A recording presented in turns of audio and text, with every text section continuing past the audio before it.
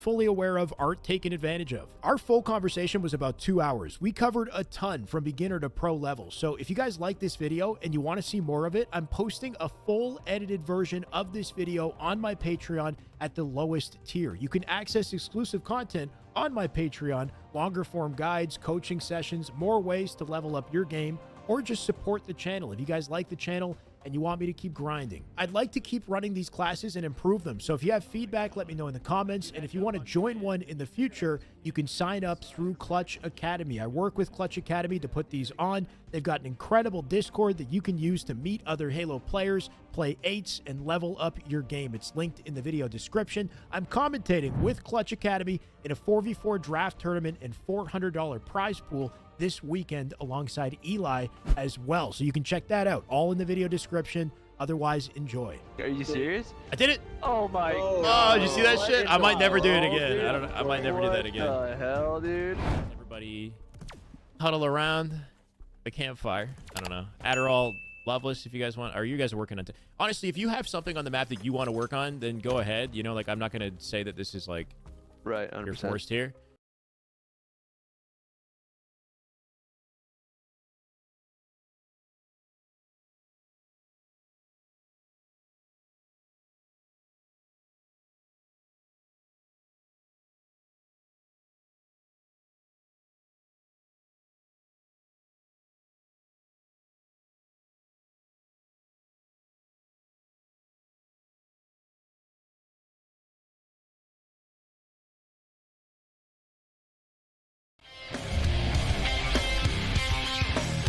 There's nothing left, so save your breath. Lying in wait. Your cover's blown, nowhere to go.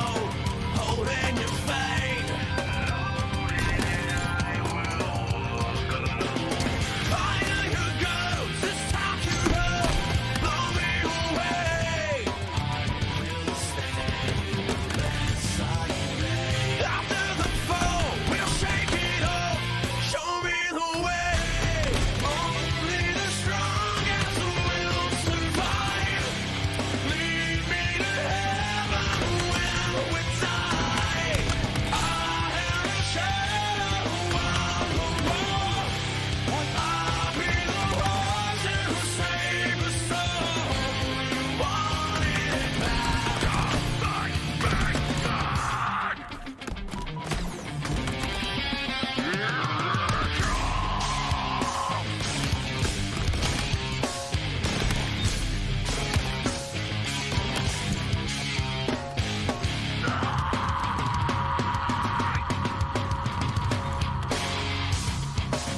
Oh my god!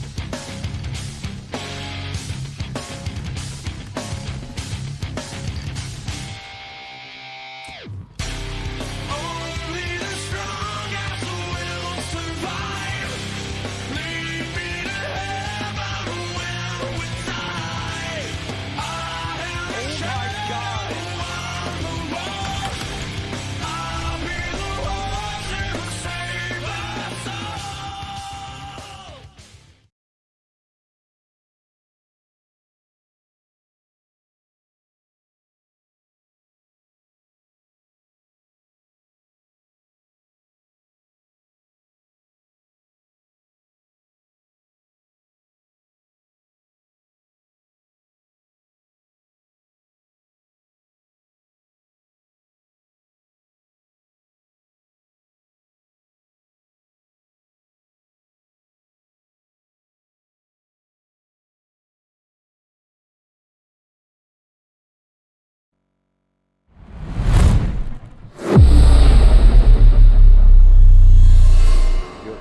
Hey everybody, welcome to Clutch Academy Tournament, the 4v4 draft. We are here today in honor with Mr. Shyway and Mr. Eli the Sensei. How are y'all both doing today?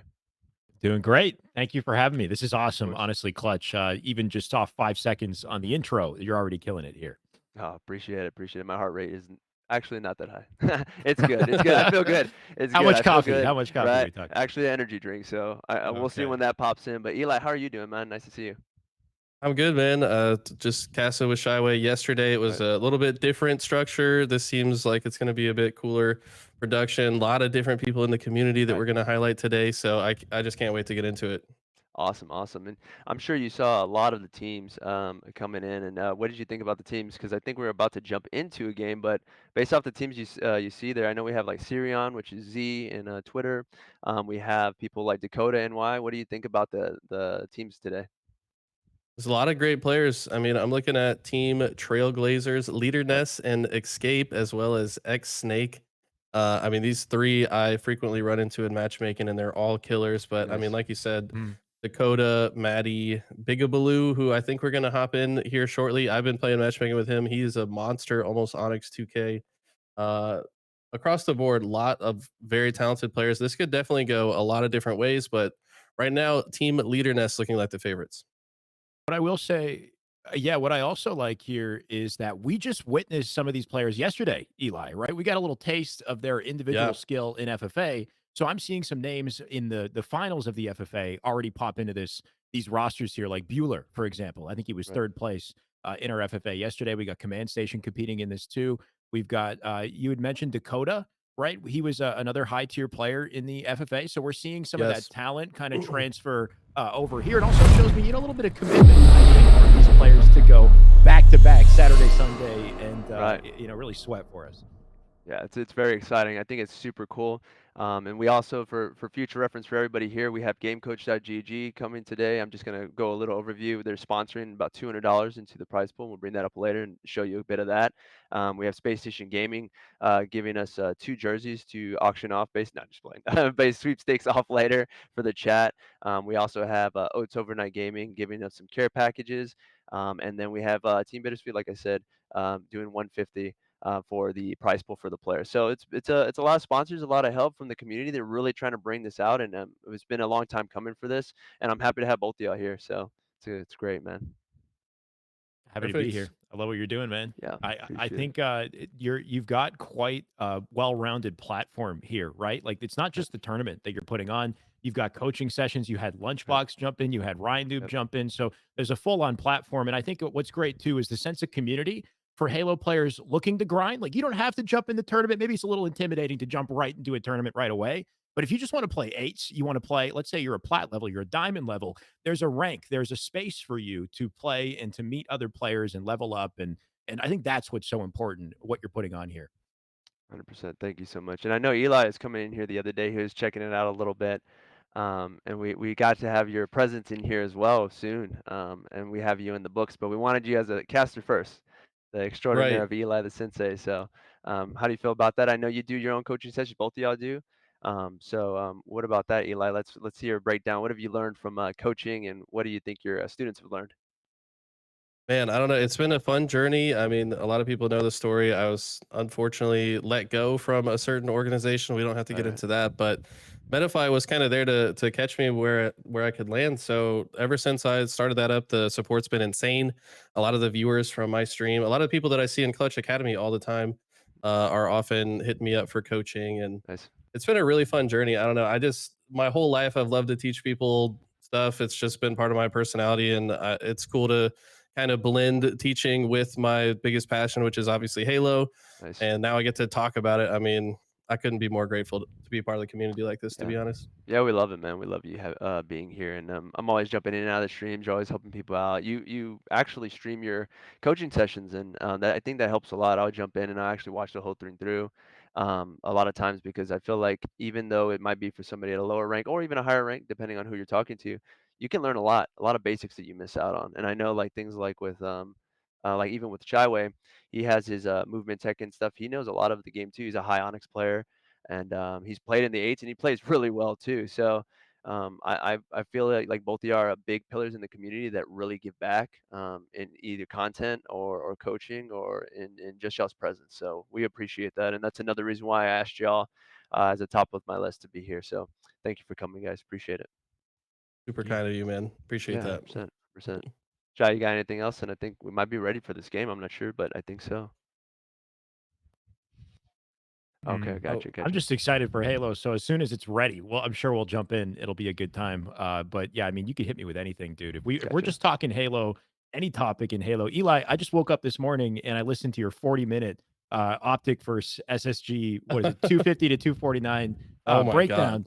Dude, that was Yeah. actually insanely insightful, though, I think, is just going through the starting strats of each player and then jumping into theater.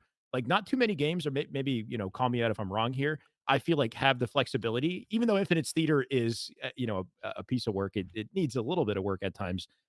It has so much flexibility, and there's so much you can see with how these teams play and how they organize around each other. There's a lot that you kind of brought forward there, and that just kicked off my morning just to get the Halo brain started. Let's go. Yeah, no, Yeah. it's really cool. I mean, that's the primary asset that I use when I do Metafy coaching because it's like it's easier to teach bigger concepts like how the spawn system works Mm, because you can see exactly where everybody was on the map when that person respawned. right. Whereas like if you just have a singular first person POV, you don't have enemy outlines.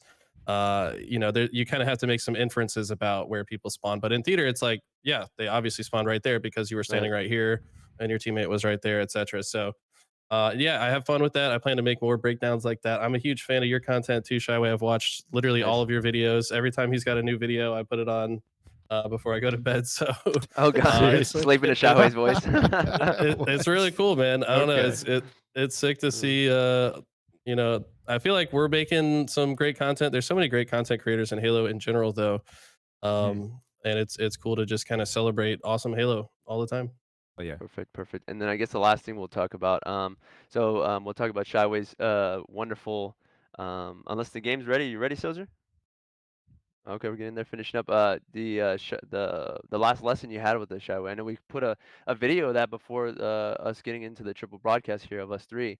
How'd you like that, and what did you see from that whole lesson? It was awesome. It was really fun. Never done something like that before. You guys are welcome to check it out on the YouTube if you Okay. like. It was we had 18 to 20 students Yeah, crammed into pretty live crazy. fire.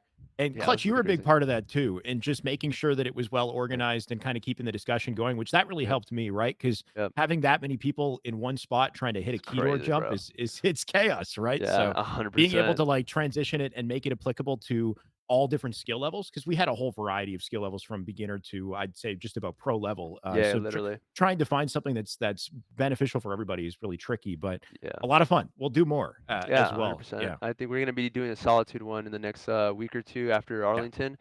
So please stay tuned for that. I will say that even myself, I was watching it and I was learning when I was watching and like Cool. guiding people, right? And I was actually doing like keto jumps like crazy the other day, actually yesterday. And I was like, man, I did like 2 keto jumps in a day. That's how good you get after one shower lesson. Just imagine like 2.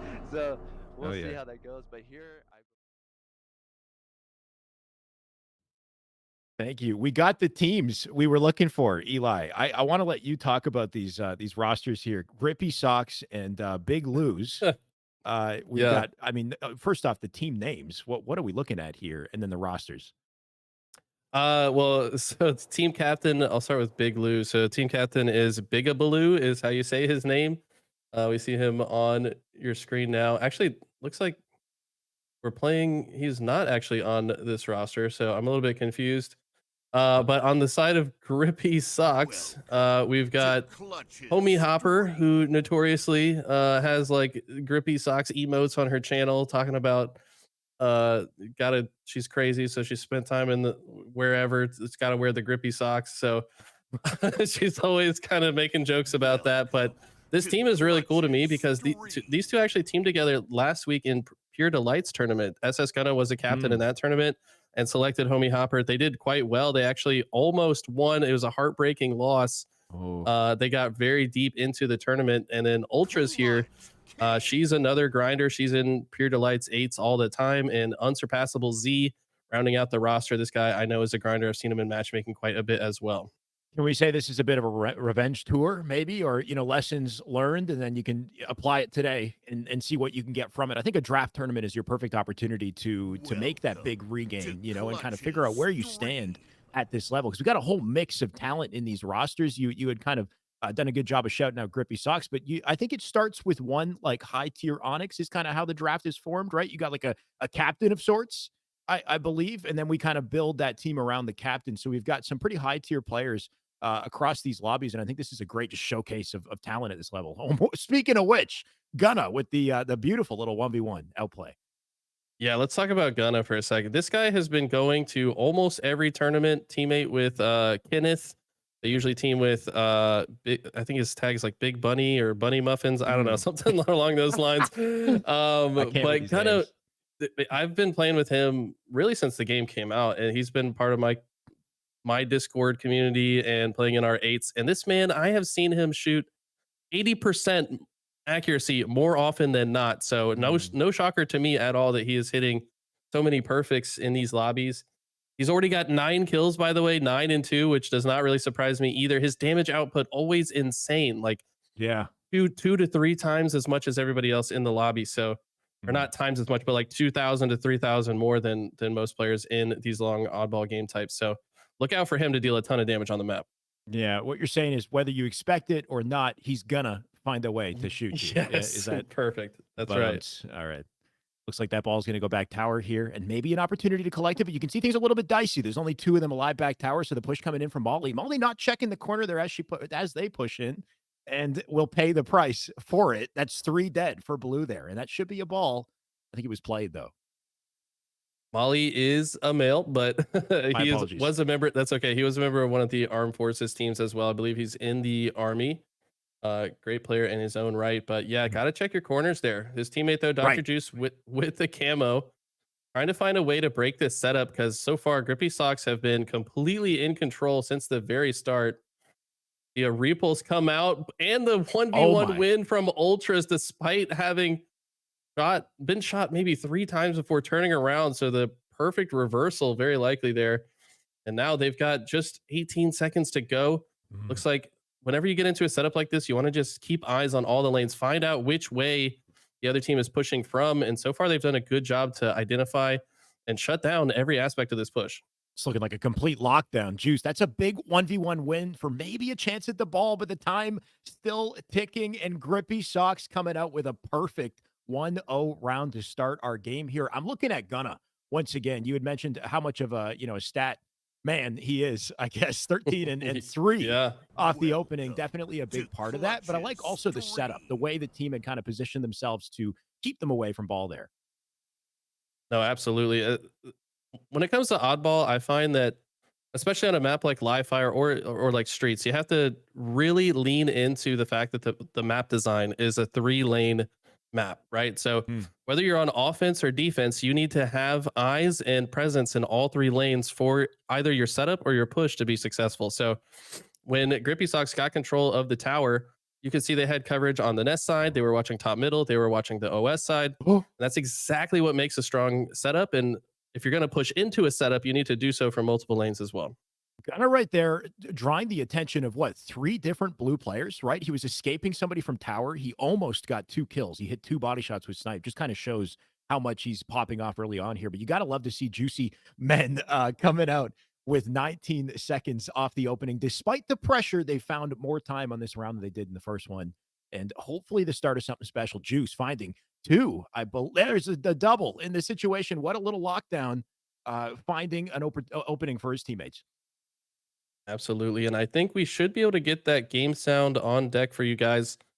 I know us as casters don't hear it right now, but it looks like on the viewership side, they're also not hearing game sound. So we'll get that squared away for you guys here shortly. But love this push from Dr. Juice. Tries to do the repulse, maybe a little bit greedy there, kind of optimistic to fly in the air, but maybe thought that it would catch that player off guard. As we do hear the game sound now. Thank you, production. Keep in mind, it's first time doing something like this, so we're still figuring things out. After this first match, we should have most of the issues sorted out. So I appreciate all you guys tuning in and taking a look at this, and we're going to see some great Halo throughout this day. Ultra just got to stay up in this moment, though. Give his team a chance to collect the ball. A little bit more difficult this time for Grippy Socks to finally get something going. So some confidence out of Juicy, and Molly with 2. What an answer to a confident play. That's a recollecting the ball, and right back to the small door it goes.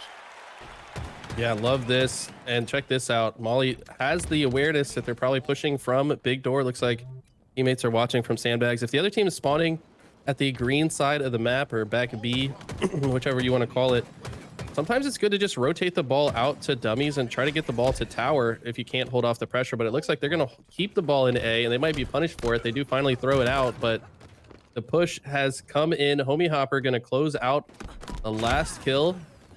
But now it's Juicy Min spawning at the dummy side, and they're going to be able to contest the oddball right away. You definitely have to wonder in a situation like that, should he have jumped out to contest the oddball when he was last up, right? In the small door, you get your kills, you've done your job. If you can just bait, play around that ball and stay alive, then your teammates have a huge opportunity to regain and pick this up. 60 seconds and counting as I say it, though. Molly going to drop the ball and hope to slay here. Nades inbound. And a tricky little play of defense. You can see the QT in this as well, right? There's that spawning B can be tricky because you're vulnerable to nades, but you get the QT off that spawn, and maybe you can do something with it. Exactly right. And can we just talk about this answer back from Juicy Min? It was what, 100-0 in round 1, and this round totally different. They're now got 70 seconds to just 10 on the side of Grippy Socks. Dr. Juice putting the snipe to work with the no scope beatdown. They're only 29 seconds away, but 29 seconds is kind of a long time. You're going to have to hold off multiple pushes. Not going to be able to juggle the ball for very long. Looks like they are going to rotate the ball out to the green side, probably favoring the ability to play the ball just in case things go wrong. What a fight right there. You can see the high tier plays being made, right? Just trying to cut off sight lines and come in with a slide, a low angle, unsurpassable, going to carry that into multiple. Looking for the spawner. Not quite going to connect, but damage done at this point. Ball rotated to back tower. Finally, Grippy Socks. They got some momentum in a complete flip of what we just saw in round 1. You had already mentioned it, Eli. This is a totally different game. You're exactly right. But now, suddenly, Grippy Socks, they're the ones in control. They've got the oddball back B and unsurpassable Z. Clearly a mouse and keyboard, by the way. Can tell by his quick flicks and movements around here. He had the sniper. It looks like he might have ran out of ammo. Push coming in from Juicy, able to shut down the setup at least for now, and the ball is going to trade hands. If they can get a few more slays right here, they could close out the round, but no, Shadow's the last guy alive. Ultras takes him out, and Grippy Socks look to continue this comeback. Full 4 dead like that is rough. Just like space on the map here for Grippy Socks to not only set up, but to push up on the map and start to attack the spawners. Maybe a little bit early for Ultras. Need some help from a teammate. Little bait and switch here on the turbine. Tricky place to live, and if they die like they have, that might not only be a ball play, but a camo for Juicy Min. Oh, Camo's so important. Such a dominant part of the meta now. Overshield no longer in play, but I find that players that maybe think a little bit more deeply about being deceptive. We kind of talked about it a little bit in the broadcast yesterday in FFA, but camo really highlights your ability to be deceptive, right? Like if you can find a way in that the other team doesn't expect, as he does, finds a backsmack on the unsuspecting player, and look how much value he's gotten out of this camo. Sometimes you don't get any value out of it, but he's finding a way to ensure that his team closes out the round with the use of that clutch camo. Real. Everything you could hope for kind of coming together with that camo, and all off that 4 dead situation, right? Like they had space on the map to get the camo, but something to do with the push to secure it didn't work out. They lost their numbers, they lost the utility, and then the round that followed. So it makes you wonder, right? How best should you play around camo when you have that opening? Yeah, I mean, you just gotta usually use your teammates as a distraction. You know, you don't want to be the first point of contact as a camo guy, because players that pay attention, they know that the camo got grabbed. They know that camo guy's lurking. They might start setting up in corners and like waiting for him. But if your teammate pulls their attention first, and then you come in second with the camo, usually going to be a better recipe for success. But look at the quick scope out of unsurpassable Z, looking to find more, but he's kind of pinned in this corner now. Starting to understand why their name is Unsurpassable. The sniper is pretty difficult to deal with. They didn't get camo. Camo's still sitting there on turbine. I'm not sure if they recognized it. That would have been a good little combo if they get it. Here it looks like Homie's got it instead. I take it back. We'll see what Homie can do with it to support the team too. Just scampering around bottom tower. Should be a pickup. That ball, I believe, played, but the damage still being done here from Homie. Yeah, she's gonna gets the ball, tries to play it, but that part of the ceiling on the tower gonna stop her from being able to throw it. Also some great nades coming in from Juicy Min. And now Dr. Juice himself, have to imagine he's the captain of team Juicy Min. He's got the oddball top tower, and he doesn't feel the need to play it just yet. He's actually got his squad mates alive and well. Double kill gets picked up by Shadow. That's gonna alleviate some more pressure, and they've just got 2 more players to hold off while they continue to rack up this ball time. With some good timing for Blue off that double pickup. Juice, you can see already rotating that ball a little bit just in case, but they're going to still focus on Slays. Unsurpassable doing exactly that. What a little bounce back. Perfect. His team going to push up off it. Quick play ball, but Grippy Sox in position for an immediate pickup. And with 3 dead on Juicy, this should be an opening. This is exactly what they needed. Grippy Sox now the ones in control of the tower side. Like I said, they're going to watch all the lanes. Currently watching top mid. Looks like a ball player was probably calling out. These players on the net side love this. Oddball player, definitely the one that made the call there. Team rotates, gets a couple of kills, but they also die at the same time. So it was a split push from Juicy Man. They sent 2 through the net side as a first distraction and then swung in the other side, and they actually get the squad wipe. Now this has gone back and forth in this 3rd round. Kind of love to see it, right? Just it's literally back and forth, like just a perfect opening off round 1. Round 2, almost a complete clap back, and then round 3 we were back and forth. It's a bloodbath, I guess, for better lack of or word choice here. Either way, I'm sure it'll continue. Ball down in Keydor, not really a safe spot for it. And Molly, you can tell, just trying to live up, trying to give his team an opportunity. You're exactly right, and you know what the difference has been ever since that first round is Gunna. It feels like Team Juicy have just been shutting him down. He finished the first round 13-3. Yeah. And now he's 19-19. So in the last couple of rounds, definitely not finding that same level of efficiency as he had in the first one. If he can kind of come back into that flow that he was in that first round, I think Grippy Sox could run away with it. But right now, that has not been the case. Either that, or you're hoping that the rest of Grippy Sox really kind of get it together and ice up to support him as well, right? We're seeing a totally different standing as far as the scoreboard. Relatively even slays, too, right? These teams are back and forth here. Unsurpassable, I've seen with the sniper at least 3 or 4 separate times, though, so I'm noticing a trend with this one, and for good reason. I think this is M&K, by the way, Eli, the way this player's snapping around. Oh, definitely M&K. We're gonna probably start a storm. Oh, look at the no scopes.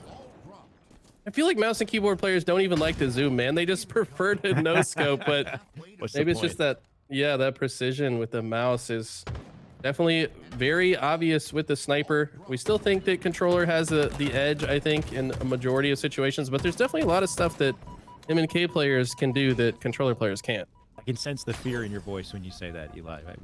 We still think that controller has the edge, right? Just hoping to hold on to a thread until M&K just takes over and dominates. Now we'll see. But I just like seeing a little bit of diversity in the tournament, right? Different peripherals, different play styles, and different setups maybe here too. We got the back tower setup still going strong this time for Blue, and just a slow decline in momentum from Grippy, and you hope that something changes. They started so strong. Yeah, I'll be honest, I'm not afraid of the mouse and keyboard players. I'm afraid of chat just devolving into a controller versus mouse and keyboard debate that never ends. Yeah, it's literally, if you ever bring up any input ever, it's just arguments for the rest of time. But regardless, we accepted all entries. This was open to everyone. Doesn't matter if you play controller, mouse and keyboard. Doesn't matter if you're young or old, man or woman. Everybody's welcome here at Clutch Academy. If you're not already in the Discord, I recommend to get involved. These guys are playing games all the time and getting better. But look at this, man. Juicy Men.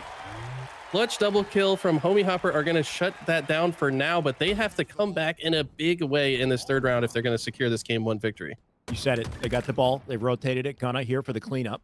And that should hopefully give them some space. You can see all the members of Blue on A plat. I like the nade shot, just trying to keep them back. We talked about Gunna having to pick it up, find a flow state to give his team a chance in this final round. They only got 8 seconds to close it out for Blue, so this has to be near perfect Halo, and we're getting ready for a play ball. I hope here, yeah, Ultra with a nice pivot.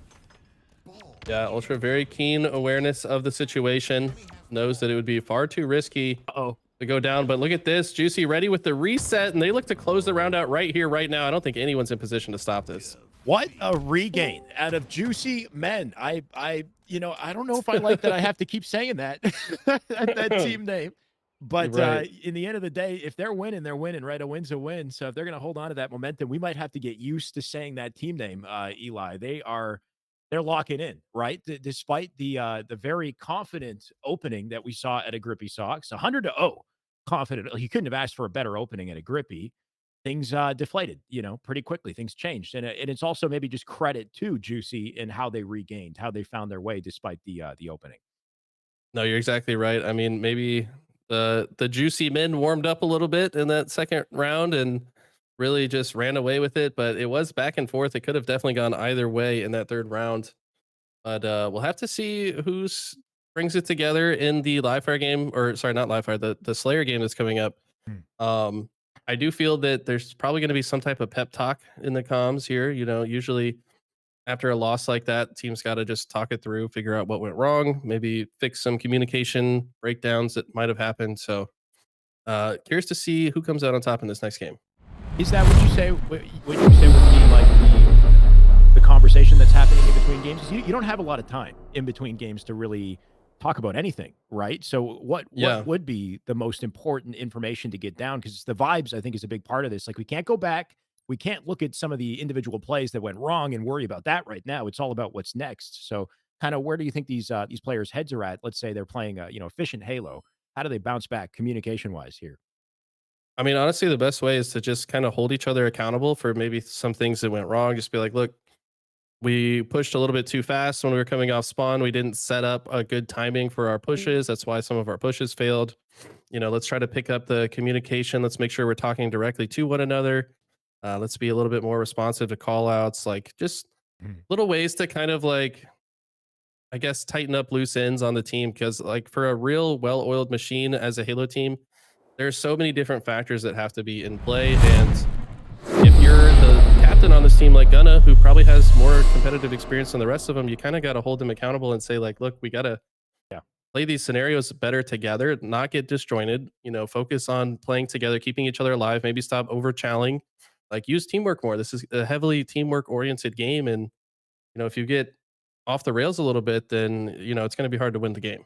I like that, especially considering Street Slayer comes at you fast, right? Like the moment that one starts, 5 minutes in, you're already halfway or more, through the game, especially just considering how much it snowballs. So jumping into Street Slayer, kind of what do you hope to see, Eli? We've got, of course, the sandbox has changed for a while now, but there's no rockets in center map. We've got the camo in mid to fight for.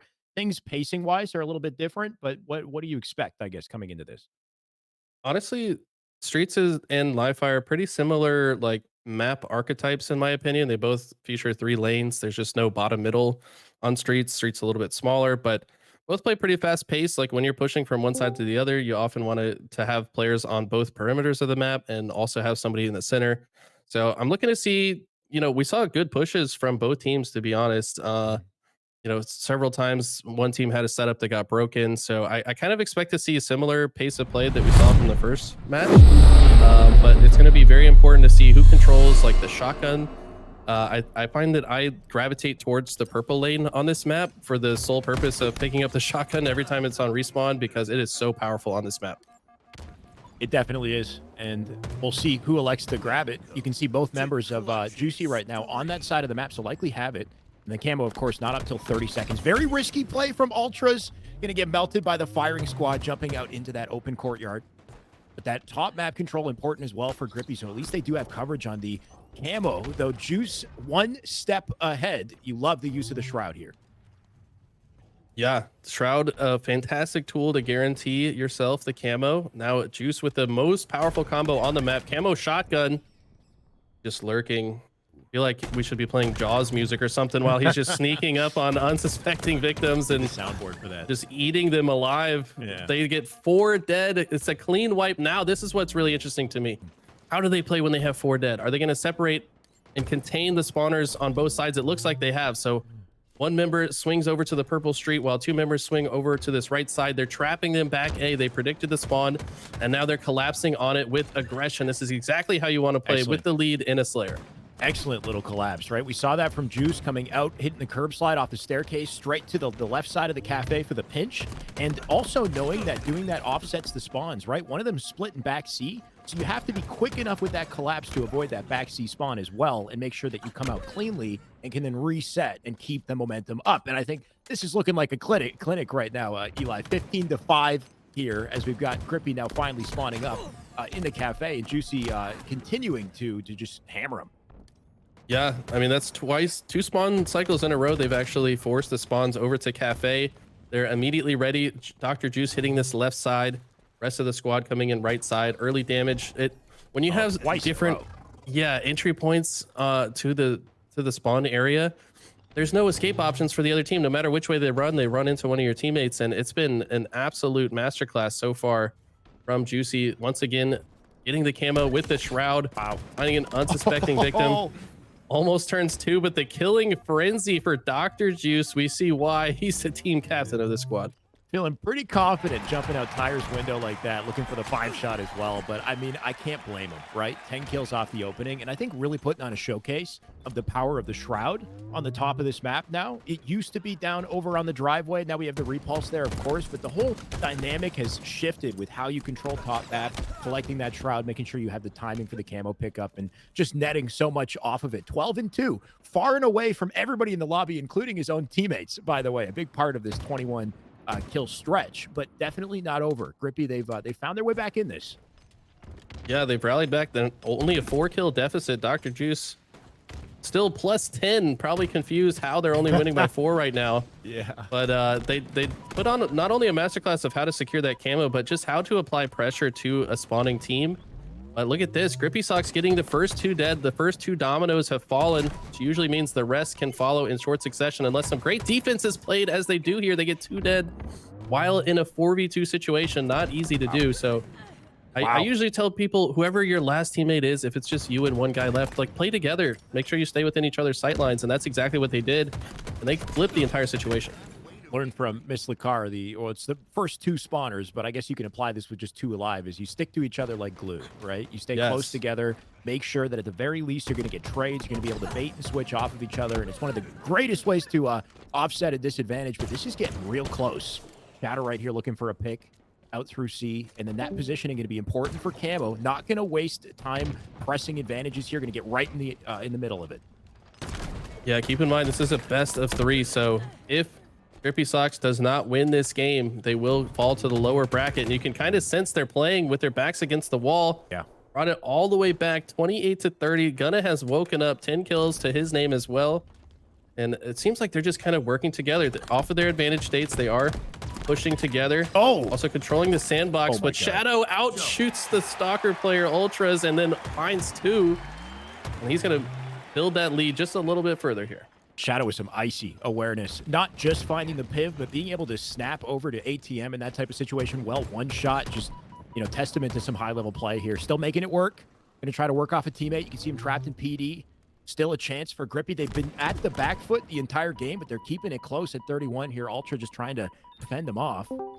He's 5-7 currently. Gunna's picked it up a little bit with the 11 and 8 scoring line here. We're definitely we're curious about him, right? And whether or not he can really bring the team to victory. He's got to be instrumental in their success if they're going to win this game. I mean, he could be the best shooter in the lobby. Like I said, just one of the straightest shooters I've ever seen personally. Some great shots though from Dr. Juice. Says I can shoot straight too, Eli. But I mean, wow, these guys bringing the fire. The lead has now extended to 6, and it's continuing to grow. Unsurpassable finds an angle in, but it gets shut down from the back, and this is not looking good. This is not how many kills you want to have to come back on once the other team's into the 40s. Once we get to this point, it gets pretty scary for our red team, so we'll see what they can do to kind of lock things down here, just trying to hold on to Cafe. Thankfully, the team shot's coming in. They're very split on the map right now, but making it work. Ultra's no trade in that 1v1 is going to make things tricky. Any little opening for Juicy is chaotic at this point in the game. You can't afford mistakes, and you can't afford to give up space for the camo about to spawn. Dr. Juice 18-7, an absolute force. He finally gets shut down by the Stalker player. Butter Sauce though going to clean up that situation. Kills Unsurpassable Z. Stalker trades hands, and it's just 2 kills to go. Yeah. This would be one of the most insane comebacks we've probably ever seen if they can pull it off. Gonna be hard to do with Shadow and the Stalker living up here. Molly with a kill on the feed. That's 47. Does come out with a trade. Does he hit the 3-shot? Not quite. Out to Bandit. What a live. The repulse helping him just narrowly get around the corner here. But ultimately, just, it's too little too late. I think for our red team, there's the melee in. I believe we're at 49 here, Eli. Yeah. Can they do it? I don't know. They're kind of trapped in C here, a little bit disjointed as well. Call it takes is one person to overextend, but look at this. You get the first opening break, but no, it's cleaned up. It's so easy to just trade out kills to the finish line on this game type, if I'm being honest. One of the hardest maps to mount that comeback. And you said it. That's the tricky thing is, Slayer in general is very momentum based and can have a tendency to snowball. But I think especially so with streets, with the utility you have on the map and the way that the size of the map and how easy it is to predict and collapse on spawns. But I think we saw a masterclass, like you had said earlier, not just in camo control and the shroud, the little combination of the two, but in spawn control and spawn collapsing as well. That opening cafe spawn, that little pinch that we saw in the cafe, and just the way that they created two separate spawn trap situations back to back for a 15-5 start. Like that already puts the momentum on your team, and it kind of shakes up the confidence, I think, of Grippy. Right. Yeah. I feel like that's kind of the meta of Slayer nowadays. As you get higher and higher in the rankings, it's how do you convert those 3 or 4 dead into another 3 or 4 dead into the next play? Like you really have to roll that snowball down the hill. You want to make sure you siphon as many resources off the map, stalker, shotgun, grenades. Make sure that as you collapse on the next spawn point, you also have a weapon and sandbox advantage to make the next fight even easier. And we saw that time and time again, and that's why they were able to build that lead and hold on to it throughout the end of the game. That is our series, though, Eli. Juicy men. Gotta get used to saying that. Yeah. They're going to move on in the bracket. They're going to stay on winner's side. It's a double elim, by the way. So I do believe we have an opportunity for Gunna and his team to maybe come back through the lower bracket here. We've got many teams in this, 88 players in this one, Yeah. Eli. So this is honestly a pretty stacked tournament. We got a lot of, different members and different skill levels in the community and players that you've probably never seen before. And you can, witness with us for the first time. So pretty exciting, Eli. I'm curious to know where we go next. And I have my rosters up on screen here as well, just to get kind of a peek of what to expect. Yeah, taking a look at the rosters. I'm also going to take a look at the bracket real quick. So, Ooh, I got to get yeah, we sent you the link. Come on, man. my bad. Pull I'm it still up. getting situated. Oh, wait a sec. Clutch Academy broadcast production on point as expected. They got it here for us. So Big Lou looks like they're still in their series, right? They're going to wait to play campers here. We got to figure out what players associate with what team here as well. I heard in my earpiece Bueller playing right now as well. Very high tier player, Eli. Yeah, Bueller, young gun. We learned he's 17 years old yesterday, made it to the finals of the FFA tournament yesterday. Mouse and keyboard player as well. So another exciting player to watch on the keys. And he's going to be one of the better players in the tournament in general, in my opinion. I think he's around the Onyx 1900 2K range as well. So Nice. definitely going to see him in the later stages if his team can keep up with him. I'm just looking out for some standouts personally. The command station roster will be playing in a bit. They got Skyjacked, YNG Man Jacob, and Astro. We saw Astro in the FFA yesterday as well, another pretty high tier player. So some interesting names there. Is there any specific player that maybe we haven't? Oh, Method Mike is in this, by the way. Eli, was he 4th place, or he made it to the finals and he beat out Gilkey's placement by just a bit, right? Which we thought was a big surprise. Yeah, like I said yesterday, I mean, this guy pretty much signs up for every single tournament that happens in the community, and he has continued to do so. So, yeah, no shocker to see him here. He did find himself in the finals of that FFA as well. I think we might have a match lined up here. Okay.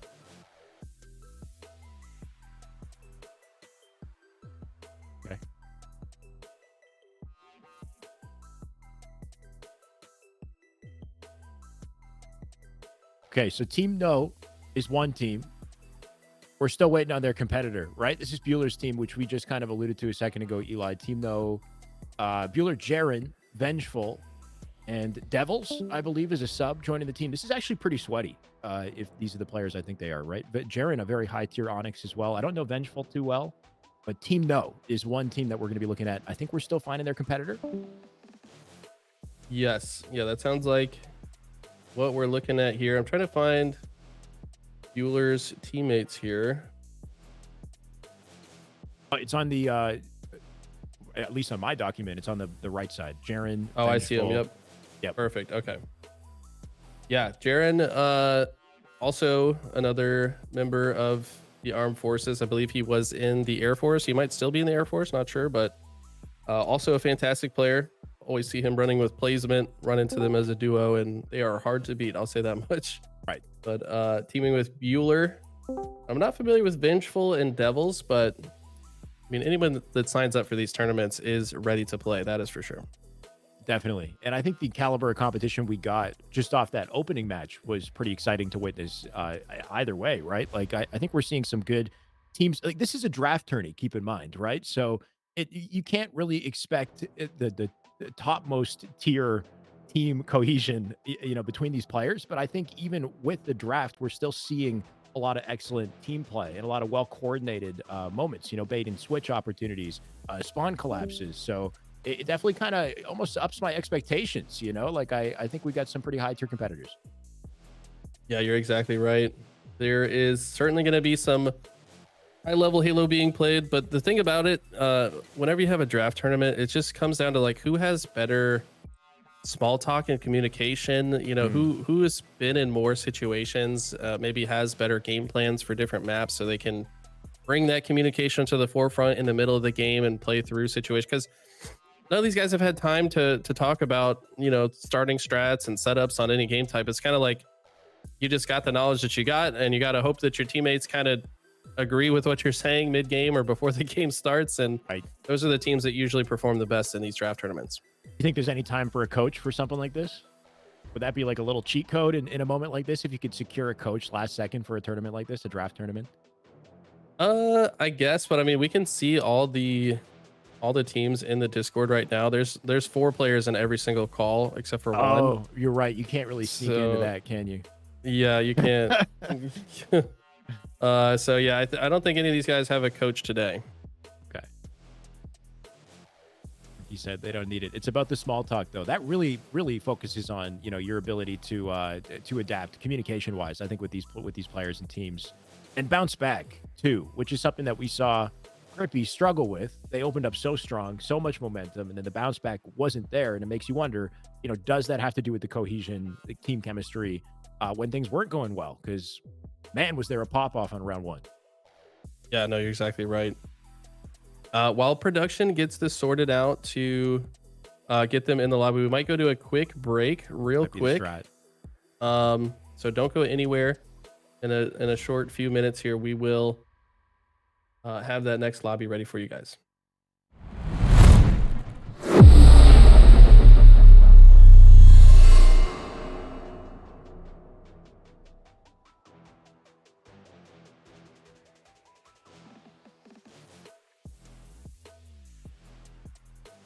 Instant happiness is here at Rent-A-Center. Get instantly approved for up to $3,000. Shop for anything you want in-store or online, up to $3,000, all without using credit. I coached Halo Movement to a full class of 20 Spartans live on Twitch and Discord. This is new to me. I've never tried something like this before. It was kind of chaotic, but a ton of fun. I've taken some of my favorite highlights and clipped them together for today's video. First half of this video is live fire. Second half is solitude. We covered skill jumps, practical movement, even secret movement techniques that pros aren't fully aware of, aren't taken advantage of. Our full conversation was about 2 hours. We covered a ton from beginner to pro level. So if you guys like this video and you want to see more of it, I'm posting a full edited version of this video on my Patreon at the lowest tier. You can access exclusive content on my Patreon, longer form guides, coaching sessions, more ways to level up your game, or just support the channel. If you guys like the channel and you want me to keep grinding, I'd like to keep running these classes and improve them. So if you have feedback, let me know in the comments. And if you want to join one in the future, you can sign up through Clutch Academy. I work with Clutch Academy to put these on. They've got an incredible Discord that you can use to meet other Halo players, play 8s, and level up your game. It's linked in the video description. I'm commentating with Clutch Academy in a 4v4 draft tournament and $400 prize pool this weekend alongside Eli as well. So you can check that out, all in the video description. Otherwise, enjoy. Are you serious? I did it. Oh my Oh, god. did you see that shit? I might never do it again. Dude, I don't know. I might never do that again. What the hell, dude? Everybody huddle around the campfire. I don't know. Adderall, Loveless, if you guys want. Are you guys working on honestly, if you have something on the map that you want to work on, then go ahead. Like, I'm not going to say that this is like Right, you're 100%. forced here. For the key door jump, my strat for this, I jump on the gen and I sit on the right, like this half of it, this right half, if you're looking at my POV. I hold crouch and I jump from a crouch position, and then I jump and release crouch in the air. So I'm in a stand position in the air, and then I land very carefully on the edge of this door frame and then jump again. So it's an actual physical ledge that I'm landing on, and it's about here where I'm shooting. And you want to very gently, like, so hold crouch, jump from a crouch position, release it in the air, and very gently fade forward with the left stick, so you just barely land on it. It's a late fade forward. Like, after my jump, my left stick moves after I've jumped straight up, so I'm fading forward from a vertical position, so I can just barely land on the ledge. Gotcha. It's tricky. So right now, you guys are jumping too far. Sonic, you jumped too far. Quantum, that was better. That was closer. Gnarly, just a little bit too far. So on that diagonal notch, you're aiming for as far right of it as you possibly can. The diagonal notch. So yeah, like yeah, that was it. Right there. Yeah, you so can see you're me aiming standing at on the it. right corner of that.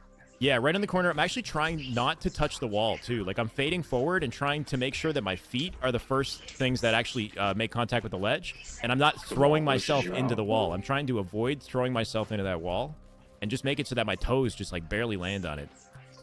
Yeah, I see what you're saying. Yeah, so make sure you're holding crouch, jumping from a crouch position, and then releasing crouch in midair. Holy crap, this looks crazy. Oh, there you go, Gnarly. That was good. You got the jump. If you get a feeling on the ledge, and you can just get used to... There it is! Yeah, somebody jumped off the ledge. So you got to get used to knowing how it feels to land on it, and then land on it with confidence, so that you can get the follow-up jump. And if we break it down one more time, it's land on that corner while you're crouched, right? No. So release crouch in midair and land on it in a standing position. You want to land on it in a standing position. Okay. So the objective is you want as little downward momentum falling onto this ledge as possible. And by jumping from a crouch position, you're getting a short jump. And by extending your legs, you're hitting that ledge early. So you get less downward momentum falling on it. Yeah. Got it. You jump Does it matter up crouch. when you release it? It doesn't matter when you release crouch as long as it's before you touch the ledge. Hey! Is it exotic? How do I say that? First one to hit it. I'd throw a Kit Kat at you if I could do that here. It's an online session. Good job. There you go. You get a candy. Yeah. So back green, of course, you guys should know about this ledge. Very simple. If we're looking for simple, practical stuff, just jump, clamber, make sure you're hitting this consistently. And if you want like a better version of this, learn to skip the clamber. You can jump from here and hold crouch and skip the clamber entirely and land on it. It's pretty tricky, though. It's a very tight crouch jump.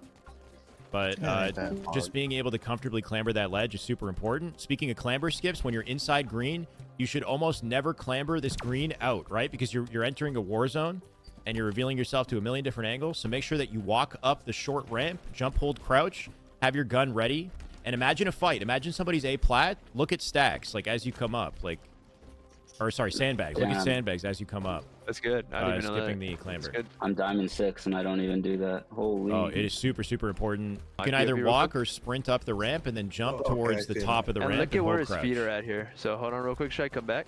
You could show them right here. I can show them your feet. It's so chaotic. Let me see them feet. Look. Hey, man.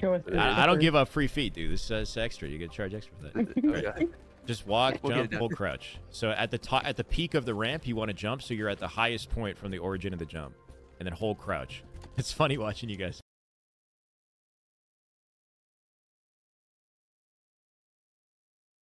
I'm Tim Miley of Miley Legal, and some of the toughest calls we get are those involving children who are getting hurt. Here are some of the ones we see most often and how we can prevent them.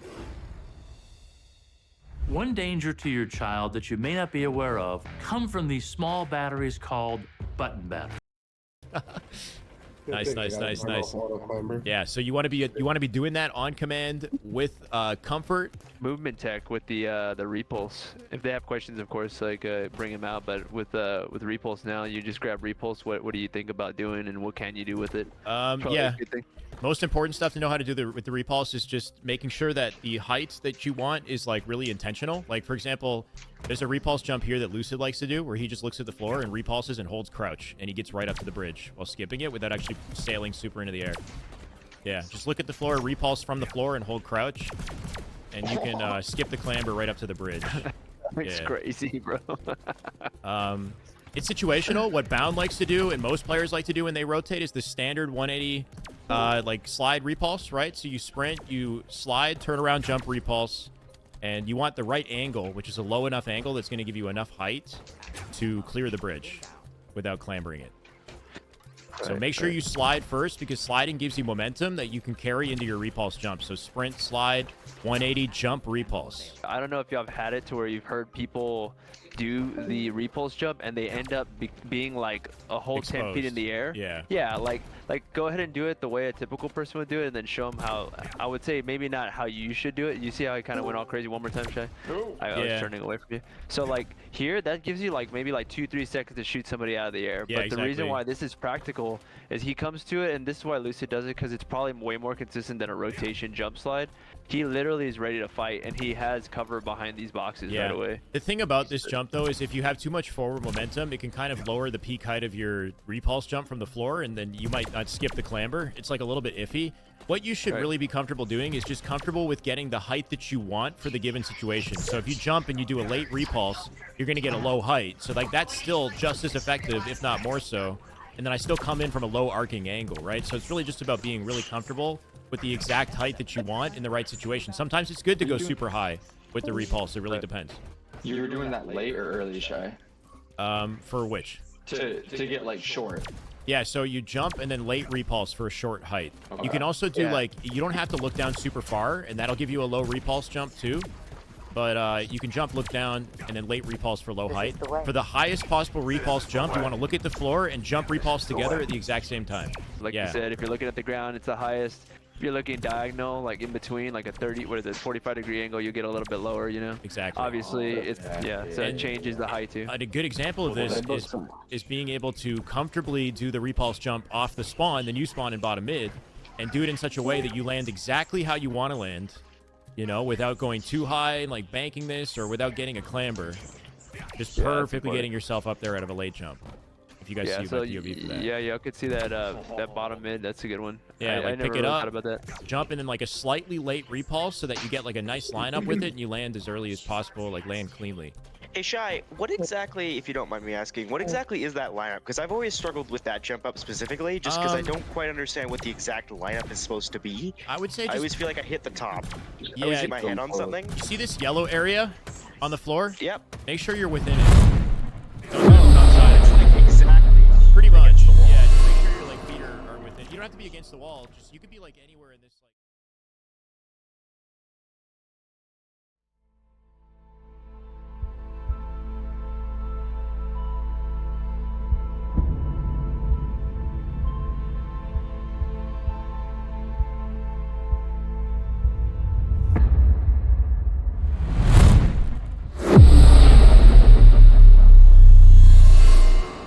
Ladies and gentlemen, hello and welcome back to our Clutch Academy 4v4 draft tournament. We got a $400 prize pool. We've got some pretty awesome sponsors involved in helping us out here too. Shout out to Space Station, Game Coach, and the Bittersweet as well, helping out with the prize pool. So exciting sponsors, exciting Halo, exciting teams, exciting fellow caster. Eli, how you doing, Eli? We got more Halo to cast. We got 2 more teams ready to go. Yeah, I can't wait to get into this next one. One of my good buddies that I've been playing with quite a lot is going to be on the stream. So I've got to, nitpick every tiny thing that he does wrong and just throw it in his face because I don't know. That's just how I am as a friend. I'll hold you accountable. But yeah, no, this should be another great match coming up here shortly. I just can't wait to see more awesome Halo. Looks like the first game type we're getting into is one of my favorites as well. It's going to be Recharge King of the Hill. Perfect. And for the record, this is Campers and Big Lou. The team, Big Lou and Campers. There we go. So team names, I'm a little more comfortable saying out loud, so we'll be saying them with confidence. Right. And some pretty sweaty rosters as well. You already mentioned you're going to be calling out. Is it Big Lou? You're just calling out Big Baloo? Yeah. Whether or not he's locking things down for his team, I think he is the man to look to as far as the team it's named after him. Right, exactly. I mean, this guy is incredibly talented. As much crap as I like to give him all the time, it's because I expect a lot from him. He's pretty young. I want to say he's 23. He's in the armed forces. He's in the army. And he was in that tournament that I coached at. I was coaching the Navy squad. We made it to the grand finals and his team beat the Navy to win the whole tournament. So he's and he was going absolutely insane in those matches. Like I want to say he had a running riot in one of the games against my Navy squad, which were no slouches themselves. So definitely the guy to look out for. This guy on your screen right here too, though, Lukey117 has done some coaching with me, so he's on the grind, always trying to get better as well. Starting to make me think that everybody in this lobby needs to get some coaching with Eli, because that's just unfair advantages, right? We got a couple players with some advantages coming into this, but we'll see how it works and whether or not they lock in, or if somebody else kind of shows off their stuff and surprises us. Right off the opening, though, we got some early hill control. We got the camo Telluric with it, with hill presence as well, and scattered players, blue players, controlling quite a bit of the map here, finally funneling back into gold in our setup points. Right, yeah, we're seeing this strategy used a bit more often. Camo player just going for hill time. I don't hate it, but sometimes at the beginning of the map, it's better to maybe apply pressure to the spawners, maybe find a sneaky spot to like crouch and get a back smack while the opponents approach your teammate who's in the hill. But either way, looks like they were able to also secure the shock rifle. I assume that's in the hands of Bigaboo. And the player gets shut down trying to make a grapple play. You do want control of the gold pipes area, but you want to do it a little more safely than that. Definitely need to be careful. I find this A spawn to be pretty pesky too, making sure the enemy doesn't spawn A, and a good way to ensure it is to kill them there. Wookie with a nice piv. Camp will die there as well as Bigaboo finds him from the hill. So nice efficient kill. That'll flip the spawns over to C plat and tower. Bigaboo doing a good job of just isolating angles and still collecting time. This man, he's already snapping. Yeah, I mean, you can tell his gun skill is on point. I mean, just natural talent and ability. His aimer is so smooth. Kind of reminds me of like old Snipe Down, if I'm being honest. I mean, hopefully he doesn't watch this to, you know, get his ego a little bit too big. But he just, the way he controls his aimer and kind of moves around the map is reminiscent of some of the best shooters I've seen, to be honest. Is that old Snipe Down or young Snipe Down? Young Snipe Down. I mean, I played with him. He's old, I'm just kidding. Yeah, I mean, he's a year younger than me, so he's not. He's a tiny bit older than me too. Same age as me, I think. I think he's 32, turning 33 this year, maybe. I think he's a little bit older. I think so. Yeah. Yeah. Yeah. We're all in the pocket there, all approaching our mid 30s and losing hair and our minds slowly at the same time. But get to enjoy Halo a little bit, I think, in the process. And so does Lukey. He's having a pretty chill time in the hill. He's once again camoed in the hill. This time we got a good setup for campers and a nice answer back off the opening. Right, but this player going down in the C silo is kind of the biggest thorn in the side of Big Lou's. After he goes down, they're going to be able to push in a lot more freely as they do. And look at this, finds a double kill. Huge plays to try to break that setup, but looks like there is still a member of campers lurking here in the tower. Risky push. Almost finds the fight. How is he alive? This man is skating. Just playing the corners, coming back in one shot, gonna take the damage from back silo as well. Here's hoping the play worked out for him, right? His team's in position to hopefully pick up off of it. Lukey, with the help of the team, gonna secure the kills and the cap, and somehow they make that work. That seemed pretty, dicey in just the way they played it. Right, no, I kind of agree. As the last player alive, if you kind of have that sneaky position near the other team's setup, it's usually best to wait until your teammates engage before you do. Right. Because if you go down early, suddenly you don't have that ability to be behind them and disrupt them during the fight. But he actually decides to play as the entry fragger as his teammates are on the way, stays alive long enough for them to show up, and the rest of the collapse was successful, just barely. Lukey, I think, was the last player alive on the entire map when they finished that sequence. I do find for the record that that's especially bad in matchmaking if you are the last guy alive and then you go for the challenge in the fight and then you die offset with your teammate spawns, because then you get on that weird spawn cycle where your three teammates push and they die when you spawn and then you're alone again. So you have to kind of, wait for a second and reset things so that you are pushing together, challenging together. But we're moved on to the next hill. Casey Generic going to get caught up in the grapple there too and unfortunately lose the shock. You can see the setup starting to form here though, right? Big Lou. The whole team, they've got perfect positioning for this hill. Yeah, Big popping off 14-7 so far this game, being a nuisance for campers. Team does have solid positioning, but look at this. AC Generic able to break his way into the elevator. Elevator got to be the most important part of the map to control during this hill. You're going to guarantee the other team doesn't spawn nearby. So both teams often going to fight for that elevator control before they even set foot in the hill. And so far, Looks like Big Lou was able to shut down Generic, at least for now. And now that they have control of the elevator, he's going to try to survive, but no, too much pressure. Teammates aren't in position to help him win that fight, and Campers look to be the favorites to close this hill out if they can win this next set of slays.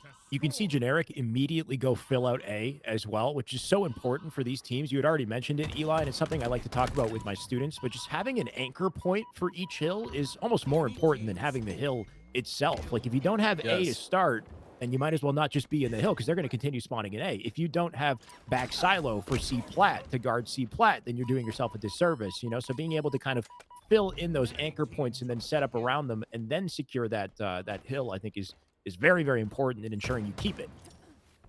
Right, you're exactly right. I mean, if you don't have the spawns, you're probably not going to get the hill. So even if you kill the hill guy, you still got to kill their anchor player too, or else they're going to continually spawn next to you. You're not going to rack up much time. So the team that often wins in King of the Hill is the team that gets enough map control to get large chunks of time, not just scrappy, you know, a few seconds here and there.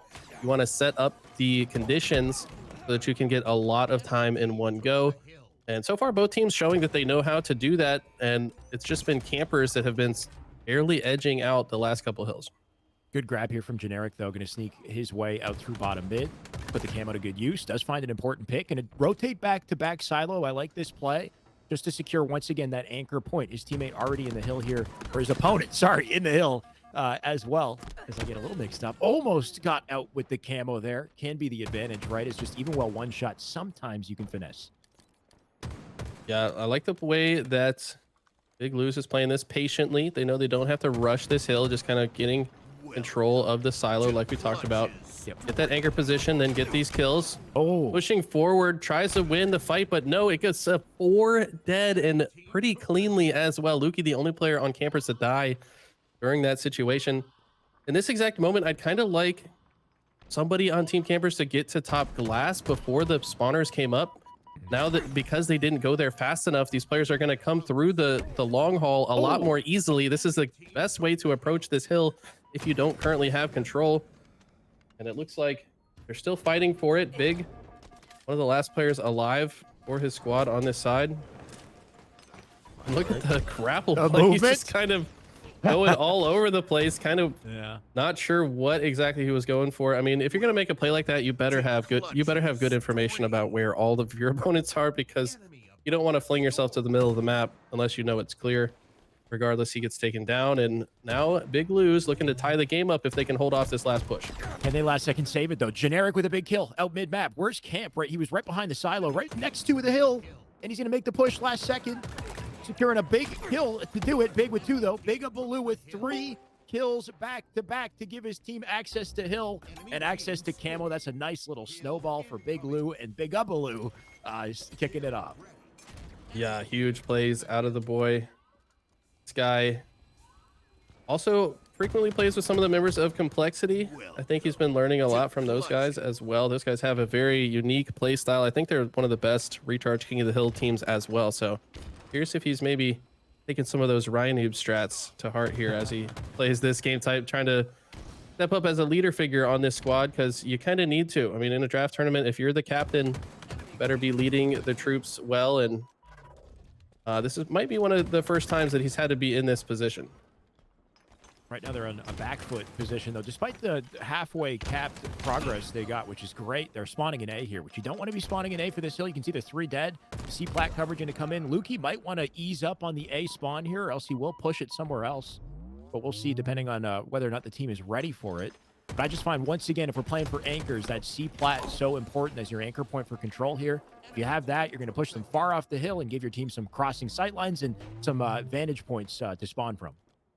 Yeah, and I like the fact that when Wookie's teammates died at C, he started to motion that way. He's going to turn around, though, and maybe got a call out that this player's down here. Yeah, going to try to take this player out, but I kind of would have rather seen him push all the way through to C just to fill in the anchor after his teammates had died on that side. It's so important to always be aware of that anchor, and if that anchor dies, fill in the spot that they left behind, because it doesn't matter if you get hill time. If you lose your anchor, you're not going to secure the hill more often than not. But look at the great shots coming in from KC. Also predicts that the next opponent could be Bat Ledge. Get some early damage down. Spider able to clean that up. And this has gotten pretty mixy for this bottom middle hill, but campers actually secure it in pretty short succession with just a minute and a half on the clock going into this 6th hill here. Big Lou's have to get a strong setup, and they've got to hold on to it unless this timer is going to expire. And note that that whole play from Generic was all off of him spawning in C. So you said it perfectly, right? You have to push out the spawns and make sure that that spawn isn't still open, because they spawn there, they get that vantage point and access to cross out the hill. And like we said, we've moved on to the next. And Bigabaloo going to live up for his team here. Full 4 dead for red for a second there for campers. So that does give them back the map. And now spawning on Seaside isn't what you want for this hill. They've completely flipped their opportunities. But Big watching his head with the push up through gold here. I love this little flank. Could turn it into 2. Yeah, it's very good awareness to get out of the hill when his team needed him to. This hill is so exposed, so if your teammates are dying and not able to cover you, you usually want to get out, make sure you secure the slays before you get back into the hill. So good awareness from Big here. Gonna just try to hold this down, knows that there's only a minute left on the clock, so he's trying to fabricate the conditions to possibly secure this hill. Spider with some great shots though, comes in, gets 1 kill and an assist, gets taken down, but that is good for campers. That means more time is going to burn off that clock. Very important kills for sure. We'll see if they can get access to the hill for it. You can see Bigabaloo's already in the pipes while Wookie crosses from C plat here. So they've got a bit of a setup starting to form. Camp with a huge kill on the feed. That push is coming up through into pipes here. Wookie going to back off with only 2 alive for his team. He's got to just stay alive, keep him off the hill. They've got that double dilemma of the timer and the cap they got to secure here. So tricky situation for Big Lou as they die again. You know that campers, they're playing for time. They're actually in the hill though. I mean, they can kind of play for both, you know, if they just continually apply pressure on that battery side. I think it kind of, well, with how little time Big Lou's needs to secure this, like there's kind of an argument to be made to just go for it. Like if you have 4 dead, you might as well get some time, but at this point though, if you get 4 dead, then you can win the game by letting the clock expire. So Lukey with the huge double kill. Oh, the stick goes for, and he gets close enough for the trade, and that could just secure the game unless there's a member of Big Lou's that can get in. Telerik jumping in, 1 shot, not going to live up in that fight. I almost feel like if you just get in the hill, 4 seconds. Last second, they'll get the cap here. Oh, they got it. We will be going to OT.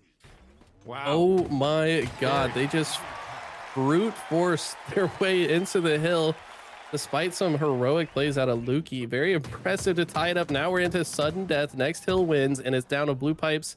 Campers with early control of it. Anyone's game now. That early control is important. Like you said, though, Generic locking things down with a perfect kill. Gotta watch out for Big here. Both 1 shot. Big ices up in the fight. That'll give him access to back silo. Now the setup for Big. A-side spawn is open. Already pressure on the hill. Gonna clean up 1. Camp in trouble here. Bottom mid, 3 dead. They've really got to slow it down, campers, and make sure they have 1 well-timed push. So important. I mean, both teams looking good so far. Look at the patience from Spider. Waits for his shields and then comes in at the perfect time while his teammate distracted from the C silo side. Beautiful. Gonna turn 3. Gets the hill time. And now how does he play from here? Is he gonna force the spawns to gold by going to A? No, he's gonna leave the A spawns open. Might have a teammate top gold. This looks like the perfect setup to secure this hill, but Camp takes early damage, has to rotate out of glass, doesn't have the cross anymore. Gonna have to take another route to come back into the fight. Oh! But he hits the no scope. Such a huge shot to hit. The Shroud's gonna stop him from being able to see the hill fight, and he gets taken down by Telerik. 2 dead on both sides. Telerik with the double kill. This is going down to the wire. Oh my God. They got to get in. They got to literally step their foot in. He's got no options. There's 2 players body blocking in the hill. The flank from Wookie last second. Wookie looking for 2. He can't get him. He's got Big with him. Big with the cleanup. 1v1. Whoa, last second. Spider, I think he managed to get in. He shoot bodies to clean it up as campers in a flurry of events somehow come out on top. But I was on the edge of my seat for that one, Eli. I got kind of... I don't think that could have got any closer. Oh my God. Good job to Camp just playing their process and closing that one out. That was unbelievable. There was a last second push, the 2-man push that came in to trip stacks. They got 2 dead, but the last player alive able to finish that last player off. And that was an insane first game to watch in the series. Definitely credit to Camp as well, the player and the team, but just to be able to ice up when it goes OT like that, things can get pretty scary. If you lose an advantage state and then you lose OT, I feel like that really hurts the momentum for your team, the mental state kind of going into game 2. So to be able to have it go to OT in a last second situation and then to finally ice up and make it happen, like that's got to be, a breath of fresh air, like just some nerves, maybe, hopefully shooken off so that you can move on to game 2 more confidently. And then at the same time, if you're blue team, you're thinking, damn, we had that. We almost turned that thing around. We almost came back. And if we can come in with that energy, then who's to stop us in Slayer, right? So I feel like it puts us in a really good spot. Momentum and competition. Oh, you're exactly right. I think that the slays were pretty even across the board. We didn't get to see the stat page. Not sure if production could show us that one.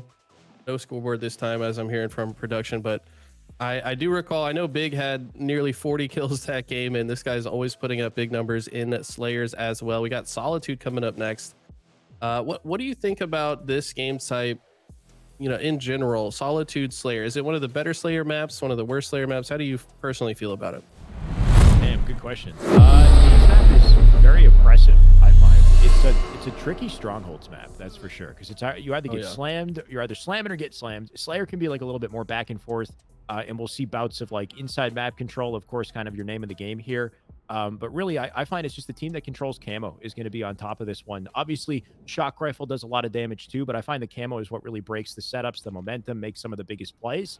And then once you get on that spawn cycle, you really have to watch out with this map. You're spawning in cafe, or if you're spawning bottom site, no matter where you're spawning, you're always at a big disadvantage on this map with just the way that it's laid out. So you really want to come out strong. I wholeheartedly agree with you. I think camo is stronger on this map than any other. Yeah.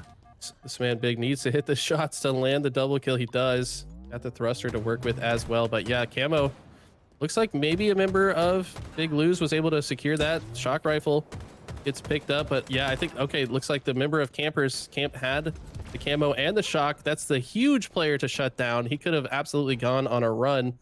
Team captain with camo shock sounds scary to me, but Big says, let me put this thing to work. Let me show you how it's done. It's locking in just for you, Eli. Just for you. Yeah, no, he knows I'm watching. Oh, two. Nice little spree pickup. But we got Camp in position to turn the tables. And he was, I believe, the top Slayer on his team. And I think expected, considering the team's named after him.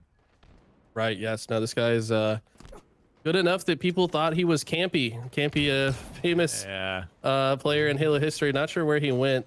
Hopefully he's doing all right out there, but not the same player. Camp is a new player, very talented in his own right. Absolutely. Was a team captain for a reason. Let's see if he can put this shock rifle to use. So far, chooses to pull out the bandit for the first one. It's the call out from his teammate and hits the jumping no scope while his opponent's sliding. One of the more difficult headshots to hit for sure. Very impressive shot. Can he turn it into more though? Definitely one of the hardest shots to hit with the shock. That player was mid slide. He's in the air, so it's all right stick aim, right? And he has to snap it. You can't just do like a standard fundamental lineup. It's got to be a right stick flick with some great precision.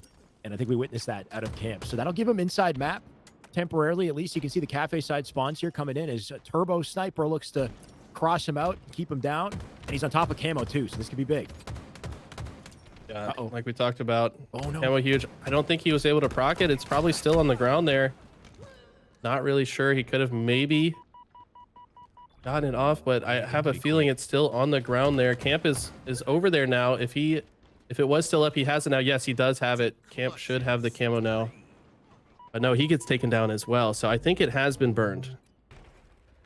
Sometimes you can take advantage of the chaos in moments like that, right? Like trying to pick up the camo and then not burning it. But if you can bait it effectively, then that could turn around for your team and still kind of, I guess, work out in the end. They still got snipe side control, still locking down these cafe side spawners. We've got to watch out for glass. You can see Camp making the rotation, looking for the flank here. And Turbo doing a good job just netting and, covering the options his team isn't currently covering, which cafe definitely seems like where the party's happening.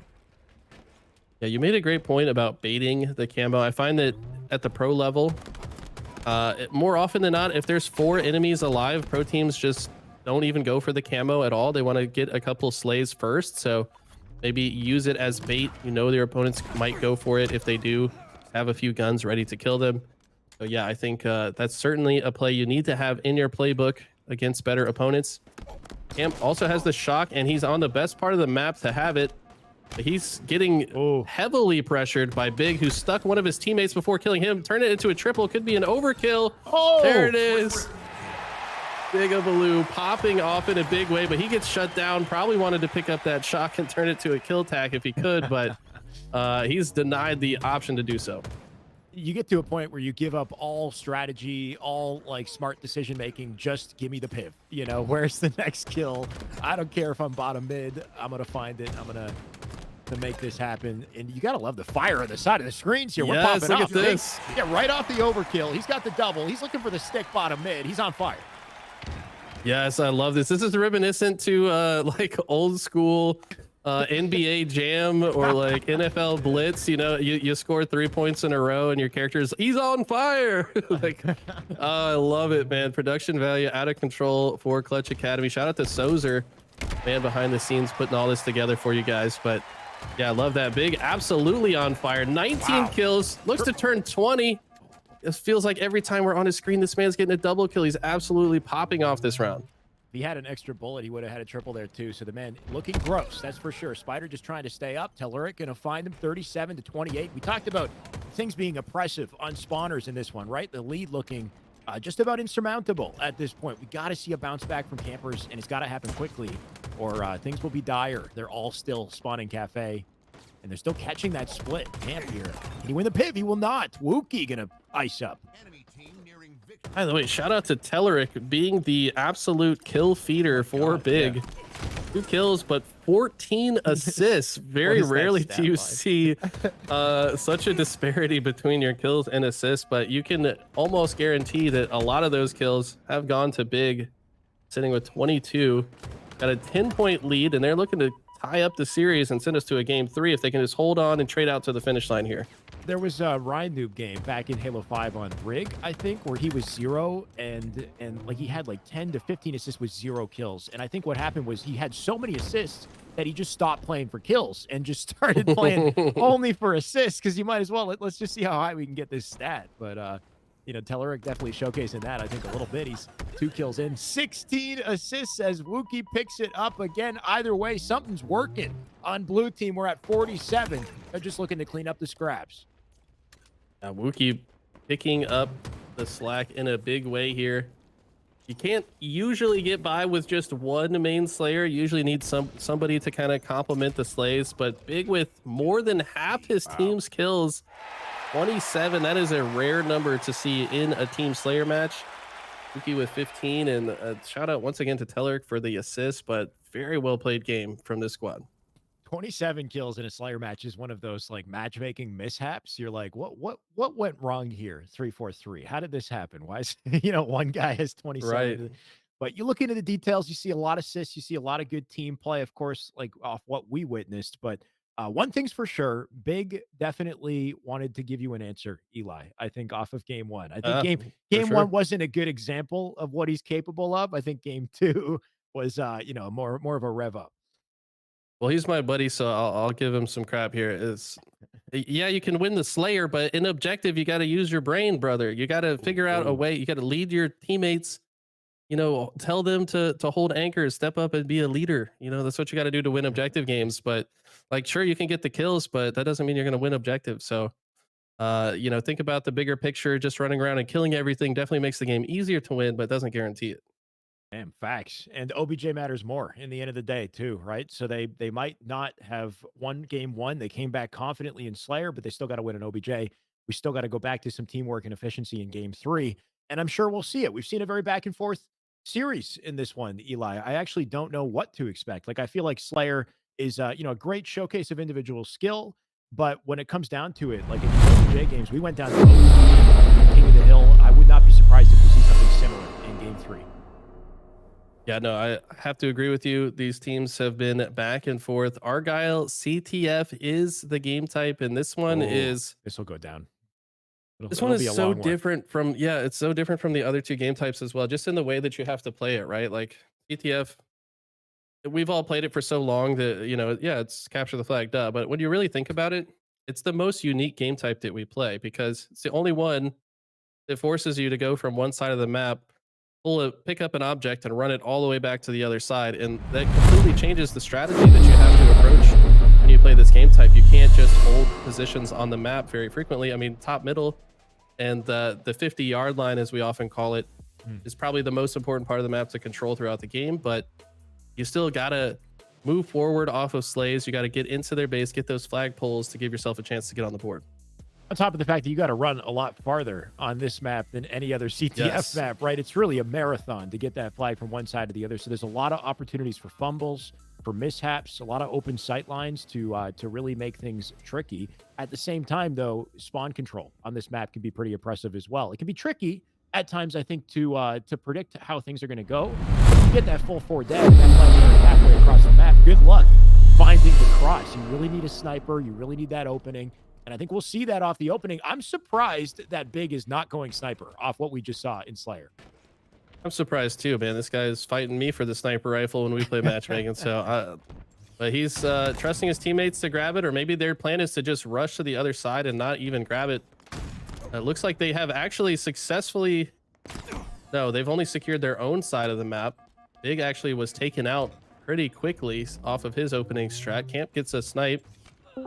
And so far, Big Lou's kind of the team that's on defensive here. Risky drop.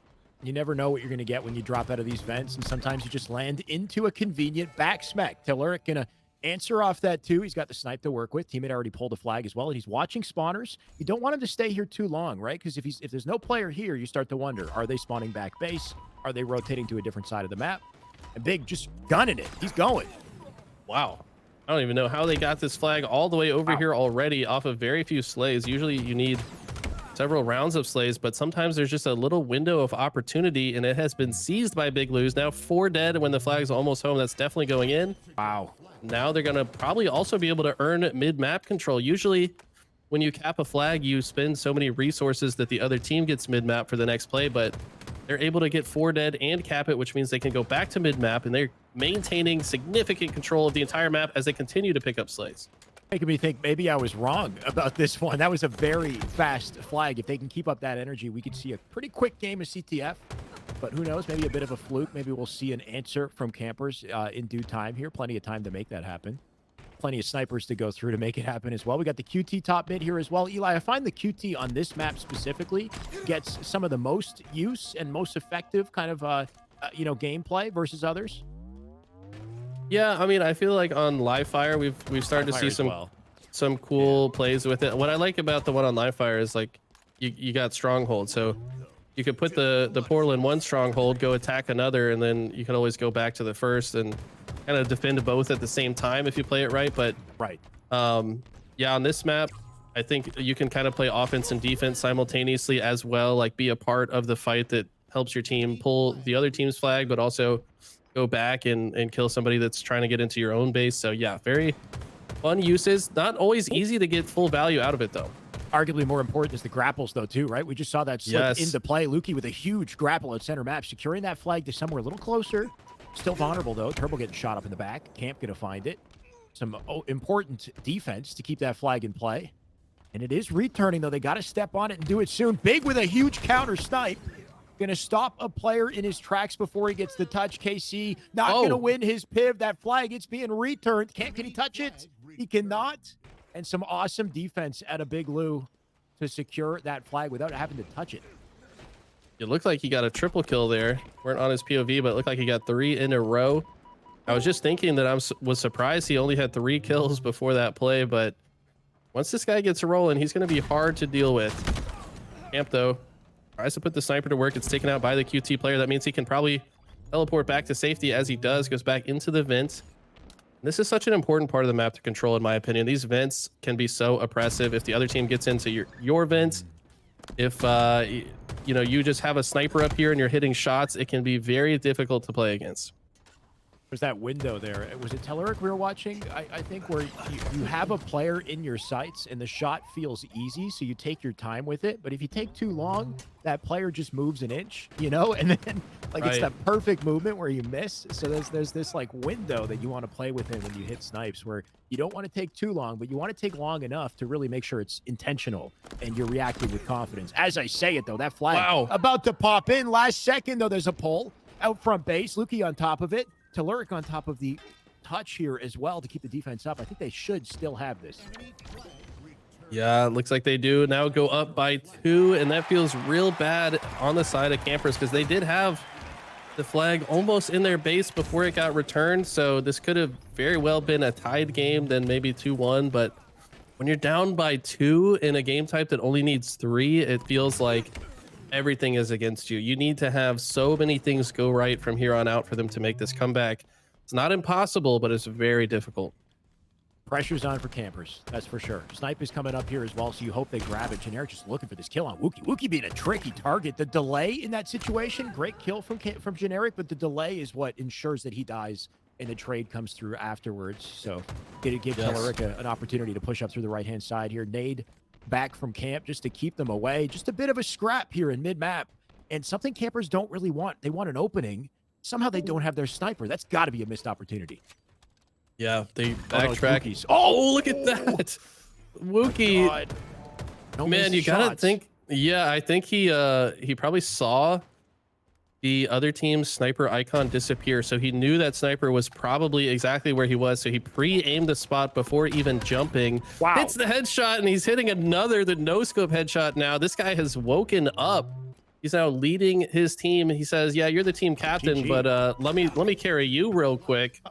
Wookie stepping up in a massive way. This guy is absolutely popping off, and what a time to do it with Game 3, everything on the line, your winner's bracket, life on the line. He clutches up in a huge way. Very impressed by Wookie in that game. Wookie just saying, hold on a second, Big. Let me make a statement real quick. Let me just, showcase we got a different caliber of talent on the team. It's not all about Big Lou, it's a little bit about Wookie too, but that was excellent. What a close, right? Looking cracked with the snipe. And you talked about the awareness, knowing where to anticipate players based off icons on the map disappearing, like the sniper as well. So didn't miss, locked that one in confidently. A 3-0. A little bit unexpected considering how the series went to get to that point. It just seemed like blue team caught fire in Slayer and then didn't let up. But that's going to put them through the winner's bracket pretty confidently and bring down our Campers to lower bracket. I think they still got a shot to come back in this one if they got the ice for it. But man, Big Lou, that's a statement. Very much so. I mean, I had high hopes for this guy. Like I said, I've been keeping up with him ever since I saw him in that military tournament. I'm like, who is this guy? Like, why have I never heard of him? And then come home and now we've become friends and started playing together all the time. Super talented individual. Only see upsides for him, very young as well. So I think that his team is going to be one to watch out for later in the tournament, especially if Wookie keeps playing and keeping up with him the way he has been. I can't wait to see it. We got a lot of high caliber competition to come here, Eli, and some teams and players that we still have yet to see that I'm curious about. We got a bracket still in progress as well that I'm sure we'll see more of in just a bit. In the meantime, though, Eli, I think let's do a quick break. Let's get this sorted. We're going to come back with our matchup ready, and we'll jump right back into the Halo action.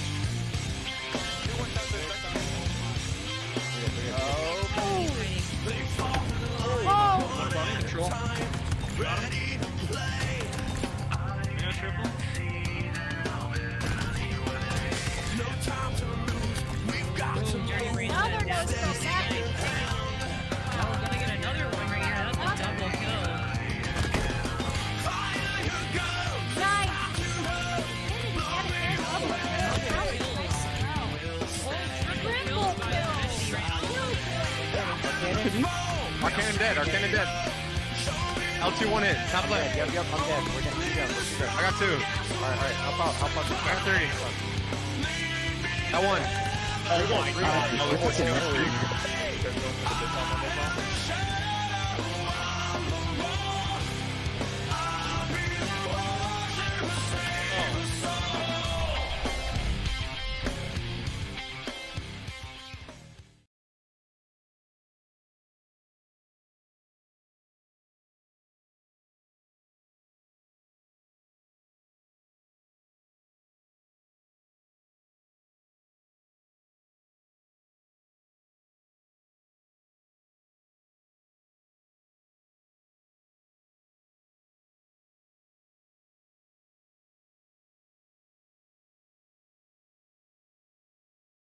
I coached Halo Movement to a full class of 20 Spartans live on Twitch and Discord. This is new to me. I've never tried something like this before. It was kind of chaotic, but a ton of fun. I've taken some of my favorite highlights and clipped them together for today's video. First half of this video is live fire. Second half is solitude. We covered skill jumps, practical movement, even secret movement techniques that pros aren't fully aware of, aren't taken advantage of. Our full conversation was about 2 hours. We covered a ton from beginner to pro level. So if you guys like this video and you want to see more of it, I'm posting a full edited version of this video on my Patreon at the lowest tier. You can access exclusive content on my Patreon, longer form guides, coaching sessions, more ways to level up your game, or just support the channel. If you guys like the channel and you want me to keep grinding, I'd like to keep running these classes and improve them. So if you have feedback, let me know in the comments. And if you want to join one in the future, you can sign up through Clutch Academy. I work with Clutch Academy to put these on. They've got an incredible Discord that you can use to meet other Halo players, play 8s, and level up your game. It's linked in the video description. I'm commentating with Clutch Academy in a 4v4 draft tournament and $400 prize pool this weekend alongside Eli as well. So you can check that out, all in the video description. Otherwise, enjoy. Are you serious? I did it. Oh my god. Oh, did you see that shit? I might never do it again. I don't know. I might never do that again. What the hell, dude? Everybody huddle around the campfire. I don't know. Adderall, Loveless, if you guys want, or you guys are working on it. Honestly, if you have something on the map that you want to work on, then go ahead. You know, like, I'm not going to say that this is like Right, 100%. you're forced here.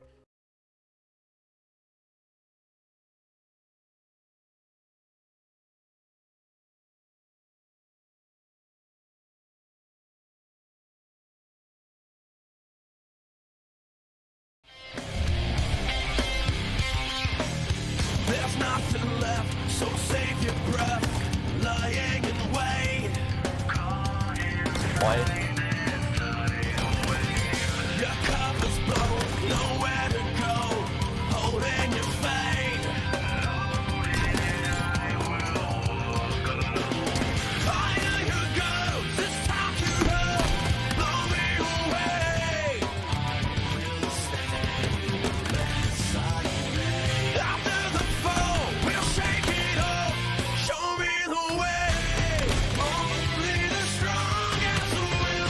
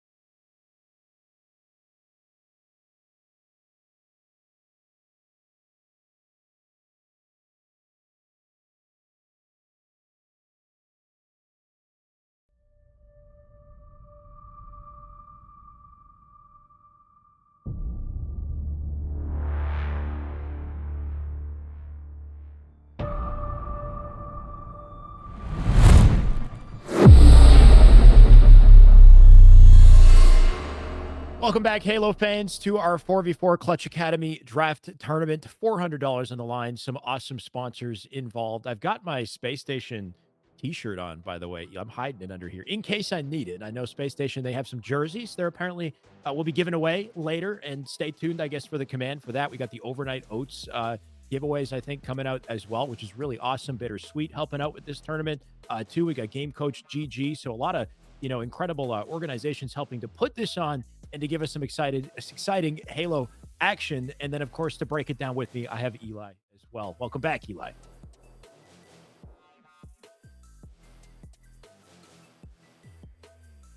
Yeah.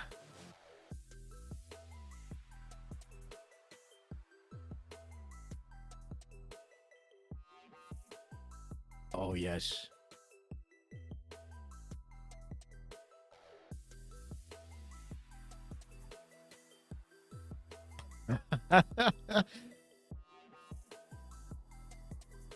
Yeah.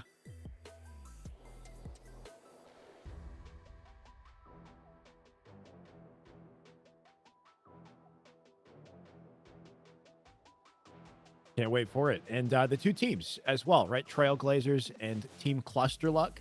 I got a DM from Xscape who gave me a little tidbit of info. I don't know if you remember the Scion Esports Louisiana event that happened a year ago. Xscape and team, they were Cat 5. They won that event with Scion Esports. It was a LAN event that we had a year, 2 years ago now. And now he's playing on Team Trailblazers with Leaderness, Snake, and Judge. So I'm very curious to see how they play now, if there was, kind of a level up as well from that moment to now.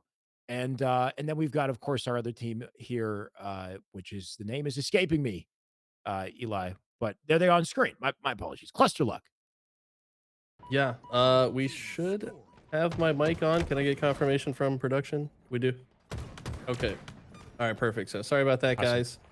I was just going to say, yeah, I mean, I've actually played with Xscape a few times recently. He's been showing up to my stream as well. This guy definitely a grinder, very talented as well. And Leader Ness, I think, was the team that won the Pure Delight tournament, if I'm not mistaken. They were definitely in the grand finals. So this guy, no stranger to making it deep in these draft tournaments, and I can see why. He picked a hell of a squad for this one.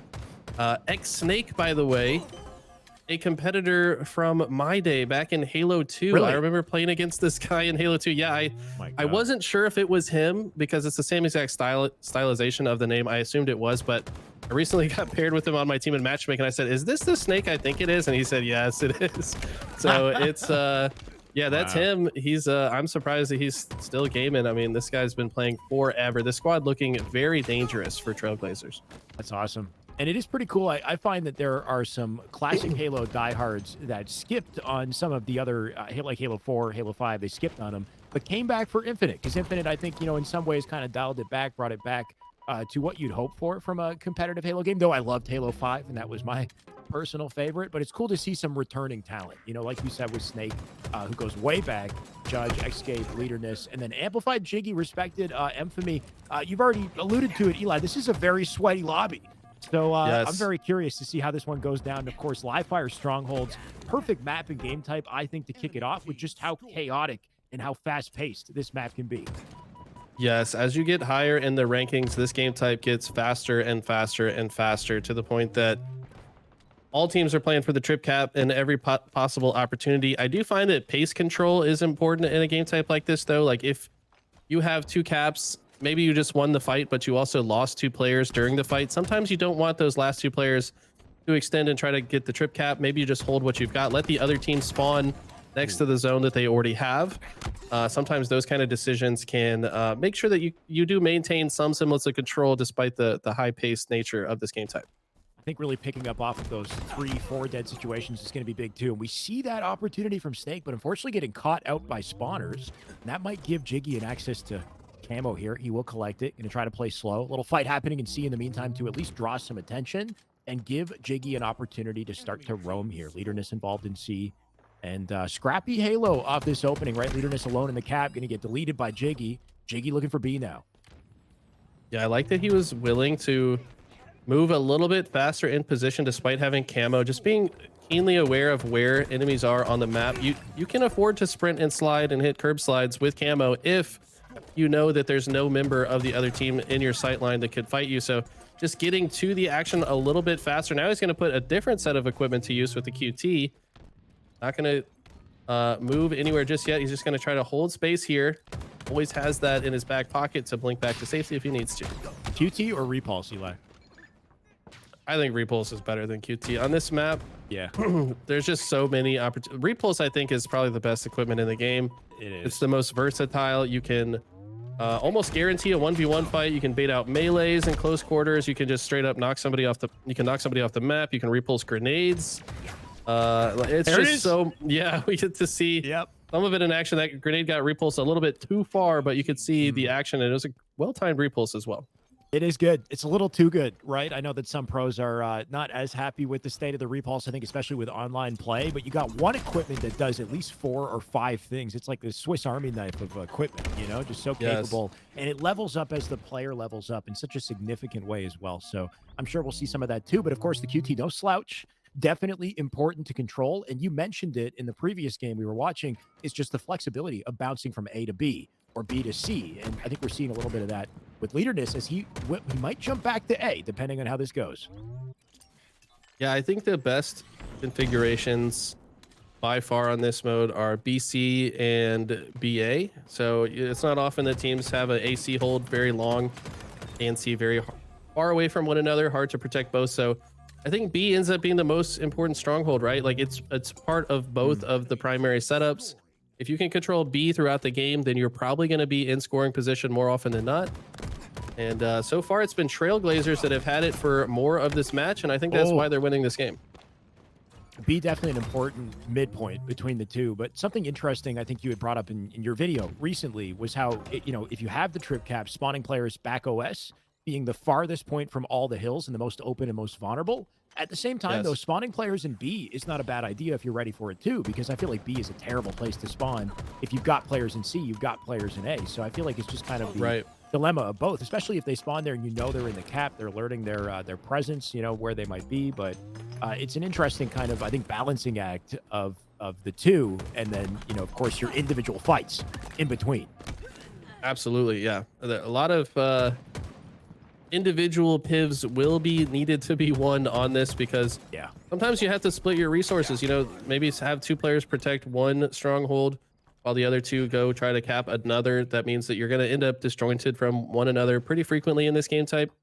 But the team that can communicate more effectively and kind of make sure they're staying on the same page, know what your whole team's goals are, right? Like, is it our goal to protect B and maintain a BC hold up for right now? Or is it okay for us to maybe extend into A and give up C in the meantime? As long as everybody's on the same page, that's how you can kind of make sure you guys come out on top in this game time. Whatever page Leaderness is on is the one I want to be on. He's got a double. He's got the snipe to work with here too as he locks down C side, looking for 3. Infamy going to die for it. You'd think he'd turn left after his 2 teammates die out from C plat. Leaderness still holding down Nest. Such an important pivot point here. And his teammates coming up in front of him to get access to that B cap. So maybe some map control if he keeps doing his thing. Gotta hit some shots though. Ends up burning a lot of that ammo. Dies as well. Is gonna give those 2 sniper rounds and the repulsor off to the other team. See if Cluster Luck can do something with it. Biggie popping off, by the way. 17 and 9. Matching the stats of Escape on the other side. Leaderness 17 and 8. And Judge kind of having a game like we saw from, who was it, Telerik in the last series. 2 kills, but 10 assists. Needs to kind of step it up, though. 13 deaths in this game type means that his team is probably having a harder time in a lot of fights than they need to. Once again, we're seeing the power of Nest here, I think. Just being able to control that as a midpoint between the B and C hold here, watching spawners and trying to predict, are they coming from A to B? And if we don't see them from A to B, then they could be rotating through Pillar's Door. They could be rotating for the OS, or the camo, sorry, which they just picked up for free, I think, out to C plat here. So we'll see what Cluster Luck does with this. Sometimes you just got to give up a power up, but how much will they be punished for it? Look at this route. Perfect routing. It's the back smack and the cleanup. They're going to secure B, maybe C as well, because there's only 2 members left. Yeah, 4 dead for Trailblazers. This should be a trip cap. Looks like Trailblazers should spawn in A though, and will cap it in short succession. So they're not going to bleed too much time to the trip cap. Probably none actually, unless the collapse comes in. Yes, the collapse comes into A. They actually stopped them from capping it. And now the trip cap time is adding up. Infinity going to use the UT to get back to B and protect it while one shot. They're going to now give up A and just try to gatekeep to the other two strongholds.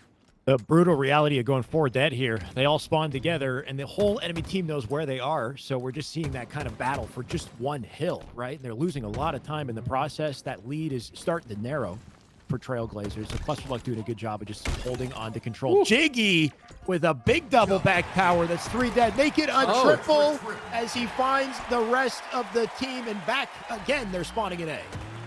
Little celebratory teabag at the same time as well. A little something for show. Maybe knows he's on broadcast here. Snipers coming up though. This is going to be important. Lots of grenades coming in. You can tell Trailblazers don't want to give that up for free. But you got to wonder, if you expend that many resources at the sniper, don't even take him down. You've got no nades left to work with for anything else. See if that comes back to bite them. Jiggy with the double kill.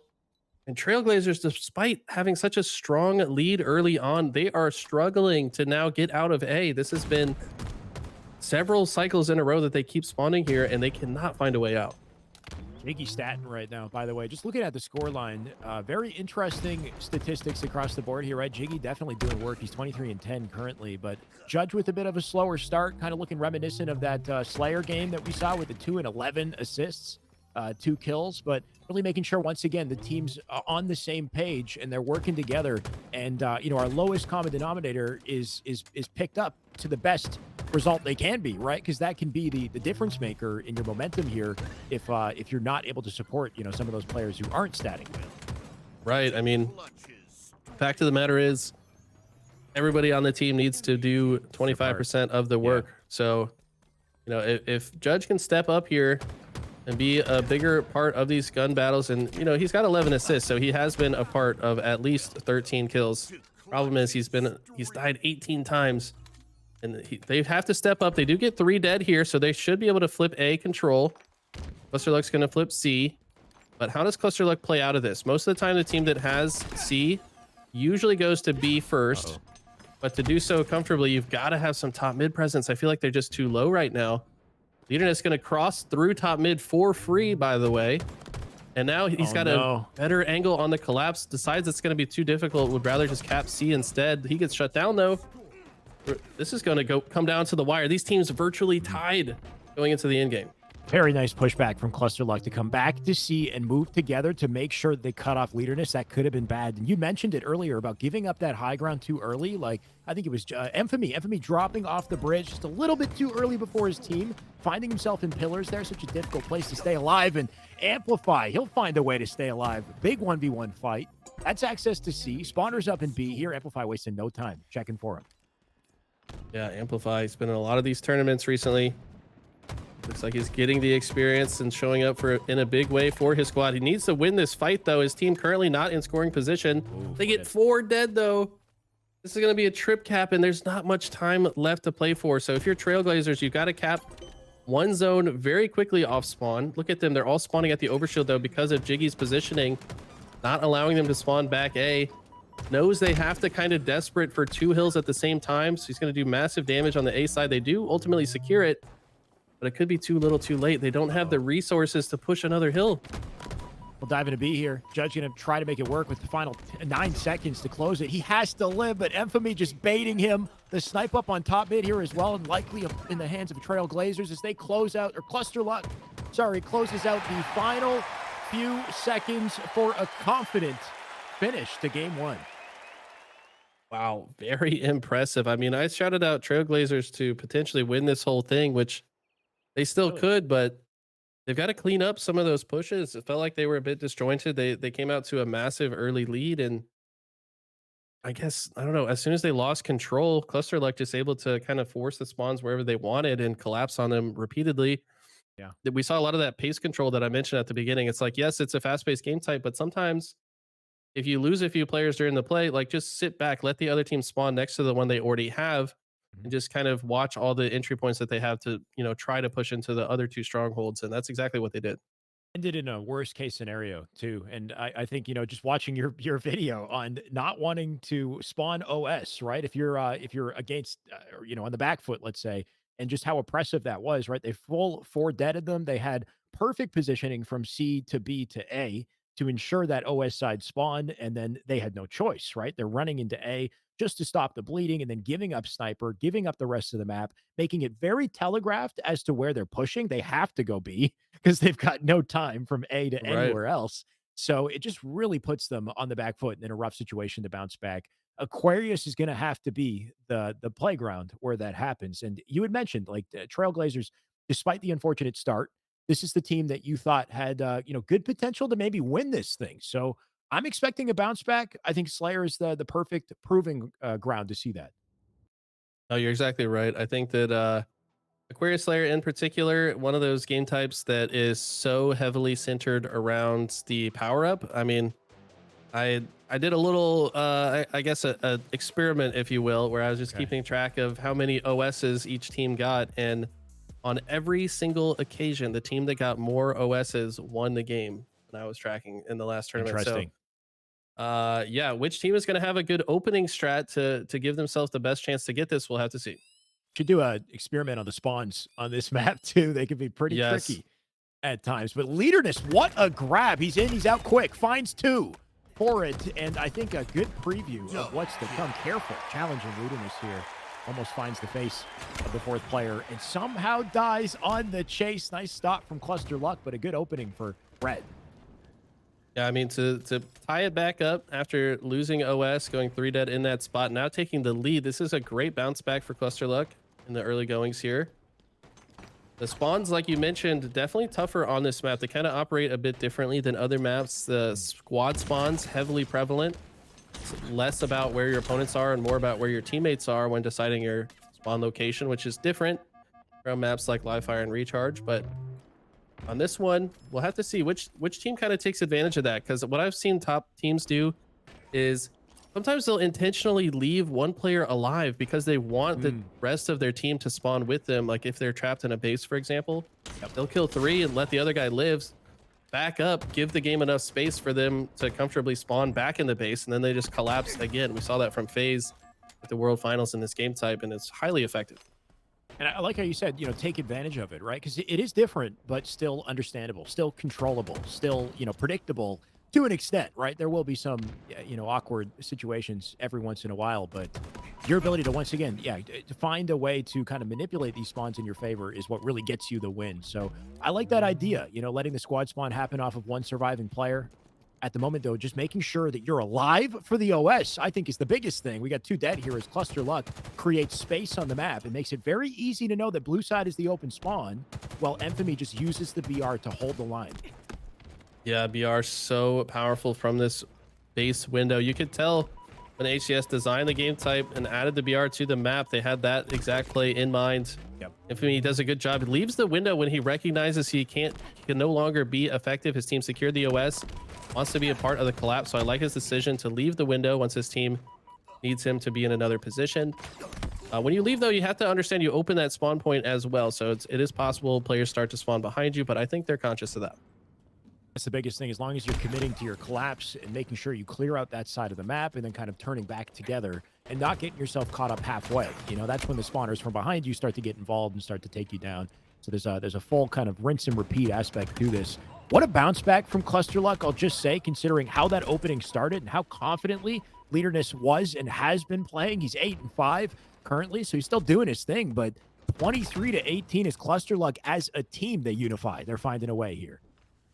Yeah, it just feels like they have more of the map to work with. I mean, this is a map and mode that you need to be kind of spread out, have a lot of complementary angles and sight lines around the top of the map and some of the bases.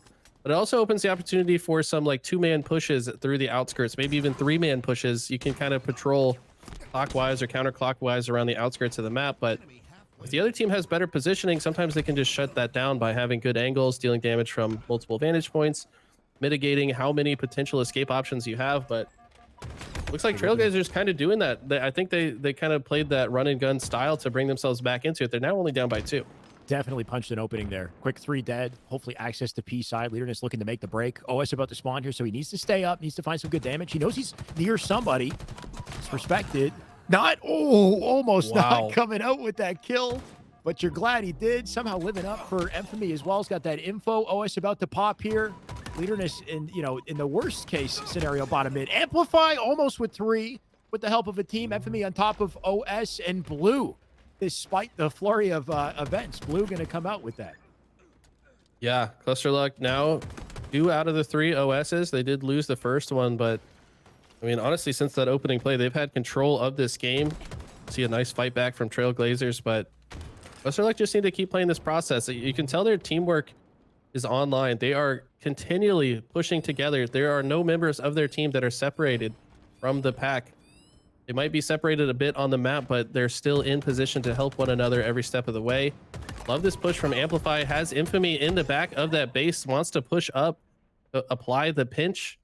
As soon as they get several dead, they're now beelining back to mid-map to try to apply pressure back on the other side of the map. Judge, I don't know if I like this decision to kind of sit in the fridge. You kind of open the opportunity to spawn your whole team here. They might just get pinched once again. This is a war zone to climb up into as well. Top P2. Not getting hit by the nades, just looking for a target. I think he hears something, right? Infamy down bottom mid. Teammates out on yellow side here, so has some info on where to expect them. Getting tagged from 2 sides here, though. Looking for Infamy. That's a big pick in that dicey situation. And is it enough to keep the lead?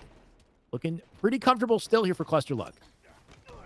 Absolutely. And honestly, I feel like Infamy, despite not having insane stats on the stat page, he's been a integral part of this team. It feels like he's playing that anchor positioning. If you just kind of control one of the bases during a lot of these plays, then kind of makes the rest of the equation easier to understand, right? Like there's only so many places that the enemy could come from.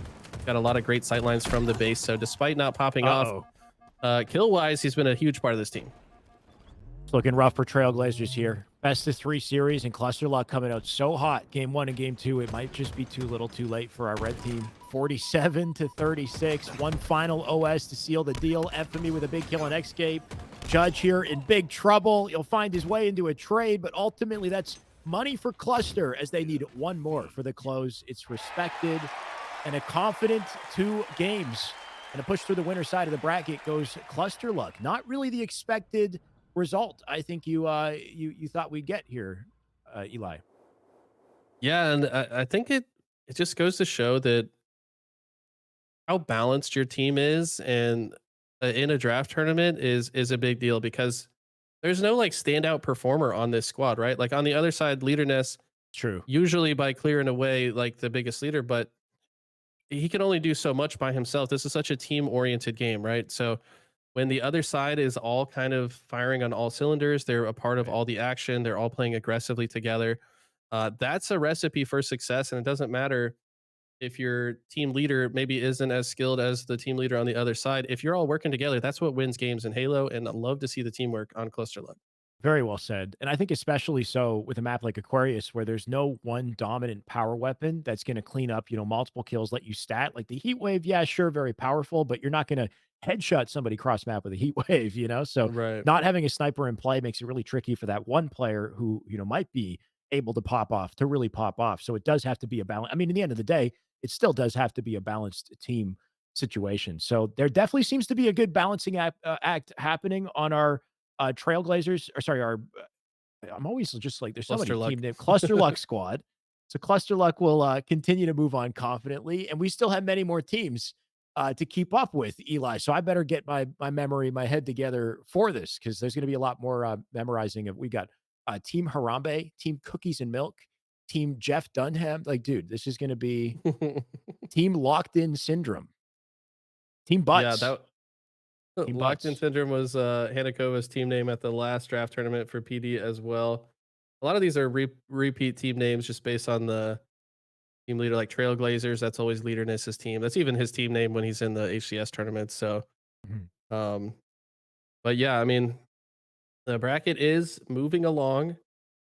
We are now into the winners quarterfinals, by the way. So very nice. That was that one we just watched was a winners quarterfinals match. So Cluster Luck find themselves now in the winners semifinals. Only 4 teams going to make it that far. in the winner's bracket. On the other side, we see Team Command Station facing off against Green. Team Shaolin against Big Lose. And we'll probably switch to a break here pretty shortly. Bracket's moving along, but we're going to take a look and make sure we bring you guys the best possible match going into that winner semifinals.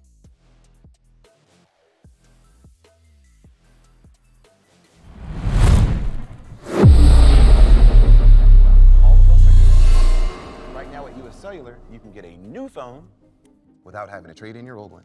Trade you my PB&J for that phone. No, kid, you don't have to trade. See, $830 off any phone at US Cellular. No trade-in needed. What's up, guys? Eli the Ninja back again. I wanted to show you guys a quick clip that I got on Livefire a while back where I can actually just explain my thought process and why I made certain plays along the way. I think it touches on a lot of things that are quite important in Halo Infinite, like spawn prediction, positioning, awareness of various angles. So let's go ahead and jump into it. Oh, he's out. Shields. Yeah, cuts. All right, so when we join the clip here, I myself am currently at Sandbags. In this corner, I have one surviving teammate here in A. One of my teammates just died somewhere out here. Another teammate has died here. And our last call out that we heard was that an enemy is cuts.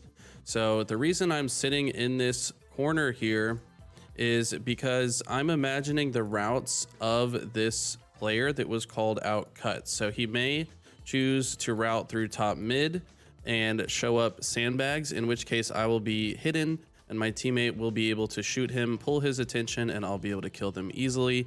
Additionally, the other route of this enemy that is cuts could potentially go to screens and jump Sandbags, or just go all the way into A, which I'm also quite hidden from, being in this corner by the Sandbags. As a general rule of thumb, if you and one other teammate are the only survivors on the team, you should always seek to play within each other's sight lines, such that if enemies do approach, you can end up in a 2v1 situation instead of traveling off by yourself and finding yourself on the wrong end of that 2v1 situation. I'm watching you. A plot. Top mid right now. Top mid. Top mid. Help. I'm one shot. I'm one shot. They're dead. They're dead. Well, last guy's in A. Last guy's in A. All right. He's going to spawn his teammates there. Okay, and when we hop back in, we saw that my plan worked out to perfection. We did successfully bait enemies to come in through top mid, where I got the easy double kill after also assisting my teammate who needed some help in A. Our teammates did also spawn at B, which kind of gave us the perfect opportunity to kill these players on the Sandbags. Now, since we killed 3 very quickly within each other, I'm already thinking about controlling their next spawn cycles. That's why you saw me quickly route across top mid. By doing this and getting to C fast enough and just existing in this space, I'm actually blocking all of the spawns, back tower, mud, and dummies. So since I'm here, I'm actually not quite close enough to block some of these dummy spawns, but at the same time, I do have teammates that are still alive at Sandbags. And one of our teammates actually just died in A and said that there is still an enemy in A.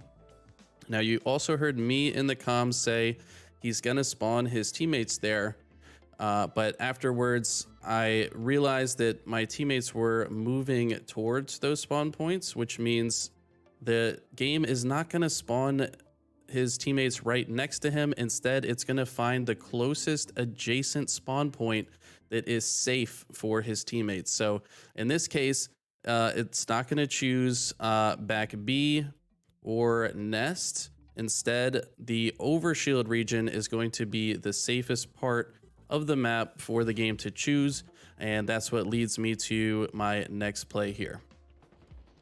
No, a window side, small window. Nice. It should spawn back. Oh, I spawned here. That means he's at a spawn. Perfect. Once again, my prediction was correct. I was able to quickly route down the cuts and find enemies that had spawned by overshield, and we had a perfect pinch to kill these 2 enemies outside. At the same time, my teammates are now at the sandbags and next to key door as well. So I'm already starting to think about the next spawn. So I've also routed to the point that I am now down here. And the way the game works in this situation is it's going to try to find the safest spawn point away from where your team is. So I'm thinking to myself that, you know, this area is open and so is the tower. But to the game, the tower looks like a more attractive spawn point for the enemies because it's a little bit further away from the, you know, enemies, which are technically my teammates. It's a little bit further away from the opposing team, so it's going to often choose to spawn them back tower. So my prediction in this next sequence was that the enemies would spawn around this area and that they would decide to route through back tower and show up on the elbow. Okay, now these Watch ones- elbow. Probably elbow here in a sec. Yep. Bottom Gotta see tower spawn, spawn. you I see stuck him? one. Oh my god. Oh, that was a god stick. Where they at, boys? Where's the over? Spoiler alert, I did not get the overkill here, but I hope this was a great explanation of just understanding the spawn systems and how they work based on which enemies are still on the map, where they are, and where your teammates are.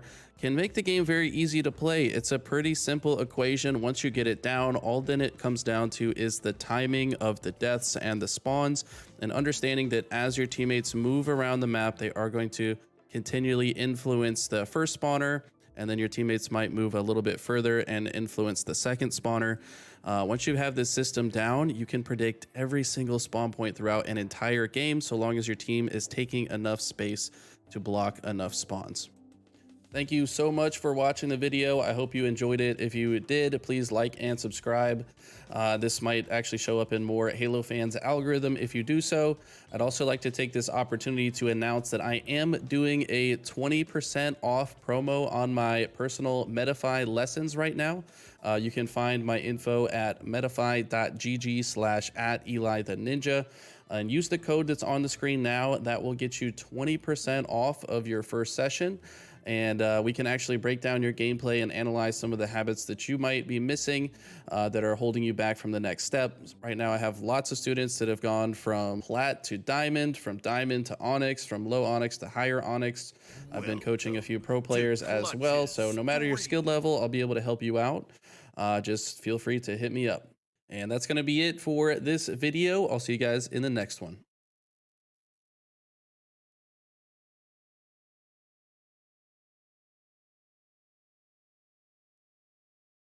Our children are in a spiritual and psychological. Eli the Halo guy. Eli the Halo guy. Tips, tricks, Eli the Halo guy. Opponent has now respawned. He's going to spawn his teammates there. Probably elbow here in a sec. Bottom Gotta see tower spawn, spawn. I see stuck him? one. Oh my god. Under RPCs. Eli the Halo guy. Tips, tricks.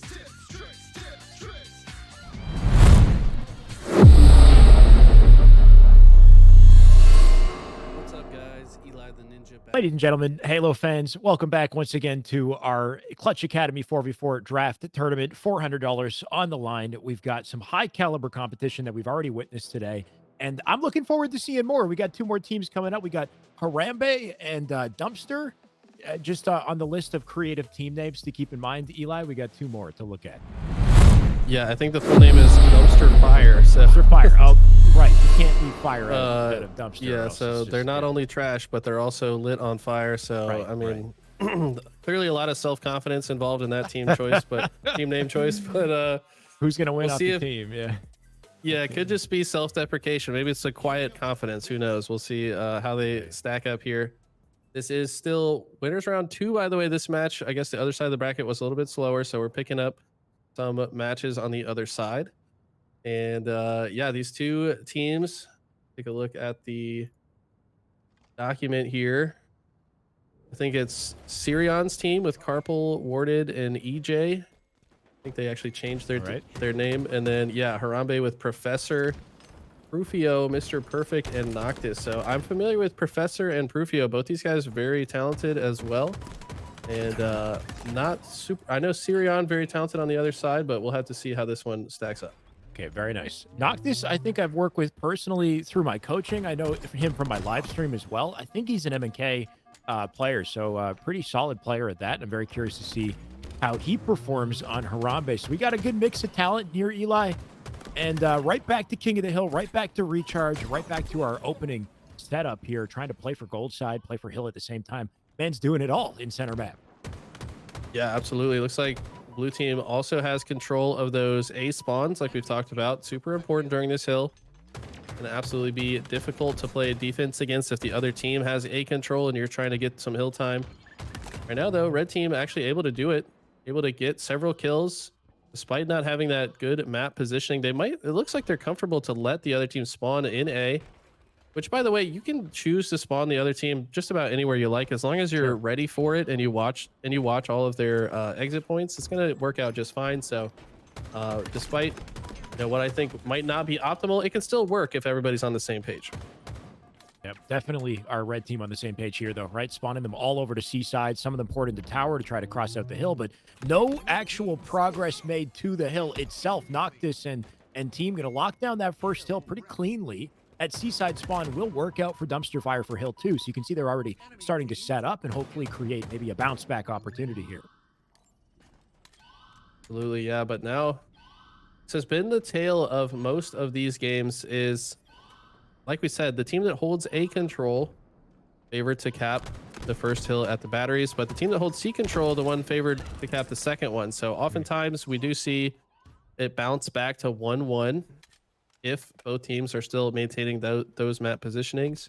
But right now, Team Harambe looked to play spoiler to that. They said, yeah, you might have had it, but we can break into it and steal it from you. So far, Dumpster Fire playing solid defense. There's still 2 players left to worry about. They're both bottom mid, though, which not a great spot. They actually both get taken down. They do take down Lynx in the process, but it is ultimately Dumpster Fire that maintain this C control. That was a quick 4 dead there as well. So it does give Pete some extra space on the map to do what he likes with his camo. You can see him being sneaky. A little bit risky to open fire in Tower. Yeah. And we see why. If you know they're spawning A and you start shooting in Tower, prepare yourself to fight 2 or even 3 Spartans. It's a risky place to be so far forward when you know the push is coming. 3 dead, though. 4 dead. Harambe, they're still dying. Lockdown still in session. Just, watch your toes. Looked like a good push for sure, but at this point, I think if I'm on Team Dumpster Fire, if I'm on Team Harambe, you probably just want to stay in those A positions for this next hill that moves to the Whirlpool. Looks like they have done so. They actually spawned gold. They get 3 dead almost immediately. Rufio gonna try to hold down this elevator position, so important as an anchor point for this hill. I think that even better is to also have a player in glass during this setup, because you don't allow the other team to push in through gold. That's probably the next best part of the map to push in through. Right, if you can get A and you can get gold, then you've got the setup. You're kind of locked down on both of your important kind of anchor positions to control here. And then the hill, should be easy to lock down. Right. You can see Prufio running out of some opportunities here, though. He's got his teammates spawning in A, and that's why the anchor point is important. It does give him a bounce back opportunity, but definitely getting scrappy here in Whirlpool as Dumpster Fire looks to collect A themselves. Yeah, that push in through gold was very impressive from Dumpster Fire. They also sent a player just straight in through the middle, through mid-bridge. You do that at the same time your teammates push in through gold. It can be very difficult to play defense against. Now it's Dumpster Fire back in control. Bill's kind of going both ways, though. Huge Piv win. That's going to earn Prufio here control of the elevator. How long can he hold on to it, though? Good question. Hill almost capped. Not very long. He needs to hold on to it conveniently. We got 1 top gold as well. So very quick to get into setup. This is something I've noticed with Harambe Gaming, at least on this hill for sure, is they know where to position themselves for the best results and not wasting time rotating the tower here too. Make it 2, 3 dead as Dumpster Fire just getting wiped out. And I hate to say, maybe are they living up to the team name, Eli? If they lose, do we add more insult to injury, or did they do it to themselves? I don't know. I mean, honestly, they've been playing fine so far. I don't think it's a complete Dumpster Fire. It's just been a few slightly better pushes on the side of Harambe. Yeah. Yeah, see, in any given moment, we all look like a dumpster fire at some point, right? But it's how you bounce back from that and try to, I don't know what the opposite of a dumpster fire is, like a clean, I don't even know. I don't know. Yeah, there you go. Yeah, they're looking a little bit cleaner here. Get a couple of kills. Trying to get some semblance of control on this side of the map. Got 2 dead right now. 1 enemy came off spawn, and honestly, right now this looks really good for dumpster fire because Harambe's deaths have been so staggered. These first 2 spawners don't have help for a while, and they just continue to push. You kind of got to think they might need to take that longer route through gold before they could start trying to push into A. It seems a bit risky, and it's not worked out so far. Yeah, I think definitely the play. If you have the space for it, get into gold, get that crossing angle. Kobu just doing work here as he tries to live up on stacks. So teammates dying around him, and there goes the setup. It was a good opening for dumpster fire, despite what we saw, though, with that control. Not a lot of hill time. This hill just about to be capped out as we look for 3 here for Harambe. It's a very important part of the match. Harambe goes up 3-1, which is massive in King of the Hill. Now dumpster fire basically have to play perfect from here on out to make the comeback. How are they going to play this? They got to really take their time. They got to secure the C side of the map. The good news is there's still a lot of time left on the clock to work with, but they still, like I said, have to play perfect from here on out. Well, you mentioned that C anchor point is important, so Prufio doing exactly that. Just pushing out C, looking for the fight here on Sneaky. Going to live up in the meantime. Teammate with an important pick as well. You can see the gold side spawn is open, so just trying to be wary of that angle as he comes through. Huge fight if he wins it, but he won't. That's a massive slide straight into bottom mid. And an opening for dumpster fire, but not quite going to get them to see. Kobu with a line of defense.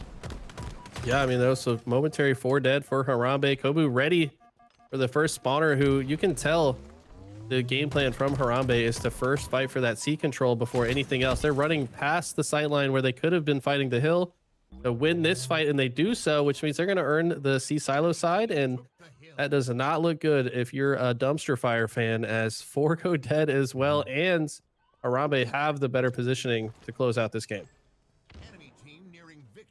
Things are dicey here for dumpster fire. They got 1 good shot to make this happen. They're going to have to make the push through tower to do it. So this 1v1 so important. That's a massive win right there. Link's now bottom mid to hopefully seal out the deal on some control. A full 4 dead. Access to C plat. A side spawn. So everything you could hope for to save this game if you're dumpster fire. Exactly right. But they burned some time off the clock in the meantime and not going to have much to work with, even if they do cap this. But Harambe is going to shut it down. Probably going to get that camo as well. They're unable to escape with his life, and look at this. Love the patience from Professor. Knows that it doesn't matter if he burns too much off the clock. Knows he can wait for his shields. They multi-stack the hill. Always a good play at the end of a hill. And honestly, Harambe Gaming looking quite good in game 1. Harambe with some icy turn of events on multiple hills, right? Like I felt like dumpster fire knew what they were doing at the start. Opening setup for these hills. They had started strong, especially with the C plat hill as well. But Harambe very quick to find their picks, to isolate Slice first and then spread out into a setup, a very confident setup. And I think especially with the Whirlpool hill, we saw that very quickly. The extension to gold and covering A at the same time. Like I feel like some teams, some players aren't as quick to notice that role and to maybe even leave the hill to make sure we push out gold if they know they have the timing, because that setup in the end of the day is going to net you the most points, net you the opportunity. So Harambe, from a team perspective, really ice it up, really bringing it together, and we'll see if that translates in game 2. Yeah, a couple times I felt like they might have got a little disjointed when they got split spawn and continued to push in, but it ended up working out. I mean, sometimes just following up on damage that your teammate died getting, you know, it's important that you come off spawn and immediately follow up on that damage before that player gets their shields back.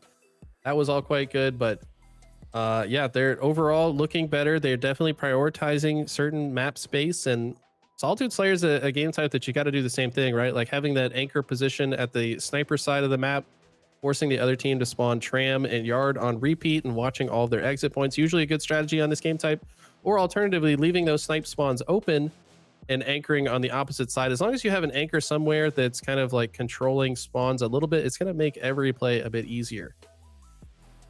It absolutely will. And hopefully some easy plays for you and your team if you're Harambe coming into game 2 here on Solitude, because things don't get easy if you go down off this opening strat. We talked about the value of the camo, the value of the shock, I think especially camo, and then how you can convert that into center map control and just how effective you can be to isolate spawners in this map. You literally spawn into sight lines in this map. And if you've got the timing, if you've got the presence of mind, that's a snowball effect waiting to happen.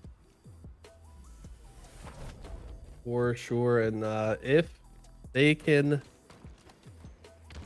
come back and tie up the series, would ultimately go to Argyle CTF. Would love to see that, but see how strong. By the way, it was Harambe Gaming that won game 1, was it not? Right, it was Harambe, but I think maybe the overlay has it. Yeah, it is backwards right now on the overlay. Yep. Okay.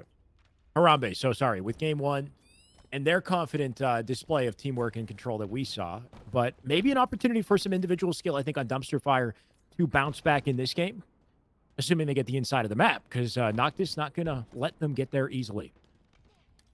Absolutely. Love the way they're playing, just patrolling these perimeters. I find that one of the biggest mistakes you can make on this map is just find yourself in the middle of it too often.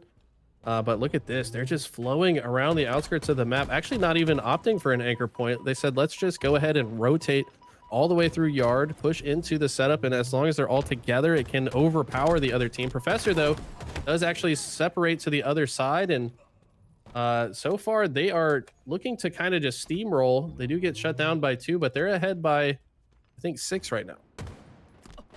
Yeah, looking like a comfortable lead to start, that's for sure. And then that inside map, the positioning and the opportunities they get from that so important. But I like this 3-player push through glass, through the left side, out to snipe, finding pivs as they do it. Some nice, accurate shots from Lynx here, living up on LR. Wants the re-peek. A little bit scary, but also a good delay for Kobu to take advantage of. There he goes. Noctis now dead, 2 as well. So a little bout the momentum here for Dumpster Fire as they put the fire out and they start to ice up.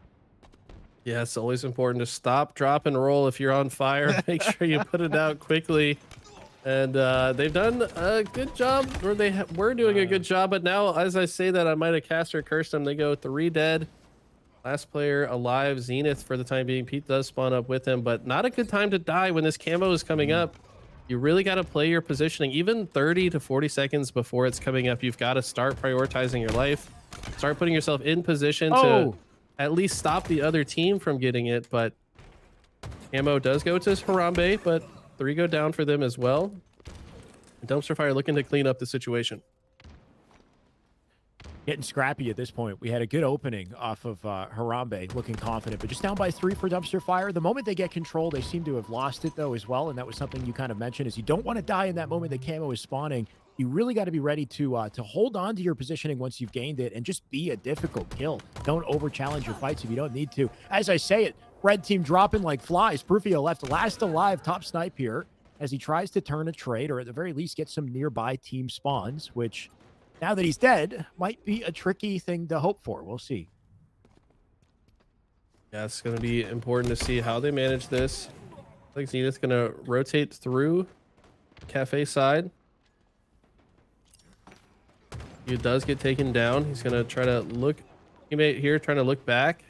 The snipe side of the map. With Sniper just coming up, it's important for both teams to prioritize that. Looks like it does go to Harambe for the time being. That shock rifle, maybe not as powerful as the S7, but it can still do a lot of damage on this map. Oh, insane amount of damage. If you're hitting heads, right? Like, you definitely have to be very precise. If you hit the body, you're not going to get anywhere near as much effectiveness with this thing, but we'll see if it works out. Zenith, in the meantime, not afraid of it, that's for sure.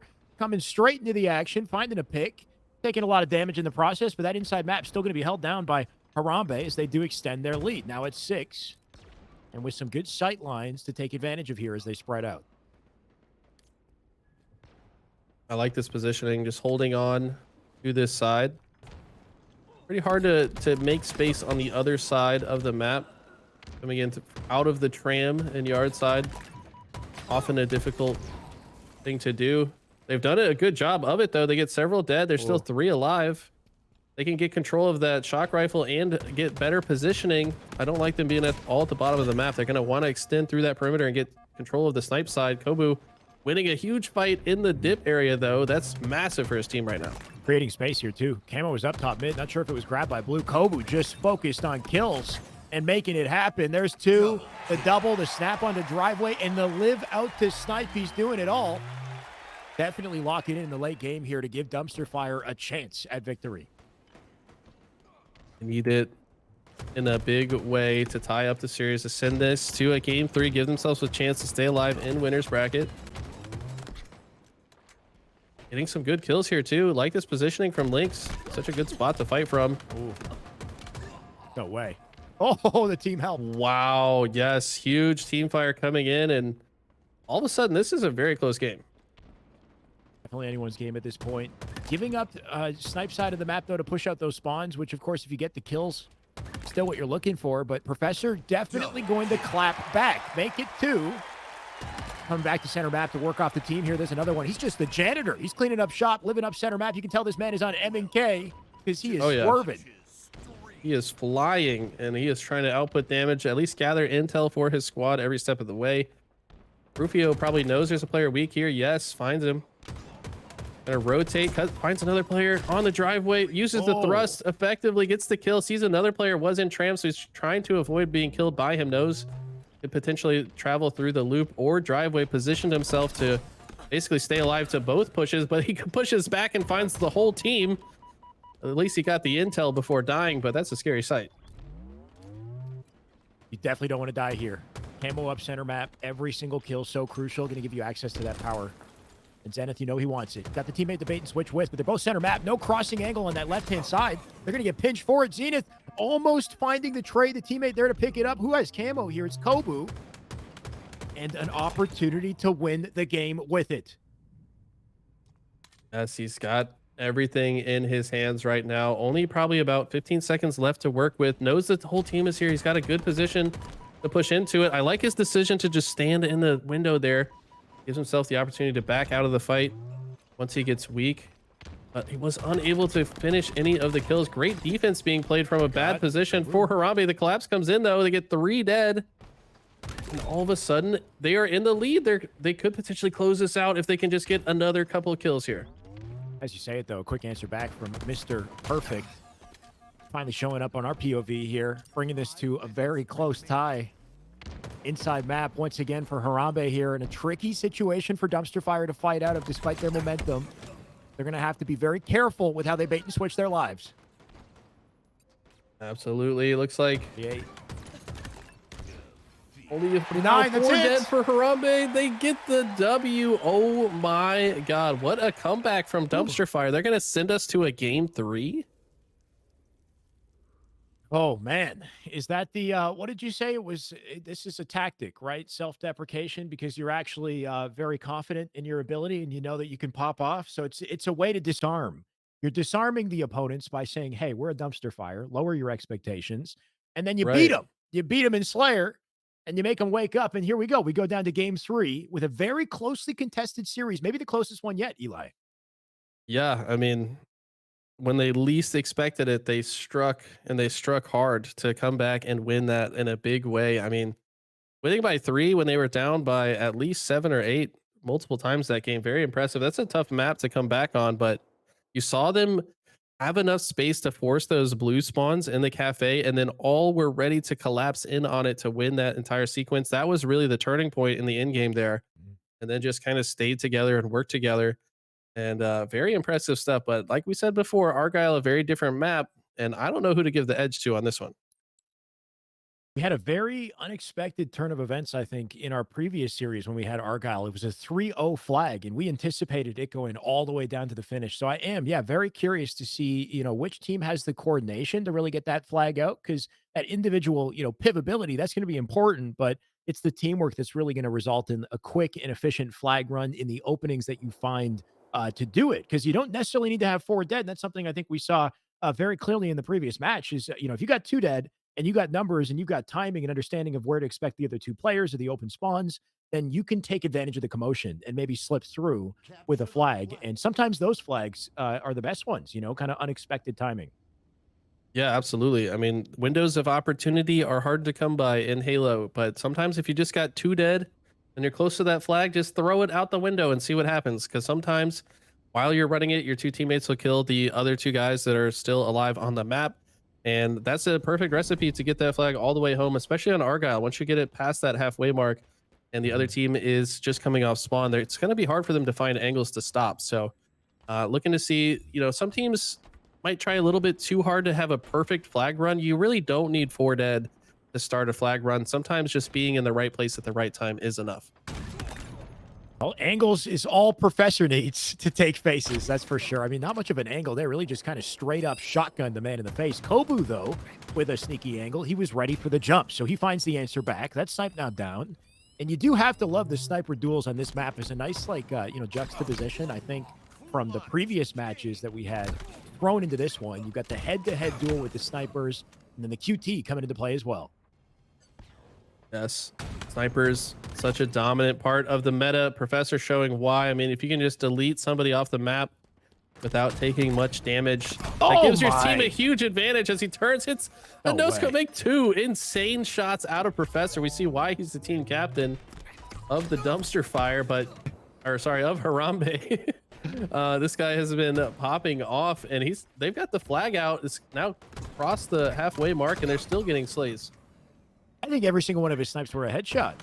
Like back-to-back no-scopes headshots, and just kind of showcasing once again the power of M&K, your quickness that you have to snap precisely on what you want and to really ice up and execute. Despite the effort, Kobu, the man of the hour here, finding his way to the pickup, to the return, and not letting the Blaines hurt his confidence too much, that's for sure. Right. Yeah, I mean, they were able to stop that flag short, which is massive. Probably feels like a lost opportunity for Harambe Gaming. They're looking to create more opportunities, though. Professor with another double kill. This man's on fire in the early goings, already 7 and 3. And he's making some space into the other team's space. Gonna find this cross angle to help his teammates on the other side. Notice that he's purposefully not going to that snipe side. I think that's intentional because he wants the other team to spawn on that side. Usually a better run to run it through the pistol side, but yeah, almost gets a couple of nasty kills, but Dumpster Fire do a good job to shut that down. That was definitely the dilemma there. I mean, it would have been difficult for any player, controller or M&K, but the multiple targets and then the bandit use as well, when you're just having to cross, in the open there too, you really have to hit every bullet at a very high rate of speed. So instead, that maybe gives our blue team an opportunity to break through center map. It's been just about all red on the board, I want to say. Off the opening here, some style, some finesse out of these boys, specifically Professor, but Pete's twitchy. He's got a gunny on him. Yeah, this guy definitely a talented player in his own right. He's also in a great position. We've talked about it before, but these vents can be very oppressive if the other team, look at the remote detonation, does enough damage for his teammate to clean up that kill, and that was 3 dead while the flag is going out. This looks very good for Dumpster Fire to get this cap. They just have to cut off these overextenders to guarantee it. He's locking down everything with the nade shots, watching the spawners here, just making full use of the vent in this position, and convenient timing here too. Hopefully he takes advantage, trying to find the kill. That's Professor down for the count. Pete knows he's in the middle of it all. He's lost his teammate. Link's up above, so he's just got to delay his life. Rufio looking for him, almost gets a sneaky back smack, but the melee is enough, right? Link's back base with a quick cleanup, and a flag secured at this point. Job done. Yeah, I mean, very impressive. Like we said, Harambe looking like the stronger team out the gate, but Dumpster Fire just needed one opportunity and made the most out of it. Pete just locking down the entire map from the vents, essentially. If they can do that again, they could absolutely steal the series away from what looked to be heavily in Harambe Gaming's favor throughout the first game and a half, but all of a sudden it's all Dumpster Fire winning when it matters most. They're pushing in for another cap, potentially. Rufio, last player alive. He's struggling to stay alive. They also have control of the vent, but wow, Rufio with a massive kill. If he goes down in that moment without a kill, was looking like another flag run, but he could have stopped it there.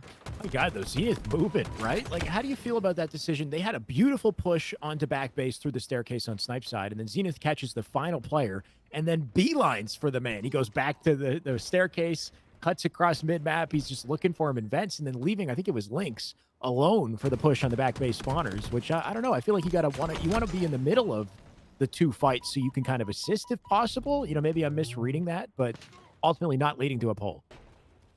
Right. Yeah, no, there's definitely a juggling act. Like, which side do you help more? help both if possible, but that's sometimes a tall ask when you're facing pressure from multiple angles. Regardless, some good defense being shown by Harambe. They're still down 0-1 though. They're gonna have to flip into offense if they want to tie this up. And Professor gonna start with a perfect kill. That's gonna be a good start, but at the same time, his whole team has died around him. He's been spotted out. And I think this flag's about to be pulled and they might get some progress. Looks like the members of Harambe probably spawning on that snipe side. Looking to shut down these players mid-map. This man is just snapping. It's just the way that the reticle moves, right? There's just this just like quick precision snap to it that's satisfying to watch. Noctis going to be a line of defense here as well. Probably my favorite thing to do on this map is just live in the enemy's base. And I think we saw a lot of that out of Professor, like just staying alive bottom base, being a nuisance, making them think twice about whether or not they can push forward on the map. And we're seeing that for Blue right now, losing snipe on the plat here. Pressure's on from Harambe. Snipe control, ever crucial in this mode. If you can maintain your own sniper, maybe steal the other team's sniper or just throw it off the map, you have such a big edge in every fight. I'm curious to see who gets the sniper here. Noctis body falling to the depths. Sure, getting killed on that side. Link's the one with the sniper over here. Also got a couple repulsors to work with, which could come in handy to either use as an escape option or just knock a player back if he gets approached. Looks like he knows there's a player in the opposite vent going to try to stop him from getting the QT, but faces so much pressure it makes it hard to hit the shot. Now he's one shot. Tries to find safety, but you can tell, wow, Harambe really focused on making sure they shut down that sniper. It's one of those I know you're there, but you know I'm there type situations, right? Like he comes out with the peak, but he's pre-fired immediately and then just chased it down. And look at the result. Prufio with the flag. Man's gunning it straight up through mid here. No easy sight lines to take him out as well with this quick and efficient run. As I say it, they do clean him up, though. Zenith, icy shots in the last possible second to at least secure a vantage point towards the other flag. Noctis going to have to play defense just to make sure they don't get the touch. Yeah, look at this. They got the touch. And I love the collapse coming in. They had a player, Zenith, though. He's pulling the flag. Professor, last player alive for Harambe. But almost everyone on the map dies. The flag gets returned, though. And now it's Harambe's flag that's out. And yeah, that looked like a potential opportunity, but it gets shut down at the last second. Might be one of those dilemmas as well, where you start to wonder, like, do I commit to the flag run if I'm not sure if they've got that left side covered? Like, if you don't have a teammate who's watching that left side lane, maybe you just throw the flag and look for a second and, you know, play for the crossfire. You don't need to get at the extra inch right away, but definitely a tricky balancing act as well, because it feels like you can cross that gap so quickly if you hit the slide. But can't think about that, though, right? Just got to move on. You make a great point. As a flag runner, this is a tip to anybody watching. If you're running the flag, you better have your eyes glued on that kill feed, because if you see your team are killing everything while you run it, then just take the fastest route and get to home, because there's nobody on the map left to kill you, right? But if your team is dying and you haven't seen a kill go in your team's favor in a while, that means there's players on their way to kill you, and you probably will die if you cross that sight line. So I do think that if you have a keen awareness of, you know, how many opponents are alive, that's a good time sometimes to just drop the flag and go for the slays. Right. It's so easy to tunnel the run, especially when the run is very technical too. Like I know with my flag runs, I'm trying to do all the fancy footwork I can to just move quickly. But yeah, you tunnel into the mechanics of it, not really recognize how important it is to just slay and just slow it down. And we're seeing slays in front of us here too, as Professor's still doing what he does best, hitting the 20 kill mark here, putting the pressure on for Harambe. He's been absolutely instrumental this game. Saw him popping off with the snipe earlier, but also the bandit has been unbelievable so far. But look at the pressure coming in from Harambe Gaming. Looks like this player's going to be able to get the flag out. Dumpster Fire only has 2 alive. Kind of misses the juggle. Maybe needs to pay attention to the mechanics you just talked about with the flag run. I make the same drop sometimes, so don't worry about it, Noctis. But regardless, this flag looks to be almost all the way home. One of my favorite places to actually use mechanics is off the wall there, the pillar. But let's just see him slide it in. They've got some good slays to secure it as well. So Noctis unscathed. Going to make that flag right into the pedestal, and a sniper just to add insult to injury. But they've tied it up 1-1 at this point. It's been a long game, and I think more towards expectations on how I thought the previous series would go, Eli. Like, this is like a game of Argyle I expect to see. We go down to 2 minutes, 1-1 on the flag. OT potential in sight, but you know these boys are not letting up. All eyes on the snipers right now. In my opinion, the 2-minute mark is when 2 snipers come up. But look at this. Dumpster Fire get the flag out with only 1 dead on the map. Maybe using the spawning sniper as a distraction. They've got the flag. It's almost home. They've got it all the way to their own sniper. They're just going to have to get some slays here to bring it all the way home. But Harambe not going to make it easy. He's going out in the center plat. You're looking for kills. This is a very dangerous spot to stand. When you don't have the teammates to save it, they do get a touch. That flag's going to be pulled, sent out front base, and Prufio, hold on. Finds a face, looking for Kobu here too. Oh, Kobu just the last player on the map. Playing with the angle, but like you said, he's kind of done his job, done the damage. Kobu's still finding kills though. Important headshot, but the flag read. Prufio with the vengeance, and that's 2 flags and a minute left for Dumpster Fire to get it together. This is why the snipers are so important. They are oftentimes the difference maker in a flag cap. If he doesn't hit those headshots, the flag probably doesn't make it home. Kobu finding a couple headshots, but not the ones that mattered. And wow, huge plays out of Harambe. Professor up to 28 kills, by the way. I feel like or is that a 26? Sorry, the feed is a little fuzzy on our side. I think it's a 28, and he you were just saying he crossed the 20 kill mark not too long ago. I mean, this guy's just putting up insane numbers. Big part of the reason why they're holding on to a 2-1 advantage with 30 seconds. Dumpster Fire got to feel that pressure, a little bit of that pain, but they still have an opportunity if they win this fight.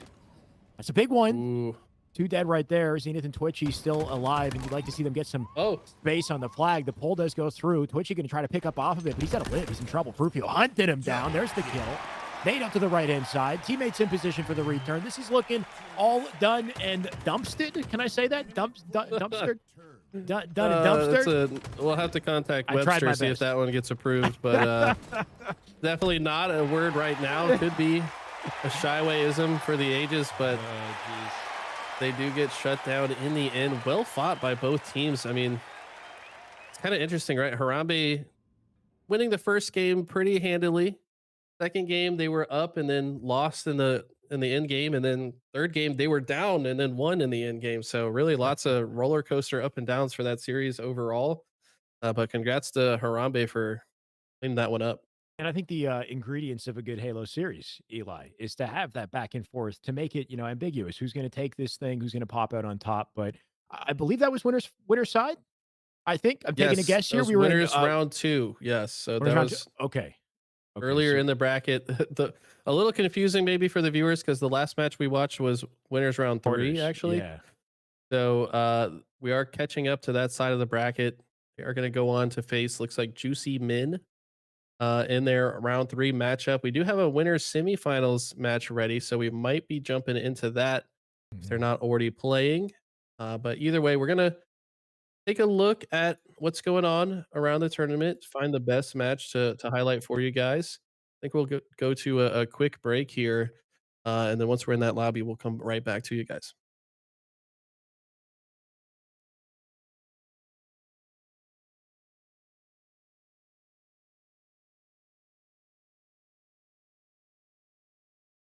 Eli the Halo guy. Eli the Halo guy. Tips, tricks, tips, tricks, tips, tricks. Eli.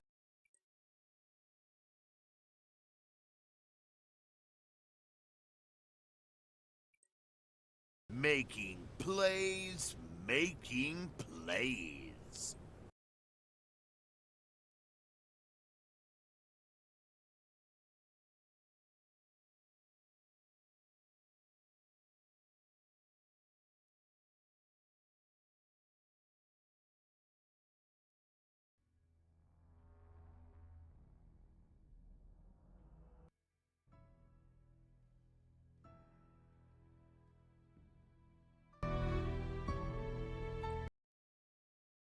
With your teammate on purple. So I was wondering, because I know you said that you wanted to go meet up with him to push purple to like get them in C. So what happens if your teammate dies when you're on the way to push? What do you do then? I'll usually just either rotate or that's crazy. Usually, My bad. Yeah, it's either a rotation is in for call. Like I'll just rotate B side because I'll probably have a teammate already like B area, or Yeah. if we do decide to continue with that push, which is kind of very rare. Like if your teammate gets picked off, is fucking horrendous. The play's almost already chalked, especially like if he got picked off really early in it. It's either I'm rotating or I'm trying to play for his pickup. Like hopefully he died getting somebody one shot if he's just gonna die, unless he just got fucking fucked right off the start. You know what I mean? Like maybe he just got lasered. Then it's like okay, there's not really much to play off. But if he did get somebody one shot, I'll try to play for that cleanup. And if I do get that cleanup, I'll still continue on with the push. But I will play it a little bit more cautiously. Like hopefully trying to time it with my team. So like my team, you know, most of the time, like if you're making this play, like you're pushing out P side and you have guys B, like my teammates are playing out B, I'm trying to time my fight. I'm trying to time my G slide exactly with them. So like the moment they're fighting, I'm gonna G slide down purple like the moment that they're shooting their guns, and I'm gonna like try to just enter that fight as quick as possible. Okay. So if you were to try to wrap back around to try to meet back up with them, would you go all the way back through like A, or would you cut through mid? Like how would I that would work? like me back with my teammates B side or On B purple. side. Okay, Yeah, on so B side. most of the time I'll just wrap back through I'll literally just cut them out through like the mid. Like I'll either do it from I can't go forward. I'm in mud. What the hell? He's in mud now. I think you could the left thumbstick. You Yeah, I'm holding down on look. Like won't- it's the theatrical version. Slow Wait. motion. Oh yeah, Clutch. I had a answer, not a question earlier. My phone died on me. My bad. Oh, gotcha. I was on my phone. All good. No, the answer was the same thing he did though. Like I was gonna say, I would do this, but he actually did the same thing, and he died doing that. So it was kind of like, but it was So a like hit or miss. you could kind of like if I'm purple side, you can kind of take this ATM route if like you want to go as quick as possible, or the safer route where you could go on top of the A gen and just G slide down and hit up B side. Oh, okay. Which is usually kind of the most common route. Like I'm shoddy, I'm just running down. I go in the A gen engine or shoddy gen, and then I just fucking G slide the tire gen, then I run out B side. Yeah. Okay. All right, that makes sense. Here, give me 1 second. Yeah, Chad, thanks for keeping it in there. You can reset that if you need to. If you feel like you're happy. Yeah, I think I need a reset. That it goes into the thing I want to say is like, guys, we also started a Patreon and stuff like that too. So I'll link that in both the chat on the side and here. You'll see it for memberships as well. It's kind of the same thing as the Discord memberships, and y'all can do that as well. So in that respect though, all the monetary value that goes into subscriptions goes directly back into these lessons. So the more the merrier. Thank you again for everybody that does that. I'm linking it in the Twitch as well. Again, Monday, Wednesday, and well, not Monday. We're gonna aim for Monday with Descendant, but Wednesday for sure, as well as the Thursday we have the OGHL, which I would like you to try it out one time, Jason. It's the basically OG Halo League that we created. Like 20 people do old school Halo, like the Just pit, walking around, yeah, walking. More people with battle rifle. Yeah. Well, we did the. Where's my clamber? Where's my clamber? Yeah. You're like choking on, right? You're like you're a Spartan, bro. Can't even clamber a fucking wall. What's going on? Yeah, like how am I 4,000 years in the future and I can't fucking grab something? I can't climber. How are you, Spartan? That doesn't make sense. But yeah, there you go. So we're getting back to it, but that's the Patreon. I put it on the side for everybody, and in the what's it called, in the stream. So thank you everyone that already does that. Noxious, for example, thank you, as well as OG Invasion, and I believe Mr. Turtle as well. Thank you so much. Go ahead. Yes, sir. Thank you. No problem. Thank you. Alrighty. So this is part of the second round. So after this round, not really much to do. Start of the game. Reset. You're good. We've come back from work. That will come in handy. What the fuck was that? We have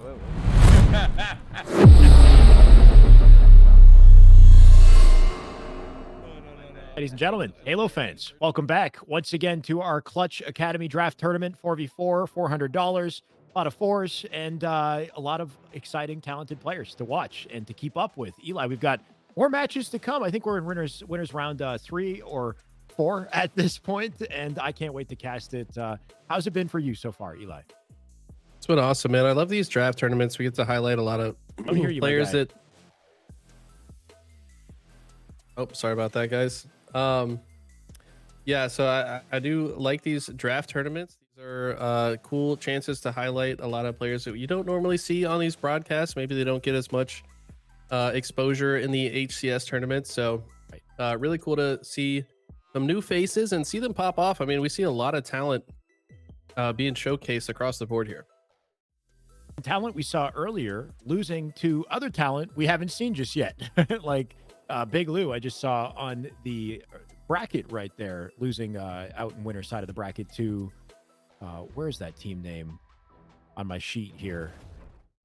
Shaolin, Method, Mike, Chat. We haven't seen them yet, right? Silva, D, James, Dean as well. But speaking of Shaolin, they are on screen. Yeah, Shaolin would be blue team in this circumstance, and then green is Carpal, Warded, EJ, and Sirion, just coming off of a hot win against our Big Lou team. We get to see some pretty high caliber competition here. Absolutely. I mean, we're highlighting Method Mike, who shows up for every single one of the tournaments that ever gets posted anywhere. It seems like he's always in the mix. We see why. Hits a lot of snipe shots to kind of mitigate the pressure of that overshield grab, but I'm excited to get into this Forbidden game. I mean, this game type is one that I know you featured on your channel a couple times, maybe helping people with callouts. I feel like nobody knows the callouts on this map. Even still, if you don't, please watch Shyway's video and start using the callouts so you can know what I'm talking about. But yeah, this can be a very fast-paced game type, despite the fact that it looks like it's a very long map that, you know, maybe the flag run's going to take a while. But the reality is it's not that long before you're home free. So yeah, if you can get some spawn kills and you can get that flag either through that tunnel or up this door to top mid, it's usually going to find its way the rest of the way to the base. For the record, it was a starting strat video, so you're talking about the pace of play and you know, really keeping that up through the game. I think what better to play, you know, keep momentum on your team than to start strong, right? So yes, absolutely. Really interesting strats you can put down on this map. Of course, you've got the dilemma of the sniper to play for, but also an interesting kind of flipped symmetrical landscape that we're playing on here too, with very open sight lines, a lot of death pits, a lot of, you know, accidental death potential here, I guess, if you slip and you make a wrong turn. You're exactly right. I mean, I find that the team that controls the opposite team's snipe side is usually the team that comes out on top. You're going to open more flag run opportunities for your squad. And right now, Method Mike just trying to get out of his own snipe side, as members of Shaolin were applying pressure to him. He's going to push all the way up here. And if he can get a couple of kills, this could turn into a potential flag run here. Something I've noticed is, oh, and I'll just let him cook. Hold on a second. Method Mike doing his thing. Walking down this high position. Going for the flank, risky drop, right? You always, it's tantalizing. You're like, can I get away with it? Are they going to anticipate it? But you don't really know what exactly you're dropping into. You got no sight lines, so you got to take the gamble. But right. We talked about pushing out Hut, the value of that. And we're seeing that, I think, here, right? The extension out to Hut side, and then James up above looking for some crossing potential on spawners. But it's always about, like, when do you collapse for the flag? Because that timing is pivotal. This is a big map. You got to know when to leave Hut, make the rotation, or when one of your teammates at least needs to make that rotation to find the flag. Because if you spend too much time crossing, eventually they're going to break out. They might flank through your low hallway or tunnel as well, and that can be very pesky, I find, if they get through. No, you're exactly right. You do need kind of control of both sides, ideally, and also a player that's playing aggressive enough to move into position for a flagpole when the slays do come in. But that huge area, that giant room next to the flag, is such a strong spawn point for the game to choose that it's really important to be on this exact position while the flag runs underneath you, because you are also encouraging the game to keep spawning the other team into that room. And if you're just watching all of the potential angles to get out, they're going to have a very hard time. And this flag should go all the way home because of the exact setup I'm referring to. Yep. Not only that, they still have positioning where they want to as well, so they might be able to continue holding onto it. EJ still getting kills. Sirion in the feed here, finding one as well. So that flag moving, access to OS top mid. Sirion snapping on bodies from down low. Somehow, this man, well, one shot comes out on top of that fight, and we've got 2 flags back to back. It's a train. Oh my God, this could be the fastest 2 caps I've ever seen, but look at the snipe from, who's that, Silva Fox on the other side. Look at this positioning. This is exactly where you want to be to shut the other team down in their base. It looks like a counter cap opportunity. They got the overshield as well. Players actually knows that flag's going to return, going to run right past it. I love this play by Silva. Go ahead and backtrack to your side. Make sure there's nobody overextending through that tunnel, because that's the last line of defense for the other team to potentially stop the flag run. They do make it through, though, after taking down Silva Fox, and this could be another last-second goal line stand. Back and forth we go as another counter to the counter cap comes out. Right, I got a trap card for your trap card. It's never ending. EJ, a little bit of a fumble. Okay, he's got it. He's still moving with it. Quick reload in between just to make sure he can be a turret, or at least he's trying to get that reload in between. Doesn't really matter, though. Multiple dead on the feed. That's going to be access to the pedestal, and I believe a 2-1 here to kick off our game. So some great momentum out of Green. Almost getting counter, but then counter in the counter. You love to see it. Unbelievable, man. I mean, all these players had to be so stressed out during all those plays, but the clutch overextenders is really the story of that whole sequence, right? Like, to find some path to the other side without taking any damage. We see another flag out, by the way, for Shaolin now. And yeah, nice little curb slide. Definitely watch one of your videos there. And now he's taken down. It's a 2v2 situation. Looks like they should be able to stop this flag run. No, Chato in a great spot to get a kill. Now he's going to take... I don't know how he gathered that much momentum. I couldn't see exactly how he managed that slide in that moment, but gets this flag all the way around the door. Both flags are out, though. They got to figure out how to get this return. No, it's just right here next to the base. This should definitely go home, and that's exactly what they needed. Very well played out of blue, but specifically James and Chat and their ability to very quickly collect that flag and keep it going. Like, James, the position that he hit the fast slide in is not one where you'd normally see a fast slide. Usually it takes time to get the flag to the hallway, and then they try to curb slide in the underpass to try to keep that flag going. But to take that open space and to clear it very quickly, it means so much, in the grand scheme of things. So James gonna take that momentum, translate it into a snipe pickup. Let's see this man hit a face. I don't really love his position here. He could very easily get hit from his left side here. Surprised that no one is pushing him through this ramp. Okay, there they were. Yeah, he kind of got a little greedy there. I think he could have maybe just been a little more patient, waited for his shields, maybe put some grenades down to stop these guys from coming in. Regardless, though, great defensive effort from EJ. Gonna wait for his shields, and now he's gonna actually drop through the tunnel and decide to push in on this side. Maybe he got a call out. This guy was bottom pillars, finds the target before the shields come back. Now he could potentially get control of the other team's snipe side if he just wins this pit, but no, he's gonna get shut down ultimately. But great efforts here. This is gonna keep Shaolin kind of stuck in their base for a bit longer. Shaolin definitely struggling when it comes to just gaining center map presence and finding these same kind of situations that we're seeing with Green, where they're set up in the hut, they're set up around the spawners. Like, we're seeing it again with Warded here. Warded just trying to find his position to strike here. Spawners up in back base. Warded definitely on an M&K as he turns on a swivel here, looking at 180, finding the back smack just about. He'll clean it up. That's all that matters. Another player to fight and almost finds 2, but I think the damage is done. That flag is moving and just about guaranteed. That man was moving his mouse all over the mouse pad. Not enough, though. Full arm activated. Yeah. Yeah, absolutely. And the flag goes home, and honestly, an impressive game for both teams, but Team Green just really one step ahead in just about every sequence. Definitely. I think right from the get-go, too, they were, pedal to the metal, like flooring it. The opening that we talked about with that control on hut, blocking the spawn, and then just keeping the pressure up, but being able to transition one flag into an immediate second pull, I think was pretty special to witness. And it comes down to, I think it was Sirion, honestly, off the opening, who started with about 13 or 14 kills, just putting the snipe to work and holding that space for his team so they could not only cap a flag, but be in position for a second. Oh, you're exactly right. Sirion making some massive plays. EJ, though, also made some really clutch plays. I mean, he was a big part of that, the goal line stand, constantly finding routes where he didn't take a lot of damage to get to the other team's side. Right. Always so massive, and just showing up with full shields and being a big part of that fight. Make sure you stop the flag run. Massive plays. Switching gears quite a bit, going into Recharge Slayer. I think this will play a lot slower paced. I've seen so many different varied styles on this game type. I feel like there's some teams that want to just hold like that traditional A/B setup that's so common in strongholds. You can do the same thing in Slayer. Problem with that is you kind of want C side to get these camos, right? But a team that can kind of do both, maybe hold A/B but then push into C before camo comes up. That's kind of a style that I've seen some pro teams elect for in this game type.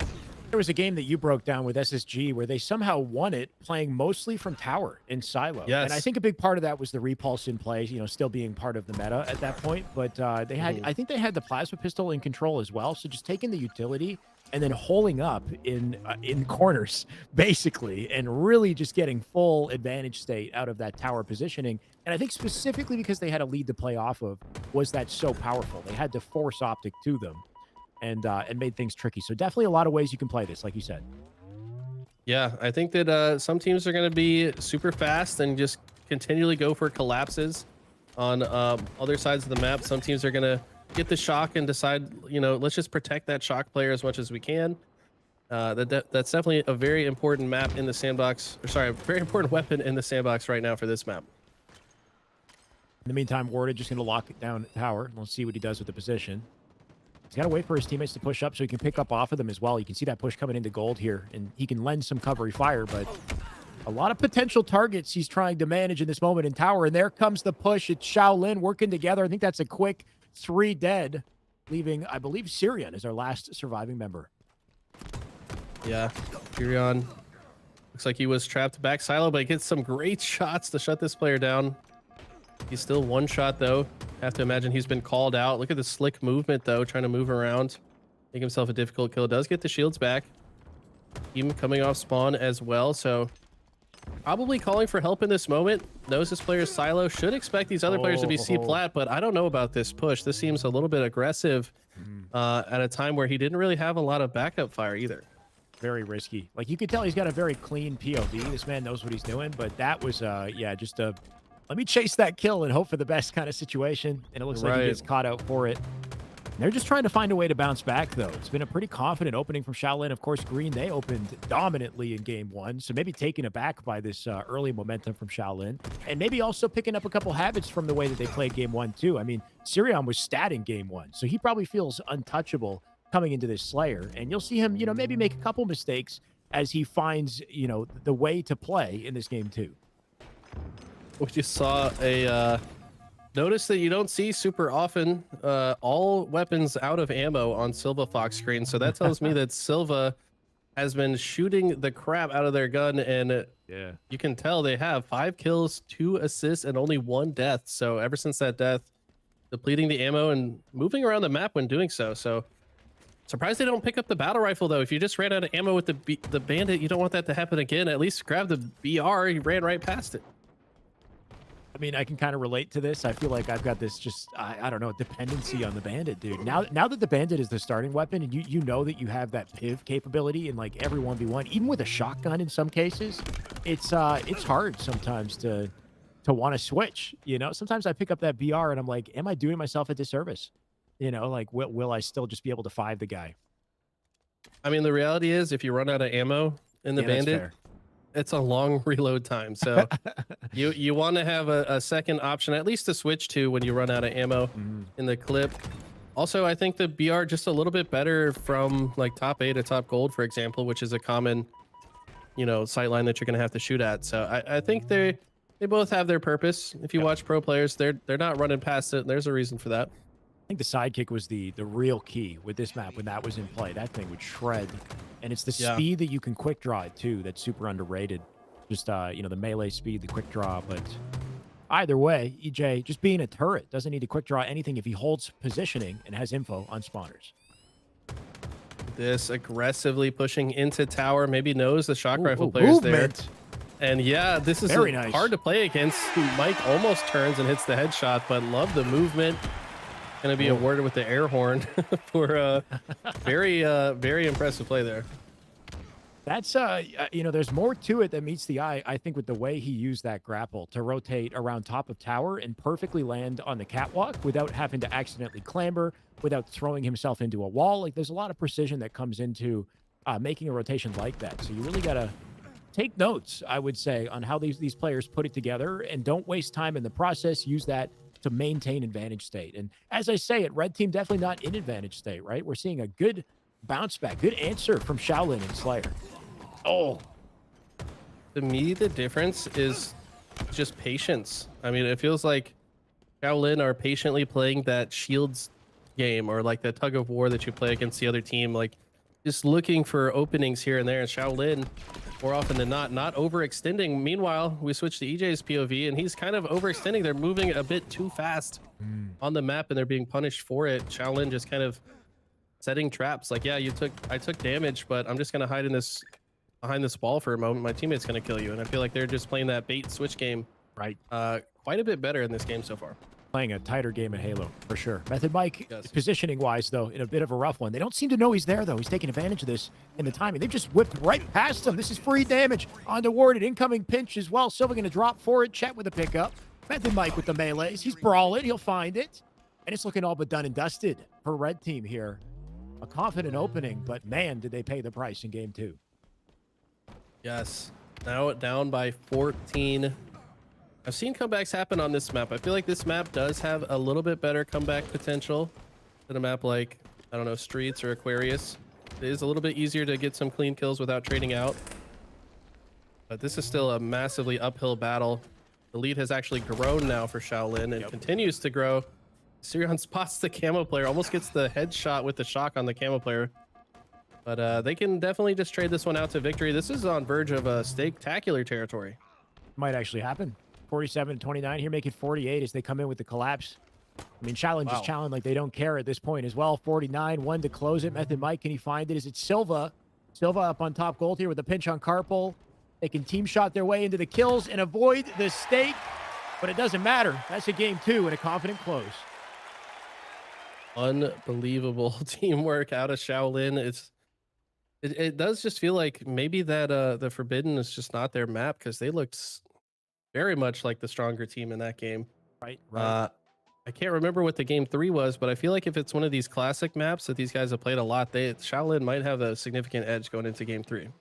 Yeah, maybe just the newness of Forbidden making things tricky, on top of how punishing that map can be if you don't navigate it efficiently, right? You've got so much open space on that map. But it definitely a tighter game of Halo, I think, out of this blue team on Recharge. They seem to be playing off of each other better, playing off of positioning better as well, whereas we saw a bit of that kind of like solo play dilemma here from Green, where Sirion, you got a ton of individual skill, but maybe kind of relying on that individual ability more than he's relying on, the bait and switch aspect of the team, and not getting as many opportunities this time around. Solitude King of the Hill, though, very different. We're still fighting for an OBJ here. We got the shock, we got the camo to play off of as well. So maybe an opportunity for an individual skilled player to show his stuff.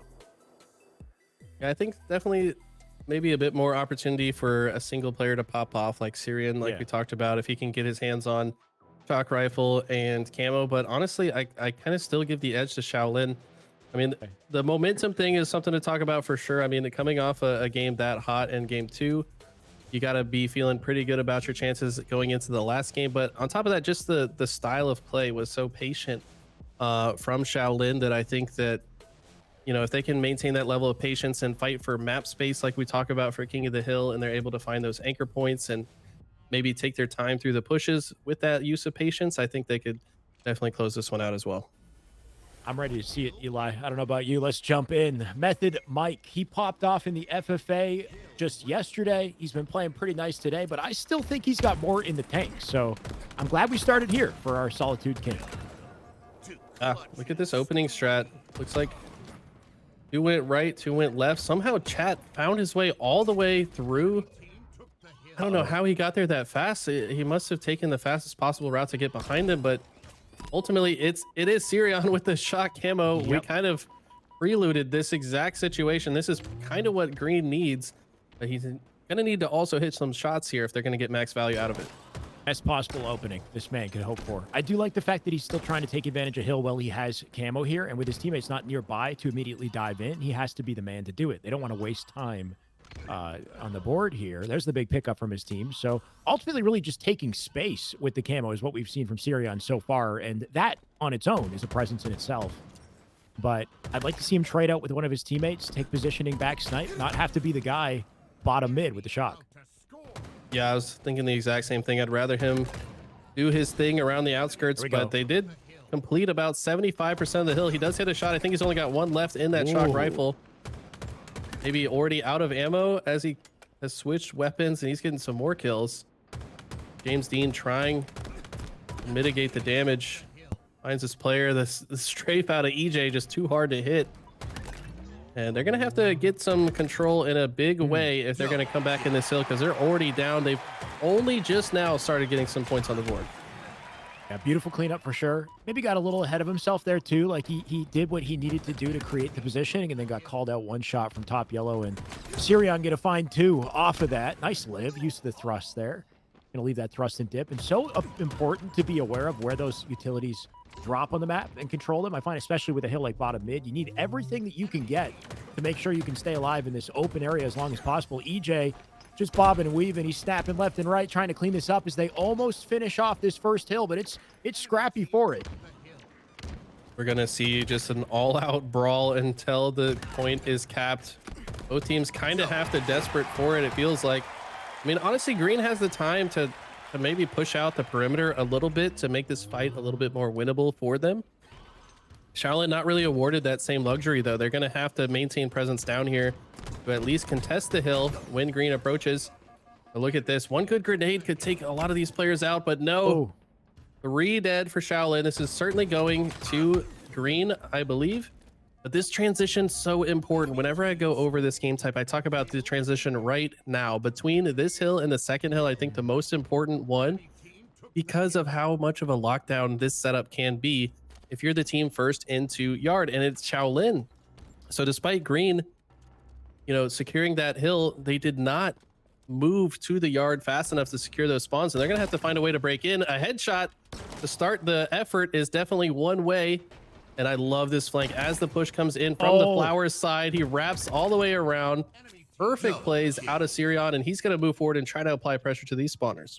So you're right on the money as far as, being in position to set up for the hill, but the issue was setting up for the hill, right? Like they gave up the setup. They had a guy on loop. They had a guy over an LR, like towards glass area, which I feel like you want that anchor, that sight line to limit their space coming off of Sniper here, especially considering Sniper was spawning, but they left it open and Sirion just took full advantage. He's gotten at least 3 kills with this thing since he picked it up. So teammates over half capped here. He's doubling back while his spawners come up, but the camo here center map as well.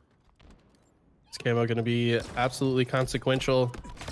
Interestingly, the team that's already in here usually has a better time getting this camo, because if the other team is spawning at the blue and snipe side, they kind of have to walk into the sight lines of the opposing team to pick it up. But it looks like a member of Shaolin was able to secure it. See what they can do with it after going down 2-0 early. They're going to have to gain some momentum here with it. Look at that. We see the sticky repulsor attempt, but it's not quite clean enough. Sirion just being so annoying to kill. Look at all the time he wasted for Shaolin. They finally take him down, but damage was kind of done. I think teammates should have an easier time coming out of spawn, but no. After he goes down, the rest of his team does as well, and this is exactly what you want to see if you're a Shaolin fan. Finally, Shaolin where they want to be. They've got the full perimeter that they need. They got the snipe anchor. Top S4 is powerful to support this hill.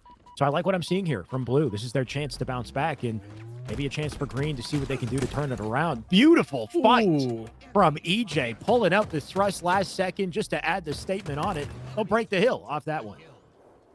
Perfect reversal. My favorite combination of medals to see on my screen. How you know you made a sick play. And sure, the thrust helped a lot, but there's still a lot of skill involved with that. You got to correct your shot as you thrust in one direction. You usually have to push your reticle to the other side. Player unable to keep up with it as he breaks their aim assist with the utility item. But look at this. Green is dying, but they're actually spawning right above the hill. Not always a good thing, though, because if the other team has that snipe positioning, it can really make your life hell just trying to get down this ramp. exactly what we see here from Shaolin. They're looking to close out this third hill. And they will get it. What I find interesting about that was despite the play that we saw from EJ, the break on the hill, I think Shaolin, half their team, I think still spawned snipe. And I don't think they were ready for it either. So they came back from that snipe spawn and then completely regained the map control. So not quite sure what happened there. If we pushed out yard too heavily, kind of pushed out those spawns and created the flip on the map. But at the same time, just being aware of the fact that that's happening and not letting like a break turn into a flip scenario like we just witnessed. But not going to hurt green too badly, right? Like they're immediately ready for the fourth hill. Already half capped here, and EJ just roaming. Look at this. Ammo, shock. Talked about my favorite combination of metals on my screen, but this is my favorite combination to have on this map in general. Seems like it's so easy to guarantee at least 2 kills before maybe going down, as long as you've got a steady shot with the shock, as EJ does. Finds another kill, trying to find more. It looks like they have absolutely locked down this driveway hill. They are almost done with it. They only need a little bit more time, and this is a hard one to lock down. You can see why, though. Sirion just coming off of a triple there. James Dean going to try to maybe get a trade in the situation, because that hill is done and dusted. Make it 3-1. He dies to the firing squad. That's a thrust pickup. You almost start to wonder, should he have even pushed the cafe, because they're paying the price. EJ finding another face, looking for chat. The only saving grace is the fact that this man is out of ammo. Absolutely. He put that shock rifle to work.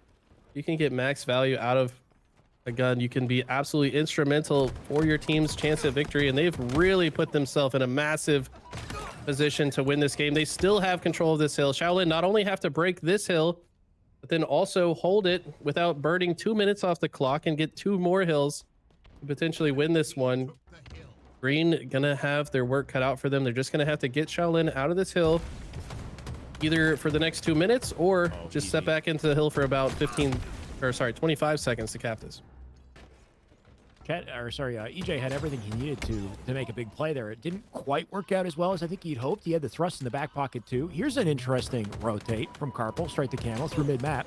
Looking for James. Teammate on Shaolin going to pick up that camo in the meantime, so Carpal's just going to have to cut the losses.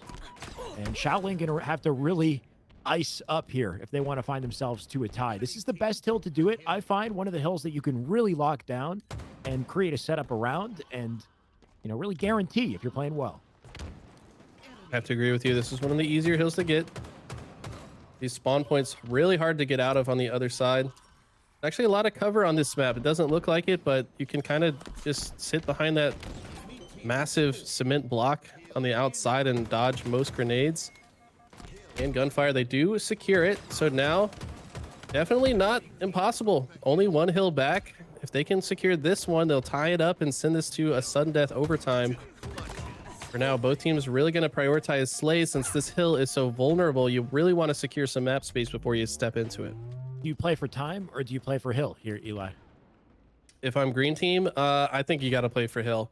Okay. It's maybe once there's like 45 seconds left on the clock and you get a couple of slays, then you could step out. But I think for now, the conditions are solid to just keep going for it. If you can get the kills, you can close the game a lot faster than playing for time.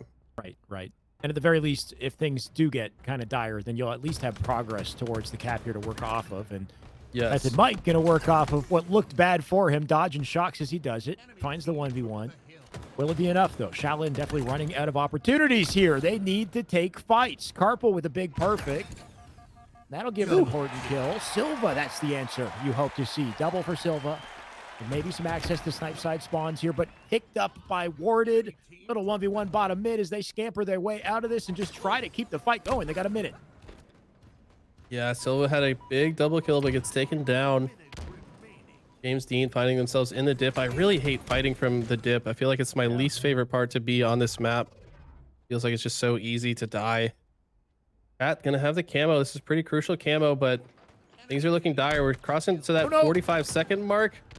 Gets a kill. See if he can stay alive. Yes, camo does reproc. Gonna want to stay in this hill as long as he possibly can. Would not blame Shaolin for just kind of stacking this hill. They have to guarantee it. Can't afford to burn too much time off this clock either. Very doable. I do like the patient play from Sirion, though, right? He's doubling back to yard, getting thrust, so he can really take a fight through center map if he needs to. His team dies as he does it, though, so might have to wait for his timing. Oh! The stick! Beautiful at a Method Mike, and icy at this point in the game. EJ diving into bottom mid, somehow finds a piv. Chet there to clean it up and not waste time for his team, but you're seeing him pour in one at a time here, which is not usually a recipe for success on green. They've got one good shot to do it.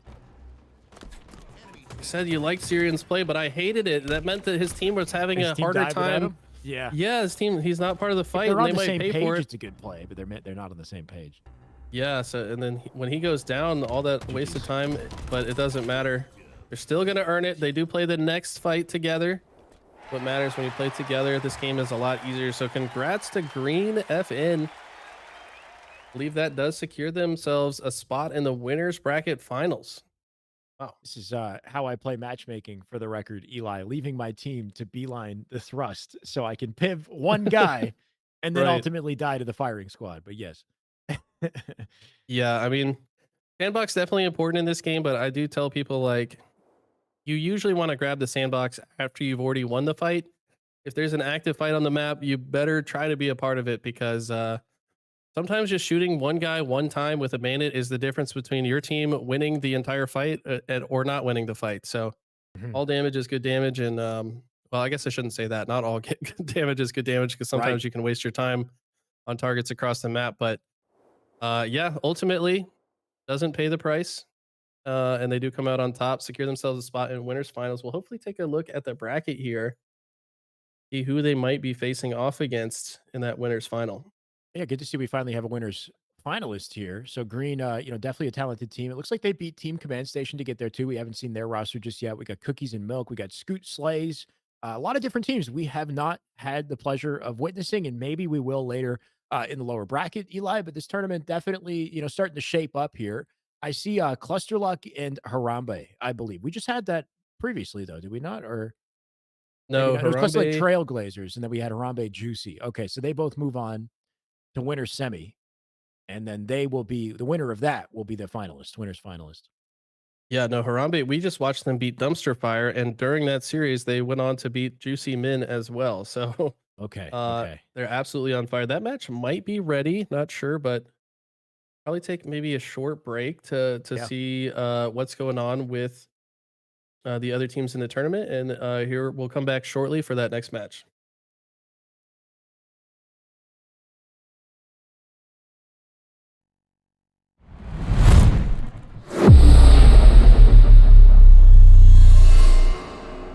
Welcome to Clutch's stream.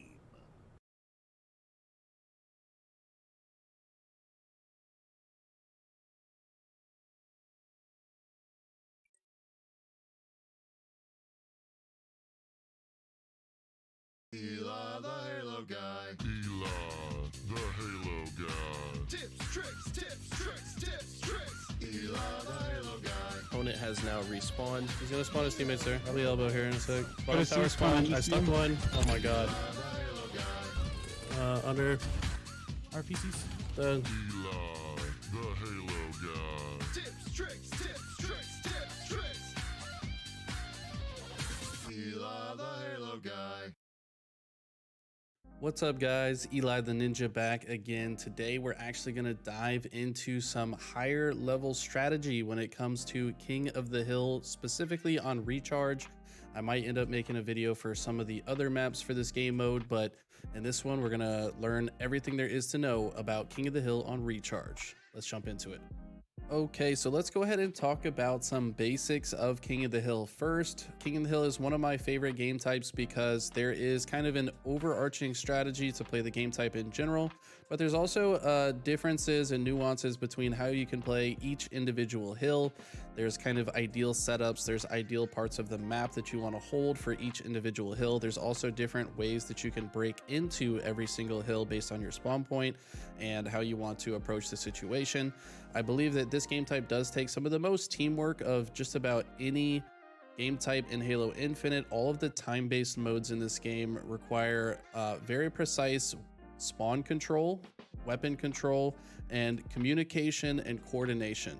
With these things in mind, some of the general rules of thumb to be a good King of the Hill team or just a good player within a team is to prioritize certain space around the hill before you get into the hill. You're often going to have to fight very aggressively for the space that's directly adjacent to the hill on both the left and right.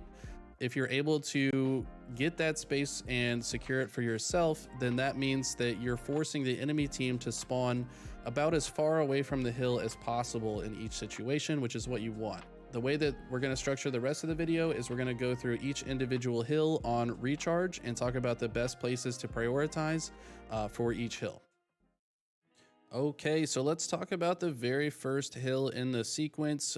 We do start bottom mid where the camo spawns for the very first hill. So let's go ahead and just talk about where is the ideal place for us to spawn for this hill, and also where's the ideal place for the enemy to spawn. So in my opinion, the best place for your team to spawn would be the silo region. Anywhere in this area, there's plenty of spawn points down here, here, and here.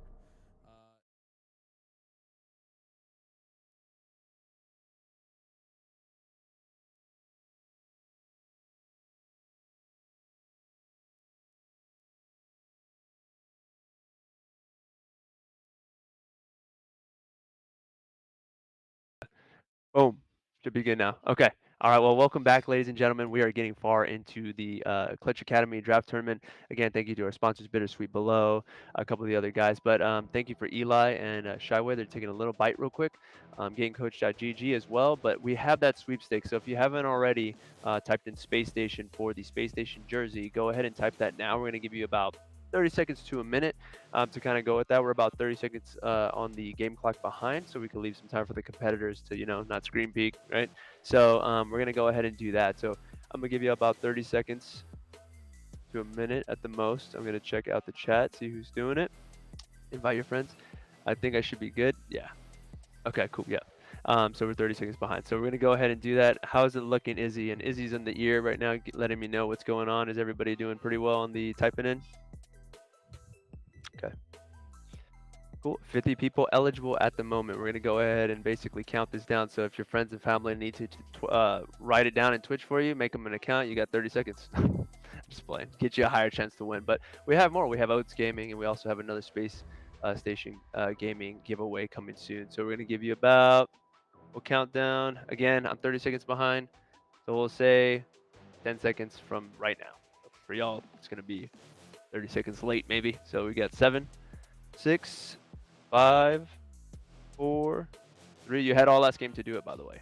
I'm giving you a little extra. 2, and Izzy, you can go ahead and roll it when you are ready.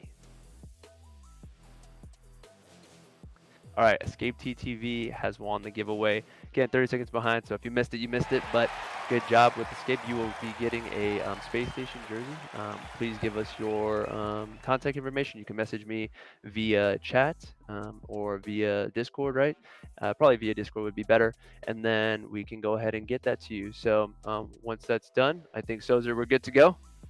We can go back into the break time, and we will be back with Eli and Shyway to go over the next team, which is Harambe Gaming, as well as Team Cluster Luck with Infamy, Respected, Jiggy, Professor Noctis, etc. And again, thank you so much for joining us, ladies and gentlemen. We appreciate every second of your time watching this tournament, and we hope to bring you more.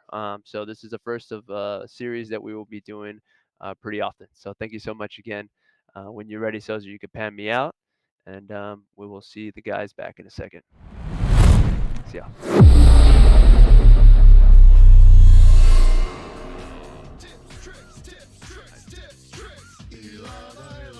Opponent has now respawned. He's gonna spawn his teammates there. Probably elbow here in a sec. Got Bottom a tower spawn. spawn. I stuck one. Oh my god. Under. RPCs. Dead. The Halo Guy. Tips, tricks, Eli the Halo Guy.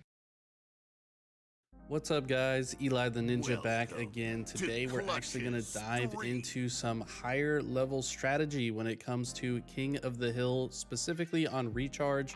I might end up making a video for some of the other maps for this game mode, but in this one we're going to learn everything there is to know about King of the Hill on recharge. Let's jump into it. Okay, so let's go ahead and talk about some basics of King of the Hill first. King of the Hill is one of my favorite game types because there is kind of an overarching strategy to play the game type in general, but there's also differences and nuances between how you can play each individual hill. There's kind of ideal setups, there's ideal parts of the map that you want to hold for each individual hill. There's also different ways that you can break into every single hill based on your spawn point and how you want to approach the situation. I believe that this game type does take some of the most teamwork of just about any game type in Halo Infinite. All of the time-based modes in this game require very precise spawn control, weapon control, and communication and coordination. With these things in mind, some of the general rules of thumb to be a good King of the Hill team or just a good player within a team is to prioritize certain space around the hill before you get into the hill. You're often going to have to fight very aggressively for the space that's directly adjacent to the hill on both the left and right. If you're able to get that space and secure it for yourself, then that means that you're forcing the enemy team to spawn about as far away from the hill as possible in each situation, which is what you want. The way that we're going to structure the rest of the video is we're going to go through each individual hill on recharge and talk about the best places to prioritize for each hill. Okay, so let's talk about the very first hill in the sequence. We do start bottom mid where the camo spawns for the very first hill. So let's go ahead and just talk about where is the ideal place for us to spawn for this hill, and also where's the ideal place for the enemy to spawn. So in my opinion, the best place for your team to spawn would be the C silo region. Anywhere in this area, there's plenty of spawn points down here, here, and here. If we're able to lock this position down, we have the easiest access point to the hill on the entire map, and it's very easy to kill enemies that might be in the hill already. Once we have this space, we want to think, okay, where do we want the enemy to spawn? And the best place for the enemy to spawn would be technically either A or in gold, but if we could choose one or the other, that's the best way to play it. So we could either hold C and also hold A for ourselves. That way we know the enemies are spawning in gold, and we have plenty of angles to shoot them and keep them from dropping out of gold through batteries. You just have to watch the bat ledge, these doors here, and also needles to gatekeep them from getting out of gold. Now, alternatively, we could also just hold C and gold.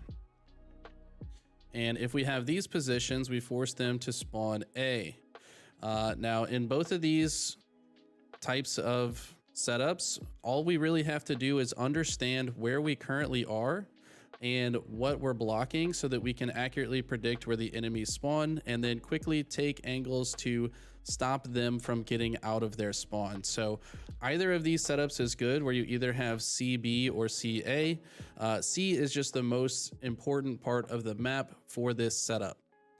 Now, if we're going to talk about exact locations for us to be standing, I believe the best place for us to stand in this setup would be have a guy gatekeeping the hill from C plat, obviously have a guy in the hill itself. The hill player can watch the doors.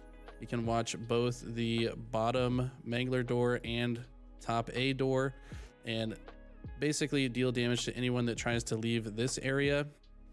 He can also choose to sit in the other corner of the hill down here if we expect the enemies to be in A and we don't have as many numbers to help shoot.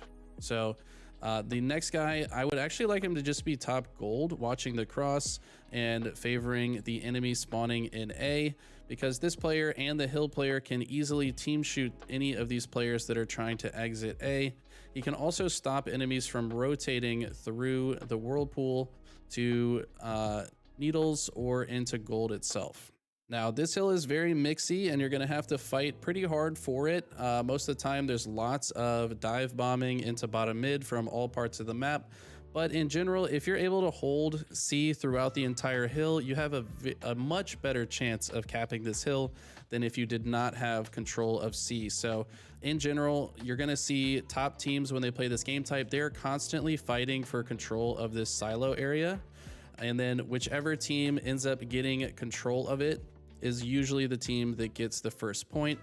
The other benefit of holding this area for the first hill is that the next hill actually moves right here. So, and we'll talk about the best strategies for that hill next.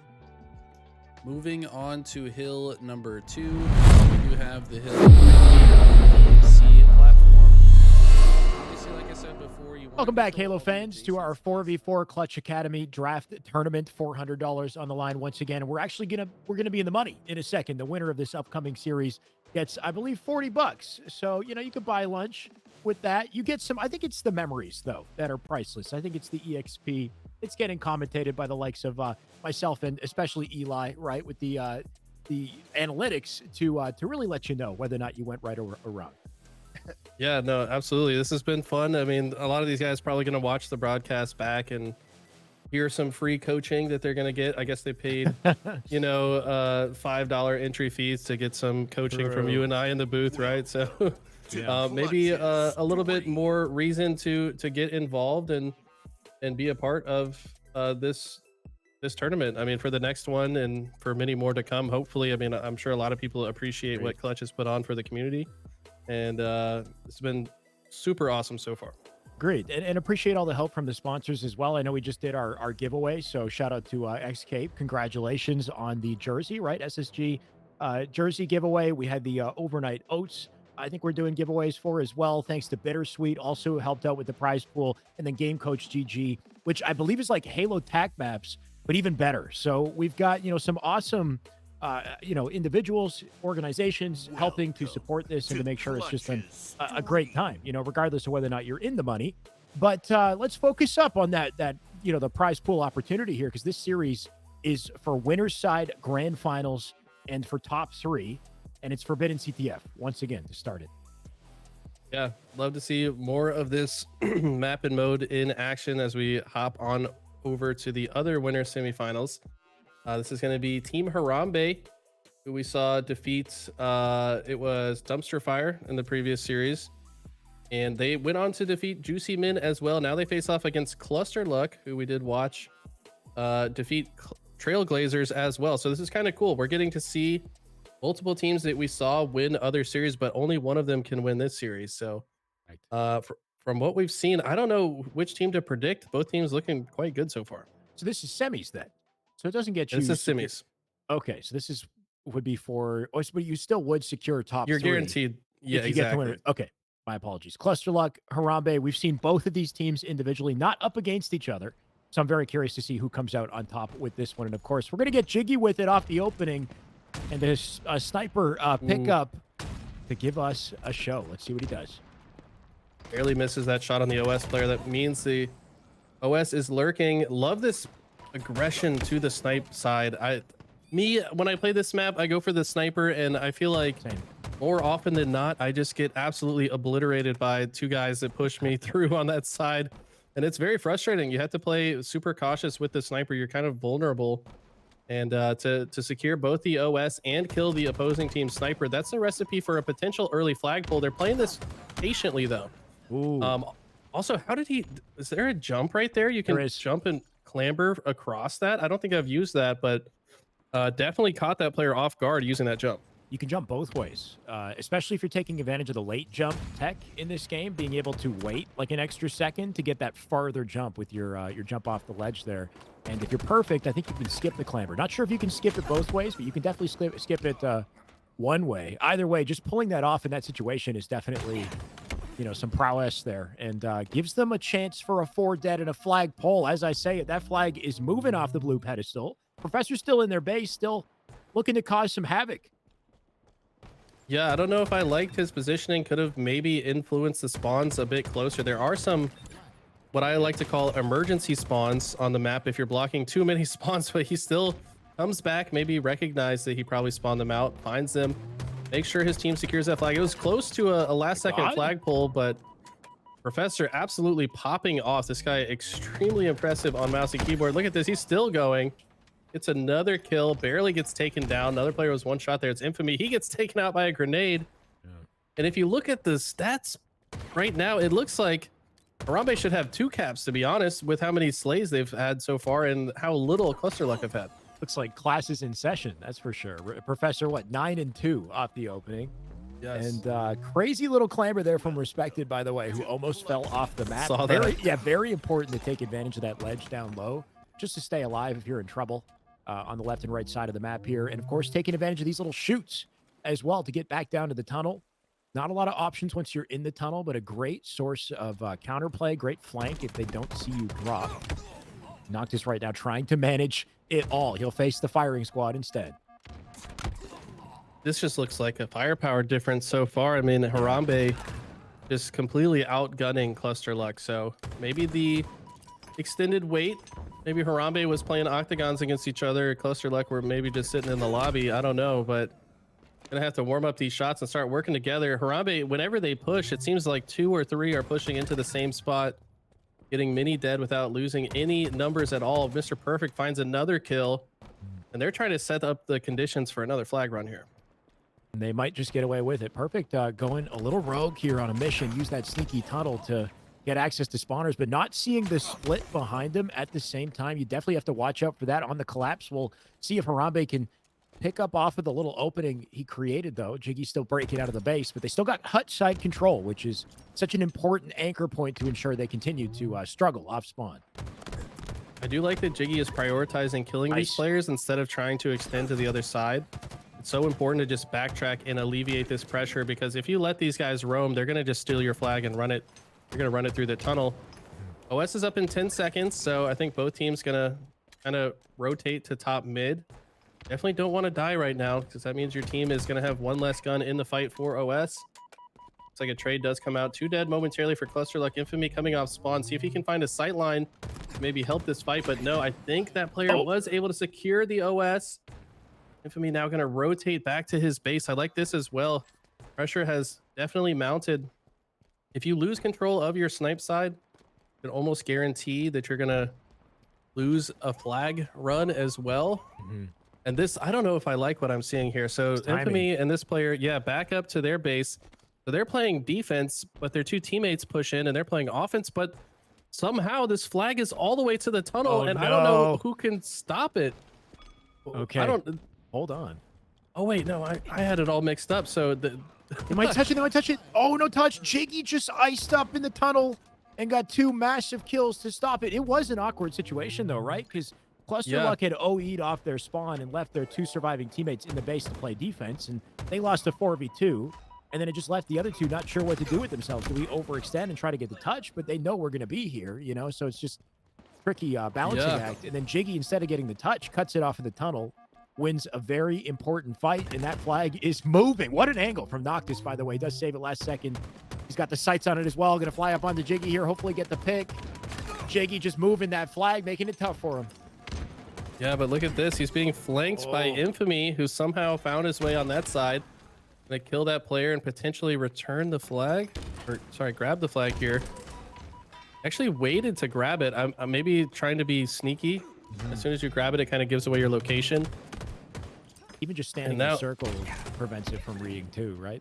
Right, yes. It refills the timer as long as you're standing inside it. But regardless, some patient play being displayed, but doesn't look like it's going to pay off. Jiggy, last player alive for Cluster Luck, and this flag does get returned. So it looked like a potential flag run opportunity. Maybe they're paying the price for being so disjointed. You don't want half your team playing offense and the other half playing defense at the same time.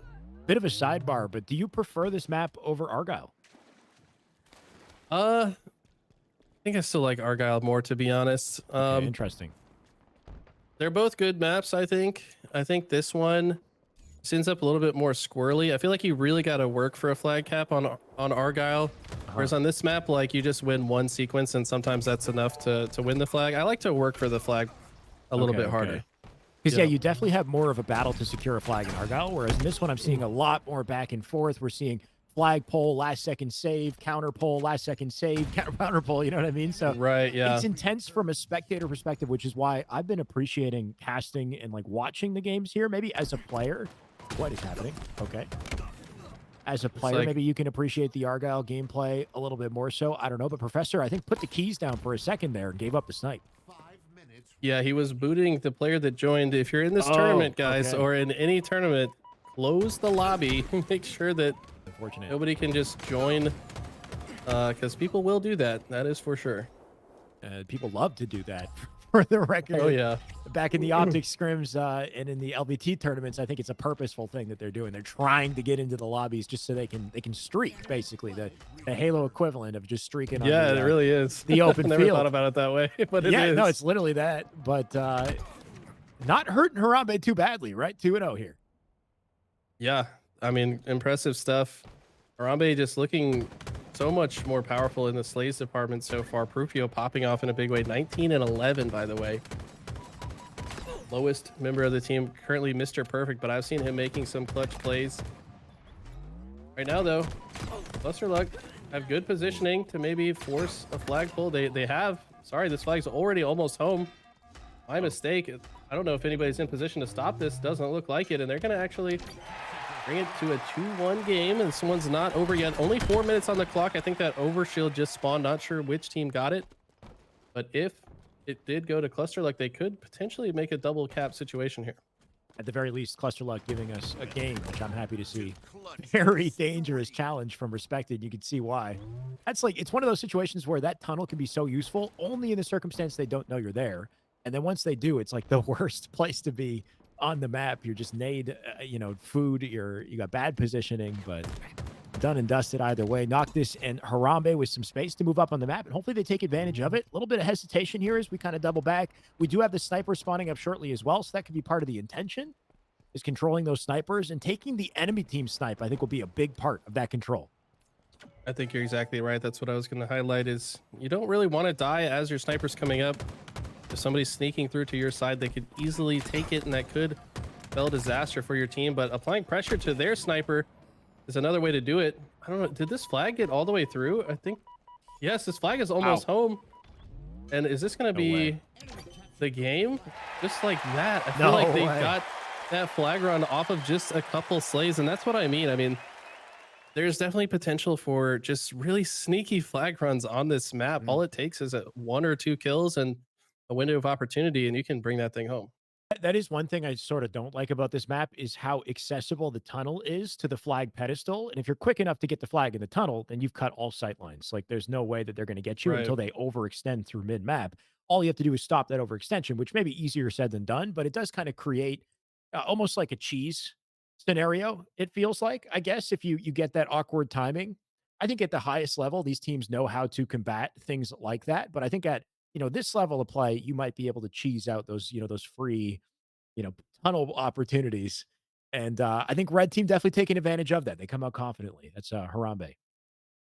Yeah, I mean, the opening of that game was so heavily dominant in their favor. I mean, they won. Yeah, with Professor as well. Yeah, the overshield, maybe they just had snipe control as well, but the Slays really didn't start picking up for Cluster Luck till about the halfway mark, and they did get a cap on the board, but that Slay disparity kind of lends me to maybe suspect that Harambe continue to charge on recharge and maybe Slay out in this one as well.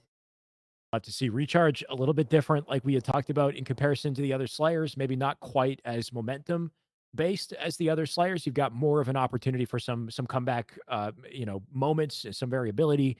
The camo, of course, to play for a center map. The shock as well will be what to look towards. I'm going to be looking for a Professor in the shock. I do know that M&K very powerful for sniper, for S7, and the man is clearly cracked. But for the shock, I'm very curious to see if he'll have that same firepower. I find it a little bit trickier with the M&K for the shock with the burst. Yeah, I think most M&K players would agree with you. Just you do have to kind of maintain your reticle steadily on the opponent for. It's really not that long. It's not even no. It's maybe like a quarter of a second, but that's still a lot easier to do with mouse and control. With controller aim assist than it is on mouse and keyboard. But I've still seen some mouse and keyboard players pop off with the shock. Last week, Ambition 2, another phenomenal mouse and keyboard player, won the tournament, and he was popping off with the shock rifle. Actually hit a running riot. So it's not impossible, but probably a bit more difficult and probably a bit more demanding mechanically to be successful with it. I think he was a player my chat had mentioned to look out for. One of those like up and rising M&K players, right? Like there's some pretty cracked M&K players. We spent a lot of time talking about Wootum the other day, and I'm sure we'll be talking about him a lot more. But it's good to see some new blood, some new talent in the mix here as our series continues with Recharge Slayer. Harambe, they got the momentum. Cluster Luck, all of the resources, I think, though, to bounce back. Yeah, the shock rifle, definitely a big start. I don't like his positioning, though. Would have liked him to take maybe a safer route into the pipes. Gonna maybe use this grapple to try to get to safety, but it's too late. He's already punished for dropping out. I don't know if he intended to jump out or if that was a mistake, but yeah, that's not where you want to be. Keep in mind that respawn timer on the shock, very short. I think only 9 seconds. If nobody is nearby it to reset the timer, we'll have to see if maybe a member of Harambe was able to secure it, but... Say 9 seconds? Yes, Very it'll actually precise. disappear. Yeah, it's because if you die with it and you just stay on your death cam, you will literally watch it disappear right before you respawn. Wow. So yeah, it's very short. So you want to, if you ever drop it, it's a good idea to tell your teammates and kind of encourage them to go out of their way to grab it before it despawns. Also, the risk with dying in B, though, is you drop it into the most vulnerable area of the Right, map. yes. And I think an often underrated route to take, though, especially at the diamond level, I've noticed, is just using the bat ledge and the shock platform to get to gold and to get back to bat ledge, just kind of going up off the top instead of dropping all the way into batteries and trying to come back up. It's vulnerable. You're open to a lot of sight lines, but with good timing and with confident, crossfire, you can really get away with it. And we'll see what Jiggy can do from this position. Of course, Cluster Luck, despite the opening shock, they still have the advantage. And almost the fight there, too. Right, and we saw that it must have despawned quickly because the shock rifle's already back on respawn. Looks like Professor knows about it. He's going to go ahead and grab it. Takes a minute after despawn to respawn on this map, by the way. Ammo's also up.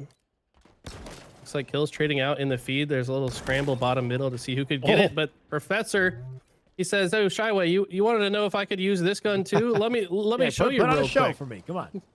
Yeah. Harder to hit that slide headshot than probably an S7, but I think a lot of the shock rifle success, in my opinion, is game sense, though. Like if you can predict where an opponent's going to come from and already have that reticle at head level, it doesn't really matter your input. That game sense is going to land you that kill pretty frequently. You can see him just burning all that ammo, though, from Whirlpool, right? Like, I feel like he was really quick with the snaps and really just trying to get the damage in there. But, maybe a little bit of patience would have paid off. But it's hard to know with M&K. I think you've got, just a different dynamic to work with. But also why I find a player like Formal is one of the best at the shock because of the fundamental, the pacing that you really need, the game sense that you need to really excel with it. Like you've got your collects who just kind of grapple and fly at you and flick shot and make it work. But I find the players that get the most mileage are the ones that stick to fundamentals, are the ones that know where to put their reticle in the right moments to really execute kills. And Professor definitely doing his thing, regardless of what weapon he has. Absolutely. No, reticle positioning so important in this game, but especially with the shock rifle, like you mentioned. I like this routing from Professor. I think they're intentionally leaving those A spawns open so they could collapse on it, but Cluster Luck having this positioning in tower is going to make that collapse impossible, at least from that side. Professor does still find some success on the other side, gets 2 kills, but those players should still be in the tower. They could actually now be in danger of being collapsed on from both sides, as one of them does scurry away and gets spotted out by Mr. Perfect. Wonder how many perfects this guy gets. Do you think he named himself Mr. Perfect for the medal, or is this like a long-time gamer tag? Because, I don't know. It could be either one, right? I would hate to name myself Mr. Perfect personally, because I would feel like I would need to play up to a standard every time I play. Like it was unsurpassable or whatever that other player earlier today. I'm like, yo, you're gonna die, and then your name is now, you know what I mean? Your name is rendered null the moment you get killed. You have been surpassed, technically speaking. But anyway, you know what I mean? It's just, can you put fear in your opponents? Maybe check them with the gamer tag, or is that much thought even really put into it? We've got got some wild gamer tags in the grand scheme of things. You're exactly right. I mean, I've been called out for really not going for ninjas that much, despite my name being Eli the Ninja. They're Exactly. like, I've had people show up to my stream that just had no perspective of like my place in Halo, and they're like, "Hey, go hit a ninja." And I'm like, "Dude, I can't just go hit a ninja on command. Like, what are you talking about?" They're like, "But you're Eli the Ninja. Like, hit a ninja, bro." You'd think if your name was Shyway, you'd think you wouldn't just curb slide center map and look for a piv. Right. But you know, sometimes life doesn't make sense, and I think that's the beauty of it, Eli. You're not wrong. You definitely do not play shy on the map. That's for certain. You will launch yourself into death repeatedly sometimes. No, you've gotten better at it. End that conversation there. But Speaking catching of it back death, up, yeah, I was gonna say catching up with the action here. My suspicion was correct. Harambe slaying out once again. Which puts Cluster Luck in a very unlucky position to fight back from. That's for sure. Because this is a best-of-3 series. They lose this one, they are knocked down to lower bracket. I think that their situation might not be, you know, something they could change anytime soon. This is looking pretty rough. Harambe really not letting up on the pressure here as they're stuck in pipes. Yeah, Harambe looking like they're ready to win this tournament. Their teamwork and positioning, their shots, everything really firing on all cylinders right now. Started with that Forbidden game where it felt like they were just, no matter what, just had the numbers edge in every fight that they took. Seems like when they don't have the numbers edge, they're backing up. But more often than not, they're in the same fight, and that's why they've had so much success.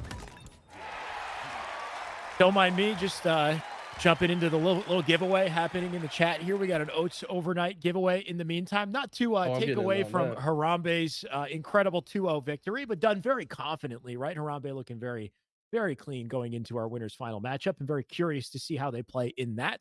And then unfortunately for their competitors, of course, will drop down to lower bracket, maybe a comeback story.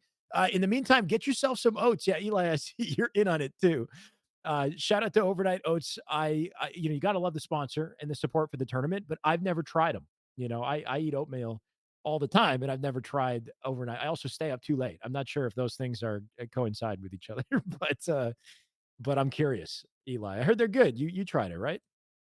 Yeah, they actually had a fridge backstage for the staff and pro players to have. I can't remember what event it was. Maybe it was Fort Worth. But they had a whole fridge of them. So that's the first thing I did when I got to the venue. You know, I got to get my coffee ready, and then I got the overnight oats. It's a nice little pick me up. Pretty delicious too. You know, you can just kind of drink it. You set it to, like, the concept is you set it up. What are we eating? Sorry, put it. You drink it? Is it cold? Is it warm? Is it? It's cold. So that's why it's called overnight oats. Is because you put the milk or water in the oats into the bottle or the cup or whatever, and then you put it in the fridge overnight, and then it absorbs. Like, you know, you normally cook oatmeal in the microwave, and like the water gets into the oats and they expand. It just does that overnight, right? And then you can just kind of drink it in the morning. So, I mean, it's kind of weird to say drink for sure because you're still like eating it, but it's like a drinking gesture. Yeah. Yeah. It's good though. I'm sure it's good. No, I love stuff like that. So get your oats. I see you guys are on top of it. I don't need to tell you what to do. I see the oats in the chat already. So big shout out to Space Station and Overnight Oats for helping out. And I am repping the swag. I've showed this a couple times, pulling off the Clark Kent here, letting you guys know that we do support. But either way, I think that's our done and dusted series. Eli, we got more Halo left to play. And I am curious to take a quick peek at the bracket over on my tab here, just to make sure we know what we're getting, because we had Green that won it last time, right? For the winner semifinal. And then Harambe. So Green FM and Harambe for our winners finalists. Both teams in the money, in the top 3 prize pool at this point. So good to see. But who will be their challenger from lower bracket a little later is what I want to know. In the meantime, though, let's take a quick break. We'll get situated. Get your damn oats in the chat, and we'll be right back. Stay tuned, guys. Eli the Halo guy. Eli the Halo guy. Tips, tricks, tips, tricks, tips, tricks. Eli the Halo guy. Opponent has now respawned. He's gonna spawn his teammates there. I'll be elbow here in a sec. Gotta see Tower spawn. spawn. I stuck one. Oh my god. Under RPCs. Eli the Halo guy. Tips, tricks, tips, tricks, tips, tricks. Eli the Halo guy. What's up, guys? Eli the Ninja back again. Today we're actually going to dive into some higher level strategy when it comes to King of the Hill, specifically on recharge. I might end up making a video for some of the other maps for this game mode, but in this one we're going to learn everything there is to know about. This is why I stopped shopping on Amazon, and you should too. Don't spend another dime on Amazon. Today we're learning Halo from Royal 2. He's a 3-time world champ. He's one of the best to ever play the game. He's also 6'5", fully tatted, hella jacked.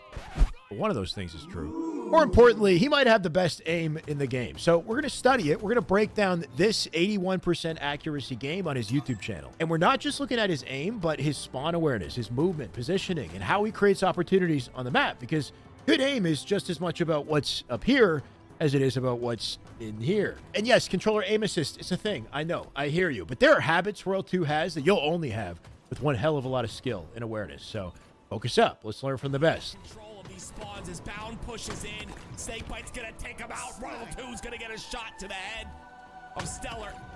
And another one onto Legend. Renegade can make things happen, but so can Royal 2. Oh, my word. Okay, Royal 2, 81% accuracy, Aquarius Slayer. Let's take a look. This is the opening strat. Playing for OS here. It's a patient strat, right? Waiting on the jump up, leaves the nades, leaves that guy one shot. 4 dead on the kill feed already. 1 player, 1 shot. That's 3 dead for yellow team. Picked up OS. And he's going to wait to use the OS, right? Hasn't used it just yet until he gets to the thrust. Takes the 1v1 top mid. New spawners coming up in yellow, in util, in car. Right, the whole map on the yellow side of the map just got hit by spawners, and I think his focus is split here. I'm streaming. I'll talk to you. Yeah. Yeah, he's talking to somebody else, but the spawn awareness so important. Off the opening strat, intention is big, right? We're fighting for utility. We're fighting for space on the map, which is so important here. So Royal 2 is going to accomplish both of those things by playing for OS. Of course, you got thrust, you got heat wave as well, but the way that he kind of dominates space on the map so quickly and so efficiently is what really matters here. Sits on the arm. He's got the option to jump up if he wants to P2. It's a flexible spot to be. And he'll drop some pre-nades into P1. He just brought that player to one shot, and he knows it. He's got a teammate in front of him. He's going to trust that that teammate has it under control. Jump up to P2 and take space immediately. And watch how efficiently he does this, right? He's going to slide jump over. Oh, okay. Welcome back, ladies and gentlemen. Just go ahead and chew through what's in my mouth. Just finish that up. Yeah. So, crazy secret, guys. Casters also eat food, by the way. We're not robots. It's a busy day, man. We've been sitting here. We have been trying to bring you all the action, sacrificing our own personal health for you guys every step of the way. But speaking of health, we got overnight oats. Definitely a great way to start your morning. Hella nutritious, 100%. Delicious as well. And we're going to find out pretty shortly here who won the giveaway. What's the code? I got to type the oats in chat.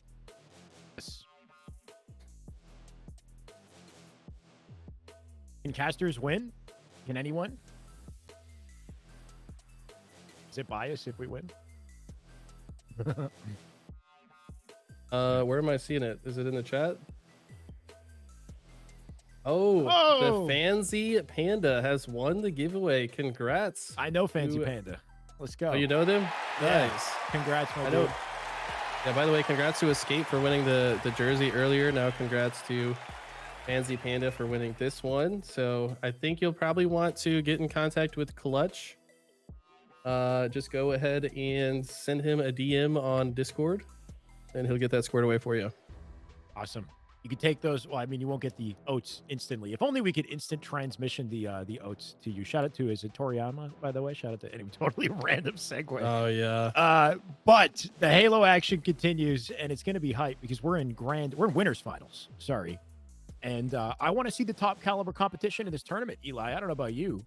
I think this is the best, the cream of the crop, right? This is the type of matchup we're waiting for, what we want to see.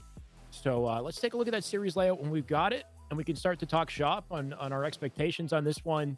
I think we just witnessed Harambe with a confident close to that previous series, looking like a different caliber team, I think, coming out of that previous series. Yeah, it felt like they really stepped it up. I mean, maybe they had a conversation about how to work better together. maybe they use the time between their semifinals or the quarters and semifinals match to just talk through like how they want to play as a team, because they absolutely looked amazing. We're about to hop into the match here shortly. Just from recency bias, I feel like my brain is telling me maybe Harambe is a better team, but I know back when we were watching Green, they also looked quite good. It's just Harambe looked to be kind of on fire in that last series. Right, Green on the other side of it, though, right? We don't have they're not the freshest in our mind, I guess, at the moment, but very curious to see what they put together to make it there. They have to have been talented. I hear some CTF in my ears, so I can't wait to kind of just jump in and see what exactly we're working with here. And it looks like it is Aqua, CTF, Harambe, and Green off the opening, the BR Cross, which we've seen time and time again. Let's see them put it to work or just dive for OS. I saw the Frosty tweet a little while back now, Eli. I think you saw it too. Yeah. Is just the dynamic on this map. Everybody just loves to beeline and just dive to P1 for that OS. Yeah, I mean, for a good reason. It's very powerful power up. You don't really have the option to do anything else. I mean, if you just ignore it and you give the OS to the other team, they have a significant edge in the next fight. So you kind of have to expend your resources to gather it. The side effect of that, though, is after you get it, you're often not able to get out alive with it. But as I say that, Green get a clean 4 dead. They say, oh, you forgot about us, Eli. Let me remind you real quick just how powerful we are. They get the flag all the way home. This is Sirion, and this could be one of the fastest flag runs we've ever seen, using that overshield to guarantee the cap as well. Love to see it. Could you have asked for a better opening out of the guy, right? He has the OS, he has the heat wave. Somehow he managed to pick that one up on the way to the flag and then gets it and then makes it all the way, gets the cap. We do have the counter in session, though, and that's thrown out in Courtyard, which risky place to have it. And we'll see what they can do to get some control over it and keep that run going. Just getting slays. Going to be so important to keep that flag in play. Absolutely. Like this extension into the utility side. Maybe had the awareness that this is where enemies were. He's got a teammate with him as well. So they're looking to make it a second cap, but they're going to have to get a couple slays. Flag Runner does escape at least into the util with no shields. We know the overextenders are coming up, and look at this. They're just going to control the other team's utility side and shoot the overextenders. He gets pushed, but gets the clutch stick, and this looks like it could be a second cap, but wisely, look at this. These two players jumping up to go for the return.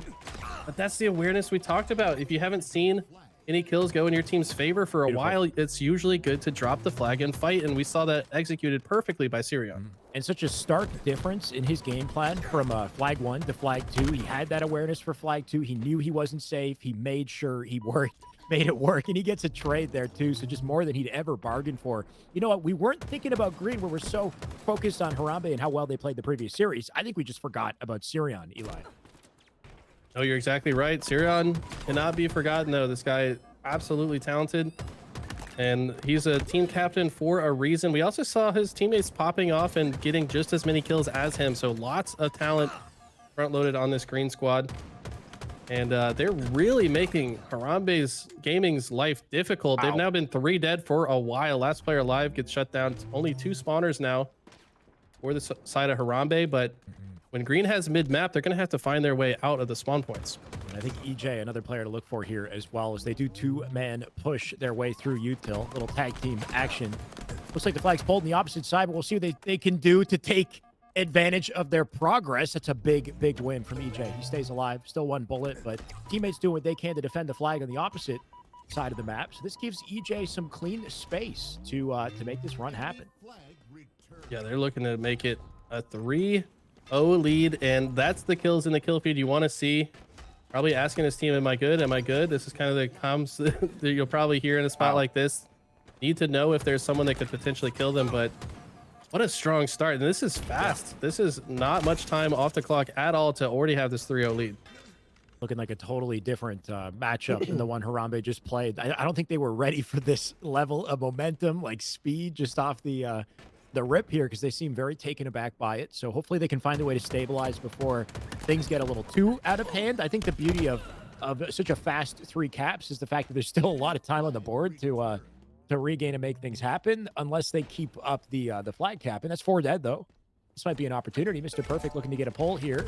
Does he take it car side? He's got a teammate pushing out util. Car side spawns were open, so a bit of a tricky situation to know where to go with that flag coming off the OS pickup.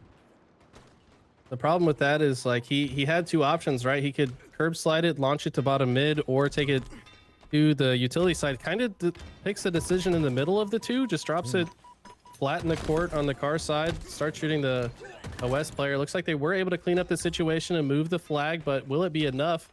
They do get a few slays and could be exactly what they needed to get back into position to potentially cause a comeback here. Got to be so careful with these last seconds. They will plant it in, and like you said, comeback potential still inbound. We'll see if they can capitalize on it. You got to watch out for the counter cap, though. Karpal already moved up on the map here, already got that positioning on top car, so he's going to try to make the best of it. Interesting angle for the nade toss. Does it well. He drops there. Kind of nice. Cutting off options. Picks up a nade kill as he goes. That's 2 dead. Punching in from the car side. Missing the play right there. Is that Noctis, right? You need to have awareness of that push on your base if you lose 2. Because if you don't catch it in time, that's a flag straight through the car. Yeah, look at this. Karpal running it quickly. Doesn't go for the slide off the staircase. Finds another way to maybe escape potential incoming damage. But looks like could be the 4th cap on the board. Only a few members left on Harambe to stop it. It goes in. Now a 4-1 lead, and this is where it starts to feel almost insurmountable. I'm not sure how many jokes I'm allowed to have on this broadcast, Eli, but is it safe to say that Karpal just executed a car pull efficiently? Wow. All right. Yeah, that's exactly good job. what happened. Yeah. You did good at that one, Alex. Good job. I should write a book. I don't know, but keep it. You know what? You know where I learned from the best, honestly, is from Tony. I think I had to take notes from Tony's one-liners. I think he definitely has to have a notepad somewhere. He's keeping track of them. He has to, right? I mean, there's no way he comes up with all that on the fly. Yeah. I mean, maybe. He's a very smart guy. He makes a lot of jokes. He's self-deprecating, but he's low-key extremely smart guy. He knows what he's doing. Oh, yeah. Kind of like calling yourself a dumpster fire, right? Like, you gotta catch people off guard. Did EJ just accidentally nade jump his way up to car 2 or car 3, skip the clamber, pick up the spree? He's flying and frying. This man's doing stuff. Yeah, this is unbelievable. He's looking to close this out in a hurry. He's all the way in the back of their base, knows these players that are spawning fridge side likely to retreat back into their base, and he wants to stop them from doing so. Look at this, man. Harambe just scurrying. So much damage. 3 dead now. First spawner likely to be in back flag or in the fridge side. All green have to do is kill this last player on the map, and then first set of spawners, and this flag should go home. He just keeps getting away with it, right? Like he's one-shot bottom car, looks up to car 3, still finds the piv, still runs the flag. At this point, if you're Harambe, you got to be a little bit checked. Coming off of game 1, green, they just put on a clinic. Absolutely. I mean, maybe they heard me say that Harambe would be the favorites, and they're like, let me remind you who we are real quick, because they looked completely dominant. Keep in mind, that's the first time we've seen that game type played. So, sure, maybe, when it comes to draft tournaments, there's just going to be certain game types that your team is naturally better at than others. Yeah. I don't think Harambe's out of this yet, but wow, does green look strong? There's always a surprise factor with Halo for sure. Like that early momentum sets the snowball, and if you don't find, your ground quickly enough, then good luck on game 1. But that doesn't change in game 2 in streets, right? The snowball just kind of will keep going if you can't stabilize early on here, especially considering it's a best of 3 series. We're still doing best of 3 for winners finals. I think it's only grand finals that's a best of 5 series. So you really got to lock in. Oh, I take it back. Wait, are we doing a quick update? Oh, look at this. Hold on. Oh, production value. Guys. 2 extra maps pop into play. And wait a second, viewers, this is a best of 5. Can we talk about the production value here? I mean, that was... I pulled the Uno reverse card on me, thought we were playing a best of 3, and then he's like, oh, behind the curtain are 2 more game types. So even more Halo action for you guys. Just yeah. Okay. Calling me on my crap, I guess. There we go. Yeah, finding a way to make us look silly. That's all good. But we got Street Slayer on the way, and we saw this game type earlier today. I mean, we both know this is a stressful Slayer to play. It's just so fast paced. Yeah. What I think makes it so stressful is the fact that no matter where you spawn, you're probably a short curb slide away from being in the fight, which means if your teammate has active damage, you're kind of obligated to try to follow up on that damage almost immediately after you respawn. So yeah, but you also can't fall in the trap of going too fast and not having any support or running into multiple opponents. It's a very tricky game type to play. Timing is everything for sure. And I think we saw a good example of that in our first, I think it was our first match of the day. Not just the way that they're collapsing on spawns, but the use of the utility on the map as well. The impact that the Shroud had if you spawn on the A side, being able to time that perfectly for a camo secure, second to none. That's definitely something you're going to want to look out for as we fly into game 2. Now, best of 5 series, that does give Harambe a chance to bounce back, but based off of what we've seen, Green, they are out for blood and not taking prisoners. Yeah, but Professor with a very nice double kill off the rip. Got the repulse as well, puts it to work. Another one, he's also got the shoddy to work with. Gonna try to be instrumental in this grab. The Shroud, like you called, gonna be placed over camo. But sometimes when that Shroud comes up, you should just throw some grenades at it. That's exactly what Green does. Shut down Professor, and that's a big kill to get right now. There is definitely a double dilemma with the Shroud where you do appear safe, at least if you time it right. You can cut the sight line, but there's a chaos to that too. Your opponents can take advantage of your Shroud. They could throw nades. They could whatever, to really make sure it's not a safe grab. Either way, pretty back and forth, I'd say, off the start. Sirion doing his thing, as we'd expect. Looking for 2 here as he's isolating fights. Camo definitely getting some value out of it. Does finally get taken down, though. Professor try to neutralize the situation. Able to find 1, almost 2. No, somehow doesn't finish the shots on that player. It looked like should have maybe been able to finish that, but probably just 1 shot too few into the suit of that player. Like we're gonna try to rotate to this B side. Looks like the communication definitely still there for Harambe. Looks like they are trying to flow around the map together. They do secure another kill, but it's been going back and forth quite a bit here in the early game. Definitely not taking it back too far by that opening, that's for sure. And just trying to keep on top of timing. We'll see what they can do to play off of each other. Of course, Sirion once again on our screen. I think a good POV to pick as they wait for the camo. They've got heavy coverage on that left-hand side, so you can see he's just trying to fill in the gaps here, looking for that mid-map fight. We'll see if he picks it off. In the middle of 2 important duels, he'll find a double and open things up for Green, but Professor is the one who gets away with the camo. Yeah, honestly, great push from Green. I feel like a lot of players expect the pressure to come from bottom C, but they actually loop all the way around, push through the planner side, catch 3 players off guard. Did a good job to trade out a few kills, but ultimately do not secure the camo. Professor going to try to put it to work. And he's going to try to work with these teammates here. I think his teammates really need to pay attention to his routing to try to help him get that value. Be so careful fighting in tires here. Grenade trap. Definitely no fear coming out of Prufio, though, as he flies in, helps with the pickup. Multiple dead as we get a good little bout of momentum from Harambe here. You love to see the regain out of this team. They're not letting up. Spawners and Cafe all together here as Prufio jumps into the sight line. They'll find a trade at the very least for a 3v3, but let's see what they can do to get some sort of a collapse going. That's a massive kill on Sirion. Definitely a huge one to get in that situation. Sirion stays alive there. He could absolutely be a further thorn in their side, but Harambe out to an early lead here. Looking very strong to bounce back in game 2. Looks like they're going to try to continue to apply pressure to Green, and it's been the story that we've seen from them before. When they get into advantage state, they hold on to it with aggression. I think that's what makes them so good at Slayer. The problem with the Aquarius game was they never really got into advantage state to continue that steamroll, but you can tell once they have the upper hand, they know how to hold on to it.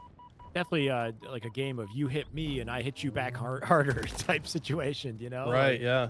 Until you just can't swing anymore. But this is looking very dominant from Harambe now, who have not let up on their pressure. We'll see if Sirion can do something about it. He sits at 11 kills. The main Slayer to look to bounce out, but you don't want to see Professor with 2 camos if you're blue team. That's for sure. Yeah, they continually get these camos. They already have the lead. You have to think that camo would be one way for Green to come back into it, but when being denied that resource, the balls are starting to close in, and it's just been sequence after sequence where all I see in the kill feed is red killing blue, red killing blue. It's going to continue that way. Somebody join or leave or another in the straggler. Come Streaker. on, guys. Close the damn lobby, all right? The streakers are out, man. You got to keep them in the stands. And if you're gonna join a team, join the blue team. Damn it! Like they need all the help they can get here. Nah, anyway. Right. You do like to see Harambe bounce back in this fashion, though, and hopefully we can continue the game. We don't need any sort of reset off of that because this one, I think, regardless of who's in the lobby, it's looking done and dusted for red. I'd say. Yeah, it seems like it. They do go 3 dead though, so green feasibly could start to pull it back, but it's probably too little, too late. Got the Stalker in control of Sirion. Can he make magic happen? His teammates are dying all around him, so he's got to be the hero. He gets taken down, and yeah, I think this one's all but over.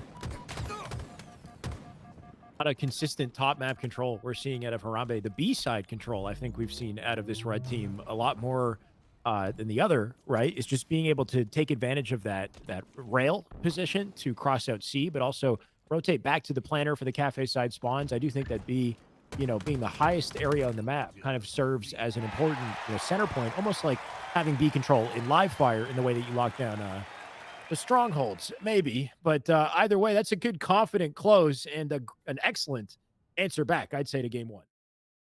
Yeah, damn near a steak-tacular. They were denied the steak, though. Yeah. Still going to be hungry after that one. So let's see if they'll be able to eat in this next game here. I forget what the game 3 was. Was it a flag or? It can't be a flag if we just had it. So it would have you're to be, right. Yeah, ball, king, or strongholds. But we'll see in just a second. I'm not sure either. But it's hard to know where this is going to go just based off of what we've seen so far, right? Both teams really just slapped each other around back to back. Looks like it's a recharge ball. I haven't seen a lot of ball. I don't even know if we've seen a single ball game, to be honest, in this tournament today, Eli. Yeah, I'm not sure that we have either, but recharge ball, one of the tougher ones in my opinion. Kind of functions a bit differently than the others.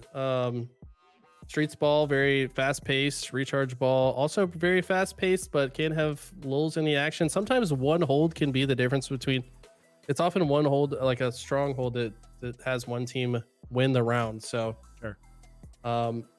Be curious to see with these draft teams how they decide to function. Are they going to try to hold the ball in gold pipes, which has been a pretty common way to hold it? Maybe watching both ends of the pipes. Are they going to spread out and go for that A-B hold similar to strongholds and just have the ball somewhere in the setup? Are they going to try to rotate it to C every time? Because some teams like to do that as well. So I'm curious to see what the strategy looks like. Would you say it's situational as to how you choose to set up, or is there like a definitive best hold that you should be fighting for more often than not?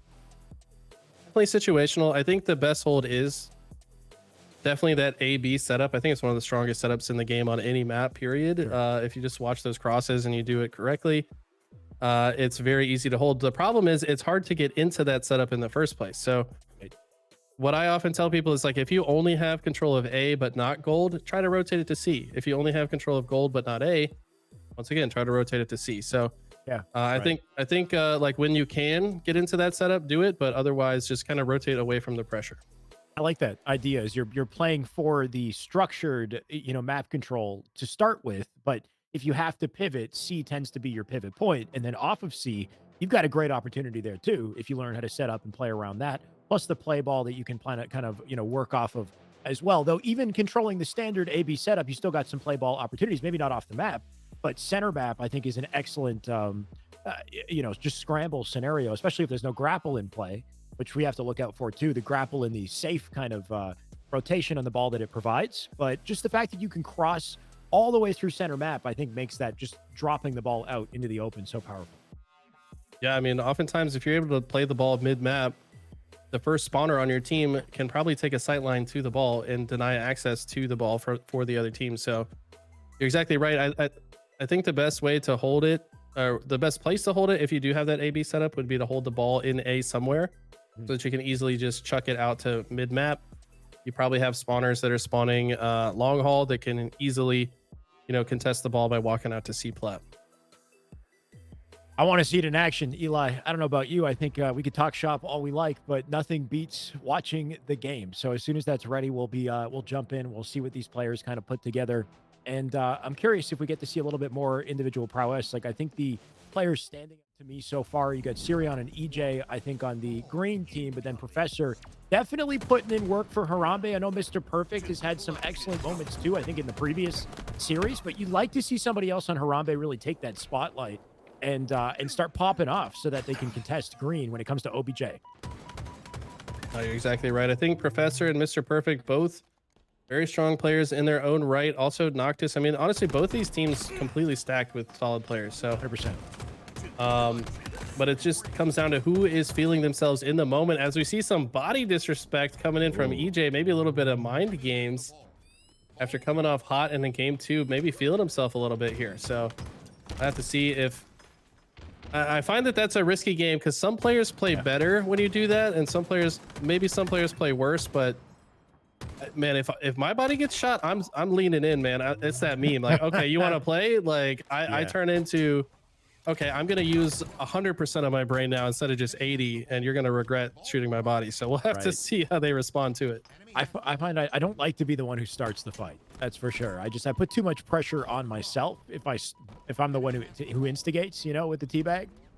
But I think if somebody does that to me, then yeah, it's a good way to wake me up, or like I'll do it back, you know, if you really want to get me started. So it is a risky game that you play, EJ, right now. It looks like he hasn't died yet, though. He's 3-0 to start, so definitely can't complain about that stat line off the opening, on top of the fact that he currently has the ball. Yeah, this is a good time to milk, honestly. There's not really anyone in position to stop him for the moment. Recognizes his whole team dying around him, and that's a clean 4 dead. Harambe should be able to spread into the perfect setup here, wasting no time to use the grapple to get into this gold side, which is so important. Probably knew that he wanted to get here fast enough to force the last couple spawners all the way into the back of C. Finds a target bottom mid, but he's going to have to use this grapple to get back to safety top gold. He does maintain his life, at least for now.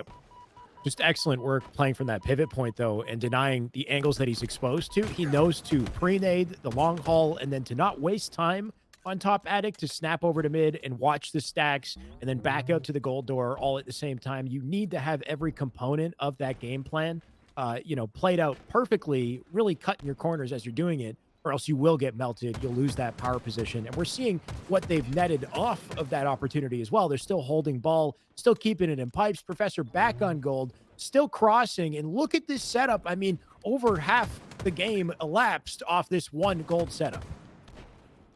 Yeah, this has been absolutely unreal capitalization of the situation from Harambe. Really still rolling from the momentum. We talked about it before. When these guys get momentum, they hold on to it, and they've shown that time and time again, despite having a really rough game 1. Ever since then, just not letting their foot off the gas. Really working well together. Maybe had a little bit of a pep talk after game 1. So we know we're better than this. What were we doing? And as soon as they got control, they've really shown it. Yeah, unfortunately, didn't quite get the rotating the long haul, though. They got stopped short, and that ball picked up, brought back from the blue team. So maybe a chance for an answer there. Prufio snapping onto a player, looking for bottom mid, but ultimately staying alive, which you like to see. We'll see if that ball rotates once again, and if green can kind of play keep away and give them a taste of their own medicine. There it is up on top gold. Prufio not wasting time with the ball. He's diving straight into the action onto batteries, looking for death. Kills. Yeah, yeah. Finds another. Create death. My God. Look at this man. It's another melee. That's enough for his teammate to follow up on it. But absolutely, he did find death. But before that, found a few kills as well. But yeah, very good stuff so far. Let's see if they can turn it into any ball time. So far, it's going to be hard to do so. A good answer either way. But yeah, Harambe now collecting the ball. And not too much time left for them to close that one out, that's for sure. So it's going to have to be a big push at a Sirion as he does go up through center map. A risky place to play if you don't time it correctly. I think we're seeing him maybe pay the price for that. That hill or that ball about to lock in for the round. Big kills from green. I think we got a last second stop and no play ball. So it needs to be perfect Halo from blue here on out. Yeah, they've got it now, but can they get it to safety and hold it there? They're actually rotating it all the way to C. I like that a player came with him as bodyguard. I would like to see a member of their team also hang out in gold for the play ball to be ready, because if they don't, Harambe could just snag it and get the last few seconds they need. And actually hold it here for quite a while, force these players to go. Oh, wait, is he doing the? Oh, He I might thought be he was doing doing the the jump trick. No, it did reset, but I think he might have got one extra jump out of that. Yeah, it really just comes down to your perfect timing and like individual skill, really, on how long you can stay alive there. There's a tiny little barrier or something that you can jump on with perfect precision. Shout out to Broward, who I learned that from personally. But we're seeing pros take advantage of that. We saw Stellar take advantage of it recently too. It'd be very awesome, honestly, to in a land see that used for a couple extra seconds in an important moment. Yeah, I thought it's kind of cheesy. Like it's not really. It's clearly not supposed to be It's there. not supposed to be there, but it's hard to do though. Like, yeah, I thought that maybe we'd see the pros GA it, but interesting. Maybe they're saying it is a skill thing. So like, if you can do it, power to you, because it's very difficult. So yeah. I don't know. Curious to see what ends up happening. They might just patch it as well. But regardless, Mr. Perfect here with the camo. Gonna see if he can secure some time and space on this side of the map for his team to get control. Gonna get a kill. I think the shock rifle as well. And this is a very dangerous combination. Definitely. Let's see what he puts together. Hopefully a couple perfect kills, considering he's got the perfect machine for it. Not quite snapping on heads just yet, under a lot of pressure. That nade's going to nick him. He's got a teammate to bait and switch with at the very least to keep him off. And hopefully find an opportunity to attack once again. But you did bring up an interesting point about just like GAing, you know, that jump. And I find like as a pro, you got to take advantage of anything you can. I feel like the biggest storyline, potentially at least, coming into Arlington would be the spawns, Eli. And Yes, yeah. the subtle changes to them, whether or not they're broken, I don't know. You just got to kind of adapt and conquer. But I keep seeing clips. I saw one from Lucid the other day, like spawners just popping up right in front of their faces at times. And it, you know, the dilemma of all of that, I think managing it is really what's going to set apart some of these teams. No, I think you're right. You got to be a bit more on your toes. It's kind of like maybe add some element of randomness in a game that's already super close between the top players. So you can imagine why the pros are a bit upset about it. But like you said, you just got to be more ready. I think that, you know, if you are still playing the game as if it functioned previously, then, you know, you might be falling behind some of these teams that have already adapted. Or in for a surprise at the very least. Right, yeah. Yeah, some unpredictable spawns at times for sure. But that ball's still going to rotate. Perfect going to get involved from Turbine and knock this. We'll have to play this. Hopefully he does it quickly. No catch on that ball. Sirion going to go grab it, take it from batteries right up the top. And that's the beauty of getting full 4 dead, is even if the ball is played, you can still very quickly grab it and get out of the sight line. Absolutely. Looks like Green looking to answer back. Have a nice little lead here. Purple, big couple of kills here. Perfect reversal, double kill. Massive play in the moment. Little melee as a celebration there as well. And finds another target though, and finally gets shut down. Looks like this might be a good opportunity. This is the type of scenario that I said maybe we rotate to C, but Harambe, the pressure is already here. They don't even have the opportunity to even think about it. A firing squad comes in, and I like this rotation from Professor. He would like for Team Green to spawn at C rather than A, but I think accurately recognizes probably a bit too risky to extend in that moment. Didn't quite have the timing to beat the spawners there. Tricky place to fight from, especially if you're getting pushed by 2. I like the use of nades, though. He can wall off these targets, ward it going in to the war zone. And it looks like he dies, pays the price for it. Perfect, going to give him access to A as they'll retake the setup. Prufio seeing this setup, he's going to rotate the ball. I respect it. Purple now up on gold side as they look for the push here. But some great counterplay from Harambe to just keep that ball at bay, keep the setup on lock, and Perfect going to fill in the gaps. Taking the players that have the shields, the most shields, I find, to take that front position is a great little bait and switch opportunity. And just like that, they do take the lead, but they die in the process. Fight's still ongoing, though. Green does finally end up winning that. They should be able to grab this ball and get it to safety before the spawners can contest it. Mirion's got the ball and the shock rifle. Not sure exactly how much ammo he has with the shock, but Actually not really bad for the ball carrier to have a power weapon, in my opinion, because, you know, sometimes the enemy will just push the oddball player with reckless abandon, and then you just drop the ball and no-scope them in the face, and they're like, oh, he's also got that. So can sometimes throw people off guard. He's going to play the ball to the center, ends up playing the shock as well. Kind of a scramble here. Mr. Perfect going to try to milk as much time as he can, but knows he's probably dead soon. Wow. Somehow survives. Got his shield back. Perfect time. Nice. No way. And Prufio's there to save him. Finally, Sirion and EJ come and get a couple kills, but wow, Mr. Perfect's survivability in that moment was insane, and his team still has the ball, at least for now. What is happening? Prufio, oh, the quick melees out of the oddball. Take wow. notes on that, by the way. You can double beatdown a little bit faster than your standard bandit beatdown, so that comes into play in these close quarters scenarios. You know, done are the days, I guess, of the one-hit ball beatdown or ball glitch, but we still have some opportunities here if you can take advantage of the chaos. This is wild, Eli. We're what, 80, or sorry, is that 69 for blue team as they're trying, no, 90 points for blue team. I'm struggling with the POV at the moment. Chat, I'm sorry, but this is going down to the wire.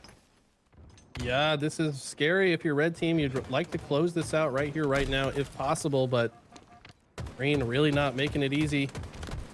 Actually gotten so close, but it is Harambe with control of the ball for now. How long can they hold on to it? This is a dangerous rotation. It should have probably kept moving forward. Professor picks it up off his body. Only need 4 seconds. Carpal coming into pipes here. Doesn't have an angle, though. Wow. Harambe. And the crowd goes wild. I love the cheering. I'm not going to lie. I feel like we're one laugh track away from a full-fledged sitcom, Eli. We just need... we need a condo. Do we need to be in a condo together? And we need like a dog, or we need characters. We're missing characters for our TV series. I think when you made your... they have a cat. What? Yeah. No, when you made your carpal dad joke earlier, that we could have used the laugh track on that one just to save you a little bit, but... Regardless, we got a cat meowing in the background. Yeah. But yeah, the action is heating up. So, assuming that is a best of 5, which I think it is, that means Harambe take a 2-1 lead. And going into map 4 here is a doozy. Solitude Stronghold. Sweat. I think you know how I feel about this game type, and I probably know how you do too. But what do you think about this one? I mean, I hate to be on the receiving end of trip cap on this map. It is the worst case scenario. Yes. This is a rough one. You either get your butt kicked or you kick butt. It's one or the other. It is very fun holding a trip cap on this map, I'll say, because you feel like, you know, god of the game. But we'll see. We'll see what these teams do if we get a close one. Rarely do I see games that hold to the wire the whole way through. Usually you get that setup and then a big bout of momentum off of it. And we'll see kind of what they do to navigate that when it matters. But of course, the shock, the camo will play a huge role, I'm sure. Yeah, no, it's definitely one of those game types that usually between good teams are massive swings back and forth. So like one team might get 150 points uncontested. They finally lose control of it. The other team then gets 150 points, but can they turn it into 200, you know? So I recently made a YouTube video of Sentinels beating Optic 250 to 0 in this game type. Wow. So it's not impossible. By the way, and I looked back, I wish I mentioned this in the video, but I looked at their previous scrim against Bittersweet. Sorry, I know you guys sponsored this event, but they also beat Bittersweet 250 to 0 the scrim before. So Sentinels 500 and 0 in this one game type and back-to-back scrims, which is just unreal. So it goes to show if you know how to hold the setup, it can be very dangerous. I wonder how much of that was Boo Boo with the camo or Spartan with the shock rifle, just considering just the way that those guys play with that utility. But damn, Sentinels, it sounds like they've got a method to the madness, and I'm curious to see if Green does too, because their winner's bracket life is on the line with this match. Yeah, I think that the primary mistake I see people make on this game type is maybe just desperating bottom middle over and over, trying to cap B without getting plays ahead of time. Like you really do want to secure some slays around the perimeter of the map before you drop bottom mid. Look at this. So far, I think team really making that mistake. Camo shock in the hands of Sirion. This is the guy that needs to turn things around for Green. Can he do it right here, right now? Yeah, Camo Shock and Sirion being the saving grace from what could have been a pretty rough trip cap off the opening. We saw the makings of it, but 37 points, you know, not too much to play off of or to come back from if you're green in the situation. So nice work to stave the bleeding. Make it a spree. He's still out for blood. Noctis going to barely escape with his life, so good move from him to do that. But Sirion, he is not worried about it. He's just being a turret. He's putting in damage, keeping them back in A, really limiting their options. And I like that he goes back to perimeter to hold the sight line, play for positioning. He's not just trying to be a demon in every... You know what? He's a god. I take him. He's got it all. He's doing it all here. Prufio, you better back down. 4 dead. Wow. Yeah, this is what we talked about. Gonna get out of hand in a hurry. They've also got 3/4 of the map, which guarantees the other team is going to spawn on the other side. It looks like they are ready for it. You can tell they are purposefully manipulating the spawns. That's how this game type can get out of hand. Right now, showing exactly the right way to do it, but all it really takes is one good squad wipe. It is hard to find, though, when you're in this trip cap. Or, I mean, sorry, in the spawn kill. Carpool with the overkill extermination. Only caught the end of it. Xbox, record that. He is going to be rewarded with the flames. Fire. He's on fire. Oh my God. Let's stay on board with him. Can he get another one? Imagine. He's too hot. They can't put him out. I saw Twitch chat a little bit earlier. They're saying, Carpal, get it TF together. Eli, you can translate what TF means. Feel free. But he got it together is what I meant to say. Man's on fire. He's doing his thing. Yeah. No, this guy, he is taken down. So I think the flames will dissipate. Fire extinguisher has been put into play. Taken straight off the wall of recharge. Put to use here. But man, they've held on to the lead despite him getting taken down. They're now rotating the opposite side. Getting control of C is going to be a good start for Harambe, but they're going to want to secure that shock rifle, maybe get a pick before they can comfortably cap B. They're going to go for it. They do secure it, and now this is where the momentum could swing, but they're going to have to get a few spawn kills quickly. That's a good way to start with a free back smack in the dip area. Good live from Prufio. He needs to continue to stay up. This anchor point on snipe going to be so important in them just getting back map control. Sirion dying in a 1v1 there is big for Harambe as well. EJ looking for blood. Prufio, love the movement. Right back up to top mid. Going to skate some angles in the meantime as he does it. Back in the fray to pick up the scraps. Warded. Nice save. That's a thrust pickup for his win. And can they break the snipe side? This is definitely a blend or B blended game type. Oh, yes. The question is, who plays better out of the blender? Rufio hits the no-scope headshot. Tries to put him back in the blender. Says, go back to where you came from. I'm hungry for a smoothie. Warded's going to rotate through. And Wisely doesn't just try to desperate for B. Understands he needs to get some caps or get some kills down before they could potentially cap it. Looks like Sirion gets away with the camo, but he's spotted quickly. Does survive with his life, though. That's massive for green right now. The question is, who's a brick and who's a banana as far as what's easier to blend in this situation. But right, yes. We'll see. Trip cap on lock. Green, they're back in it. Sirion with the shock as well. And the camo. He's got the ultimate combination here. Would have called it the Predator combo back in H5. Oh. And he's putting it to use. Make it a double. Crowd's got our backs here. And Sirion, he's still got work to do. Yes, if he can just stay alive here, he's going to make it so hard for Harambe to get back into this. Barely hits the wall in front of him instead of that player. Hits a strong body shot. Not sure if that player was able to be cleaned up. No, it looks like they're still capping C. Carpal just trying to shark around bottom middle, make it very difficult for Harambe to get into B, but he gets taken down. Harambe is suddenly in a trip cap, but can they hold on to it? Previously, Green, the better team at breaking out, but this looks like a harder situation to break out of. Not only do you have to cap A first, but then you got to find a way to get out afterwards. So this is going to be a true test as Professor hit some very nice shots in a situation he probably should not have won that fight. 100%. Winning your 1v1s is everything here. So Professor coming out. Oh, the rotate Professor. Okay, okay. Like that. Snapping onto Flower's door as well. That's a rotate I don't see very often on this map, for the record. It's one of the more stylish and satisfying ones to hit, but it's hard to find an opportunity because of the origin of the slide. Like, you have to back up into that corner and start it from there. But Professor pulling it off with grace.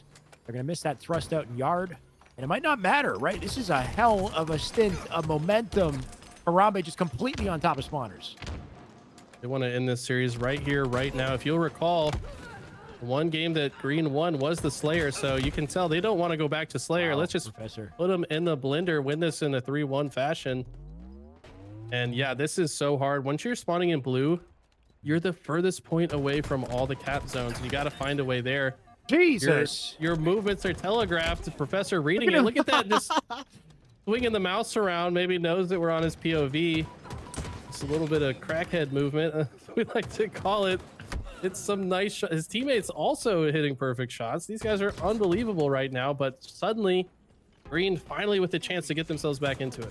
Man picked up a PhD in bandit fundamentals or something, right? Like he's looking like the professor of this game, that's for sure. Prufio coming in to pick up off of the opening, make it 233 and counting. EJ does have a shot. We need to see him hit a face, and not quite snapping just yet. The ice ain't in the veins here, and it needs to be, because Green, they're in trouble. Their tournament lives on the line in 7 seconds if they can't find a break. Such a difficult position to be in. I don't know if they can do it. They start at Cat B, but at the same time, C's being flipped. Gonna have to stop one or the other. And they're setting foot in A and C. That's a great start for their potential clock stopper here. And they end up flipping both. Wow. And they hold on to B at the same time. I don't know. Professor respecting him in C there as well, and not taking the 1v1 fight, so they give him the cap, and all of a sudden, trip cap here as Green finds a last-second breath of life in this game. Can they hold it, though? Prufio. EJ with a kill. That's big for blue. They'll take snipe side off the spawns here. Camo coming up as well. They could snowball this if they can keep control. Professor got to be careful on the 1v1s and make sure he comes back to his team so they can play as 4 and stack and get a break here. Camo up in 7. Blue could do this with perfect play. How does Harambe play out of it, though? They send 2 to the loop side at the same time, 1 to LR. I think another player snuck through his flowers to dip, perhaps. But Harambe losing numbers. They're going to have another chance, though. Right now, Professor last. Look at this man's movement. He's all over the place. Purple just trying to shut down this flowers rotation. Warded does get the camo somehow, despite his but don't you so much pressure. Oh, yeah, he needed to stay alive there. He didn't need to shoot that early. And he'll die for it. They're in B. EJ going to try to stop it, but they don't have numbers. Sirion with a flank in bottom mid. EJ, Sirion, they'll save it last second. 219 and counting. All of a sudden, they managed to keep this in play. They still got inside map. Sirion get melted. In comes the crossfire. Professor going to take damage. Gets out with his life. That's a huge live. I think it's Mr. Perfect who's pushing up on snipe side here. Might create the opening. Carpal with the defense on S4. Can they do this? They got to dive into B. Party's happening down bottom mid. Huge 1v1. Professor will take it. Almost through to the cap here. Oh my God, they got C at the same time. Wait, 49! And it's an AC hold from the backside of the map. Harambe, they'll still find it. They'll still send Green to the lower bracket. They use the B cap as bait. Carpal left his positioning from S4. And as he does so, Harambe sneak in through the backside. I don't know if that player got there through the lift or through poster side, but either way, while all the actions taking place bottom mid, he sees an opening to cap C and ends up winning the game for it. So great process by Harambe. They're going to secure themselves a spot in grand finals on the winner's side.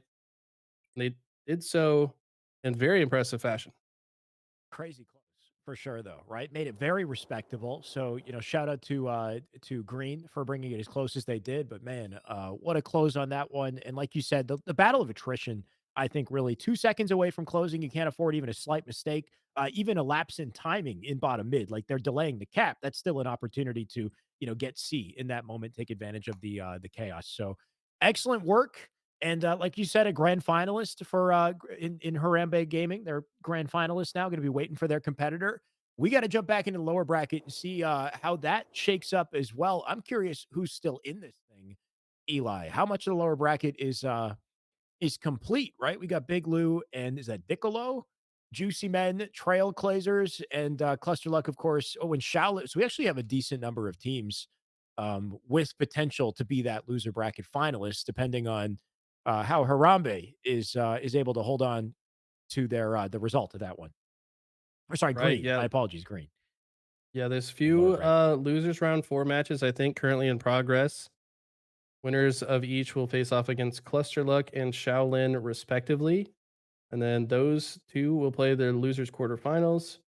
So we're getting down to the end game here. Not too many series left. I think we will take another short break here as we reset, reload, and see which side of the bracket we move to next.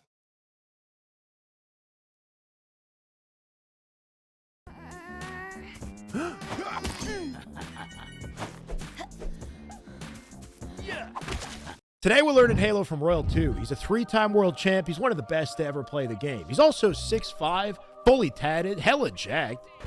But one of those things is true. More importantly, he might have the best aim in the game. So we're going to study it. We're going to break down this 81% accuracy game on his YouTube channel. And we're not just looking at his aim, but his spawn awareness, his movement, positioning, and how he creates opportunities on the map. Because good aim is just as much about what's up here as it is about what's in here. And yes, controller aim assist is a thing. I know, I hear you. But there are habits Royal 2 has that you'll only have with one hell of a lot of skill and awareness. So focus up. Let's learn from the best. Control of these spawns as Bound pushes in. Snakebite's gonna take him out. Royal 2's gonna get a shot to the head of Stellar. And another one onto Legend. Renegade can make things happen, but so can Royal 2. Oh my word. Okay, Royal 2, 81% accuracy, Aquarius Slayer. Let's take a look. This is the opening strat. Playing for OS here. It's a patient strat, right? Waiting on the jump up, leaves the nades, leaves that guy one shot. 4 dead on the kill feed already. 1 player, 1 shot. That's 3 dead for yellow team. Picked up OS. And he's going to wait to use the OS, right? Hasn't used it just yet until he gets to the thrust. Takes the 1v1 top mid. New spawners coming up in yellow, in util, in car. Right, the whole map on the yellow side of the map just got hit by spawners. And I think his focus is split here. I'm streaming. I'll talk to you. Yeah. Yeah, he's talking to somebody else, but the spawn awareness so important. Off the opening strat, intention is big, right? We're fighting for utility. We're fighting for space on the map, which is so important here. So Royal 2 is going to accomplish both of those things by playing for OS. Of course, you got thrust, you got heat wave as well. But the way that he kind of dominates space on the map so quickly and so efficiently is what really matters here. Sits on the arm. He's got the option to jump up if he wants to P2. It's a flexible spot to be. And he'll drop some pre-nades into P1. He just brought that player to one shot, and he knows it. He's got a teammate in front of him. He's going to trust that that teammate has it under control and then jump up to P2 and take space immediately. And watch how efficiently he does this, right? He's going to slide jump over, check the staircase as he does it, and then over to util, snaps onto this player here. He's checkpointed himself on the other side of P2, and he's cut the car lane out of the picture entirely. If somebody comes through the connector on car 3, they can't see him. He's not in between zones here. He's cut sight lines, isolated 1v1. Perfect. Knocked his shields off. He's got a teammate in front of him. Going to trust that that teammate has it. He's aware of kill feed. He can hear this in this moment too, so he knows 4 players are dead here, and he's got the flexibility to drop and check if the OS is burned, which is not burned yet. So easy, clean opportunity to get that pickup, and then the patient use of the OS playing for positioning. Waiting to use the utility until he gets the thrust on top mid. Now we're stacking the utility, right? He's got all the power here. Little bit of a fumble, like beautiful shots on this first player. And something we're going to see throughout the video, of course, is his patience.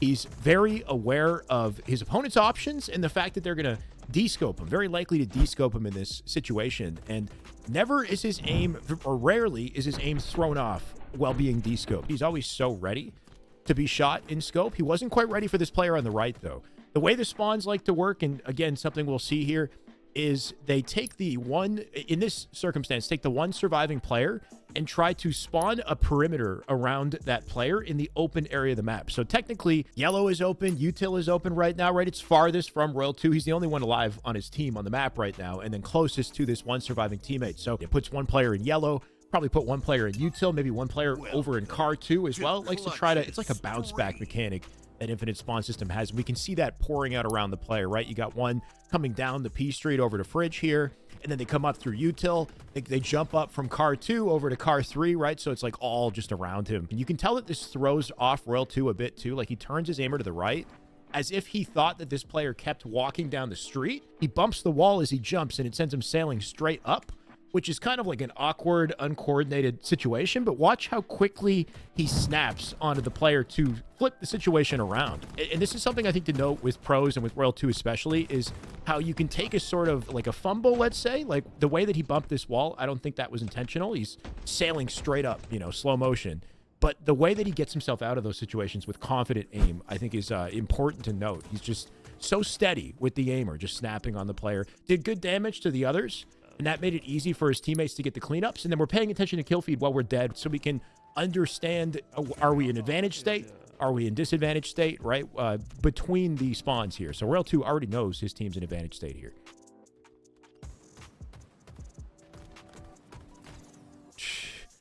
OG almost turned that fight around, which is kind of crazy. The nade kills him. You could tell he was hungry for the rechal. Dono. Let's go. $20 dono. Nice movement. I'd be steezing. I don't know if I'm just old or what. Like, comments. What does steezing mean? I've never seen the word steezing in my life. I have no idea. Oh, the spawn awareness here is big, though. He knows the spawn's split to yellow in that situation, so he turns and snaps on yellow. He's going rogue. Man, he's going completely rogue. Fives him. Beautiful. Still has the spawns open on the fridge and on pink side of the map here with his teammates anchoring out util. The movement in this situation completely flips this fight around. Oh my God. Nah, it's a clinic. It's a clinic. It's a clinic. Oh my God. And then OS coming up. And watch how he's not even sitting on OS, right? Watch how he takes space. There's so much happening in this life that he's on top of their spawns and on top of the timing. He's just one step ahead or 3 steps ahead, honestly, in every single one of these scenarios here. So again, as you die, you're paying attention to kill feed. You're paying attention to what your teammates are up to. What's the state of the game? Are we in advantage, right? So there's 2 dead here. It's currently a 3v2 on the map. Even though he died, they still have an advantage state. The kill feed stays on screen for 5 seconds. The spawn timer in Slayer is 8 seconds. So if you want to time spawns, 3 seconds after the kill feed disappears, that's when a new player will spawn. If you want to try to time it in your head, you can use the scoreboard to see who's spawned and who's not. It's a 10-second spawn timer in OBJ. Keep that in mind as well. But Royal 2 knows when he spawns here that they still have an advantage state when he comes up. And you can see his teammates are already pushed out to car to yellow util here. And there's a player in yellow. So the open spawn right now for those 2 players who just died after him, who are spawning now, they're probably spawning over towards. Do you like any of these fonts? This one's too old-fashioned. Okay. This one, it's nice, but that's too pretty.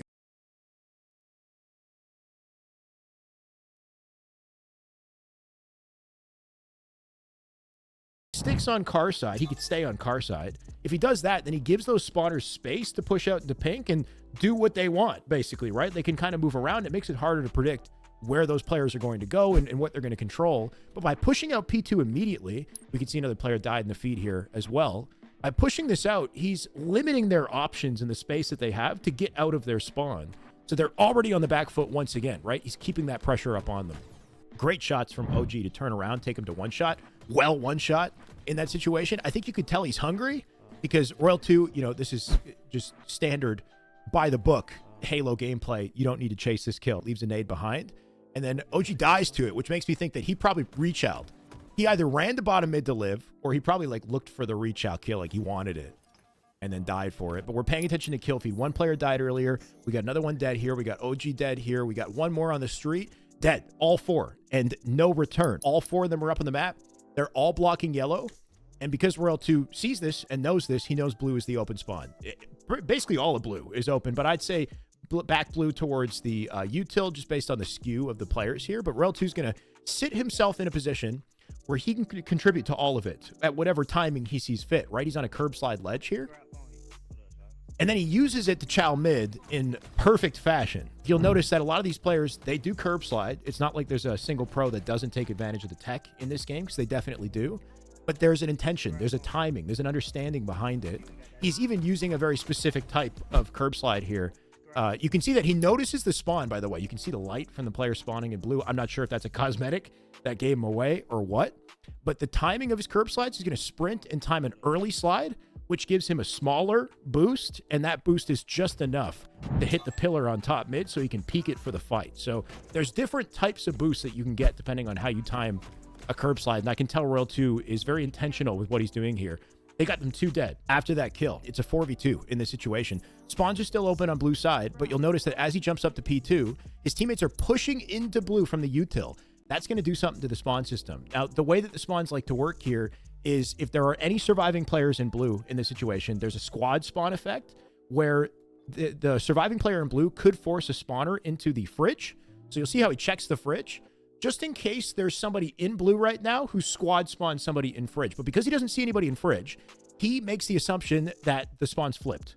to yellow, which is exactly what happened. So he's going to fly over to the nades. Great awareness on the plasmas. He's going to trust that his teammates got that under control, because they do. It's a numbers advantage for these guys, even though one died up on mid. And then immediately start attacking the flip spawners on yellow. Like, this is excellent awareness. Beautiful shots. I mean, flawless tracking. If we're going to look at the strafing work here, if we want to, left, right, back up, and then strafe. He crouches left, jumps backwards right, and hits all of his shots at the same time. Nothing too fancy. Just, you know, using all of the mechanics when it's necessary to use them, right? Like, he's throwing a crouch in there, and he's full committing to the crouch. He's saving his jump for the end of the fight, but not letting any of that compromise his tracking. Super steady with the reticle, right? And barely moving the right stick. Left stick is a great support in this situation. This is where I said he's going rogue, right? Because he knows there's a player in yellow. This player who backed up could push out the street, could reach out, and the spawn in his fridge is open because of that squad spawn effect. On top of the fact that he doesn't know what the results of the blue base fight are, so he's kind of in the middle of everything. So he's just going to take a gamble. He's going to fly out to courtyard on the assumption that he might catch somebody off guard with his timing here. And you'll see he catches a spawner. I assume that's a spawner in fridge. And I assume that this is the player that was in yellow, that rotated, that didn't reach out and just rotated right up the street. So if he stayed on P2, he'd be in the middle of the war zone. Instead, he just, you know, big-brained, got timing from behind, killed the spawner. He's coming back. You're watching your teammates as you do this, right? One of them died. One of them is anchoring the util. So we know that fridge, that P side is still open in the situation. He's anticipating a fight. Watch the patience here. Sees the tip of his head, doesn't chow this, doesn't clamber this and give up unnecessary, like, free damage. He just drops down, slides, like, swerves perfectly around the nade while holding reticle placement. This is kind of the beauty of the slide, is you can reposition while still holding your reticle placement. Jumps back to the sub, jumps to the jump up. And there he is. The guy dropped down from P2 to P1. And now he's given himself a positioning advantage for this fight. Like, that's just beautiful Halo. On top of how he uses the nade. Perfect stick, right? He's taking advantage once again of the left-hand bias that you have. Throwing nades, they come out your left hand. He basically can't see the origin of the throw here, right? He's fully protected. During the animation of the throw where he'd be vulnerable to getting shot, the guy can't return fire. So it's just very well placed. He takes, like, no damage through that. Goes for the YOLO.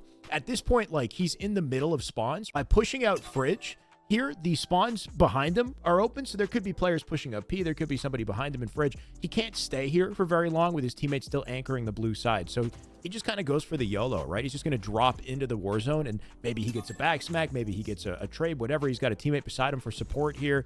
It's a good idea, right? Because there's a player who comes up P from behind him. Now he's dropped in the middle of it too, which questionable decision from this yellow player. He eats it. That's 3 dead. So they've got a huge numbers advantage once again. He's got space on the map once again. OS is coming up in 20 seconds, but his entire team is skewed towards pink, and you can see that with the icons. So he wastes no time flying to car side to take space on the map, because once again, what we're doing is we're limiting the space that they have. We're making it easy to predict spawns. We know that yellow is the open area of the map here. By forming that perimeter early, he can lock them in once again.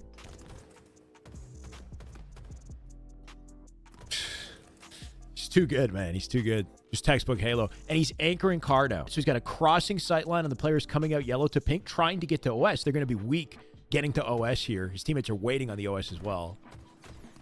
There's no way. Oh, there's no way. That's insane, honestly. So he's trying to jump to car 3 here, right?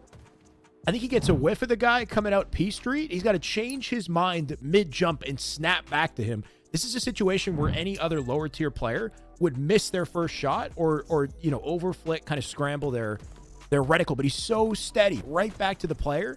And the moment he finds that first shot, he's got great recognition of where his reticle lands and where to put it for the next shot. He already knows he's in position. Doesn't move the reticle. He's just going to jump into this flawlessly placed shot and follow through. Like, that was just God tier. His reticle's not thrown off in this situation too. He gets shot as well. D-scope, no adjustment in the right stick, right? This is so steady.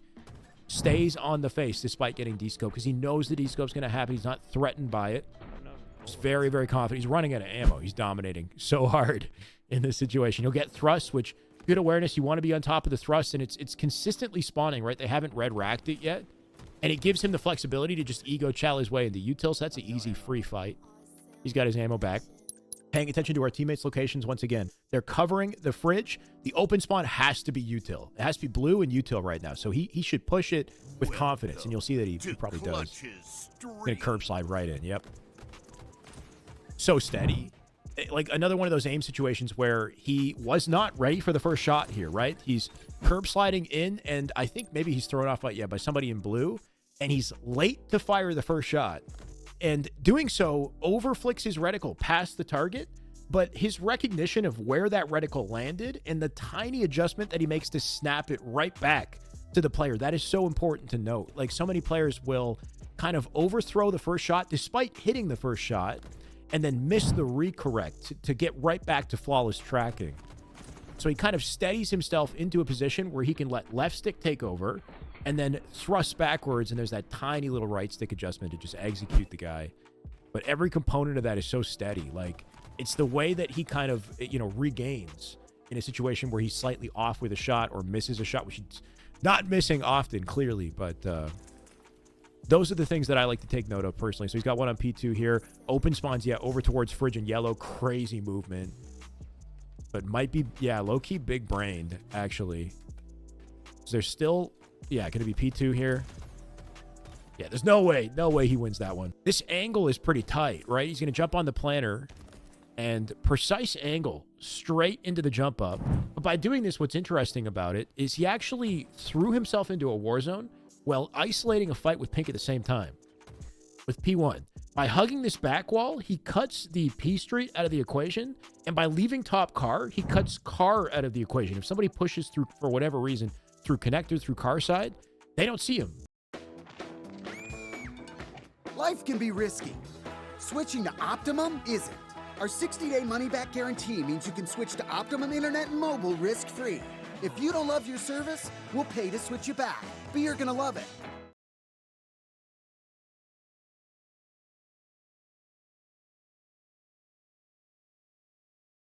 Rick and Morty, we're back, baby!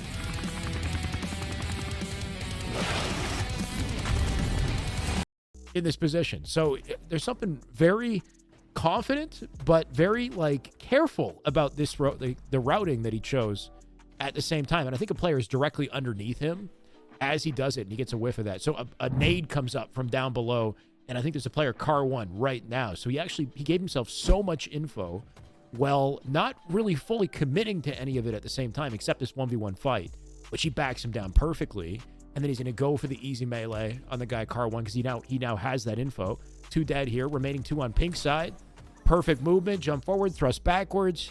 Couldn't do anything about the second guy, but they're still in advantage state. It's basically already GG's at this point, not going to lie. I think he just said he zooms in with his right stick. You can tell sort of what control scheme people are on based on the icon in the bottom right. Ladies and gentlemen, in case you haven't had enough of me yet, we're back with our Clutch Academy 4v4 tournament. Not too many matches left to play as well. We're now down in the lower bracket for the first time of the tournament. I believe we've been sailing through the winners bracket. We just finished up with winners finals. So one team, that's Harambe, solidified in the winner's side grand finals, waiting for a competitor, and that competitor we're about to witness here, or at least maybe potentially one of them. We got Big Lou and Cluster Luck in, I believe, winners round 5 or winners quarters at this point. Eli, we've got Live Fire Solitude Recharge as our best of 3 series lineup, but should be an interesting series. We've seen both of these teams already. We know there's some great talent here. I'm just wondering who's ready to lock in. Welcome to Very interestingly about this series layout, every single one of these maps has a sniper rifle and everyone has camo. So gonna be interesting to see which of these teams can control the camo a bit better, or use those snipers to get a significant edge. That's what I'm noticing early. We know Bigabaloo definitely a favorite to grab the sniper and put it to use, but I know that every member of Cluster Luck, it seemed, was able to put it to work as well. Infamy, Jiggy, Amplify, and respected the members of Cluster Luck. This is just a well-rounded roster, in my opinion, and if they can work together, they could potentially beat Bigabaloo here. These two haven't played against each other just yet, right? It was Trailblazers that I think we watched Cluster Luck. Today we're learning Halo from Royal 2. He's a 3-time world champ. He's one of the best to ever play. I think that's the biggest thing is just, making sure you got a good balance of talent in your 4v4 roster. So I'm curious to see how this stacks up with, Bigabaloo. He was a star of the show, or one of them at least, in the previous match that we watched with him. So yeah, a lot of potential here. And you said it with the areas, the utility to control the sniper and the camo, which I've noticed. I think this is just a trend. Eli, is if you're not sure what power up to put on your map, you just put a camo. Like the OS has shifted to camo in just about every one of the maps, right? We had the QT to camo on Aquarius. Sorry, no, it's the OS on Aquarius, but I guess Live Fire went OS to camo. A lot of these maps made a shift over to camo. Is the trend that I saw, at least. Anyway. Yeah, definitely wanted to shift camo back into the forefront. Maybe thinking the OS may be a little too powerful on certain maps. I do think it was pretty strong on Live Fire. Like the team that got the OS typically won on Live Fire, and I don't know. I think that camo is probably a good balance. It also forces you to be a bit more cerebral with your gameplay. Like OS can kind of just steamroll through a situation, whereas with camo you've got to be a bit more thoughtful about your approach. So I do kind of like that. It does buff players like Boo Boo Doo. If we're talking about HCS, the players that are notorious for making some really strong camo plays, they've been buffed in the new meta. Obviously the Bandit as well. I just can't wait to get into next week, man. We're gonna see probably some of the best Halo we've ever seen, period. So but in this tournament here, I mean, we've seen a lot of up and coming talent to find themselves this deep in the tournament, but can they put the items to work the same way the pros do? I will say it's kind of crazy that it's already been about 6 months since Worlds, and that was BR starts back at Worlds, right? So we made this transition, half a year ago, and now we're finally seeing the result of the Bandit change on land. So that will be, very interesting to witness. But like you said, kind of bring it back. Camo in general, though, I think it's the pace of play that I'm curious to see and how it impacts it, right? Like a lot of these maps, like Live Fire, Streets especially as well, very high momentum, very fast-paced maps. So I think the idea, in theory at least, is to let that camo maybe slow down or mix up the pace of play. But we'll see what these boys do as they set the pace. In game 1, we got Oddball Live Fire to kick it off. Now that we start with Wookie, he is definitely one of the guys to watch. When we saw him pop off in the previous series he was on stream, he was absolutely instrumental in this team's success. He does get taken down early. Sniper rifle in the hands of respected 117. Maybe a campaign fan here with the number choice in the gamer tag.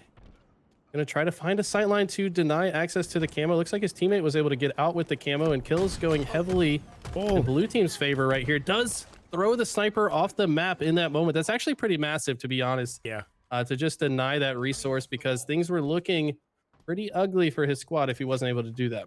I was wondering where that play was going to go. Whenever you push through dummies like that with the sniper, like you were taking a massive gamble, right? The moment you get seen, you're in big trouble. So throwing it off the map, I think, was the best case scenario. If you get a body or something on the way over, that would have been nice too. But at least the enemy doesn't have it.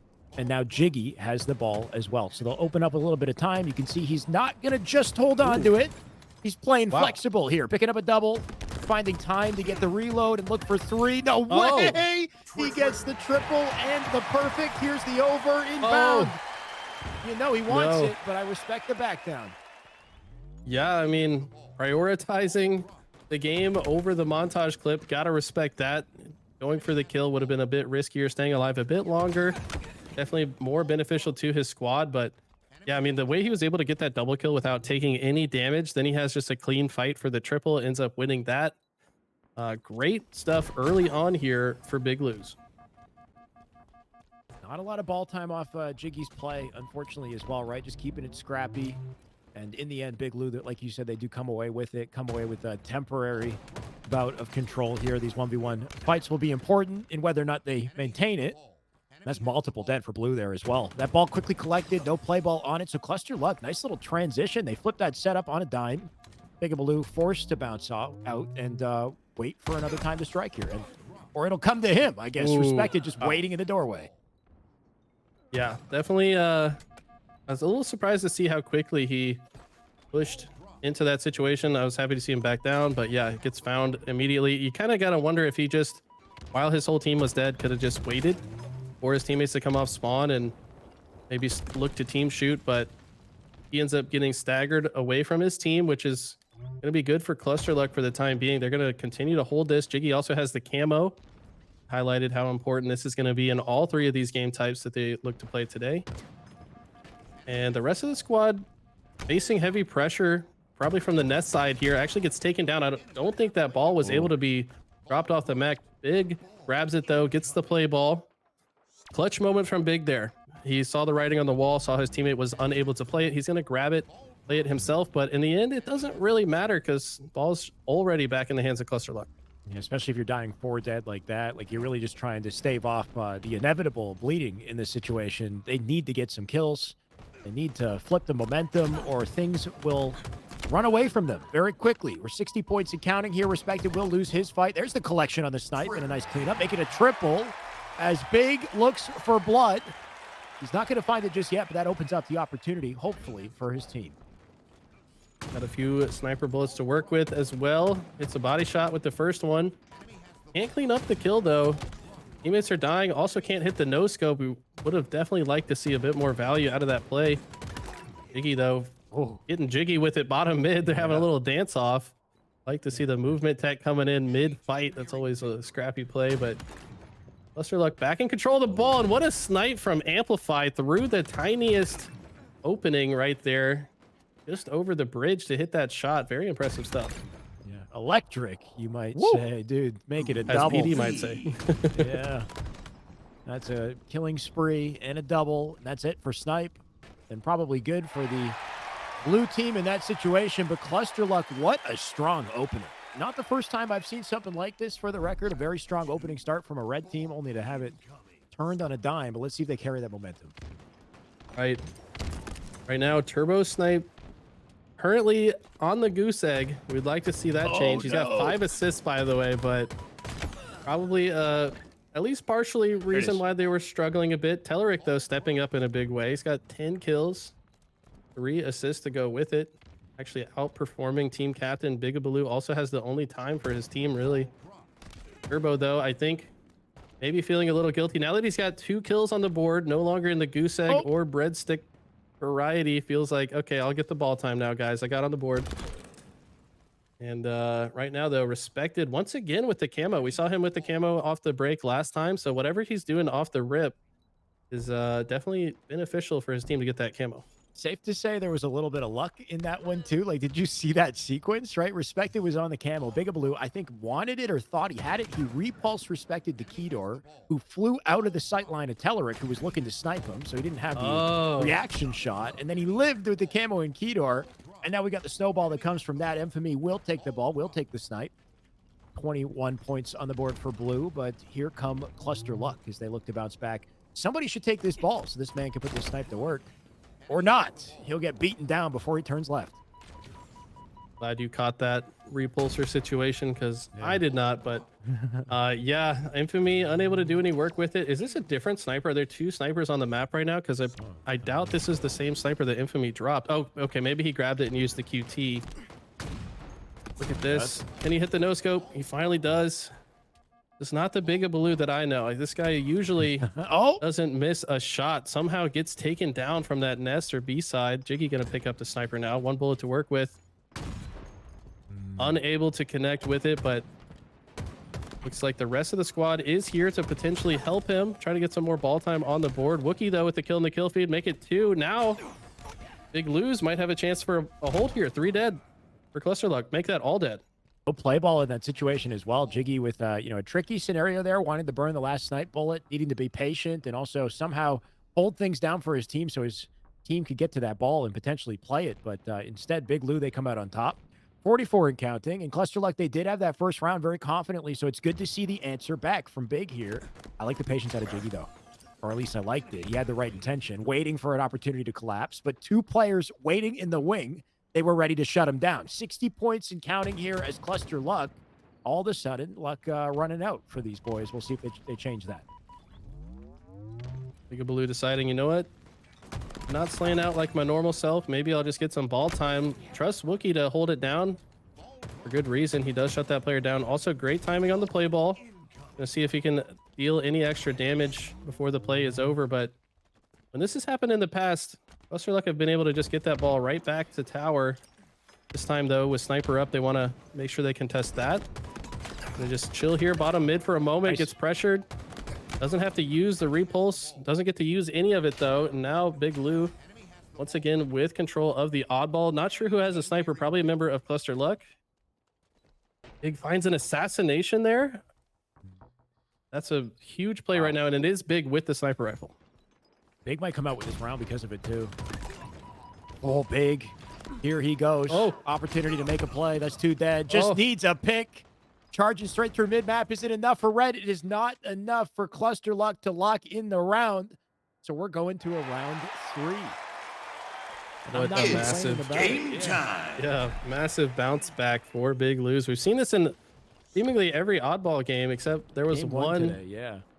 Yeah, there was one 2-round oddball game, but here we go.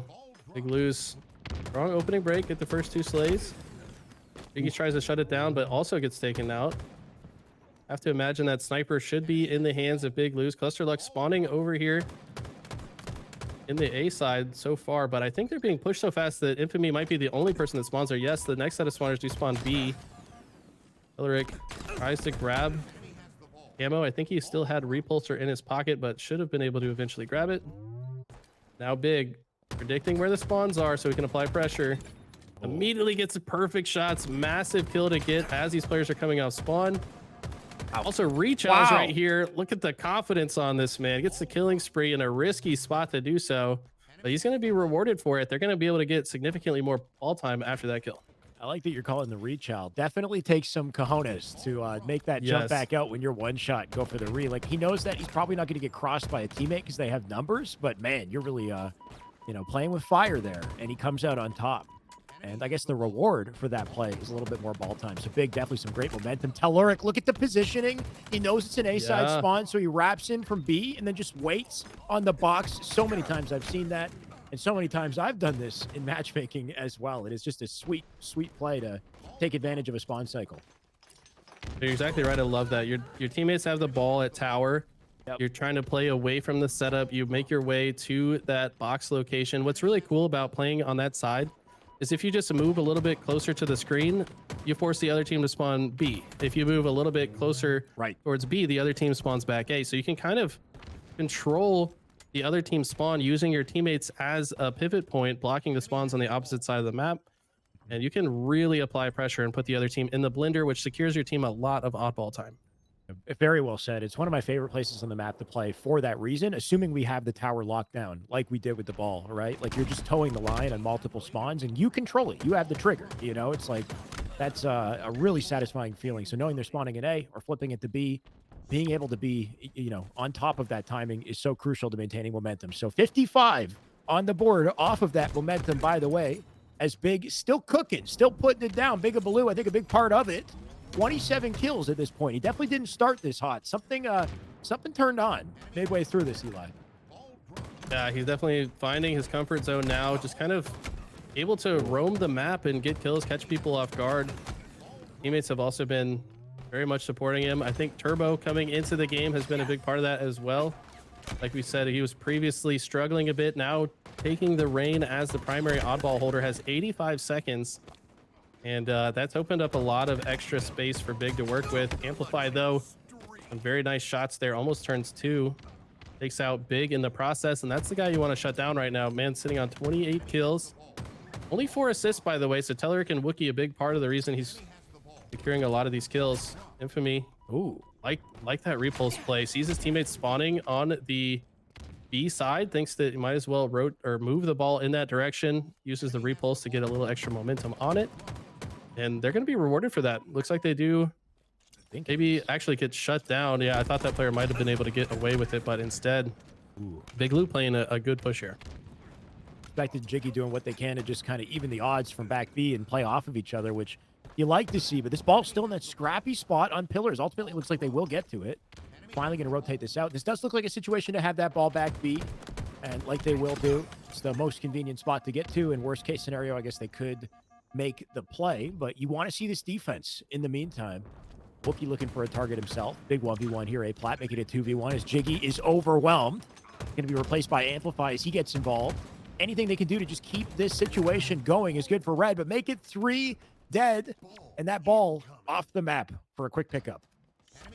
That means Big Lou should be able to grab it pretty quickly. Turbo Sniper makes a beeline for it, but he's met by Jiggy. Like Wookie watching from above to see if he can maybe catch someone off guard that's rotating through bottom mid. Respected able to get away with it for now. We'll see how long he lasts, though. All these blue Not players, very. one shot. Wookie right now in trouble on the scoreboard, getting shot in the back as well, just trying to bob and weave, but not going to matter. That's a 1v1. I believe on the feed, that ball still sits down. Big Blue, last one up to get to it. You kind of don't want to see him hold it, right? He's got 33 kills. Let this man stat as he brings it back to his spawning teammates. Uh-oh, the fumble. Going to slow him down a Also little got bit. Snipe. Yeah, he's got snipe as well, so he will. Oh, he's going to get back B with it. Getting tagged as he does it. Looks like he might be the man to play it. And ultimately netting points for his team while Wookie defends. Look at this. I see so often players in panic mode just throw the ball off the map, but sometimes you want to get maximum value out of it. Goes for the hero play with the no scope. Teammate goes for opposition goes for the hero ninja play. Neither one really working out. Ball's now going to be rotated to tower by Cluster Luck. Jiggy holding it for now. But Telerik has the flank. Looks like he's able to get behind unseen. Finishes a killing spree in the meantime. Now just has to find some more targets to shoot at. And Big Lou steals the ball and seemingly holding it before even finishing the fight. They're just milking optimally here. And the whole team is dying around them. That's huge. Could potentially close out game one if they can just save off the next set of the next push, and I think that's it.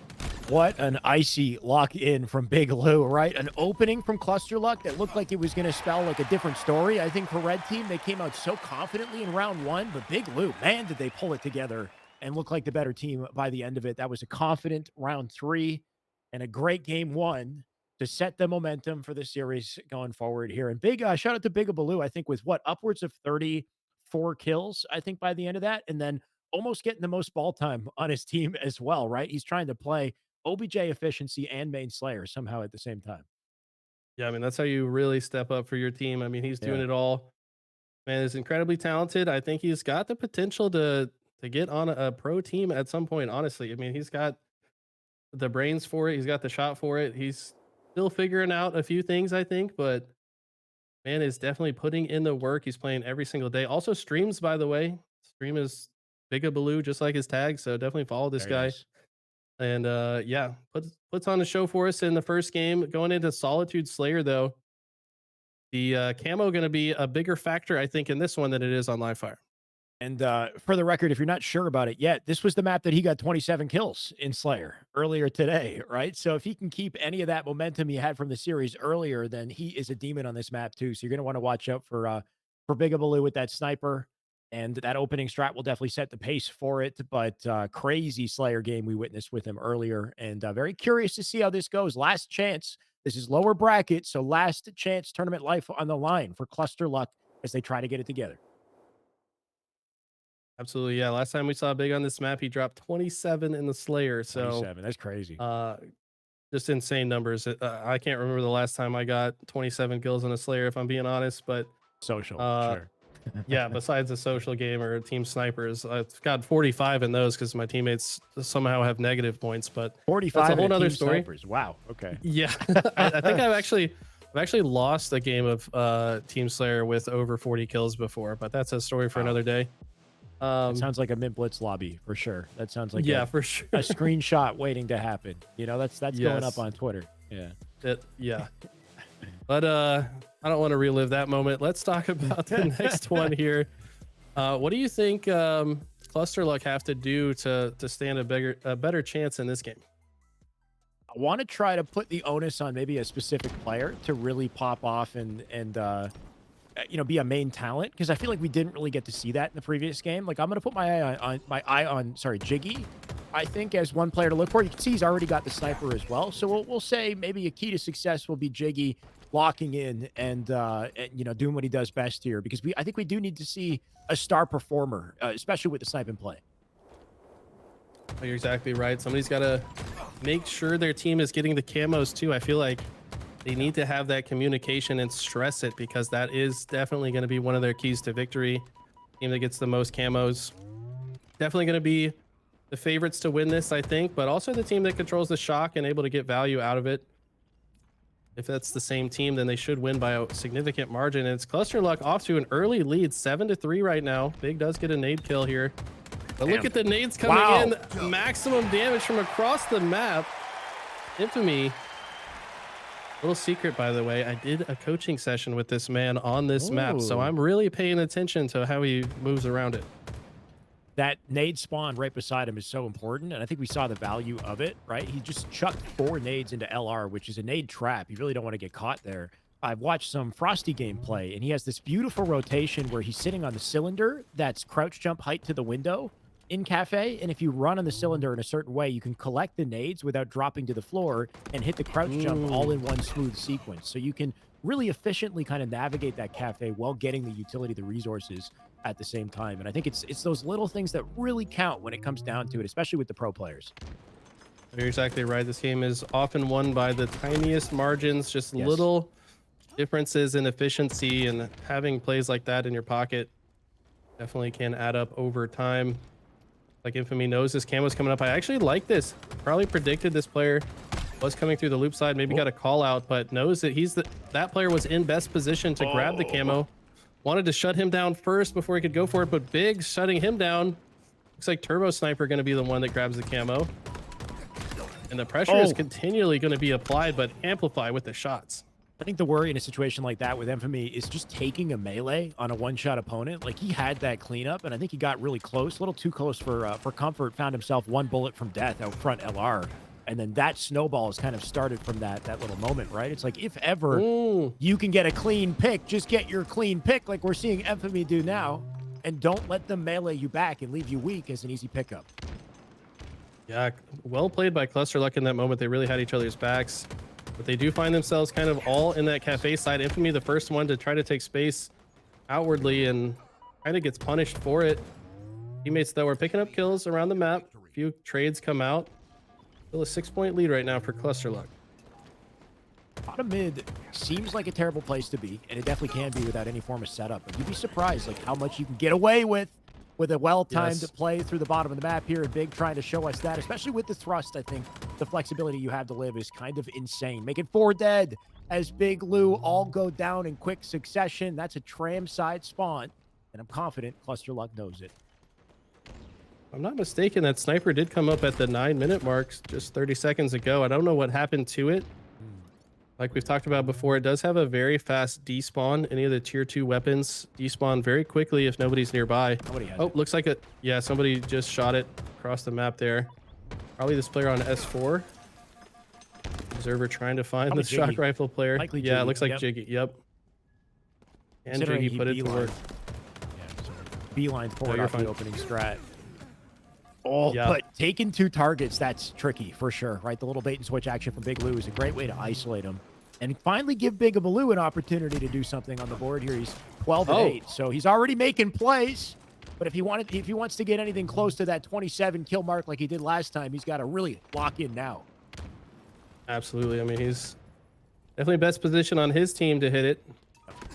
But really needs to get them back into it. Look at the pressure. Multiple players dropping bottom lift just to guarantee they shut down Big.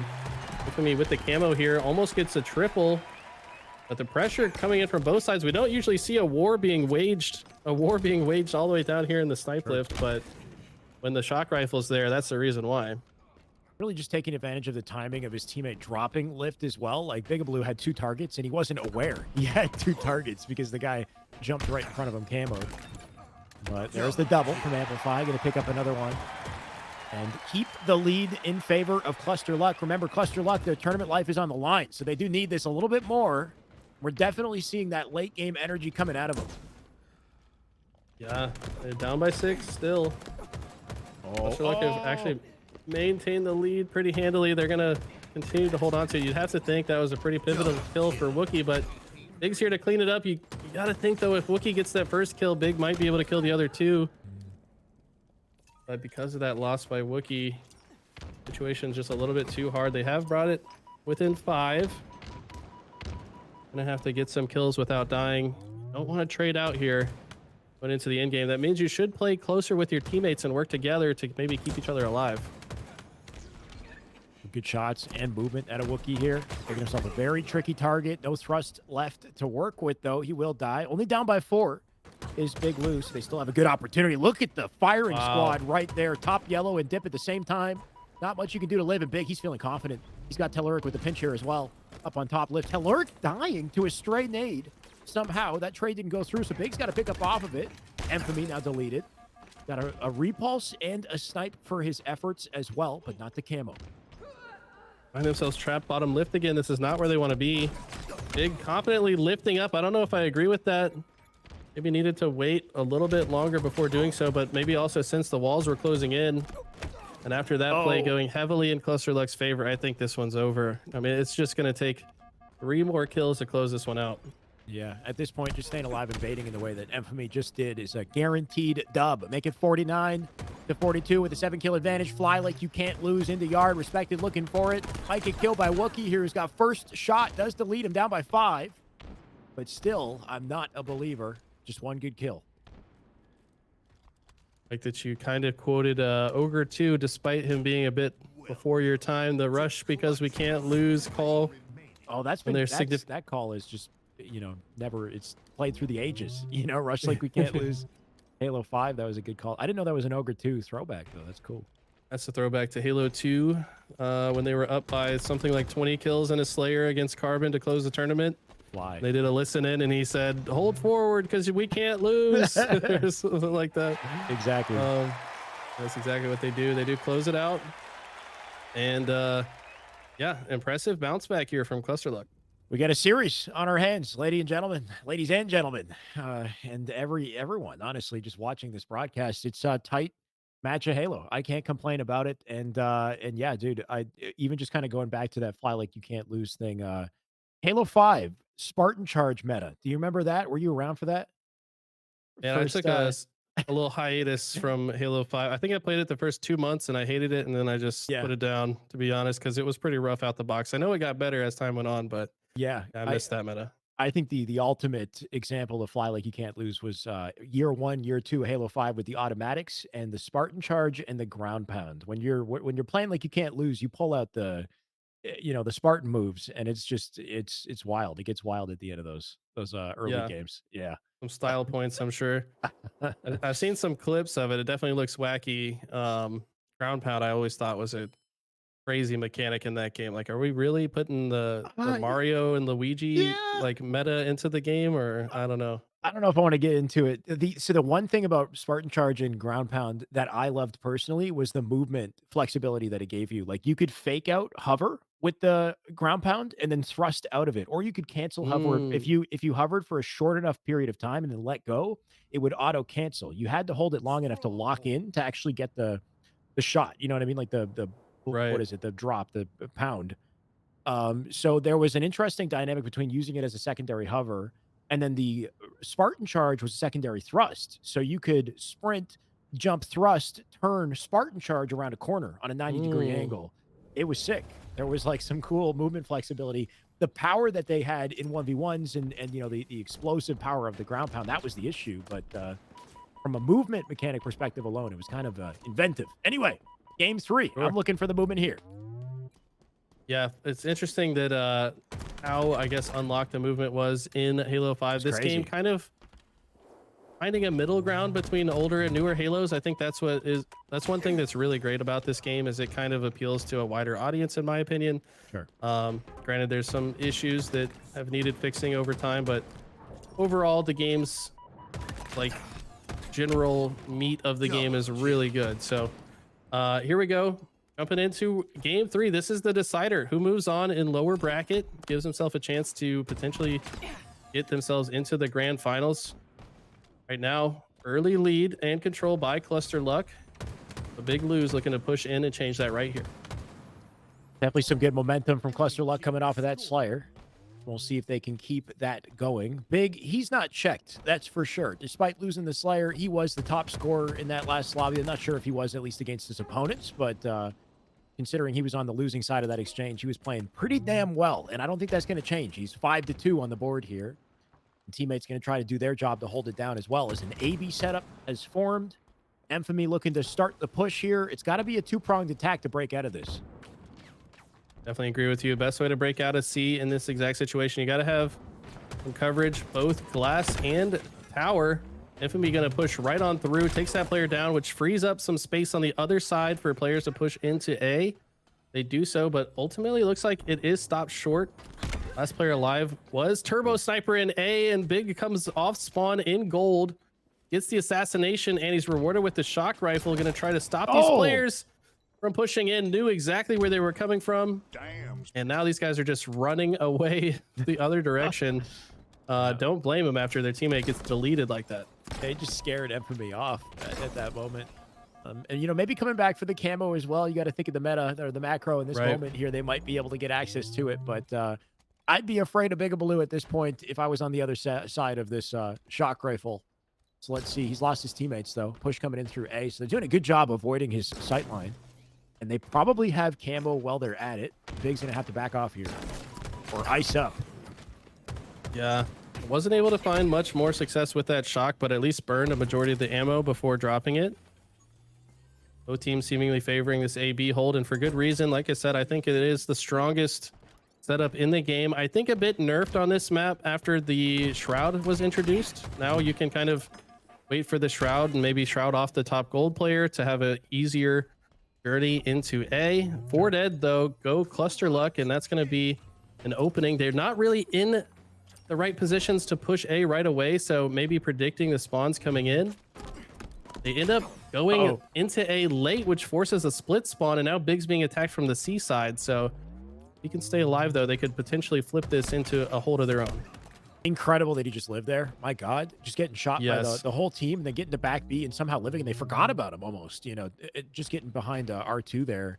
I feel like rarely do you get out with your life, especially if you don't rotate out the instant you get the cap. So it was wild to see him stay as long as he did, and then still come out positive. That's 85 and counting here. They're going to cap C as Amplify is forced to turn around and deal with it. Could have the timing, but is he ready for the 2v1? Big pick for the first one, but Telluric there to pick up off of it. Now they're in B, and I'm not sure how I feel about being in B without the numbers. It's a dicey situation to make work, but they do get the cap. Yeah, definitely a window of opportunity, but also put themselves in a bad spot. They get taken out shortly after that cap, proving to not be that meaningful. Great shots from Telluric. He is trying to keep his team in this. They do have a massive lead right now, and this is the game decider, so securing that win was actually highly pivotal in this moment. I like that he's going to leave C, though. You kind of want the other team to start spawning there. Try to secure A and C and B instead. Wow. They do secure A on one side, and this player is refusing to die. Finally, it's traded out, but man, that player did not probably expect to get that trade before dying. Pretty wild. And yeah, he made that rotation across the entire map. I was wondering what was going to happen with that Shroud, and I guess in the end, it was handed to Bigabaloo to put down in B, make that cap a little bit easier. Wookie does have the shock in the meantime. And we'll see if he does something at least on the feet if we don't catch him. Telluric up on top A. There he is. Off the spawn, looking for Amplify. Troublesome situation for Cluster Luck as they do try to get back to A here. They're going to need it. They're definitely hemorrhaging some points. Absolutely. They find a kill, but also lose one in the process. Wookie trying to shut down this A push, and that's absolutely massive to maintain scoring position here. I could not imagine a clutcher double kill in this moment. And now he's in a great spot to shut off the rotation to the other side. You kind of want him to have a teammate watching his cross as well. I think Turbo Sniper looks like he's positioning himself to do so. Wookie hitting that shot almost turns 2 instantly. Good prediction to expect that player to be challenging at that moment. Usually when one side is being pushed, so is the other. Wookie going to get a melee before dying. Team should be able to clean that up. And Big Lou's looking to win this in a big way. They've only got to hold off a couple more pushes to secure this one. Definitely did his job. And you can see they did such a good job wiping out the entirety of Cluster Luck that Turbo, I mean, just wins the piv there too. Turbo spawned out bottom mid, or just like, what was it, Mangler pit in that moment, because they had so much space coming off of A side there. But the spawn system felt it was, you know, comfortable enough to put him out in the front of the map. But damn, are they holding on. Oh my God, it's a clinic now, dude. 210 and counting. Cluster Luck in massive trouble. And I mean, the scoreboard's reflecting that too. Everyone neg except Infamy. Desperation starting to be felt on the side of Cluster Luck. They do find themselves top A, but there's going to be a player to shut that down, most likely.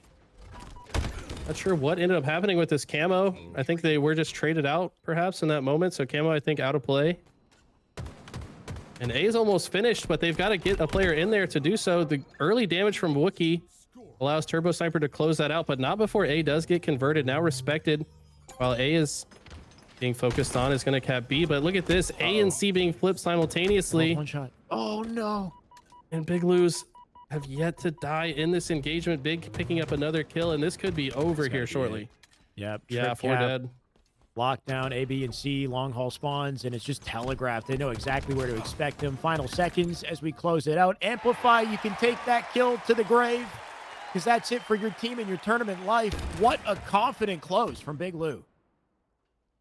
Man, this Wookiee guy, I swear, he's been stepping up when the team needs it most. When Big is not on top of that kill feed, it's Wookiee instead. He's kind of picking up the slack for the squad, and that's a very important, I guess, characteristic to have on a team like this. You know, you count on your team captain to pop off, but if he's not popping off and you can step up, that's going to be a big difference maker in a tournament like this. And I think one of the most, I don't know, if, not iconic, but just obvious indicators of that was the shock work midway through that game and killing both players in A to secure that setup and keep it locked down. We saw a lot of that, right? I think dropping on B at the end of that too. When things just started getting out of hand, I think Wookiee was definitely at the forefront of that momentum. But Big Baloo, no, slouch, no lack of talent, I think, on that team. That'll cycle him through the lower bracket, give him an opportunity for another matchup.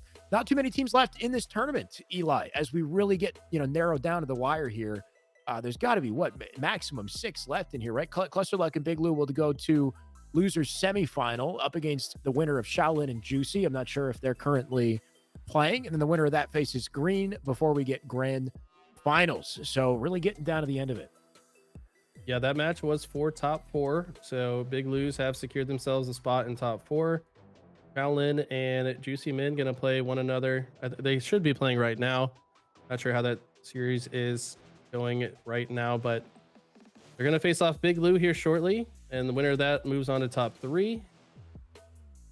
And then after that, find ourselves in the losers finals and the grand finals. So going into the later stages of this, I think we will go to a short break here while we get the next match set up, and we'll be right back for you guys here in a moment.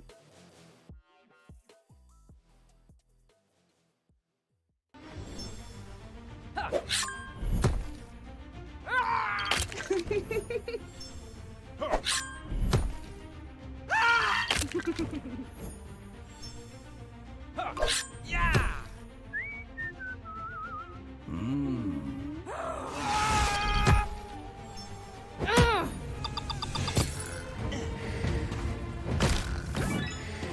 Today we're learning Halo from Royal 2. He's a 3-time world champ. He's one of the best to ever play the game. He's also 6'5", fully tatted, hella jacked.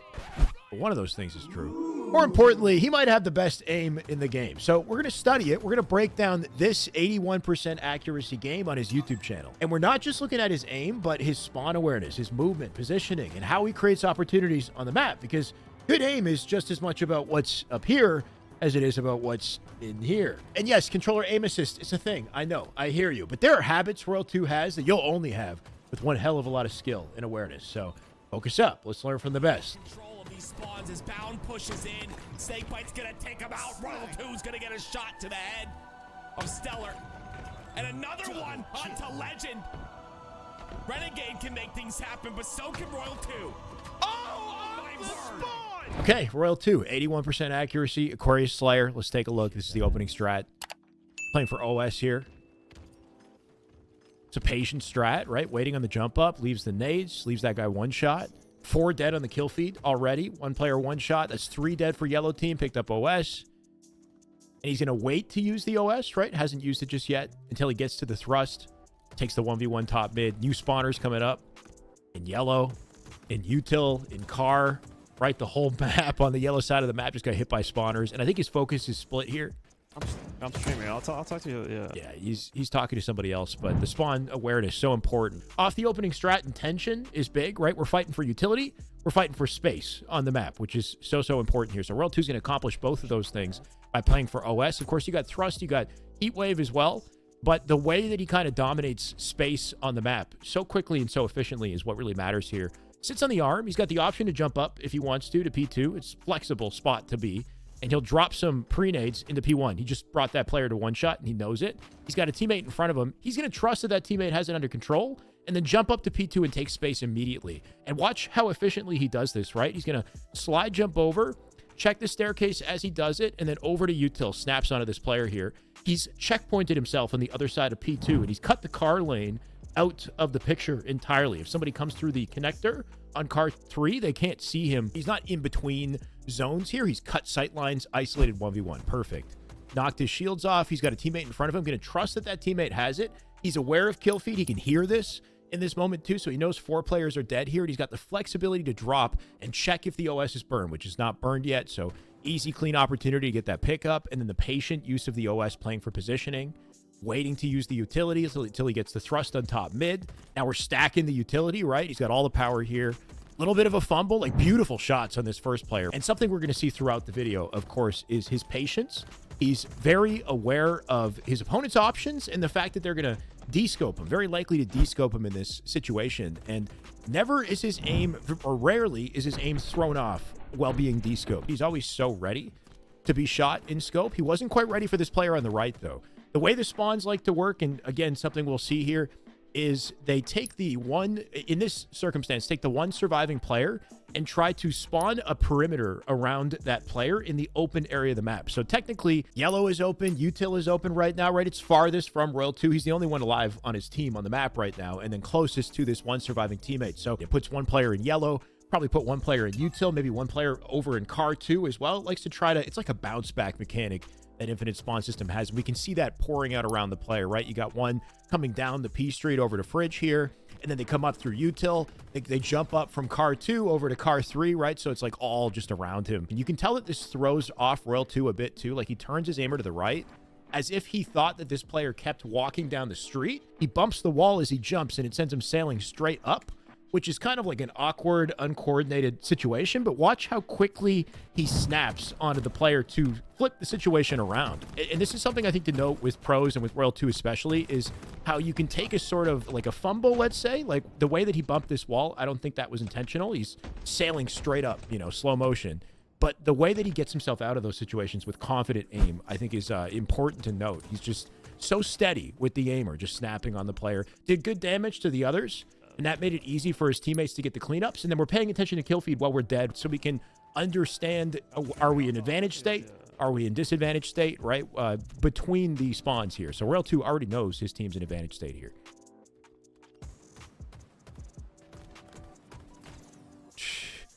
OG almost turned that fight around, which is kind of crazy. The nade kills him. You could tell he was hungry for the rechow. Dono. Let's go. $20 dono. Nice movement. I'd be steezing. I don't know if I'm just old or what. Like, wait, comments. What does steezing mean? I've never seen the word steezing in my life. I have no idea. Oh, the spawn awareness here is big, though. He knows the spawn split to yellow in that situation, so he turns and snaps on yellow. He's going rogue. Man, he's going completely rogue. Fives him. Beautiful. Still has the spawns open on the Fridge and on pink side of the map here with his teammates anchoring out util. The movement in this situation completely flips this fight around. Oh my God. Nah, it's a clinic. It's a clinic. It's a clinic. Oh my God. And then OS coming up. And watch how he's not even sitting on OS, right? Watch how he takes space. There's so much happening in this life that he's on top of their spawns and on top of the timing. He's just one step ahead, or 3 steps ahead, honestly, in every single one of these scenarios here. So again, as you die, you're paying attention to kill feed. You're paying attention to what your teammates are up to. What's the state of the game? Are we in advantage, right? So there's 2 dead here. It's currently a 3v2 on the map. Even though he died, they still have an advantage state. The kill feed stays on screen for 5 seconds. The spawn timer in Slayer is 8 seconds. So if you want to time spawns, 3 seconds after the kill feed disappears, that's when a new player will spawn. If you want to try to time it in your head, you can use the scoreboard to see who's spawned and who's not. It's a 10-second spawn timer in OBJ. Keep that in mind as well. But Royal 2 knows when he spawns here that they still have an advantage state.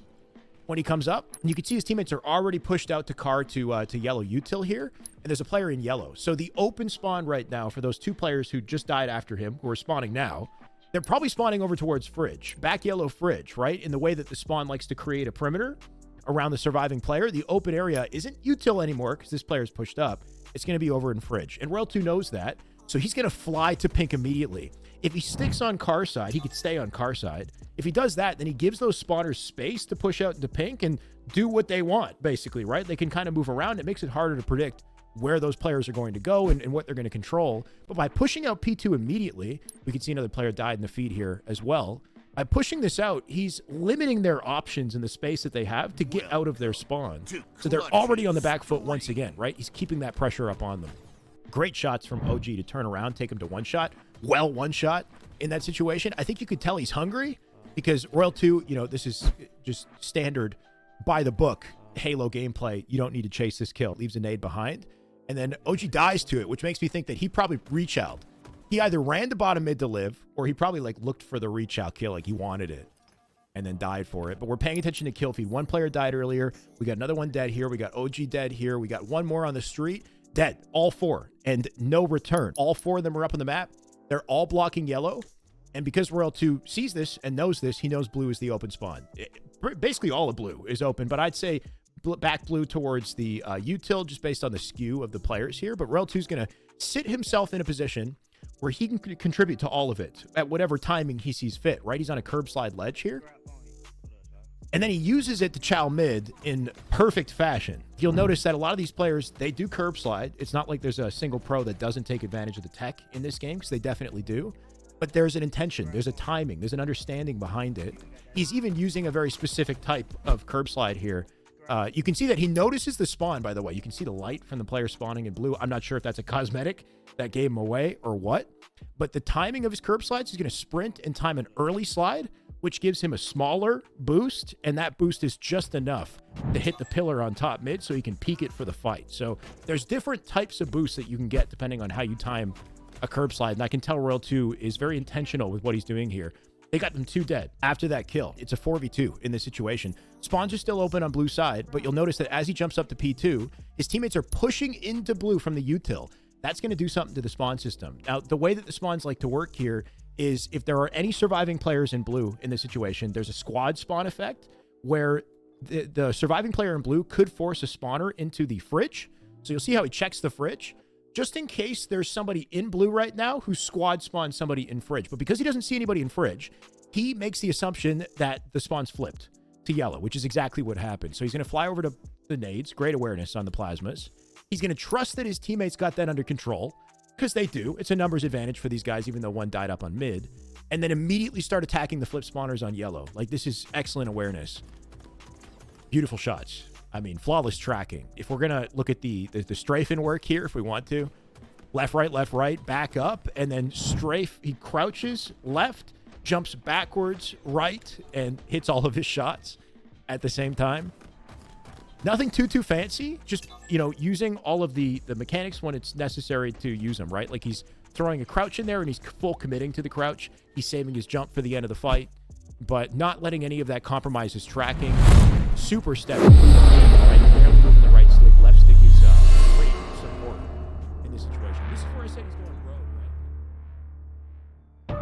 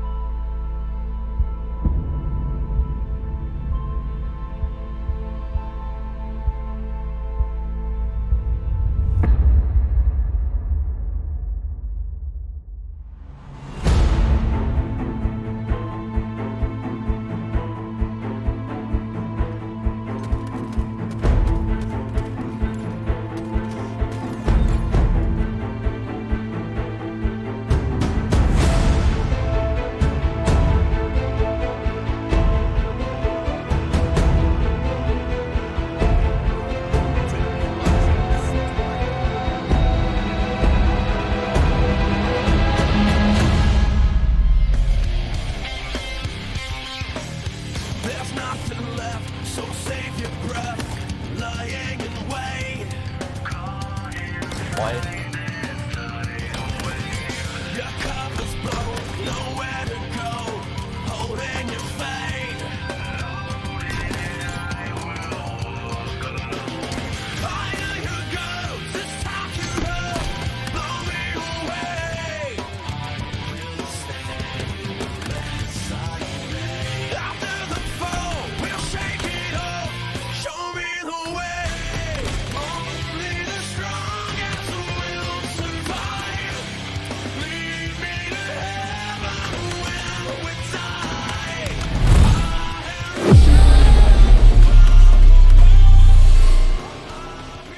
Halo fans, we got more Halo for you. We're on losers semifinals at this point. We've been keeping up with Big Lou and the dominant showing in that last match that they had played.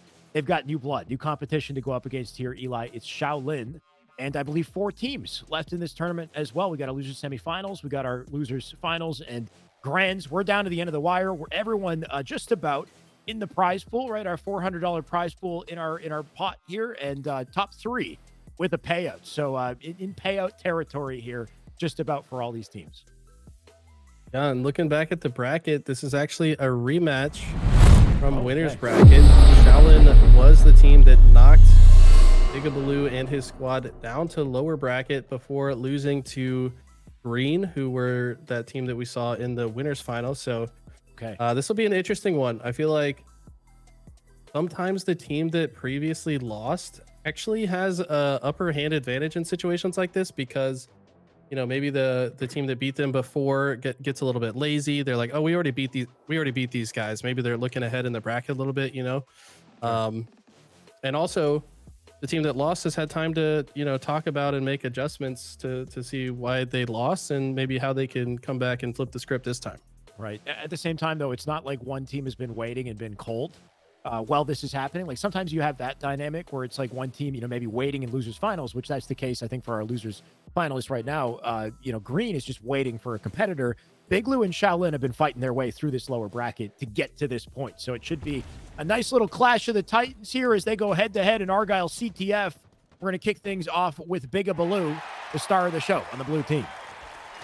Now, this is interesting to me. If you'll recall, last time we were on Big's POV on an Argyle game, he went through the screen side. So switching up the opening strat, I think they might have actually played the same team in the same game type. So very interesting. That usually does lead to some switch ups in the opening strat. He gets sniped though right off the rip. Looked like Shaolin was kind of waiting for him. I think perhaps both snipers in the hands of Shaolin now. Chad So Sweaty has one of them at least. Still has 6 bullets to work with. He's going to try to shut some of these spawners down. Be so careful with how you use it, though. Turbo Sniper, great bandit cross out of him to not let that man get out unscathed. He'll die with it. Drop that down bottom map. Telluric with the other snipes. You were right. Or sorry, you were not. I guess Telluric has collected 1 snipe for Big Lou here. That snipe might still be down bottom mid. It's chaos in bottom mid as we all drop into the center there. You can see that snipe collected. It's not going to be chat with it this time. He's out for blood, looking to pick up off the action. Yeah, I don't like that route from Turbo Sniper. It's one of the first things I call people out on when we VOD review this map is you got to stop walking out the front of the base. You're just dead meat to lots of different sight lines. I say just pretend that childhood game, the floor is lava. Yes. Just pretend the front of the base is lava. Do not walk out. Just take the extra time. Go wrap through the back of the base or go out the sides. You're going to survive a bit longer. As another player, Bigabaloo, one of the guys walking into the lava, and he gets punished for it. And Shaolin are off to an early lead here.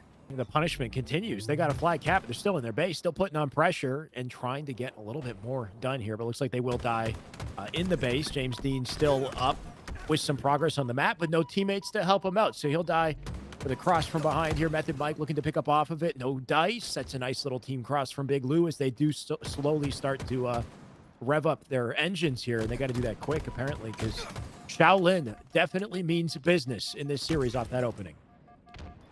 Yeah, it's not how you want to start the series. Down 1-0 against a team that already beat you in the winner's bracket. They actually lost 2-0 to this team already. So when they come out hot, it kind of feels like maybe this team just has your number, but definitely not out of it yet.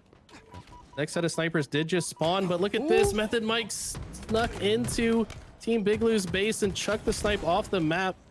That is how you win the sniper minigame. If your team has a sniper and the other team has none, that can be a massive recipe to really put the hurt on them for the next sequence.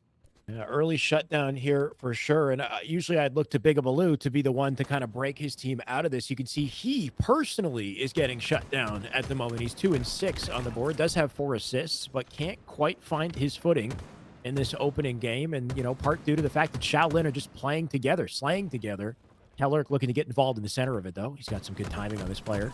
Silva, does he use the repulse? Strafes this man out of the picture instead. Yeah, I've been so impressed by Chato. This guy has been just winning so many fights by himself, winning 2v1s even at certain times. Been a massive asset for his squad in almost every game that we've watched. Couple kills go in favor of Big Luz, though, in the kill feed.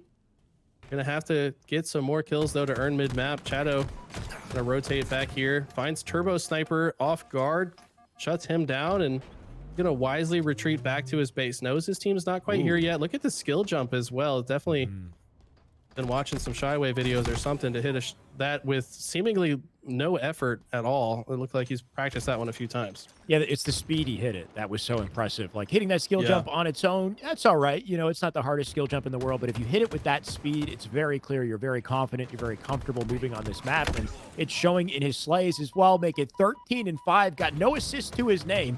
He's just taking straight up 1v1 fights, coming out on top. Yeah, I mean, it's hard to get assists if everyone you shoot at dies to your hand. So he's definitely been a force to be reckoned with. Right now, Big Luz almost hits huge. the quantum translocator ninja through the portal, bending time and space to his favor. Ultimately gets the kill, but gets taken down. And since you right there, since you called him out, though, Big's caught a little bit of fire. Now 7 kills. 5 assists, definitely outputting damage these fights for sure. They're actually looking a lot better now. 3 dead. This is their first opportunity to potentially get a flag out. James Dean, last player alive, and he shuts down Big in the process. That could be enough to shut this flag run down. That'll definitely slow things down. And he moved to back base so slowly there, too. I think he wanted to line up a slide down the staircase, but in doing so, I think he might have left the back base spawn open and then had to take that 1v1 a little bit earlier than anticipated. Lost it. As I say it, though, Chat's still doing his thing. He's 14-7. Does finally have an assist. Make it, not 15. Wookie going to get out just barely with his life. He'll get picked up by a teammate. And this sight line going to be so dominant, so important in securing this flag. He's the back player. Just looking for blood, looking for picks. That's a big first brain. Teammate picks up the flag. He's got to get back in position to help it. And, of course, he does with the helping hand. He's landing body shots. Looking for Tellurik, make it a double. He's literally doing it all. Who is this man? Someone shut him down. He is out of control. Put so much value into that sniper rifle. And they've got this flag almost home, but is it getting returned? Despite all that, Big Luz find a way in to return it. No, it's still in play. It was almost returned. They do finally shut it in with the very last bit of air left in the tank. Wow.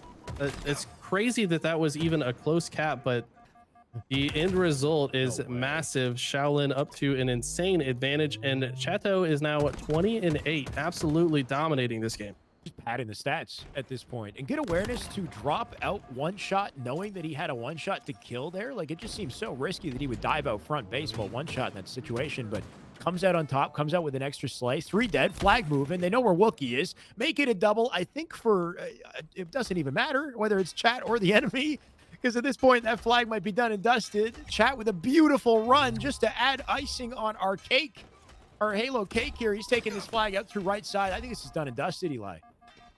Yeah, this is, I mean, he's taking a lot of fire, and looks like maybe Big Lou are in some positions to stop it, but no, teammates kill the overextenders as he pulls it all the way home. So not only does he lead in slays, but also gets the game-winning cap. This man's here to play.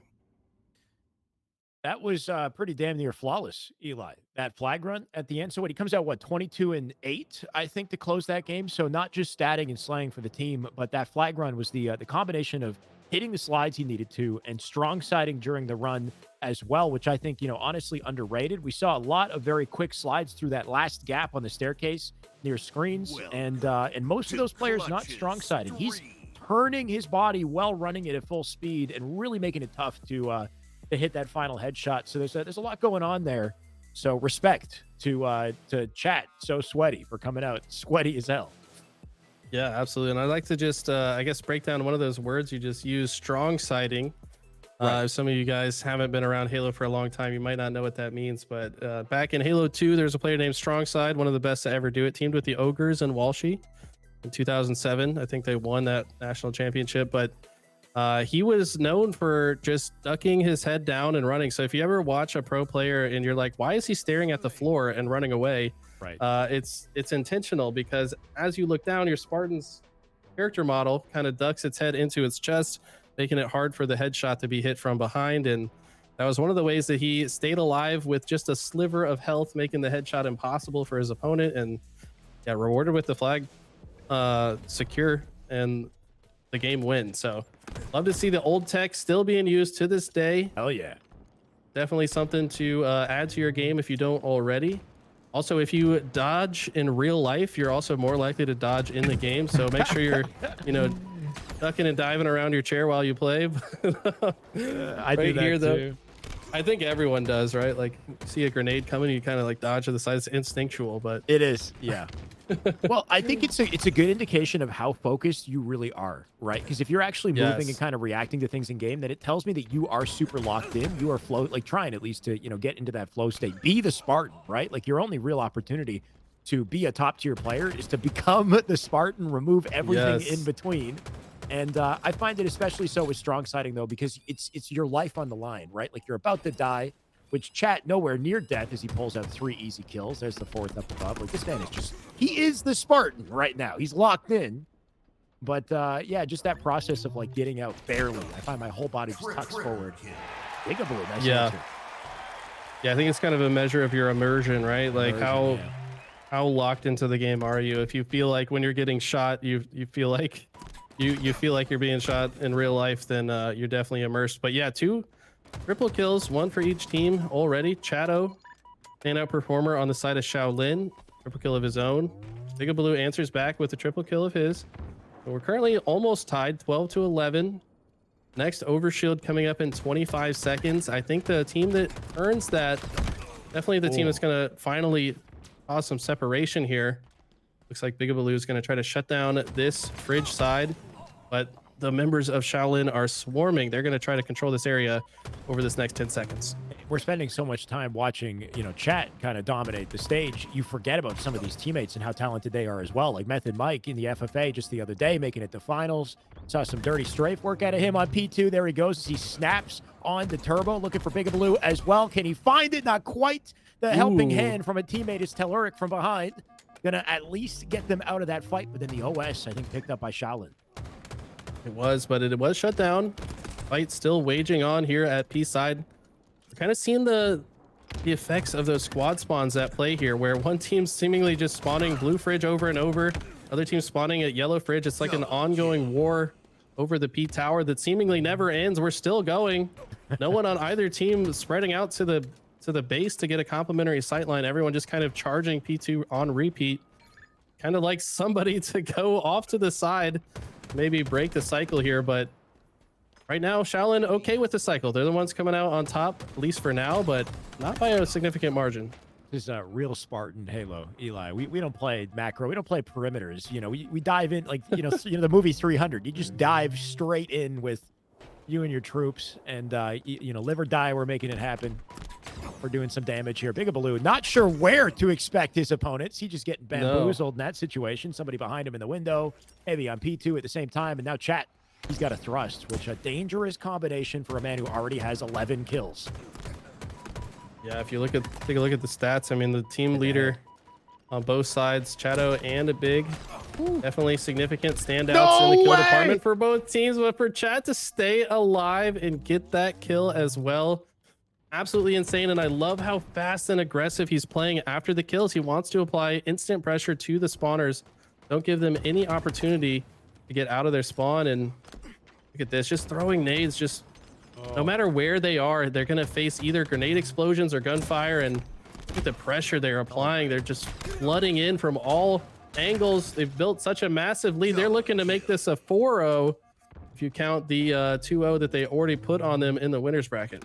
The definition of no holds barred here. Nice slide. He's right on the OS and not letting up on the tempo, the pressure. Wookie, does he even dare challenge? Bigabaloo here for the help at the OS. James Dean is a dirty combo. There he goes as he scampers back out to yellow. Fight going down top car. He's going to leave that be and continue his pressure forward. It's 9 kills they're up by. Yellow side fridge spawn. I think James is aware of the fact that they're spawning together. And finally, they might wait to plan the collapse. Oh, good double melee from Big, though. Shuts down the Heatwave player. Somehow turns 2. Method Mike gets taken out in the kill feed by Wookie. And these are the 2 guys you need to step up if you're going to come back into this. Now just a 8 kill deficit. Previously as much as 10, I believe. Big tries to continue on, but he gets shut down. Does get the assist, but you do not want to trade out in this situation. It was a good little sign of life out of Bigabaloo, but you wonder if it's too little too late. He does have 16 kills, but his entire team struggling to keep up at this point as well. And we're seeing a much different story on the side of Red here. Method Mike with some good shots cross map just to keep them checking themselves, keep them down. Bigabaloo in trouble here as well. There he goes as he drops, making 45. I'm losing hope here, Eli. I'm losing hope for Big Lou and their chances on losers bracket. Yeah, this is feeling insurmountable. I mean, they're now within 6. If they can get a few spawn kills, it is feasible. They are kind of trapped in this base here. But if you're on the side of Big Lou, you kind of have to apply pressure to both P side and car side at the same time to successfully probably get several dead without trading out. But look at this. Shaolin just content to kind of wait with the lead. They know this team has to come to them, but they can't wait too long. OS is coming up in 10 seconds. Right. If Big Lose gets this OS and then decides to make a good push, it's bad news. But Method Mike somehow finding a kill, also gets another to 1 shot, and that's Big. Big not be able to comfortably go for OS until just now, but he gets shut down, and that's probably the end of it. Yeah, that should be it. That final kill on P1. Not too many options for the man. He lost his teammate. I think it was Telleric up on P2 earlier. He was 1 shot, just trying to get anything he can from his dire circumstances. But there's a nice little melee trade just to close out our match and our series. Shaolin, they 2-0'd them on winner's bracket, and I guess they will 2-0 them in loser's bracket as well. That's a hell of a way to go if you're Big Lou. Yeah, well fought by Big Lose. Got to shout out my boy Bigabaloo, putting on a show for us. Definitely a standout performer. Regardless, their team also worked pretty well together. Wookie putting up some huge plays throughout the tournament. I mean, the whole squad at various times looked so well organized and worked well together. But at the end of the day, Shaolin better right now. Like I said, they did also win 2-0 on the winners bracket side. So the team clearly has their number today. And they will see if they also have the number of Green, who is awaiting in the losers finals. We saw them come out to a hot start in that winners finals, but then get shut down by Harambe Gaming. Will Green bounce back? We'll have to see here. I imagine this next round should be ready pretty shortly. We'll see. That's definitely the question, though, right? Do they have momentum that they can carry into this Green matchup? Because Green definitely no slouch, but they've been kind of sitting and waiting for their opponent, maybe playing Octagon matchmaking. Who knows? But it'll be a bloodbath, I think, either way. So the moment it's set, we're going to jump into the action. In the meantime, let's take a quick break. We'll be right back. Stay tuned.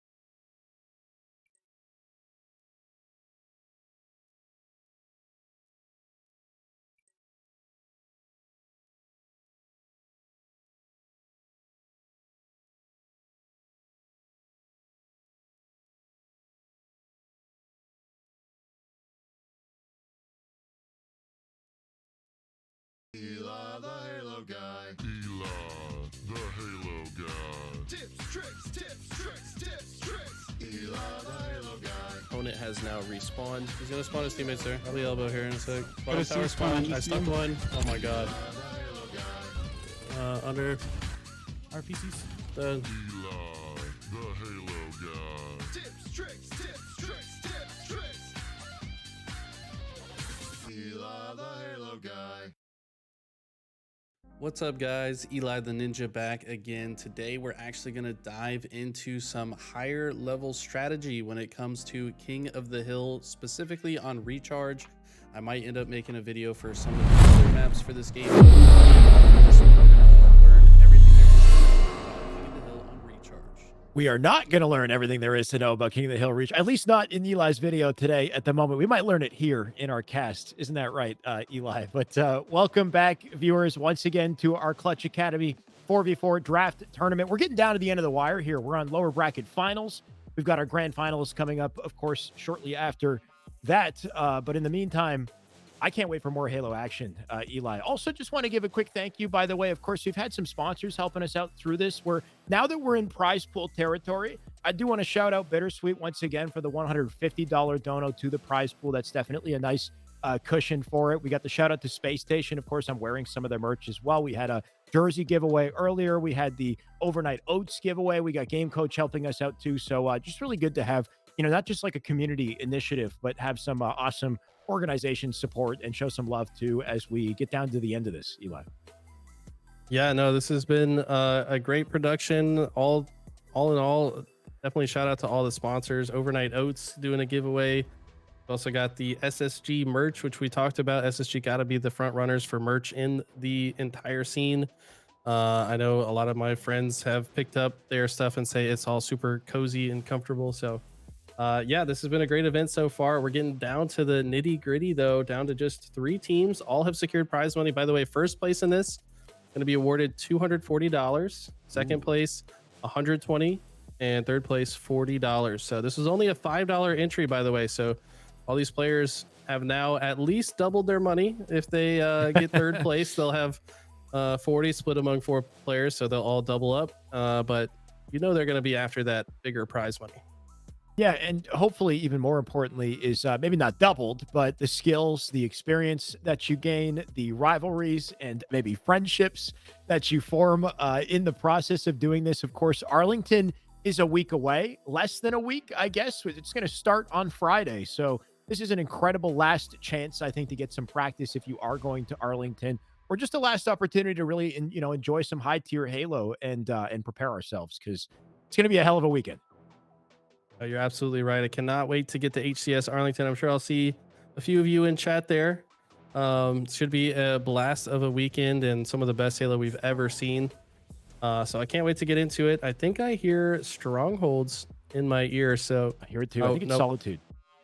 It might be restarting. Production says. Okay. There's some discrepancy about the game type, so not quite getting into that yet. What game type are we supposed to be playing? Yeah. Take a look at the series layout and find out. That's the best way. There we go. It is Solitude Strongholds, which we've seen a little bit of today. And honestly, maybe one of the most exciting matches we've seen all day, Eli, was the Strongholds Solitude match. It was surprisingly close and very back and forth. Of course, Recharge Slayer and Streets Oddball. If we get there, we are still in best of 3 territory. But considering the caliber of players in these lobbies and what we've seen from them so far, I wouldn't be surprised if we do go the distance. Yeah, absolutely. Starting off with Solitude Strongholds, this is we mentioned it before. This is a doozy of a game type. In my opinion, I was kind of hoping when they did the game type refresh with all the changes that this game type would also see some changes, maybe move a stronghold, but it's kind of hard to decide where you could move it to solve the issues this game type has. Yeah. But it's I don't know. We'll see. Probably once again some major holds. If you get stuck in that trip cap, you damn sure better have a plan to get out of it, because it is the most oppressive of all the game types. I think a tricky thing with Solitude Strongholds is it is also a mirror of Plaza, and Plaza only ever played this way, and it was arguably the best Halo map in the entire, in Halo 5. So it is interesting, the juxtaposition between the two. They do play differently, right? Like the options that you have in H5 and here, obviously very different. The power of the weapons and how they're used in game, the spawns and the unpredictability of the spawns in some cases. There were some aspects in Halo 5 where players will spawn exactly where you want them to if the criteria is set for it. Halo 5 had a very consistent spawn in that regard, which I guess from a competitive perspective, the pros appreciated. But from a bounce back perspective, like or like from a I don't know. I'm trying to play devil's advocate for 343 here as to why we didn't just copy paste spawns. You know, like to be able to have something that's like very consistent if you're sitting in the right spots. You're exactly right. Idea of bouncing back in game, I think, is the big conversation here, right? Like, should players be allowed some sort of bounce back opportunity if they're at a deficit, like a disadvantage situation, by keeping some, I guess, ambiguity with the spawn system?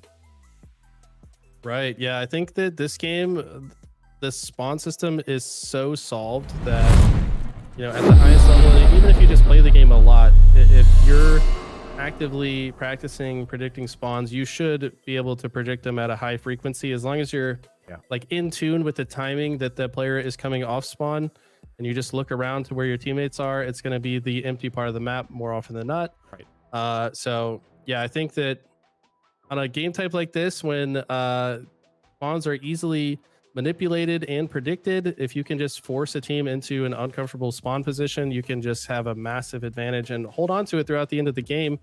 In a game type like Strongholds, they don't have to stay in the strongholds to continue scoring. They can just set up around the map. So yeah, it definitely creates the circumstance for a difficult comeback map.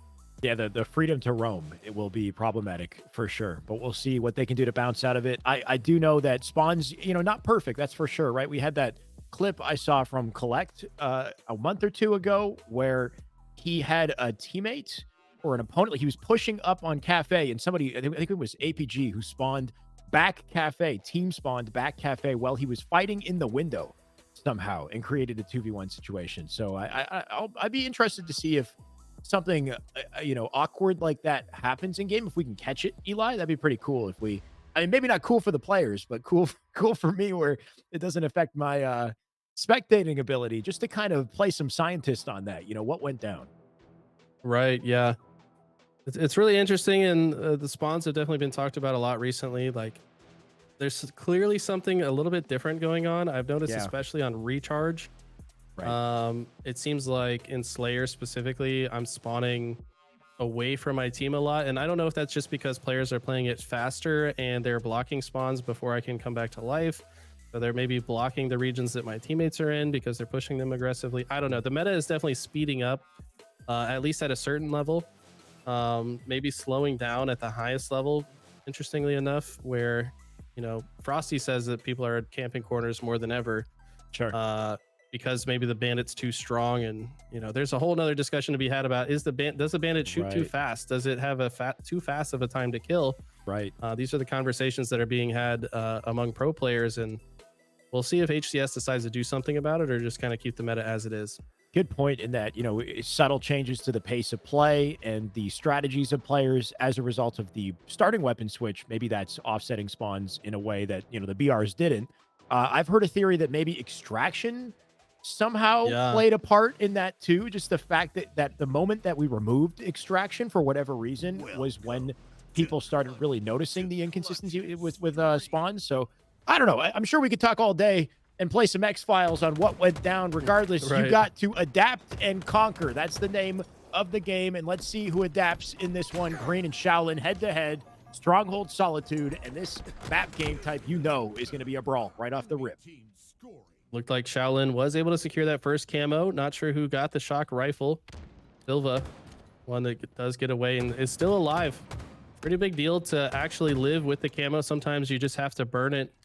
Just burn it and deny the resource to the other team, but to survive and potentially get extra value is massive right now. So we're going to actually go down here and contest B, try to make sure that their team can secure it, but no, Green going to be the first team to cap B, but all the while, Shaolin cap C. Got several dead now. The shock rifle, we found the shock rifle as that player just gets deleted off of his teammate's screen. James Dean going to see what he can do with the shock rifle. Yeah, that scary situation when you go 4 dead like that. And look at how quickly they get into position. Deleted. You got to watch the shock and get that info on where he is because you know James Dean is just looking for faces. Make it 2. Do you dare step into bottom mid?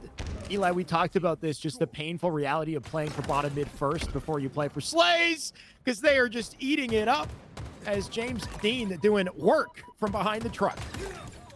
Yeah, I mean, he's putting up some huge kills, as is Syrian.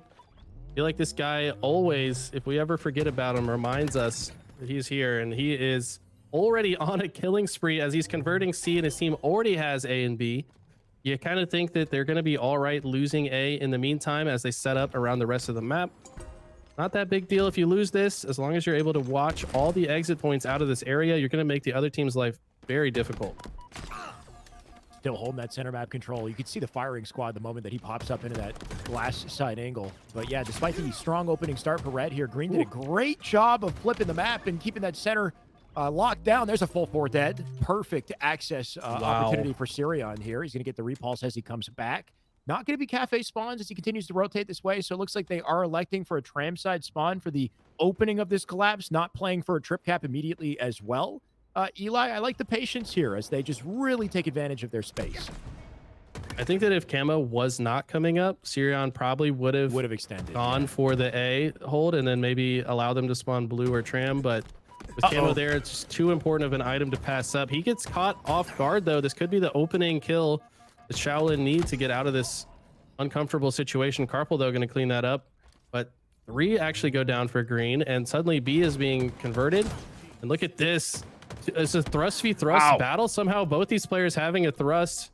Method gonna maybe pick up the other charge that's left on the ground here, but right here C's being converted, B also being converted, but that's gonna be hard for them to finish. No, they do finish the B stronghold, and still though Shaolin in control of the scoring position. Wow. A lot of utility he just netted off of that little opening there. And I think a benefit of pushing out perimeters, because he pushed out from Yard just about immediately through Cafe and somehow got right past Syrian. Syrian didn't see it, and then found himself in the middle of a player in Yard, and then I think Method Mike who doubled back to kill him. And then the opening, you know, from that is where this snowball takes place. But spawning up in snipe here, Silva from up behind trying to find the pinch here as Method continues to bait, and it looks like it worked out for them. That'll be a seaside cap. Warded bottom mid by himself. He'll at least get the pick on the cap here, but oh yeah, he is dead to rights. Yeah, Warded struggling in the kills department, but that cap pretty massive for his team. Yeah. Would have potentially held on to it for a bit longer. Several go dead, though.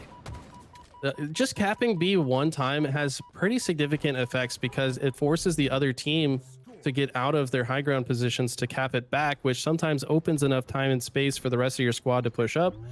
Ultimately, it is Green FN that do end up with control of B. After giving it up momentarily, they're able to collapse back in on it due to the play from Warded.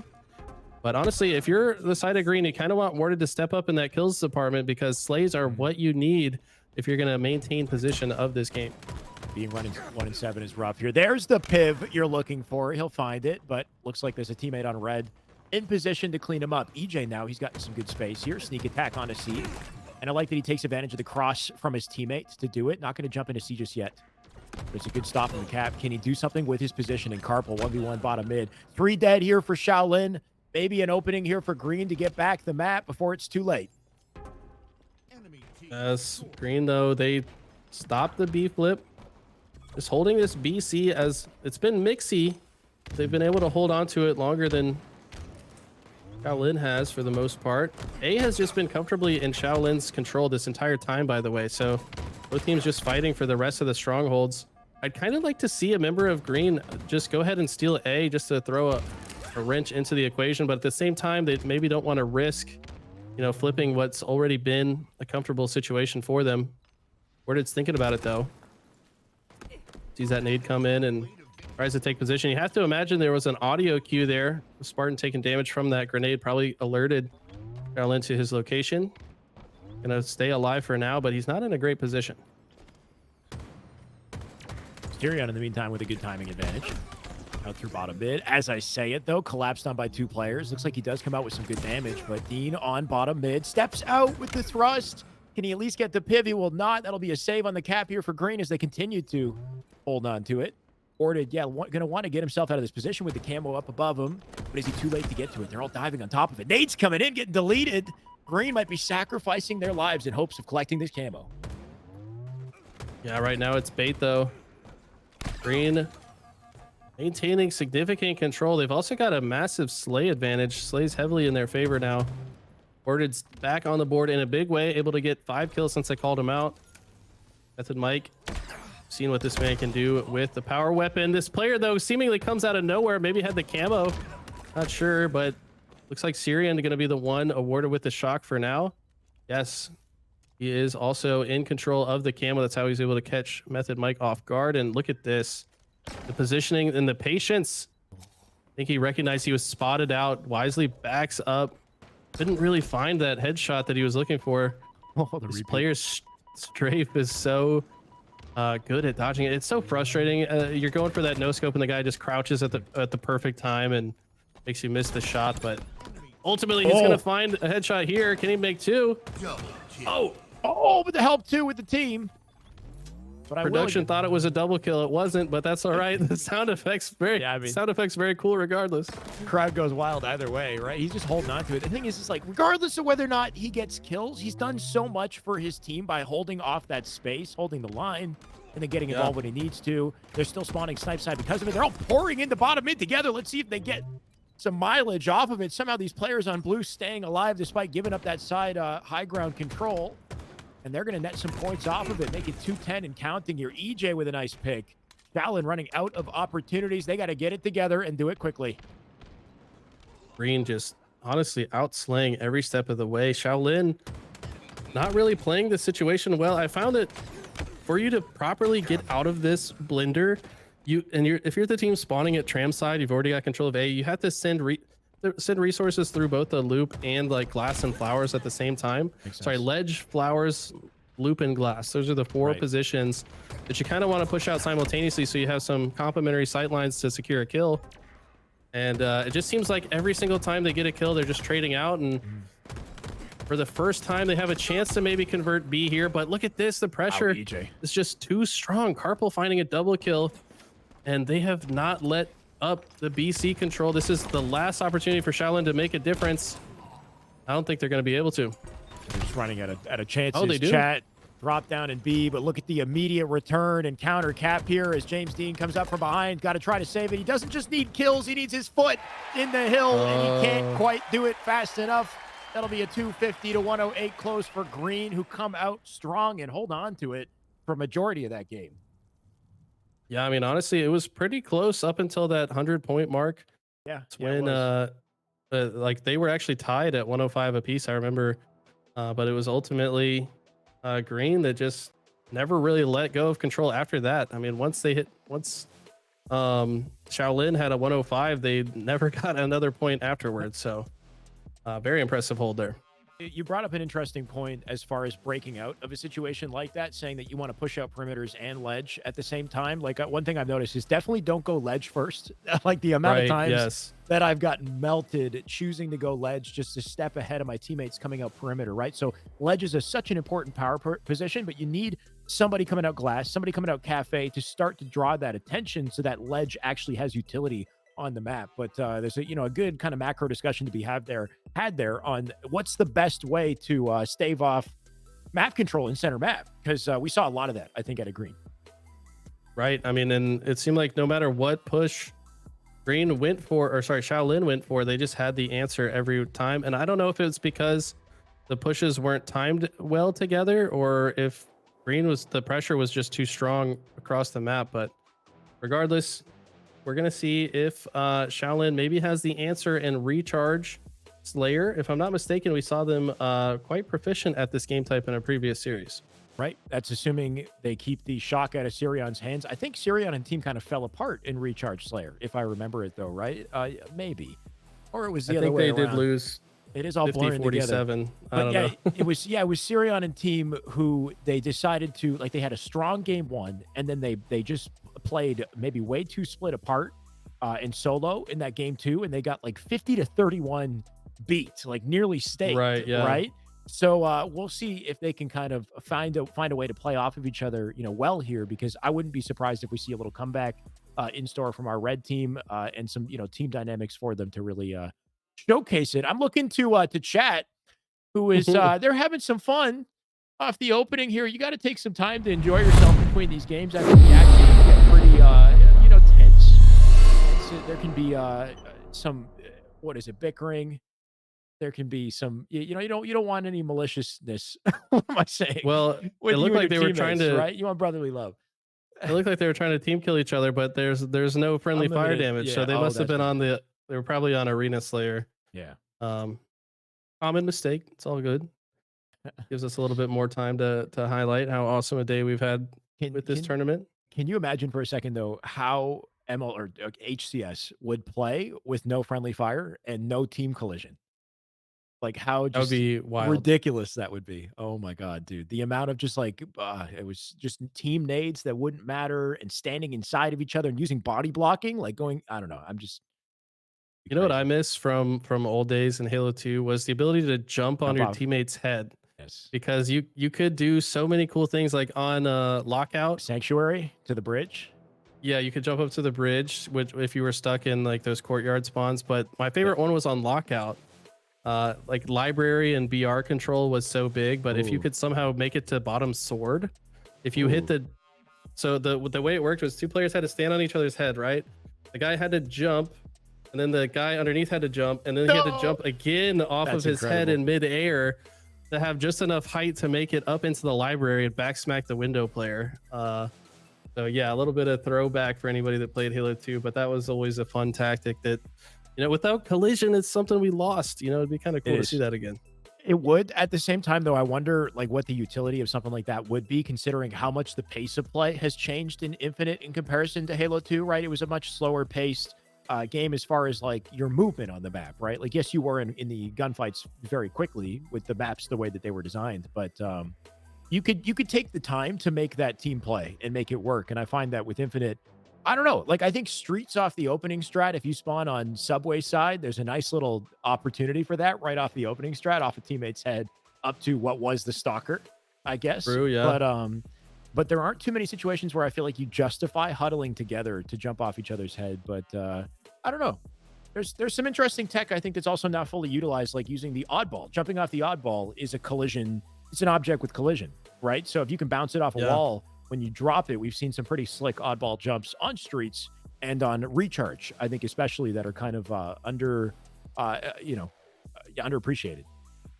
Yeah, I think I've only seen those in like Twitter clips. I don't think I've Exactly. seen pro teams like do it in tournament ever. Actually do it, yeah.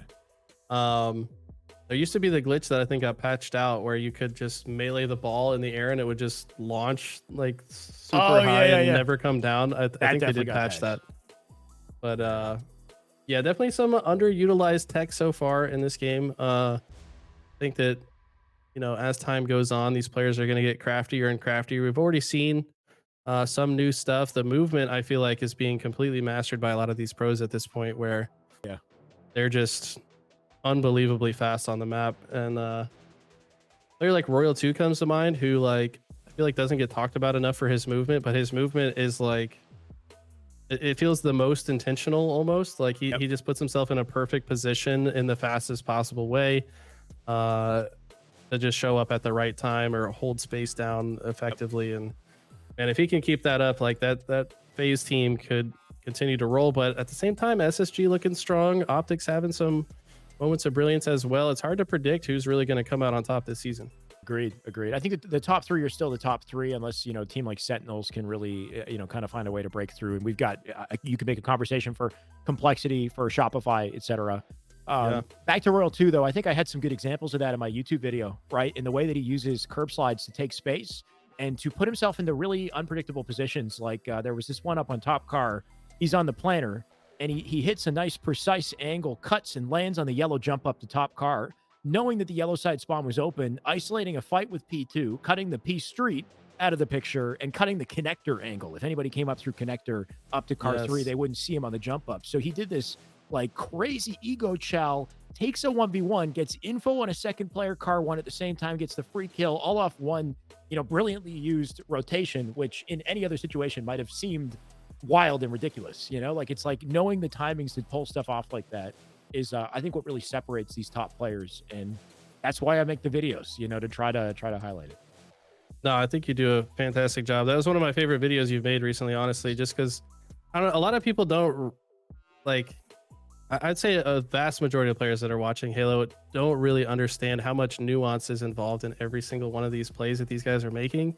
But you're able to highlight the nuance in a really visually appealing way, like with the editing and everything. So no, it's really cool to see, and that's what I love to do. I like to highlight plays that are not obvious to That's the beauty to the layman, So it's pretty cool to just peel the curtain back a little bit so that people can see what's really going on here. So maybe they don't, fadedly type in chat, "Oh, I could do that. I could beat these guys." LOL. Oh, dude, I do hate that on Twitch. Your average plat Joe kind of coming in saying like, these guys aren't that good. This guy's aim kind of sucks, bro. Like he's not on M&K. How could he be good? Like look how slow he's turning his reticle. Oh, we could have a whole segment on faded Twitch and YouTube comments, but maybe that's a video idea for another day. Eli and Shyway roast chat, but I do like the hot take react video. I think people would like that. It would be good. We finally got some Halo action. Podcast going to be put on hold, chat. I'm sorry. Let's get the action back on track here as we jump into game 2. Remember, Green came out pretty confidently in game 1. It was a 252, I believe, a 101 close in that Solitude Strongholds. But historically, off this tournament, at least they have struggled in Slayer. So, Shaolin, maybe it's your chance for a regain. Yeah, I mean, just about every series that we've watched, the team that won game 1 lost game 2. So we'll see if that pattern continues here as Shaolin look to continue that pattern, doubling up on the lead 10-5. Not sure what's going on with the shock rifle. A little bit surprised that nobody's picked up the plasma pistol here. Plasma pistol, I think, underutilized. Also, nobody picked up the battle rifle either. So all these players deciding, you know what, Bandit's all I need. Let's just win the Pivs, but I kind of think that it's worth it to pick up some of these guns. So, Eli, you are already not impressed by the gameplay that we're witnessing here. We'll see if that changes. You know what doesn't get picked up very much is the Commando on this map. It's it's still kind of difficult, I think, to find really valuable utility with it. It can be nice for descoping somebody cross map, but like actually securing kills, unless you're cleaning up weak players, I find that it can be a risky weapon to choose when you've got all this other utility, like Sirion, who's finally found his hands on that shock rifle. Man, Sirion every time. Oh, was that I think that was an overkill. We saw it for just a frame before we switched off. Yeah, I think Sirion just got. Do we give him the fire? Yeah, let's give him the. He's 8-2. I mean, there's no way that wasn't an overkill. Yeah, there he is. He's on fire. The throwback to put him out. It was short. Throwback to NFL Blitz and NBA Jam. Anybody as old as me in chat, reveal yourself. You know what I'm talking about. But love that. Off to a hot start. It is tied though, despite the overkill. For the record, the best sports games are the ones that take realism and just throw it out the window, like NBA Jam, when you're just, literally landing like just punching each other and stuff, a total tangent, but that's why I would play the Mario sports as a kid, because I found the Mario games, they didn't care they didn't take themselves seriously. They're just a good time. Right. Anyway. Yeah, I love the arcade sports games back in the day, but man, games, yeah. we could go on and on about that, but look at this. We got James Dean trying to play out of C. It's probably my least favorite part of this map to be honest. It's not as bad to be in Slayer as it is in the objective game modes, but still just a difficult position to play out of. See how they choose to do so. I like this 2-man push through the long haul. I guarantee that they could potentially hit this. I like hitting both top and bottom simultaneously. If anybody's up here, can be disastrous, but the problem with it is you do separate from your teammate during this little stretch of time. I think his teammate died to another 2-man push.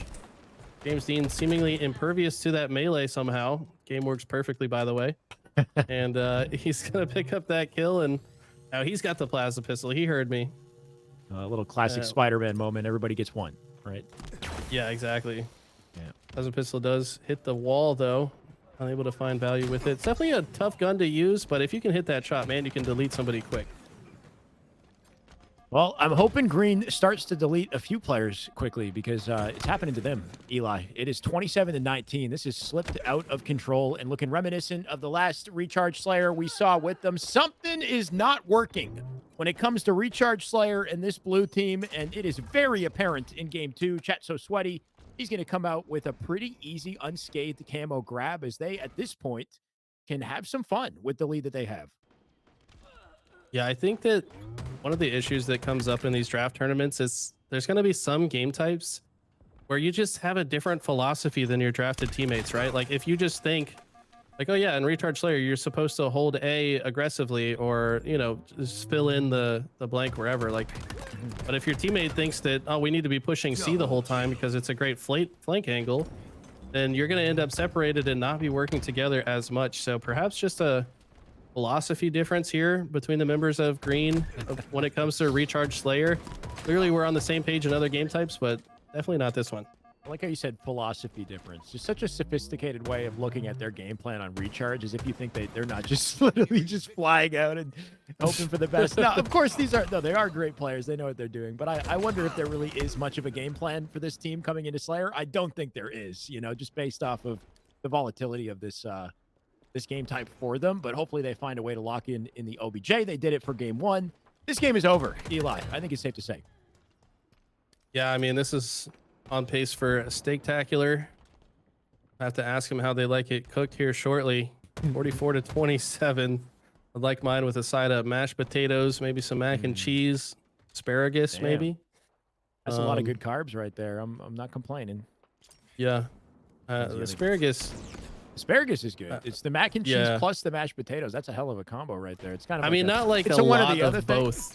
You know what I mean? Like maybe like a little bit of each. You know, I'm greedy with it. Like a half portion of both, just to get the taste buds going. I like to save room for dessert, you know, so I try not to go easy if I can. But it That's might why you're be in better a shape steak. than I am. But what, save room for dessert? How does that put? Anyway, we can. Well, you're thinking talk about the carbs. theory. I'm just thinking about what tastes good. You know what I mean? Like that's right. that's the difference right there. I think whether Green likes it or not, they find themselves on the plate after that one. Yeah. Yeah. They are being served up medium rare by the looks of it. But I mean, they were highly dominant in Game 1. Don't look quite as polished in that game type like we said, but not the last game type. They're tied up now. Hopefully our producer can pull up those game types for me once again real quick. See what we're going into next. All right, we got Streets Ball. So based on the eye test from what we've seen, so we've seen that when Green get into a setup like they did on Solitude, they're able to hold it. So will that prove to be the case on Streets? I'm not sure. Streets is probably the fastest oddball game type that we play. Maybe the fastest game type period. I mean, it's insane how many times the ball will likely change hands here, but the team that can actually hold on to a setup for longer, typically the one that comes out on top, a Recharge game, it kind of felt like they were just pushing randomly into 2v1 situations. They really can't afford to do that on Streets oddball. It does make this kind of series unpredictable, though, right? Because I feel like both teams have gotten slapped around Game 1 and Game 2, you know, from one to the other. So I really don't know what to expect from this, Eli. I think it should just be good Halo, which is what we came for in the end of the day. We're going down to the wire with this, and of course, the winner off to grand finals. We got one more series after this, so really, you know, lock in. It's your time to lock in, and I think there's a pretty stark difference. You know, if we're talking prize money, what is it, 40 to what's the jump? 120 after this. 40 to 120. $10 each into $30 each. Hey, you multiply it by 3. There you go. Yeah, So 3 times the difference. yeah, like 80 each. No, not quite. But regardless, it's definitely on the up and up. It'd be $60 each, yeah, for first place. So okay, nice conversion on the $5 investment, I would say. Plus, you get all this free coaching from Eli and Shyway. So if you're in chat and you're interested in signing up, you know, pay $5 for the next one, and you could get, you know, talked about on broadcast and see what's wrong with your gameplay. For a second, I thought you said literal free cut, like we were going to do a separate hour. That I thought I had signed up for like You're free. like, wait a second, free one-on-one coaching. I'm like, when Hold did on. I didn't agree to this in the terms and conditions, but yes. No, you've been coaching them. some yeah, maybe indirect coaching through our commentary, and I mean, you know, flattered to do it. Eli, this has been a hell of a lot of fun. It's kind of crazy to me that I haven't actually stood or sat square with the camera. I haven't done this for 2 years, to be honest. It's weird. But it's fun, you know. It's nice to be able to do this. So I appreciate, anyway, not to get sentimental, but appreciate the opportunity to actually, I sit like this. If you see this is strategic in my YouTube videos. It's the side profile. I had to reconfigure my whole setup this morning just so I could look at the camera square. Anyway. Man, I don't even think about all that. See, this just shows that you take this more seriously than I do. I just have a camera where it is when I'm streaming, and I'm not even looking at it. I have it on the other monitor though, so you guys can get my good side when I look at this monitor. But besides that, I don't really think that much. But it's nice to have you here though, Alex. It's nice to have you back on the casting. And I'm sure there should be many more opportunities like this. Hopefully, more Clutch Academy tournaments in the future. Yes. Focus on this one though. We got EJ. Interesting starting strat. Grabs the repulse and then just repulses right back into C. Actually, kind of like that. Instead of walking up the driveway, which is frequently highly contested. Gonna also work together with this teammate, and they're off to a nice start here. That is perfect start. You couldn't ask for better. They got a shroud on the camo just to add to it as well. So somehow they came out, won their fight, got the shroud, took the ball back to C. EJ wraps up with camo. Oh, just barely living. Didn't know that he's here. I like that he jumps back to C, though, to be ambiguous. He's got the team help from Carpal, who did his job to draw some defense and give EJ a chance to roam with the shoddy and the camo. But look at the pressure here from Shaolin, not wasting any time.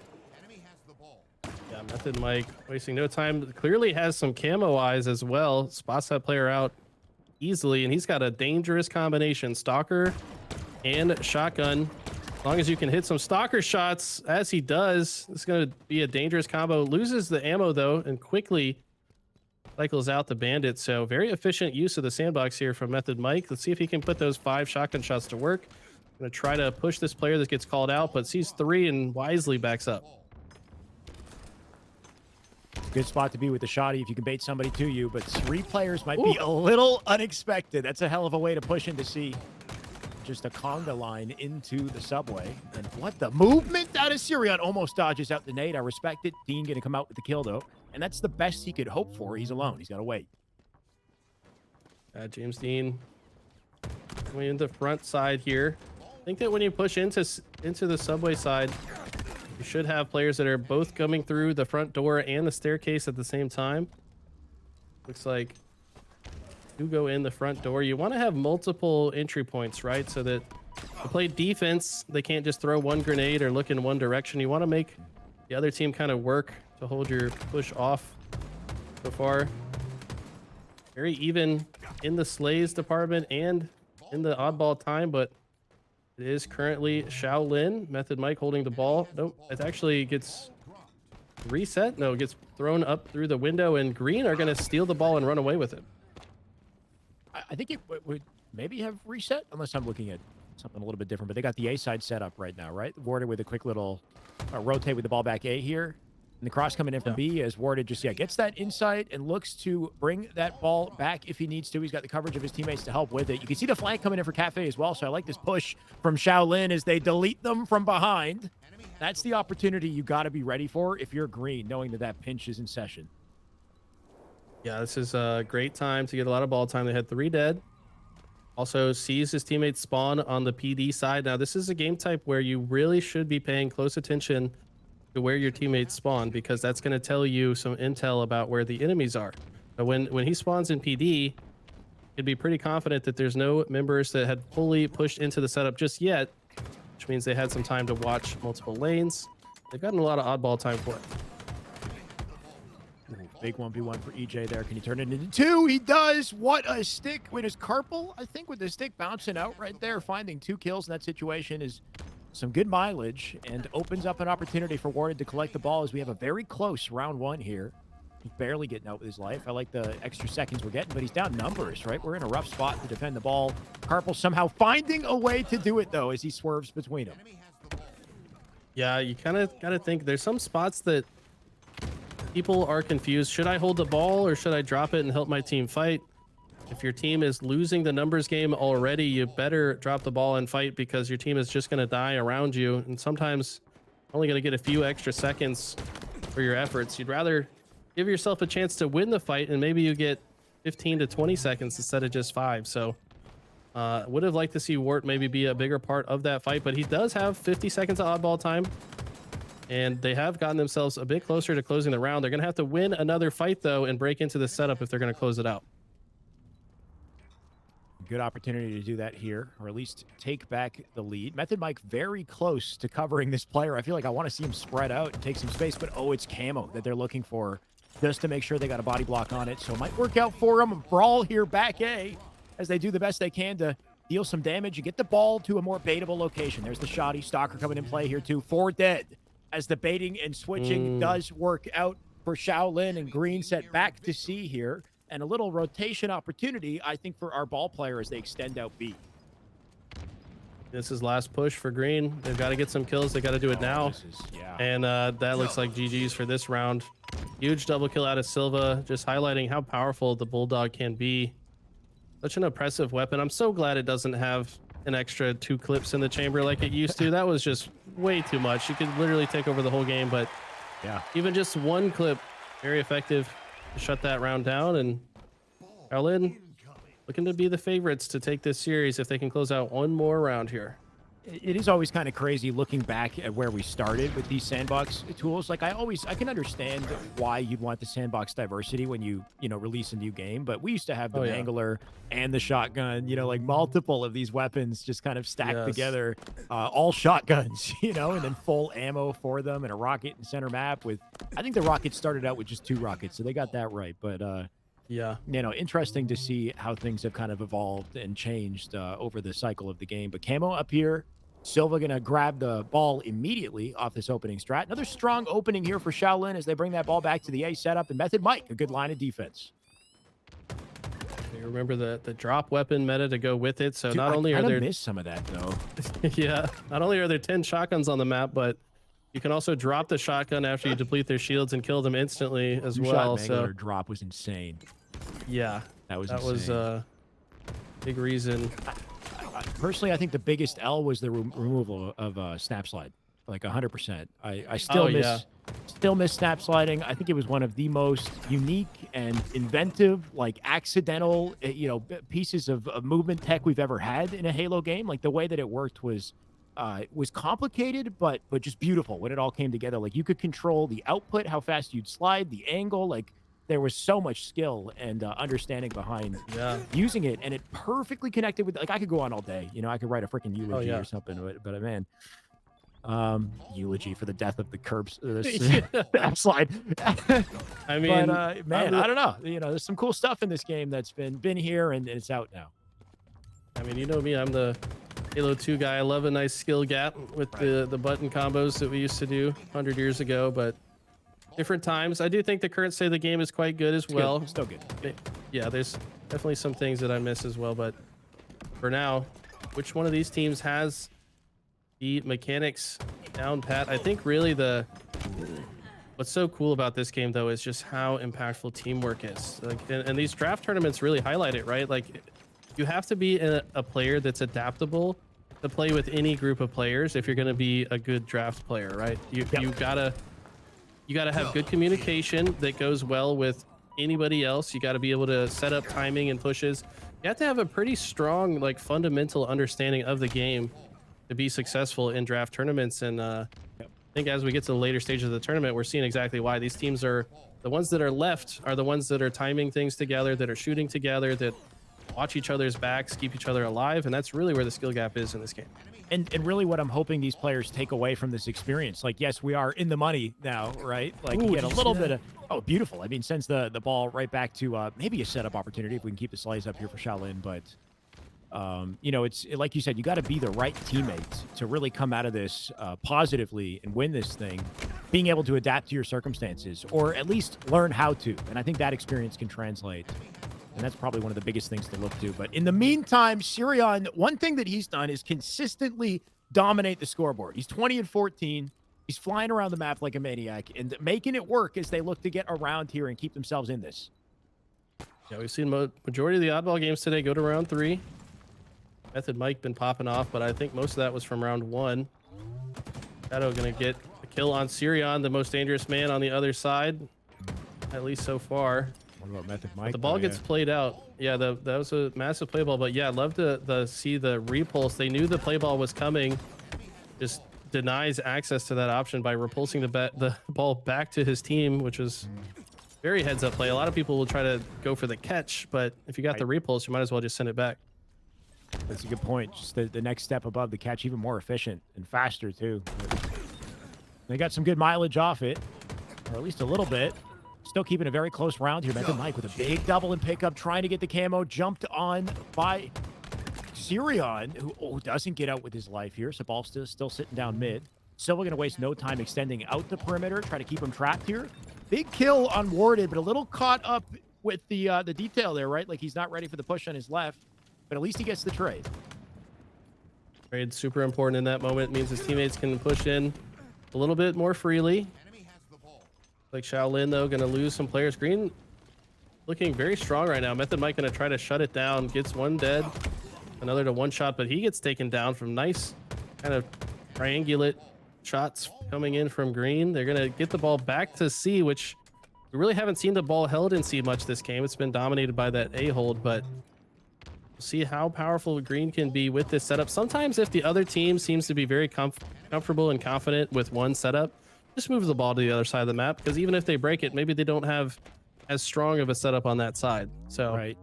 I do like to see the switch up here for Green. Playing to your strong side, I guess, for sure. Yes. Another shout out to the legends. Who just disappeared off the map, by the way. I do kind of miss that guy. Not sure. I'm sure, hopefully he's living life. Oh, he's around. He's around. He's, I think he made a bunch of money off crypto, and he just travels the world doing whatever he wants now. I'm pretty sure. I don't know. Don't quote me on that. That's actually incredible. I don't know if Sims had a similar route. He's doing something with, I don't know about crypto, but NFTs. Anyway. I mean, it's amazing how some people build their fortune, and I think the best thing to do with it is just travel and live your life. So I'm pretty sure that's what he's been doing. But here we go. We've got oddball still in the hands of Shaolin for now. I think Camo's about to be up. This fight going to be highly consequential. We got the shotgun trading hands. Melee gets missed, though. Going to open up the opportunity for Warded. Get that kill. Every time I read his name, I just think of an elite just warding on me. But yep. I don't know if that's the origin of the gamer tag, but look at the I think it is. shoddy repulse. Just said, get out of here. Oh, he's on demon time now. Look at this. So he's just hunting his prey. Chat So Sweaty, who Chat, by the way, was so dominant earlier on Argyle. Remember that man popped off. He's having a tough one here in Oddball. Been shut down, I think, in this series. Method Mike has been the one to really kind of show up for this team and put on a clinic, but they can't shut down Sirion. That's for sure. Cover in the sandbox. Got the Stalker using the cover to his advantage, but wait a second, Chat. Maybe he heard me. Maybe he heard me. He's got a big double. Shots on Carpal. Carpal with not enough of a play ball to prevent the 4 dead and prevent the setup. 1 minute and a lead here for Shaolin as they look to close out game 3. And I think this is our losers finals if they do it. Yeah. I mean, whoever wins this game will advance to grand finals. Right now, Green needs to break this setup. They've really got one chance to do it. Only 12 seconds to go. They do get the first 2 kills. This is massive. This is a huge opportunity. They need to not... They got 2... They kind of pushed one side. Method Mike able to live for a while, but ultimately the push works, and I think this should be the end of the round. Oddball players should be able to just kind of chill out until the round's over, but they get a close spawn. They're already on the B side. 29. Oh, wow. That was getting a little dicey. They got a close spawn and could have shut that down. Bit of a scary collapse there for sure. Like a little bit worried about the way Ward had pushed that through the courtyard. Like needed to be looking at that PD player and make sure that he was ready because he just got melted. But his team, thankfully, they all kind of came together and flipped that situation around and down to the wire it went. But it looks like we really are going down to the wire here, Eli, as we get to round 3 in game 3, our final game in our matchup. Could not have asked for a closer series. Teams very close to one another. Method Mike, like you said, stepping up in a big way, and I think that's the sign of a good team is, you can't always count on the same guy to always pop off. This is a game where you can get unlucky, or maybe you're not shooting as well from one game to the next. So to have somebody able to step up the way Method Mike has, alleviate some of the pressure on Shadow, Look at this. He is continuing to roll. He's clearly using the sandbox significantly to build up so many of these kills, and how his team's been able to get so much oddball time. It's a head-to-head with him and Sirion, right? Like, if he's not grabbing it, Sirion's going to be beelining for it. So he's really got to keep it out of his hands and use it to get a piv warded. Nice pickup with the help of Sirion there. And they will get access to that utility, and hopefully the ball, here we go, back A, still a player to delete. They'll get rid of him quickly. Some nice teamwork here. Something you talked about is just the presence of, baiting and switching in tight situations like this. You really need to be playing around your team and their sight lines. Absolutely, and I like the setup too. They've got coverage and significantly on the B side, which is usually the first push. We've got somebody on the cafe side. I don't like the he's too far exact positioning from Carpal. Yeah, I was going to say he should have probably played a little bit closer to have an escape option, but it looks like Sirion and EJ able to kind of rotate, pick up the slack sightline from this caution side. So good. And look at this. He sees his teammate spawns on the B side, immediately rotates the ball towards him. I don't know if that's great leadership, telling him like, hey, rotate it towards me, or what exactly that was. But either way, that's the right play. Where your teammate last spawned is often the safest part of the map, so you should usually rotate the ball in that direction. Decision for sure. Still does get stopped in his tracks, and they do have the double dilemma of the camo center map. And you can see that one player on red, I think it was, Silva, who was aware of it, but Sirion just a step ahead. They'll turn that into a ball collection of their own, and despite the rotate, despite the efforts out of Shaolin, it's been shut down. And back in the lead goes Green. He's just barely living here. How did he find him like that, though? Chet so sweaty, dropping him with a little nade bandit combo. Shut down Sirion early there. It was a remote detonation. Yeah, he shot the plasma grenade, took him to one shot, knew that he was lurking somewhere. Yeah, splash damage massive right there. I mean, plasma grenades have a huge AoE of damage, so very smart to do that if you think camo player is lurking in that area. Shut him down, and that's a big shutdown. The player had stalker and camo and a lot of time to work with on it, so it's going to be a big swing in the favor of Green, but even still, they're having a hard time pushing in. Seems like they're dying kind of staggered. Sirion goes down now. This could be really bad, but getting a double kill actually instead, that's massive. Just pivots his way through instead. Like, getting these kills he has no business getting. I do like the play ball from Dean. The last hope he had in that situation is they do try to get back to mid to collect it. Warded with a good team play. Picks it up, throws it to a teammate who collects it immediately as they get some space on the map and a setup off the C spawners. So some good quick thinking right there. And you do like to see it from Warded. If you're not popping off in the Slays category, do what you can as the ball holder to really keep that OBJ in play and make it easier for your team. Carpal right now in a good position to pick up off the opening here as well, but here comes Method Mike. Can he find the damage? Carpal, nice icy fight right there. 26 and 24 as he locks it down, keeps the ball in play. A great point about Warded. I mean, you're not always going to pop off in the slays, and sometimes you're just going to have teammates that can slay out better than you. So just recognizing and adapting to the situation. Yeah, just play your part. And these guys are shooting phenomenally. I might as well make their life easier by holding the oddball. And he's done a great job with 106 seconds, by the way. On the other side, James Dean kind of picking up the reins with 160 seconds. So huge numbers out of him. Definitely one-upping everybody. Right. So, in the meantime, going to try to make a quick rotate to Subway with this. And that ball just going to be hit by nades. I do think if you shoot the ball, if you damage or move the ball in any way whatsoever, it resets the timer on it, which is an interesting kind of meta, right? Like if the ball's about to reset on its own. Yeah, I think I heard this from T Squared, interestingly enough, a while back. Somebody was shooting the ball to keep it in play, prevent it from resetting on its own. So might be maybe a Halo Mythbusters thing to look into to see if that's changed or not. But there are some circumstances where you can't get to the ball, but you want it to stay where it is. Very interesting. Yeah, I'd like to test that. I recently tested if the portal of the QT has any influence on spawns, and it does. No, it doesn't. Oh, it does? It does. Yeah. No way. It's a smaller zone of effect than like a Spartan existing somewhere. Huh. So you can still spawn pretty close to it, but it will move spawn points at least a little bit to one side or the other. I think that's pretty huge because there have been situations where I'll plant it back B and then we kill them and I know they're spawning B. So being able to turn that into a back smack opportunity. But very interestingly, maybe they spawn farther over to training box or mud. That's the exact way that I tested it. I had had us kind of stand in the exact positions, kill the player, see where they spawn. and killed him again with the portal next to it. And they moved, the spawn moved to training from Interesting. back B. Yep. But also note that I don't think a player will spawn in the same place twice. Like the spawn system has a tendency to rotate per spawn. Like Eli, we could lose ourselves in this conversation. But yeah, we'll figure this out later. There's some interesting depth there. In the meantime, this is about done and dusted. 89 and counting. Carpal right now with the ball, but he's last alive. He's got to play it out. He doesn't have an opportunity to do it. 4 dead. Ball going to be collected here by Shaolin. They take it back A. They got all 4 up for a little setup and 1 push for green. They spawn in a nice spread. You see one of them spawns at red side. He can kind of hold forward, but one gets taken out immediately. They take out Sirion.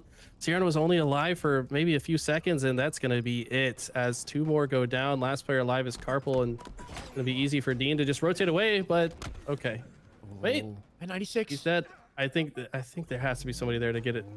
Yeah, it was Sirion with the pivotal last second kill, but ultimately not going to matter. It's Shaolin. In the last couple seconds with the team play, they'll make it happen from PD. That's a 2-1 close, a 2-1 series, and a good series of Halo, Eli. Some high caliber competition right there to close out losers finals, and hopefully a stint of momentum, you know, something to hold on to for grand finals, because you've got a hungry Harambe waiting in Winterside grand finals to compete against. So you're going to need some momentum.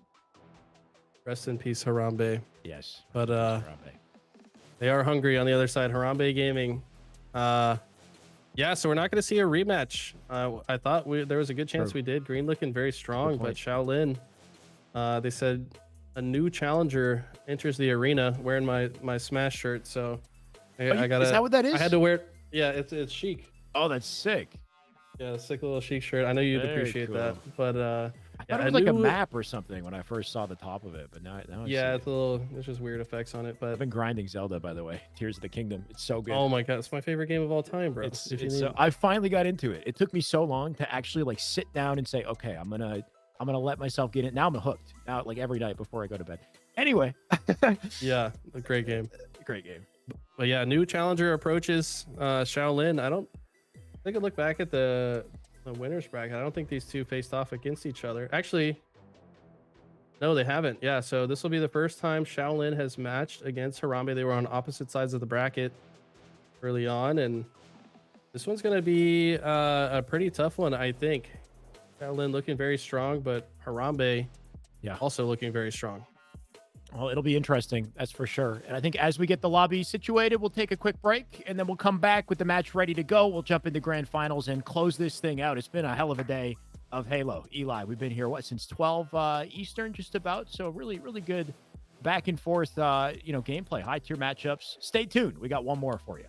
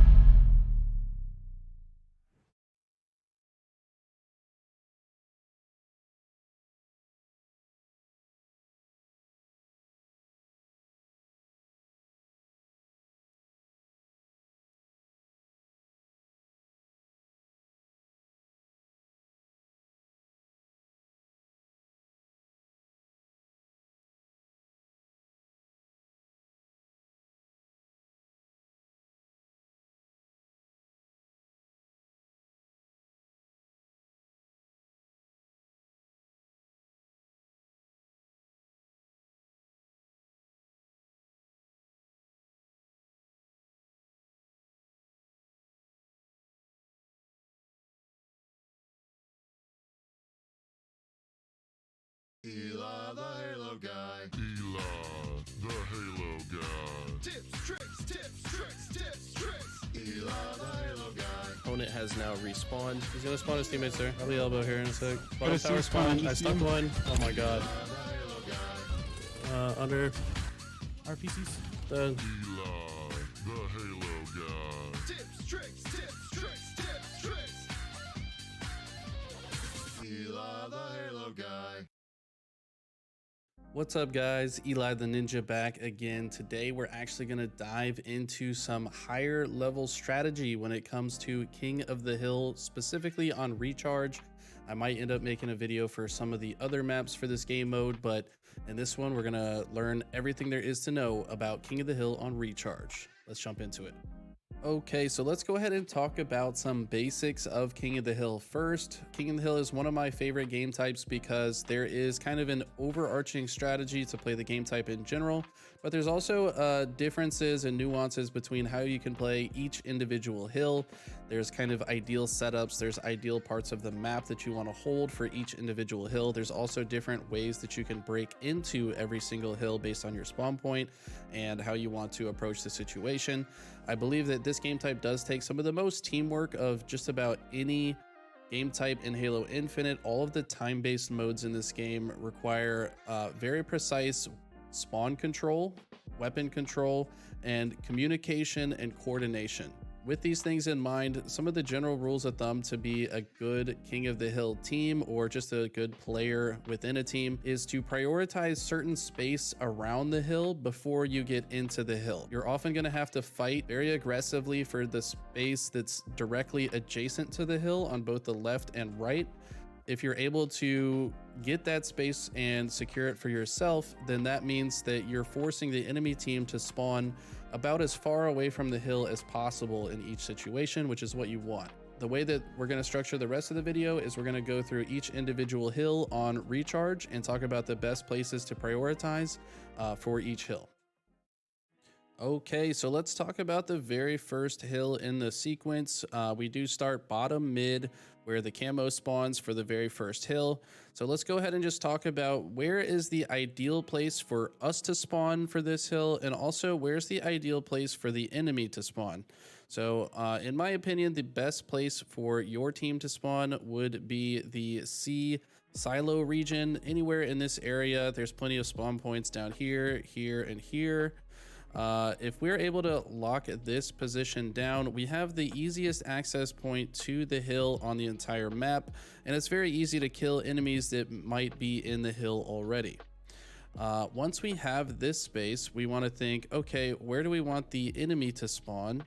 And the best place for the enemy to spawn would be technically either A or in gold, but if we could choose one or the other, that's the best way to play it. So we could either hold C and also hold A for ourselves. That way we know the enemies are spawning in gold, and we have plenty of angles to shoot them and keep them from dropping out of gold through. Just have to watch the bat ledge, these doors here, and also needles to.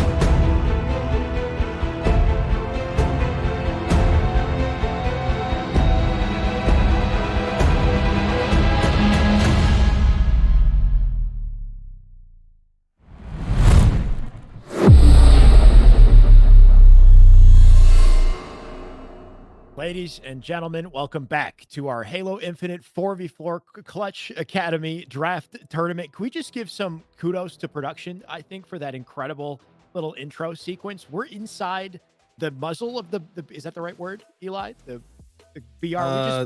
We're shooting into the broadcast. I don't know. Sure. I don't know. I'm not a gun guy. Somebody in chat will probably correct us. The barrel. The barrel. Muzzle. Right through the whatever, barrel. something like that. But incredible, right? And I think an incredible tournament that we've had. So if you're here with us, thank you so much. You know, hopefully the first Clutch Academy, or not the first, but of many, right? I'm hoping we see a lot more of these Clutch Academy tournaments, draft tournaments, so many different ways to get involved with Clutch Academy, which I think is incredible too. Like he's building a community here. So I mean, big shout out to Clutch, who I know might be with us, might be watching, but if he is, thank you, Clutch. Thank you, production as well. Sozer, who I know has been killing it on the production side of things, but we have a whole team back here for Zilla as well. We got Izzy Scout back here. I know I'm not going to be able to hit all the names. I know we got Lady Mando modding in the chat as well. So I'm just, Ashley Blair. Ashley Blair as well. Thank you. I'm just happy that, this all kind of was put on and went as smoothly as it has, and that we've got the support of these sponsors, these incredible sponsors as well. Eli, Space Station. I can see everybody shouting or typing Space Station in the chat right now. We're doing a giveaway, so big thank you to Space Station for the jersey giveaway that we currently have ongoing. Type Space Station if you guys want access to a pretty sweet jersey. Space Station, when it comes to merch, I think they're pretty S tier. They're pretty top of the game. So definitely type Space Station if you want access to that giveaway. We had Oats overnight Oats giveaway as well. We have Game Coach GG helping us with this too, and then of course Bittersweet, who helped donate to the prize pool, which we're now in the money for this tournament as well. It's grand finals time, Eli. It's big ticket, big league games now. Yeah, both these teams have secured at least $120. They're playing to double that up. So this is double or nothing, basically. Well, not or nothing. It's double or get what you already got. So secured 120, but the team Shaolin, coming from losers bracket, has to win 2 series. So that is the token that you get for winning the winners bracket. That means you only got to win 1 series, because technically the first series would send them to lower bracket, and then it would be the true finals after that. But I'm sure winning side does not want to drop that first series. Definitely not. And best of 5s as well. So this could go quite the distance depending on how sweaty these teams want to get, how closely contested we actually are. We've seen a lot of that today. A lot of very closely contested matches. I think our last match we just had is an excellent example, an oddball that went right down to the final 10 seconds of the final round. So if we get anything like that in this series, Eli, we could be here for a while. So buckle your damn seatbelts if you have them, or metaphorically speaking, lock in. We got some Halo coming. It looks like the giveaway is closing shortly, chat. So keep typing Space Station, because we want to find out who's getting the jersey. And I don't think, are we eligible, Eli? I don't think we're eligible. I'm going to type Space Station anyway. Yeah, type it, bro. Type it. Oh, that's not how you spell Space Station.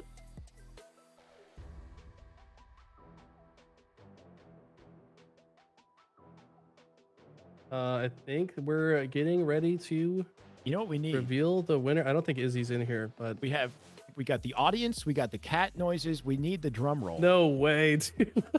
What? I actually won it. Oh, no way! No Dude. way. Rigged. I'm typing rigged. Oh, typing no. rigged in the chat. We're on a 30-second delay. I don't know, so do we have a that's boo? what- Do we have a boo?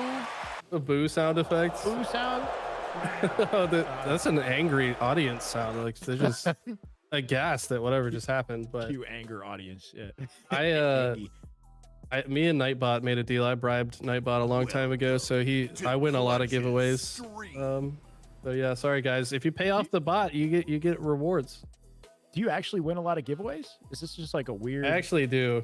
Like I don't know how. There was a time that like Malafar was doing a giveaway, and like I think Gun Goddess messaged me, and she's like, "Hey, by the way, there's a giveaway." And then I just go to her stream, hit enter, and then 10 seconds later, Eli the Ninjas won the giveaway. So what you're saying is we should send you lottery tickets for good luck. Is that? Perhaps, I don't know. We pay a premium and then have you scratch it, and hope it increases my chances. I don't know. Maybe it's the poker background, Eli. So you think that has anything to do with it? I do have some luck on my side when I play poker. That's for sure. It could be that something to do with it. All right. Well, these players are going to need some luck as well. But congrats, Eli, I guess, on winning the jersey and casting the tournament simultaneously. The man does it all. And you're going to have to do some casting, some more casting here, Eli. So I hope you got your best work for this one. We got our best of 5 series that is incorrect. Don't let it fool you, chat. Production is telling me that these maps are not correct. So, psych. But we got something coming up. 5 maps, assuming we get down to our 5 and best of 5. And I think at this point, if you're a team in grand finals, you're not really surprised by anything. You got to be pretty sharp on every map game type.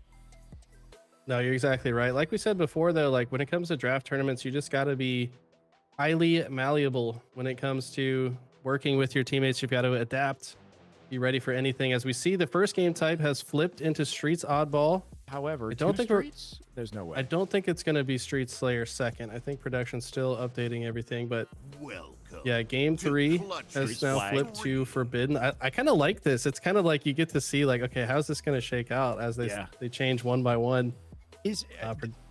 Sorry to interrupt you again here. Wait, okay. Sorry, go ahead. I'm too excited, but is the dynamic, like, is this new? Like, does any but other production have the dynamic repeating like flyovers?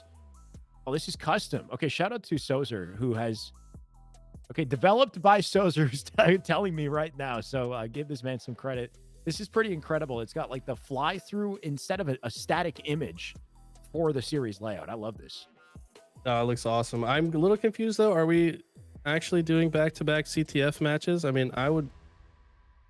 Okay. So we're still figuring it out. King of the Hill Live Fire going to be game 4 instead. Okay, there we go. Very cool production setup. And yeah, I like this layout. Streets ball. We're going back to the streets, by the way. So 15th try is the charm he puts on there. Just kind of showing off at this point that he can just change these things at a moment's notice. But yeah, we are going back to streets. We saw Shaolin just won their last game on streets, oddballs, and they get to play it again. So they kind of might have a little advantage here. They might. We'll see. Yeah, that is interesting. You're going right from the game type they just won to the same map game type combo for Series 1. But you know what? They're going to need any sort of momentum kind of cushion or starter that they can get for this, because they've got to push their way through lower bracket, reset the bracket, and then do it all over again. So, you know, if it gives them an opening strat advantage or something, Eli, then we'll take it, because there's a lot more Halo to play. Well, if you think about it, though, the team waiting in grand finals had nothing better to do but watch to see who they were going to play against. So they've been watching. They know the strategy as well. So maybe there's a little, you know, one team's warmed up on it, but the other team also watched how they played it. So who really has the advantage? It's hard to say. Should be an interesting watch regardless. Are you the type to go watch the series like in between, or are you just like so laser focused on your octagon, you know? Because I feel like there's a dilemma between keeping your hands warm and staying in that level of focus, or MM or whatever, and then trying to study the competition. You know, I think especially in a competition like this, maybe at the pro level, maybe that's more significant. I don't know. Interesting.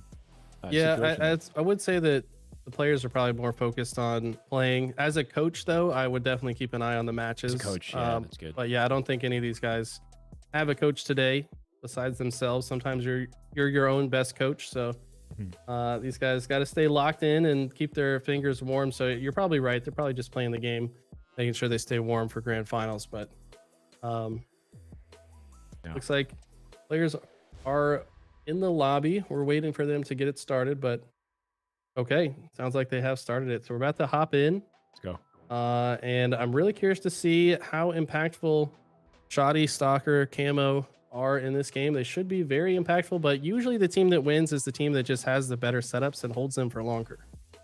Definitely. And I think based off of what we saw in the previous match, this could definitely, bounce around quite a bit. We saw no guaranteed setups in the previous matchup. And, I wouldn't be surprised if we see something similar in this one. Just a lot of, variability depending on how efficiently these teams are breaking setups when they happen. And like you said, control of the sandbox, the utility on the map, which we'll see off the opening strat. The opening strat definitely sets a good precedent for this one. It tends to be, very one-sided. One team really wins it handedly as it kind of snowballs through. But we'll see. Professor, definitely a standout player on Harambe. We've gotten pretty used to seeing this man do his thing. He's been arguably cold for a little bit, but already hot off this opening strat.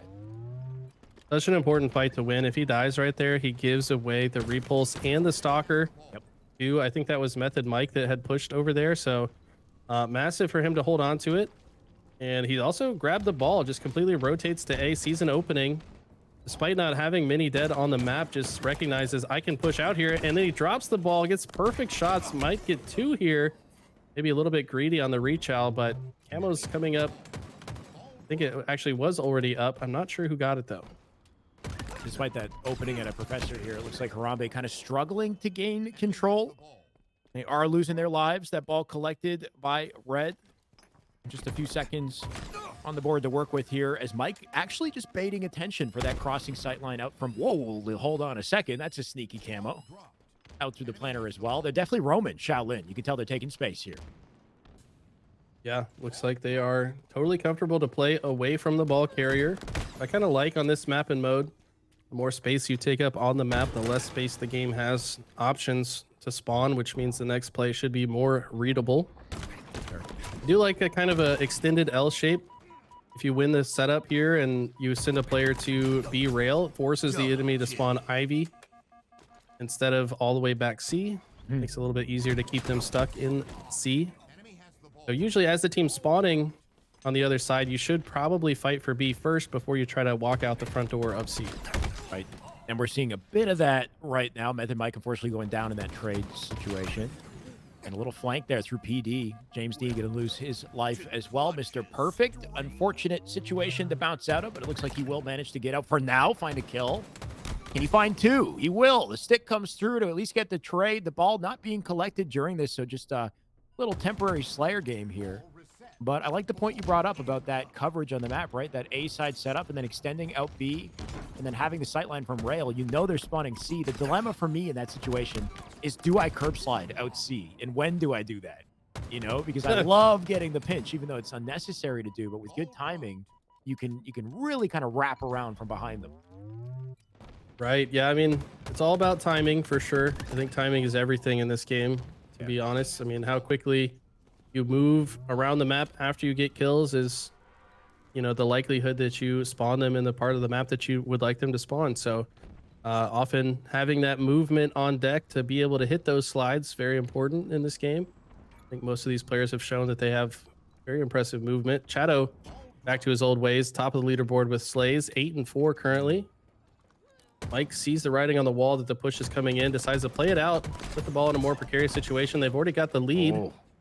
They can win this fight. They could just take the ball right back to safety, but wow, and it's Chato, like I said, back to his old ways with the overkill extermination.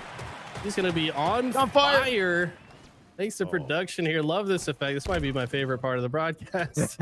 We've seen it now, what, 3-4 times today? So yeah, he gets taken down. It seems like it might be a curse though, because that guy usually dies as soon as he's on fire, which, you know, happens in real life too. You don't want to be on, you probably die pretty fast. Yeah. So regardless though, he has 14 kills, 5 deaths, and his team has a pretty strong lead here going in, and they're up against the team that won the winner's bracket.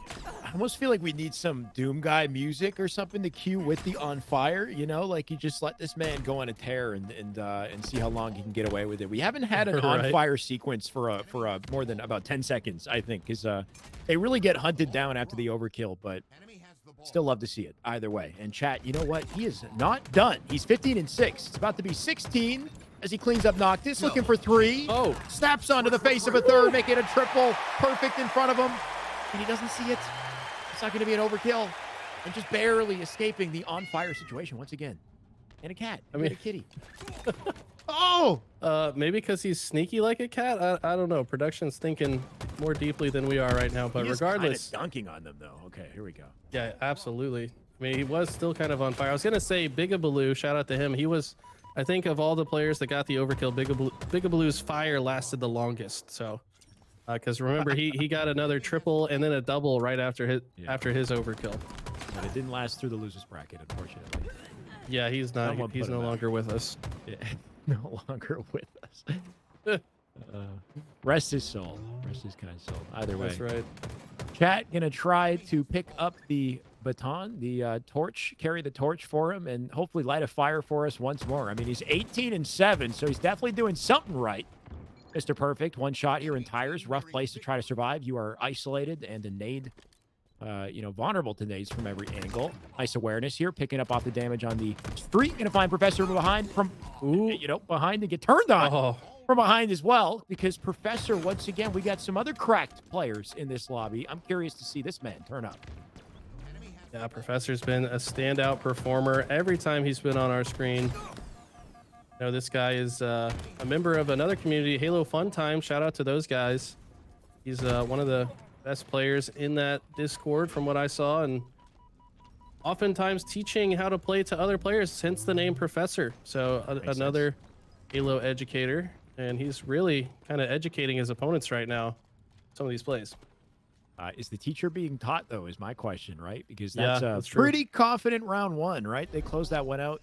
And I think a big part of that is 21 kills out of Chat. Like, that's kind of ridiculous. You look at his teammates, and in comparison, it's just, you can't compare the two. Chat definitely playing a different game of Halo right now with the way he's popped off here. And not about to die easily as well. Going to bounce out of that fight. Got some good info. Not only high kills, but also low deaths. That's hard to do on this map. Typically, highest kill performers are also dying a lot just being in the mix, but high disparity between the two, definitely a good sign and probably a huge reason for their success. Look at the perfect shots come in from Professor, though, looking to teach a few lessons to these guys. Gonna try to rotate through, grabs the camo, but I don't know if he's gonna be able to get out with it. Faces pressure from multiple angles simultaneously. They're gonna shut him down. I think Mike with a big play back C there, just finding a way to kill him on the camo and still make the flank onto C at the same time. But camo was collected by Blue. You can see James Dean looking for it. And there they go. James going to turn for another, but Professor will find them. That's a burned camo. Only 16 seconds on the board here for Harambe as they try to find a bounce back in round two. Still kind of reeling from the damage Chat did to him as he finds another trade for 25. Goodness gracious, this man is on a mission. Got the ball in C. Now, previously, their best holds were on the A side, so we'll have to see if they can hold off. I don't like how condensed they are, but they don't really have the option right now. Don't really have the ground to push out, so they're going to just bait the doorways. They've done a good job of it. Maybe just watching doorways together, but if Harambe can take their time with this push, they could potentially push in from multiple angles and overrun the setup. Right now, Shaolin playing basically perfect defense. Doing a good job mitigating angles and finding the right fights to get involved with as well. Chat, you can see him kind of navigating that carefully, just barely bouncing out, coming back for more on the stairs. Do like the movement with the repulse and the flexibility that it gives him to, just stay a part of this. Camo coming up as well, so he can angle that from trash, but he doesn't have the teammates to help him. He's in big trouble here. Professor knows it, looking for the collapse on him, almost dies in the process, but a nice pickup and an answer. A camo on the body and a ball hole for Harambe. We'll see how long they do something with it. Love this play from Professor. Immediately takes space on the map instead of retreating towards his team. Wants to put this camo to work. Finds the first player, assassinates him, quickly crosses to the other side, predicting that these would be the locations of the other spawners. Doesn't want to get spotted easily, though, so as soon as he sees two targets, changes directions. I think he's assassinating the same player he just did a moment ago. I think Silva is really shouting, camo, be stairs, camo, be stairs, as I would. If I got killed by the same guy twice, I'd be quite frustrated, but ultimately does finally get taken down, as does Noctis. James Dean trying to swing in the backside, keep things together for Shaolin. Harambe going 2 dead. They're going to have to find a way to push back into the setup. Despite that camo play, still very close Halo being played here. As they do take back their lead on the side of red. Mr. Perfect going to try to find his way through mid. You can see him get tagged up by Stalker. An important part of the control in this map here, making sure you got that Stalker. 3 dead, though. Can we see that ball rotate? Chat was on top of it, but he's not going to get access. There he is in the B stairs. Mr. Perfect going to wall him off as they collect some time and spread out a bit. You can see one over on Cafe. Professor alone up in B in a team fight, so he'll die for it. But Prufio getting involved from behind with a flank here. So they're pretty spread out, just trying to take advantage of their space. I think Prufio actually spawned over there because the pressure was already on the way for the other team. So sometimes spawning far away is an opportunity for a nice flank or pinch play. Looks like Prufio did take advantage of it, but does ultimately face some pressure. He gets taken down. And honestly, Prufio has been a standout player throughout the tournament, but this game in particular, struggling to find a lot of traction in the kills department. Does have a lot of assists, but right now, chat trying to not only be the main Slayer, but also the objective player. Is getting some much needed oddball time here. It's sort of wild to me that he is on the OBJ in this moment, considering how much damage he's done first round of the game. I'm not sure. Yeah, so the camo was collected. I think that's a teammate over on Harambe who has it. Yep. That's Mr. Perfect with the camo. Get a body block and find chat, the most important kill to grab, as they do continue to collect the ball here. Shaolin on top of it now. And once again, we're down to the wire. We need a good push out of Harambe because they might be in trouble. Yeah, the first two players don't really have time to wait for their other two teammates, and they both get taken down. Now it's the two spawners that have to somehow make a miracle happen, and I don't think they're going to do so. Should be game one to Shaolin, coming out strong in the first game of Grand Finals. It's that difficulty there, I think, with being two dead, like in situations like that. Like they were spawning two up at a time. They never had their full four-man push and control. So it looked super close, and then all of a sudden they just kind of stole the ball. But I think just with the timing of the circumstances and their lack of full team power, like their lack of spawn timing together, that just kind of slipped out of their hands very quickly, right? That 20-second hold just went by. Right, yeah, I mean, the time, they were staggered for quite some time. It was almost like 8-second differential between the first two dying and the second two dying. So the first two coming off spawn, you know, see the writing on the wall. The other team only needs 18 seconds. They've kind of got to move forward. They don't have the luxury to wait on those other two teammates to spawn. And honestly, Shaolin just had the answer. They were just ready to pick those first two players off, maybe predicted their exact spawn point, which is often quite easy on a map like Streets, to be honest. Like, you should know where the other team is spawning most of the time. And they had the answer. Shaolin on the lower bracket side, keep that in mind. They just played this matchup to win their lower bracket final series. So they took that momentum, and it definitely translated into our game one of our grand finals. But good, strong start from them, and hopefully something they continue if they want to reset the bracket and then take this thing. It's gonna be a while till we get there, and a lot of opportunities, I think, for Harambe to stabilize. But I guess the next playground we go to is Aquarius. Eli, Aquarius Slayer up next. And then what would you look to see, I think, from Harambe if they want that bounce back, if they want to prevent the bracket reset? Because I think if we get into that territory, things get pretty scary if you're Harambe. I mean, what I'm looking back to right now is, if you'll recall, in the winners finals, Harambe lost that game one Aqua flag 5-1 and looked to be completely outmatched on Aquarius against that green squad, right? So in that game, they were just, I mean, flag is granted a lot different of a game type than Slayer, but it's still the same map. Some of the same problems can persist. You know, if they're not able to set up for overshields effectively, that kind of, those errors can compound a bit and maybe even harder in Slayer than they do in flag. So I kind of would like to see them maybe take better routes, different angles to work together a bit better, because the last time we saw them on this map, it was not a pretty sight. Well, they'll find their way right back on it, and it looks like that's a strong start for them. 4 dead off the opening here for Harambe. That's a pickup on the OS too, and some knowledge on the spawners. They know it's yellow side. Professor putting pressure on the util here. He's got his teammates beside him to do some damage as well. There's the pickup. James Dean down for the count. It looks like he's lost a teammate in the process, but using the movement up on the car jump up to stay involved, to get up and down between these fights. That's an 8-3 start. Some good momentum here for Harambe.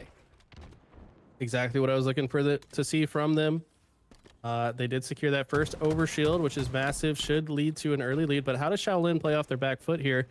I think if Shaolin can earn some space out to the car side, maybe get some extra angles to work with, they could break it. But it looks like Harambe is just kind of ready for wherever they show up.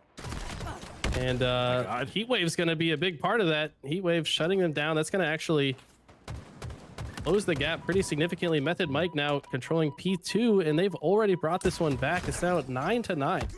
Method Mike, I think, is my player to look for, just going off of the FFA result that he had yesterday. Right. His ability on this map, you'd expect to be very confident and elusive. When you're playing FFA, you need to be so, head on a swivel. Ooh. I say that, but look at them drop like flies. What a teamwork situation there, back blue, to all stay alive, find their kills, and to completely offset the momentum.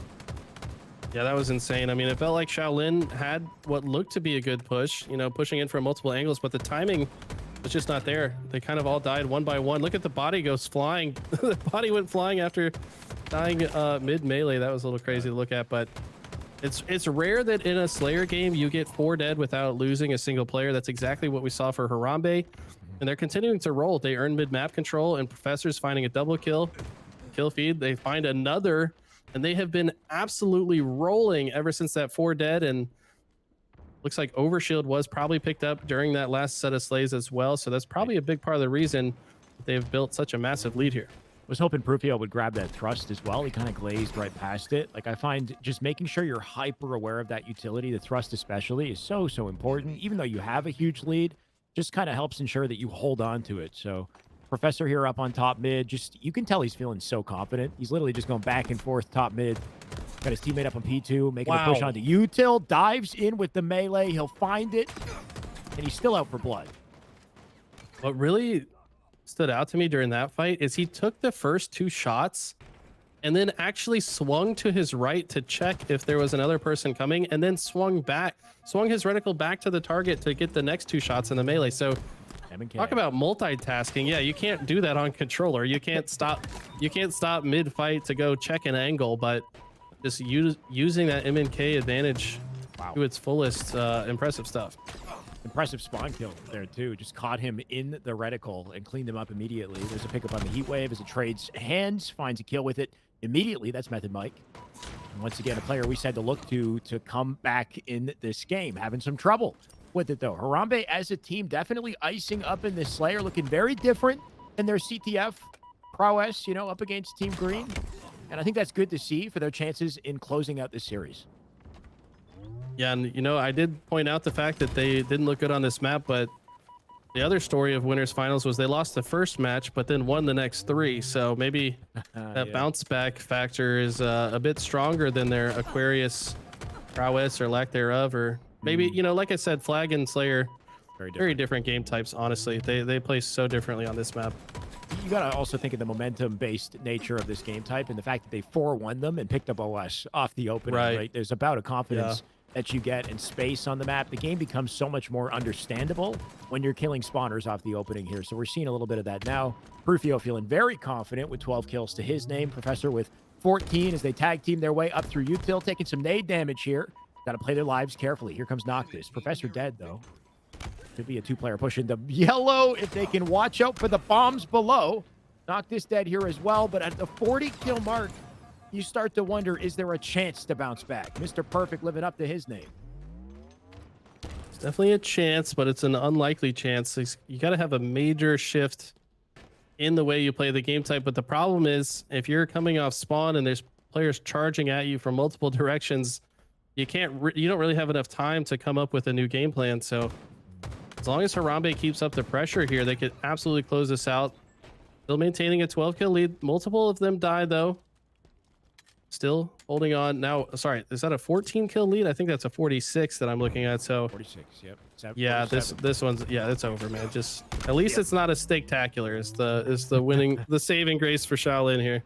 Yeah, we've seen a lot of this, though. Interestingly, is the Slayers being very one-sided. You know, one team just getting hammered. And interestingly, it tends to happen after that team loses. It's like they regain and say, hold on a sec. Like, we're very much still in this. We're going to bounce back and just kind of come out confidently off that loss. They do exactly that. So 1-1 in our series. Of course, best of 5 this time around for our grand final. So plenty of Halo left to play, but that's a good answer from Harambe. They're right back in this. That was a very fast game, too. I mean, there was not a lot of time that elapsed. I want to say maybe like 4 or 5 minutes max. Did we see another overshield spawn? I don't even know if we did. There's two overshields. We didn't make it to the 6-minute mark. So I guess, yeah, we would have got at least 2 overshields, I think. But about 6:30 is where that closed out. Our production is telling us they've got a scoreboard to bring up on screen. So I would love to see it if we have it. Let's see. Oh, incorrect. There it is. Check this out, ladies and gentlemen. This is a work in progress, but I think could be pretty damn incredible when it all kind of like locks in together. Oh, look at this. Let's get us to the side here. This is the unveiling. First 2 segments are backwards. They didn't have 16 captures, 15 captures a piece. But okay, if you just kind of pretend those are on the other side, so it would be 16 kills, I believe, for Prufio here.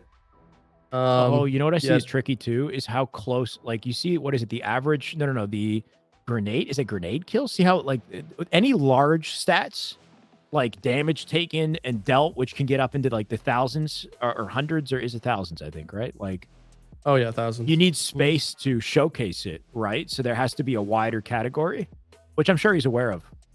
This is Yeah, interesting. it's a work in though. progress. You see what's being developed here, chat. I think this could be pretty incredible. It's like one screen, all of the stats, no need to cycle, and good opportunity to kind of compare the two, and then we get to hang out, I guess, and chat with each other in the corner here. I like what's developing here. Yeah, not an easy thing to program. I mean, Sozer has been putting all this together by himself, and it's kind of like a program that takes the screenshots intelligently from each page and then places them into positions so that you can have a single screen view of the data. But can't wait to see when that is all ironed out and works properly. But regardless, very cool work in progress. We're gonna hop on board with Forbidden CTF. We were the whole point of that was to try to see the length of that game, but ultimately, yeah, we were unable to see it. We knew it was fast, and I'll tell you what, this game type can play very fast in comparison to the other CTF maps that we play right now. So I will say, thanks to the 30-second delay, it did end at around 6 minutes 20 seconds is where it was, like at the very end of the timer. But that doesn't matter because this one is on the way. You can't think about what just happened. You got to focus on the Blaines here. That's exactly what Professor's doing with the snipe in the hand. And the he pops flag's up with almost this home. earlier. Oh, you're right. That flag is going in. That's 2 snipes in control off the opening strat as Shaolin, Harambe, my apologies, plant that in with no contention. Wow. Yeah, and at the top of the screen here, we were distracting production. He hasn't updated the score. Harambe does have 1 game under their belt. They won that second one. So we'll get that 1 added here shortly. But off to a hot start. Like we said, 2 fast game types back to back. And if you're the team with momentum, that usually plays to your favor. And they're looking to close this one out quick. But right now, Shaolin in Harambe's base. And looking like they could be in position to run one of these. I would have liked to see Prufio actually stay on that snipe streak, though. When he pushes forward here, kind of gives up a lot of space on that side, but his flag has gone out. Problem is, there's probably going to be some overextenders cutting him off on the other side now. He gives up the space and has no sight line as well, right? He was completely out of that gunfight on the flag. By the time he came into the fight, he was like 2-3v1. So really unfortunate timing in that. And we see the results of it as well. Chat. Oh, is it Chato? Did we say the O? Chato so sweaty? I think so. I think it's Chateau, maybe. I don't know. That's a fancy French word that's spelled differently with the EAU. I feel like that's where like like wine grapes grow in a chateau. I don't know, but regardless, it could be his first name as well. We'll figure it out as we go here. Well, I mean, we better learn it because the man's definitely doing work. He'll plant that flag in with 3 kills to his name as well. And Professor head on a swivel also. It's these M&K demons, man. They're moving so quick. They can look at so many things simultaneously. It's almost nauseating, to be honest, if you're not them. They're certainly outnumbered by controller players, but we are seeing a massive rise in how many we see. Like we saw Bueller in the grand finals yesterday, the FFA. Mailman made a late run. It seems like Ambition won the Pure Delight tournament last week, so shout out to Pure Delight, also putting on some cool tournaments. So yeah, mouse and keyboard definitely on the rise. Wootum kind of at the forefront of that. Scoobmeister laid the groundwork as well. Shout out to Scoob, kind of the OG M&K Lord in the HCS, but definitely very cool to see a resurgence of them. I would like to see Wootum as a source of inspiration, you know, with his gameplay. So I'm hoping he just pops off and does something sweet. You know, the casters are going to talk about it too, because it'll be a good talking point for the broadcast. Whenever he's up there and you see his POV, he'll be the first player, I believe, to be on main stage, unless Scoob got in. Scoob was definitely on there. Yeah, he's got there through. Yeah, okay, that makes sense. So he wouldn't be the first, but he could definitely be the first to get the farthest, you know, in a tournament on M&K. So we'll see. I think so. I think almost guaranteed that squad looks very powerful. Foe, by the way, the European Halo definitely in a weird spot right now. There's no quadrant like there was last year, but two very strong teams instead coming out. Really curious to see how those guys play. But yeah, we're at a point now. The 9-minute sniper on the table here. Player gets taken out. We got an overshield spawning right now. Looks like right now players of both teams contesting it. Method Mike going to try to get in through the backside. Ooh. Shows up at the perfect time to shut that player down, but he's facing some pressure as well. Gonna have to drop down into the courtyard. Probably my least favorite part of this map to find myself on. He gets taken out due to some great shots from Prufio. But this has gone back and forth. I can't tell who ended up with that overshield. It is scrappy for sure. I mean, Method Mike doing a good job just navigating that top mid fight down to the courtyard as well. Like you said, you don't like to play from there. Do you skip the clamber on the block as well? Because it's honestly, you can finesse people from that block if you time the jump and ride up the wall. Oh my word! Speaking of finesse, oh, so close. He had the right idea, but down to the drink he goes. Yeah, is there a drink down there? It just looks like dark sadness. Pit. Yeah, it's just an abyss, just falling into the I think there's water center of the earth. I don't know, whatever planet this is. Yeah, it's just more clouds down there. This is a floating island. I don't know. Looks like somewhere on Delta Halo, the structure of it reminds you of the Halo 2 campaign levels, kind of that same. Or Temple Run, the free, what is it, that phone game? You know, Complexity has a call out on this map called Indiana for Indiana Jones. That makes sense. That's a good call. I don't know. Yeah, I don't know where the Indiana is, but they definitely say it in their scrims. I've heard it. Indy. But regardless, we find ourselves in this tunnel. A lot of action in the tunnel. Usually when we see a flag here, there's not a lot of fights taking place in it, but both teams trying to create the conditions to stop the flag or get a flag through. Looks like Mr. Perfect needs to get his shields back, knows there's incoming enemies, needs to get this flag returned, and they could potentially punch in the second flag. Look at Chatto, though. You got to watch out for Chatto here on the bridge. Crossing him up with the team help. They'll come in and a 4 dead. The flag did not get planted. I think it got returned, or did it get planted? Did it bring us to 1-1? No, it's no, they had to read it. Yeah, it was returned. Right. And now they've got the counter out, and Chatto's in the great spot. He gets shut down, though. That's a big shutdown. You can get that sniper back in your favor.